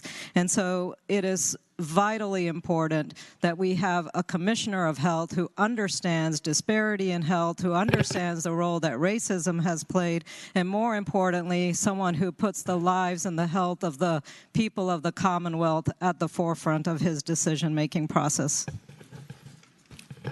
Chair recognizes Senator Vogel, the gentlelady from Fauquier. Thank you, Madam President. Speaking against the amendment. The senator has the floor. Thank you, Madam President. I would just like to say how incredibly impressed I was by some of the powerful comments made by the junior senator from Richmond City on being a little thoughtful and actually taking a moment to consider for yourself what you can find out about a person and not just what you read in one article.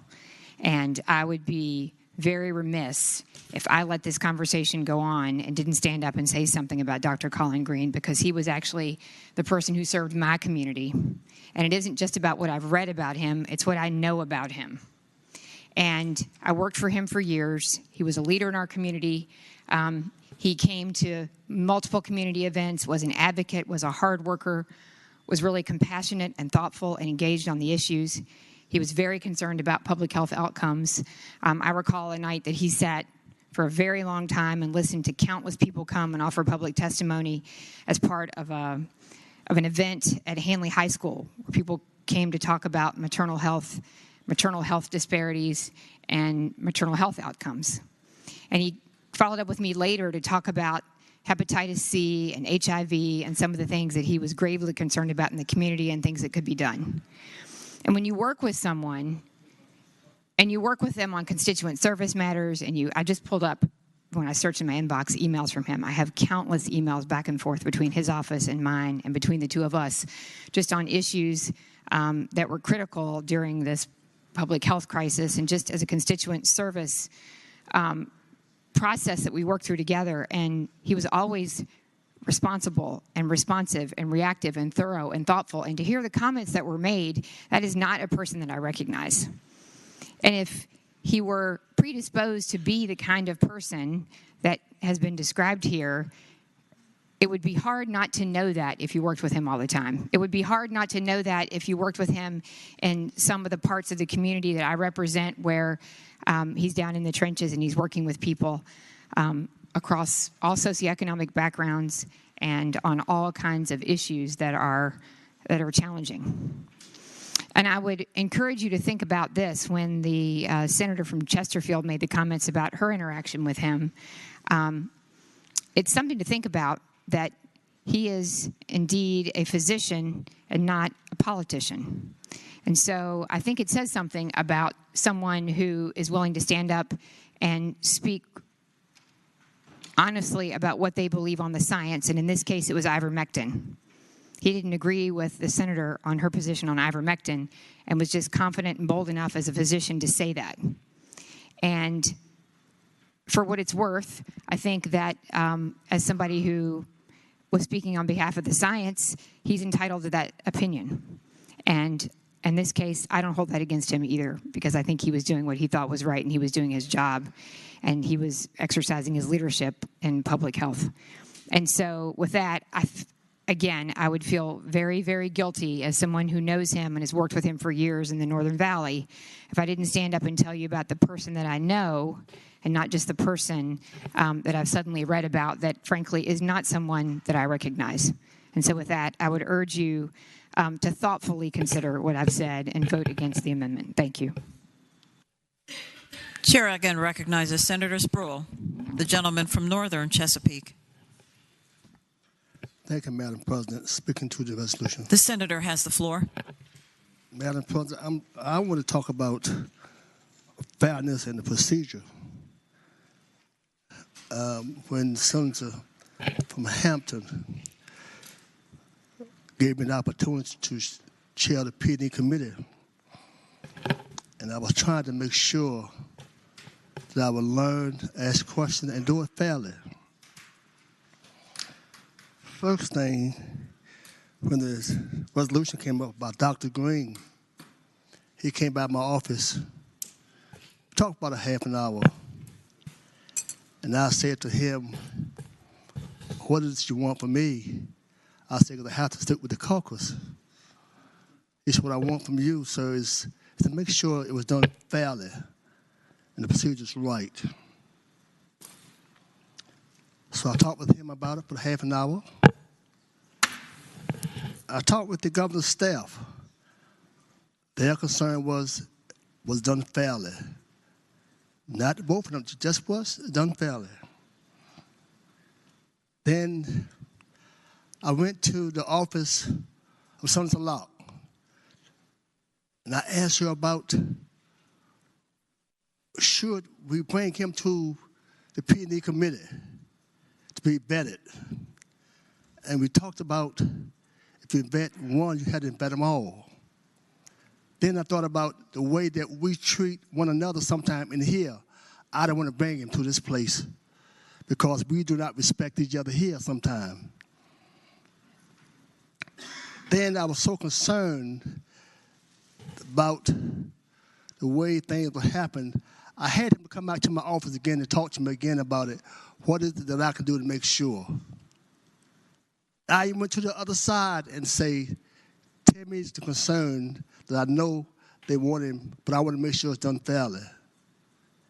Then I was so concerned, even in our caucus, I raised sand in our caucus about the procedure that I had SJ 296 still in the committee meeting for Dr. Green, because our concern is that if he does not get out of the committee, it dies right there. I wanted him to have the opportunity for all of us to vote for him. And the senior senator from Richmond, Jen, I'm going to call you Jen, just so forget that. And she said, he will. I said, no, he won't. She said, you don't need this. And she got on the phone right in the caucus meeting and called Mr. Wade, I believe is his name.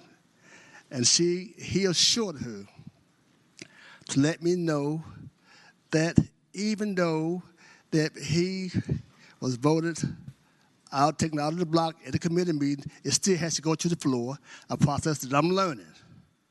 So that was right. So I had to make sure, and I'm satisfied that the caucus was right.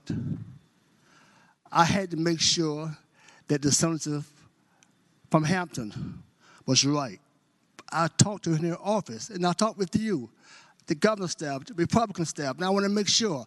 All I was trying to do was make sure that as chairperson of P&E, that I was doing what's right and learning what's right. And I'm satisfied. And I'm satisfied, Madam President, because I'm satisfied that even though I have a lot to learn to be the chairperson of P&E, but I'm satisfied that what I tried to do was right. And I'm satisfied that what I thought that my committee, the caucus would lead me wrong, they would not. They would lead me in the right way. Because I questioned and raised sand, and I questioned, and thankful to the senator from Hampton. I call her my friend, and thankful to the senior senator from Richmond, and all of you that you were satisfied at. So you can't vet everybody. I asked a question. If you vet them, what then? You got to vet everybody. So all I was trying to do is make sure that once Dr. Green and the rest of them got here, and you would heard it was done right. And I just want to thank all of you for the opportunity, because I'm satisfied through my caucus that you've done right. Thank you so much. The question is, shall the committee amendment be agreed to? Those in favor of that motion will say aye. Those opposed, no. No. The committee amendment is agreed to. I see 8 hands. This will be a recorded vote. The question is, shall the committee amendment be agreed to? Those in favor of that motion will record their votes aye. Those opposed, no. Are the senators ready to vote? Have all the senators voted? Does any senator desire to change their vote? The clerk will close the roll. Ayes 22, no 17. Ayes 22, no 17. The committee amendment is agreed to. We have floor amendment. Chair calls on Senator Sorovell. Thank you, Madam President. I would move the floor amendment. Speaking to that motion. We're waiving the reading. I'm sorry. I moved to waive reading of the floor amendment. Thank you, sir. The question is, shall the reading of the floor amendment be waived? Those in favor will say aye. Those opposed, no. The reading of the floor amendment is waived. Senator Sorovell. Madam President, I move the floor amendment. Speak to that motion. The senator has the floor. Thank you, Madam President. Ladies and gentlemen of the Senate, lines 144, 145 remove a member of the parole board from the resolution. Happy to get in further with it if the body would like, but that typically has not been our tradition, and I would hope we would adopt the floor amendment. Chair calls on Senator McDougall, the gentleman from Hanover. Thank you, Madam President. Would the senator yield for a question? Will the Senator Sorovell yield for a question? I'll yield. Senator yields. Senator McDougall has the floor. Thank you, Madam President. Madam President, this was not an amendment that came up in the P&E committee. If the senator wouldn't mind, could you please provide the body with some reasonings why this gentleman would be removed from the parole board? Senator Sorovell has the floor. Thank you, Madam President. Well, as I said, even amendments that are heard by the P&E committee typically aren't given explanations either. We typically don't get into these details, but if the other side would like to do that, happy to do it. Madam President, brought to my attention that the individual we're talking about here has served in the parole board, I think, since March. And thanks to legislation that I didn't agree with, but that I think it was the senator from Roanoke County felt very strongly about, I think, to require the public disclosure of parole board votes, we were able to, or I should say some votes were brought to my attention. Back in 2005, the United States Supreme Court began the process of addressing the death penalty, life in prison when it comes to juveniles. And in the case, I think it was Montgomery versus Alabama, they held that Virginia's scheme prohibiting juveniles who were sentenced to life and not having parole was unconstitutional, and they required Virginia to give individuals who are sentenced to life as juveniles a right to parole. That doesn't mean they have to be paroled, but a right to parole. And then we adopted legislation saying that they had to be up in 20 years. So since that law was passed, the law we passed granting the parole board the ability to parole individuals who were sentenced to life without parole as juveniles, there have been 19 cases heard, to my understanding. Out of the 5 parole board members, one member voted to parole 3 times, another voted 3 times, the chairman voted 4 times to grant parole, another one voted 5 times to grant parole, and this particular individual has voted 0 times. That caused us to conduct a further inquiry as to his generalized record when it comes to parole. And, the parole board hears lots of cases. It's my understanding since he was appointed, they've heard approximately 2,000 cases. He's participated in approximately 75% of those cases. When I inquired how many times he had voted to grant parole on those cases, it was a total of 7 times, which comes to a calculation of 0.003%. Madam President, the reason that's of concern is because we pick people for these positions to obviously exercise their discretion, and obviously the governor will pick people who are more alike his perspective on these issues, and we appreciate that. But it appears from his record that is now public in light of the law we passed that this individual doesn't believe in the law and doesn't seem to follow the law.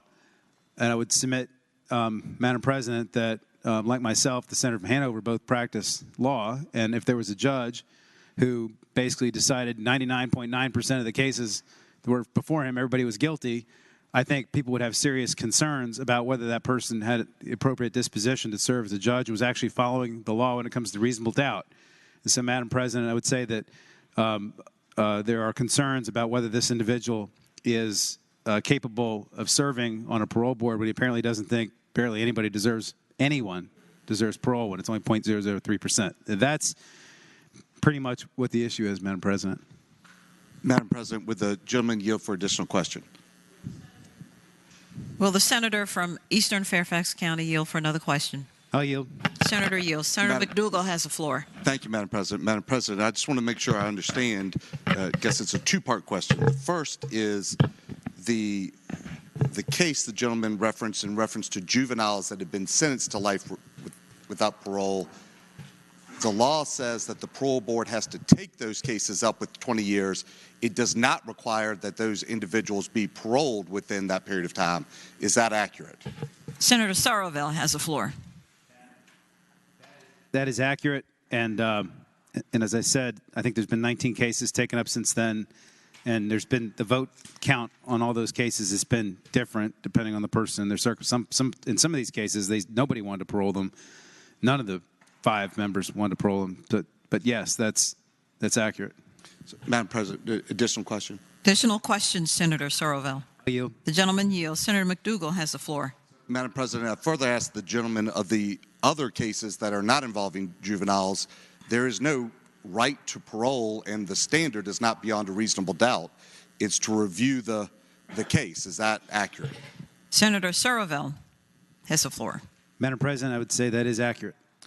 Madam President, additional question? Additional question, Senator. I'll yield. Senator yields. Senator McDougall has the floor. Madam President, is there any indication that Mr. Buck has not conversed with victims or victim advocates in reviewing cases in reference to the parole?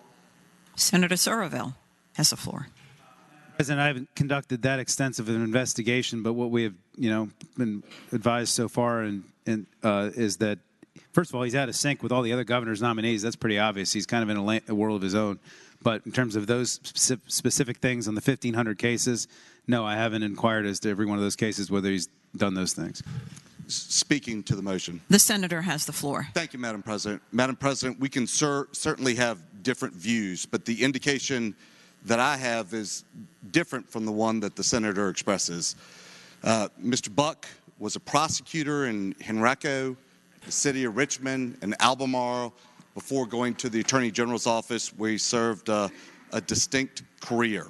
Madam President, he is one of the appointees on the parole board, as the senator articulated, in a part-time position, and yet he seems to find the time to participate in a vast number of the hearings. Madam President, the chairman of the parole board has indicated that he frequently meets with victims and inmate advocates and spends tremendous amount of time preparing and discussing cases, in addition to doing research more so than other members of the parole board. Madam President, it concerns me that this is now the standard. But I'm happy to hear that if somebody breaks the law, then they should not be on the parole board or serve in the position of a judge.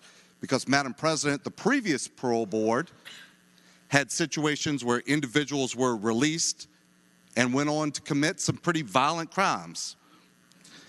Madam President, one Cordell Reed was released, went on to be convicted of unlawful wounding. Maurice Jarvis, released, committed robbery. David Simpkins, released, committed 10 armed robberies. Linwood Scott, released, was convicted of rape. Madam President, certainly we've seen parole board members that have, according to a recent report from the Attorney General, falsified board reports, failed to meet with victims over 83 times in a 2-month period, failed to communicate with prosecutors over that time. Madam President, this is an individual who by all accounts is spending a tremendous amount of effort studying these cases and making decisions. Certainly, it seems that he's come to different decisions than the senator has, but there's no indication that any of these cases were the wrong decision, just that the numbers don't add up.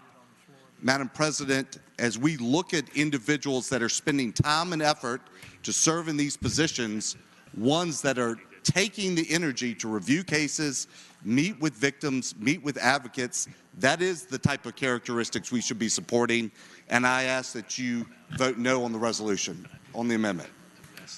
Chair recognizes the junior senator from Richmond City, Senator Morrissey. Would the gentleman from Hanover yield for a question? Will the gentleman from Hanover rise and yield? Yes, Madam President, I yield. Gentleman yields. Senator Morrissey has the floor. One of the last things the gentleman said was that there's no indication that the member of the parole board that we're discussing made the wrong decision. Would you not agree that there is no empirical way to measure whether a parole board member exercises proper discretion? Senator McDougall has the floor. Madam President, I think maybe the senator and I might have a different view of that. My view of what the parole board member should be doing is undertaking an examination of the case, making a determination, doing things like talking to the victims, talking to victim advocates before making that decision. In the cases that were outlined before, certainly by the senator, certainly there were individuals that voted in different ways. But as the senator articulated, there was a wide range of votes across that direction. I think that we can always look back at times and see if somebody made the wrong decision and somebody was released and committed a new offense. But I would agree with the senator that there is no specific way to say that somebody made the wrong decision and not be released. But at the same time, I don't think that you can just use the fact of this percentage was granted parole as the determination of whether it's done correctly or incorrectly. Would the gentleman yield for another question? Will the gentleman yield for another question? Yes, Madam President. Senator yields. Senator Morrissey has the floor. Thank you, Madam President. Would you not agree, yes or no, that this particular governor, more so than almost any governor we've had in the last 50 years, is data-driven, makes his decisions by examining the data and are certainly using that to help him make his decision? And I say that in a positive way. Senator McDougall has the floor. Madam President, I think the senator would agree that when you're looking at individuals who've been through the legal system, a court, a judge or jury has made a determination of guilt, they've been sentenced to a sentence, and the job is to look and make the determination of whether that sentence should not be filled to the full amount that it was given, they should be released early or paroled, that the data could be used in different ways, and you have to look at the individual cases to make a determination. As for the governor's review of data, I mean, I have no idea. I don't sit with him and know how he looks at it. But on this type of situation, I would think that you would have to look at the cases and make a determination, because it could be that none of the individuals that were presented should be paroled, or maybe more. I can't tell that from the information that was presented, and a percentage is not sufficient enough for me. Would the gentleman yield for another question? Will the gentleman yield for another question? Madam President, I would yield for an additional question. Senator McDougall yields. Senator Morrissey has the floor. Thank you, Madam President. I would ask the gentleman, did he not take the floor himself on at least 5 or 6 or 7 occasions and decry the former chairman of the parole board for her regularly, maybe even routinely, granting parole and saying repeatedly on the floor of the Senate that it was wrong that over and over and over again she granted parole? Did the senator not do that?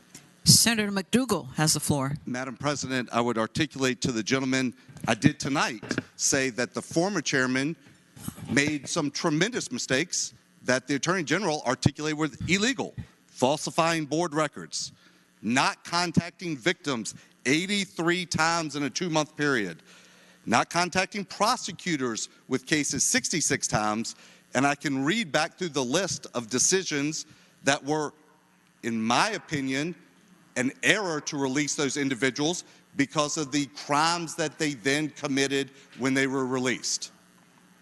Would the gentleman yield for a final question? Final question, Senator McDougall. Yes, Madam President. Senator yields. Senator Morrissey.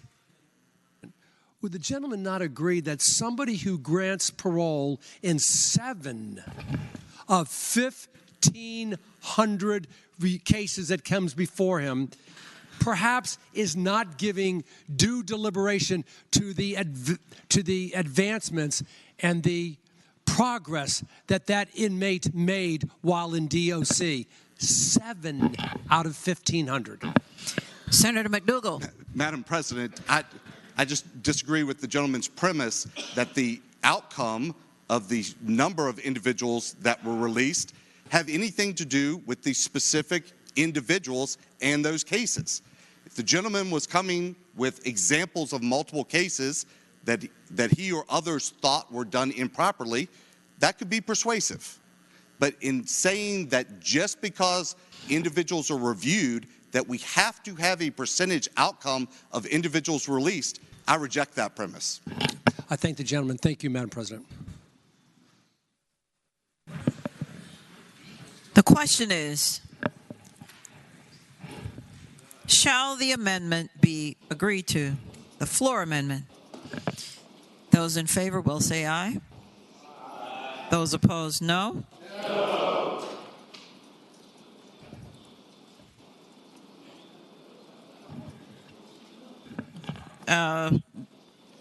This will be a recorded vote. The question is, shall the floor amendment be agreed to? Those in favor will say aye. Will record their votes aye. Those opposed, no. Are the senators ready to vote? Have all the senators voted? Does any senator desire to change their vote? The clerk will close the roll. Ayes 22, noes 18. Ayes 22, noes 18. The floor amendment is agreed to. We have another floor amendment from the junior senator from Chesterfield. Chair recognizes the junior senator from Chesterfield, Senator Chase. Thank you, Madam President. I move that the reading of the floor amendment to SJR 273 be waived, please. Question is, shall the reading of the floor amendment be waived? Those in favor of that motion will say aye. Those opposed, no. The reading of the floor amendment is waived. Senator Chase. Thank you, Madam President. I move that the amendment be agreed to. The senator has the floor. Thank you, Madam President. This removes lines 14 and 15 as it relates to the Commissioner of the Department of Elections. This individual, Susan Beals of Richmond, worked for me for almost a year, and I knew her very well. And this is a matter of whether this is a good fit for this individual or not. Like I said, she worked with me for a year. And, one of the things I was surprised about it, there was no reference check done. You would think that I would have received a phone call from the Youngkin administration asking how she worked out in the office, but I did not get that phone call. and was surprised a year ago when it was announced that she was going to be appointed. Because had they had called me, I could have given them a little bit of background on some concerns that I had as it related to a number of failures to address issues in the Chesterfield area and in our previous elections, dating back before 2020, actually. In one particular election, there were injunctions that had to be filed because 2 Chesterfield precincts didn't have the resources they needed, and the GOP had to file an injunction. There were 2.5-hour waits all day long, and she was our one advocate that was supposed to advocate for the committee. There are a number of other folks who I feel would be more qualified, that have more experience. She has less than 5 years experience in anything relating to processes with elections. She's never worked in an office before until she was the chair of the Chesterfield Electoral Board. She was appointed in 2019. And my concern is this: with all the issues that we have had with election irregularities in Virginia, we need someone who's experienced, who has had decades of experience on how things work. And also we need someone that has an IT background, given that we're getting ready to implement a brand new system next year. There was also a failure to adequately address election irregularities November 2021, this past election in Prince William County. Whenever she was asked on WRVA, how did the elections go, she said everything went great.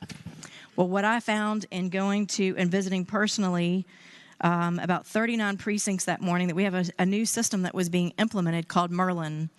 And almost every single precinct in Chesterfield County had issues that morning, and several opened late, almost an hour late, and some voters were turned away.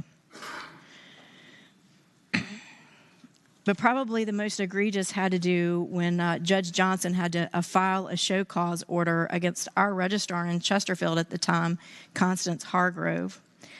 And he had to withdraw the order because he had no jurisdiction unless there was a legal action formally accusing the registrar of violating the Virginia election law. The registrar in Chesterfield had denied the GOP the ability to count the provisional ballots.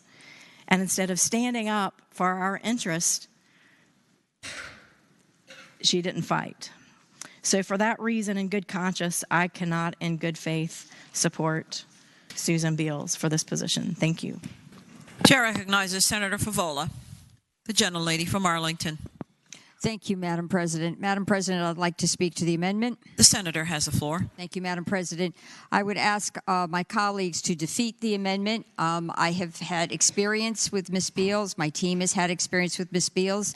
And every time she has been competent, she has been responsive, very quickly, in fact, has always steered us to the correct section of the code and has appeared to be on top of things. So having said that, I ask that we defeat the amendment. Chair recognizes Senator Eben, the gentleman from Alexandria. Speaking against the amendment. The senator has the floor. Briefly, I too have found Ms. Beals to be a straight shooter, qualified with her local electoral board experience. We differ some on philosophy, but there's no question that she is committed to the fair and orderly administration of elections and has been responsive, thoughtful, and fair. Again, I urge bipartisan rejection of the amendment. That would be a no vote. Chair recognizes Senator Newman, the gentleman from Bedford. Madam President, I think all has been said. It needs to be said. Thank you. Chair recognizes Senator Morrissey, the junior senator from Richmond. Thank you, Madam President. Would the gentlelady from Chesterfield yield for a question? Will the gentlelady from Chesterfield rise and yield? I yield. She yields. Senator Morrissey has the floor. I would ask the gentlelady a couple of questions, and I think they could be answered yes or no. Did the show cause that was filed against Ms. Beals end up being dismissed? Yes or no? Senator Chase has the floor. The question would be yes, because it was not properly completed and filed in the right jurisdiction. Would the gentlelady yield for another question? Will the senator yield? The senator yields. Senator Morrissey has the floor. It is probably my ears, but I struggled to hear the explanation. But did the gentlelady say that that Ms. Beals worked for her, or they had some type of professional association? Senator Chase has the floor. She worked for me my first year, my first session in office, yes. Senator Morrissey. Would the gentlelady yield for another question? Will the senator yield again? I will. Gentlelady yields. Senator Morrissey. Did Ms. Beals quit your employment? Senator Chase. Thank you, Madam Chair. And to answer the junior senator from Richmond City, everyone at the end of session went on to their regular lives. Would the gentlelady yield for another question? Will the senator from Chesterfield yield again? I yield. The senator yields. Senator Morrissey. Thank you, Madam President. Let me rephrase that question. Did she send you a letter saying that I'm quitting and I'm no longer going to work for you? Senator Chase has the floor. Madam President, what I would tell the gentleman is that this was back in 2015, and she worked on my campaign. And after session, most of my staff, it was too much for them, and they left. I don't remember. Would the gentlelady yield for final question? No. Final question, Senator. I think we're done. Thank you. The gentlelady does not yield. Oh, I'm sorry. All right. Thank you, Madam President. The question is, shall the amendment be agreed to? Those in favor will say aye. Those opposed, no. No. The noes have it. The amendment is not agreed to.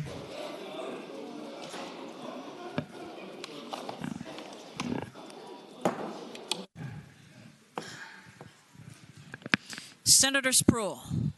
Thank you, Madam President.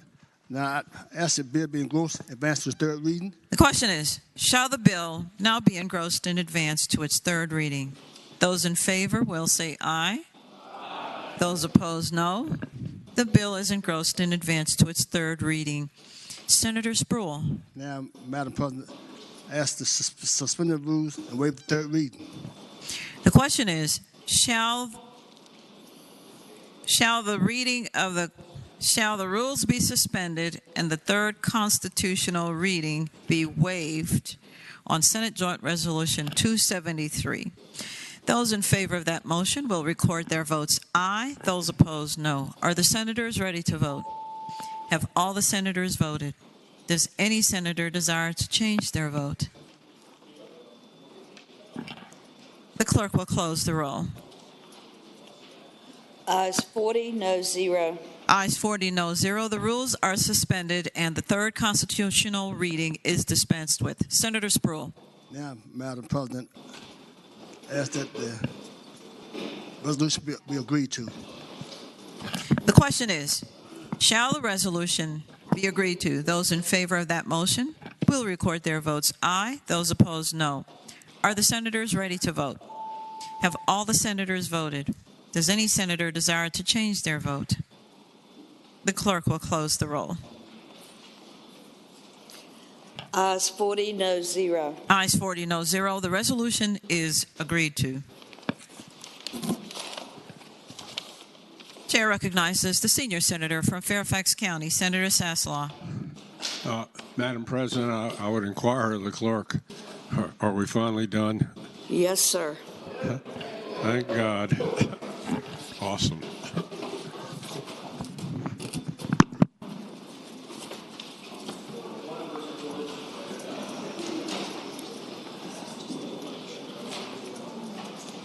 Chair recognizes Senator Norman, the gentleman from James City County. Madam President, a very brief point of personal privilege, and I recognize that everyone is annoyed and wants to leave the chambers. The senator has the floor. You know, I was thinking once again tonight that I am a dinosaur that is wandering through the Jurassic Age, because I find this one of the most disappointing nights of my career in the Senate of Virginia. And you've heard me comment before that we have migrated away from the tradition and decorum. And really, these unflattering comments and assaulting comments that have been exchanged on both sides about some of these candidates, in my perspective, should have been completely avoided. It did not, and it should not have taken place on the floor of the Senate, where traditionally we have demonstrated greater restraint and greater traditional respect. That is why we have a committee process. Every judge that comes before this body is given the opportunity to have an interview before a committee. And it is before the committee that decisions are made. And it occurs to me, and even though I don't sit on some of these committees, that many of these issues that have been publicly vetted before everyone in Virginia tonight could have and should have been done on committee, even if we had to refer the resolutions back to committee. And I think there is complicity on both sides. I am embarrassed by what has happened. I am embarrassed with myself with having complicity by not having exercised more leadership, and therefore by silence having complicity. But I genuinely hope that we will reflect on this and that it does not migrate to judges. Thank you, Madam President. Is there any other business to come before the Senate? Hearing none, Chair calls on, I'm sorry, I jumped ahead. The clerk will announce any announcements on the desk. Today, Tuesday, February 7th, Privileges and Elections will not meet. I know that was a surprise. The Committee on Agriculture, Conservation, and Natural Resources will not meet. Tomorrow, Wednesday, February 8th, the Women's Legislative Roundtable will meet at 8:30 a.m., Tidewater Room, 4th floor, Truist Building. The Committee on Finance and Appropriations will meet at 9 a.m., Committee Room B, Pocahontas. The Democratic Caucus will meet at 11:30 a.m., Senate Room 1 in the Capitol. The Republican Caucus will meet at 11:30 a.m., Senate Room 2 in the Capitol. In regard to the budget process, refer to your pink sheet. Amendments were distributed today. Make sure to have them with you on Thursday. Any floor amendments to the budget bill must be drafted by Finance and Appropriations staff and submitted to the front desk, Nathan and Michael, by 5 p.m. Wednesday, February 8th. Senators must submit a list of those amendments they plan to remove from the block or object to the front desk, Nathan and Michael, by 5 p.m. on Wednesday, February the 8th. Chair recognizes Senator Peterson, the gentleman from Fairfax City. Thank you, Madam Chair. On adjournment, we're going to have the world's shortest meeting of the Ag Committee so we can dispose of one bill, which we just need to pass by.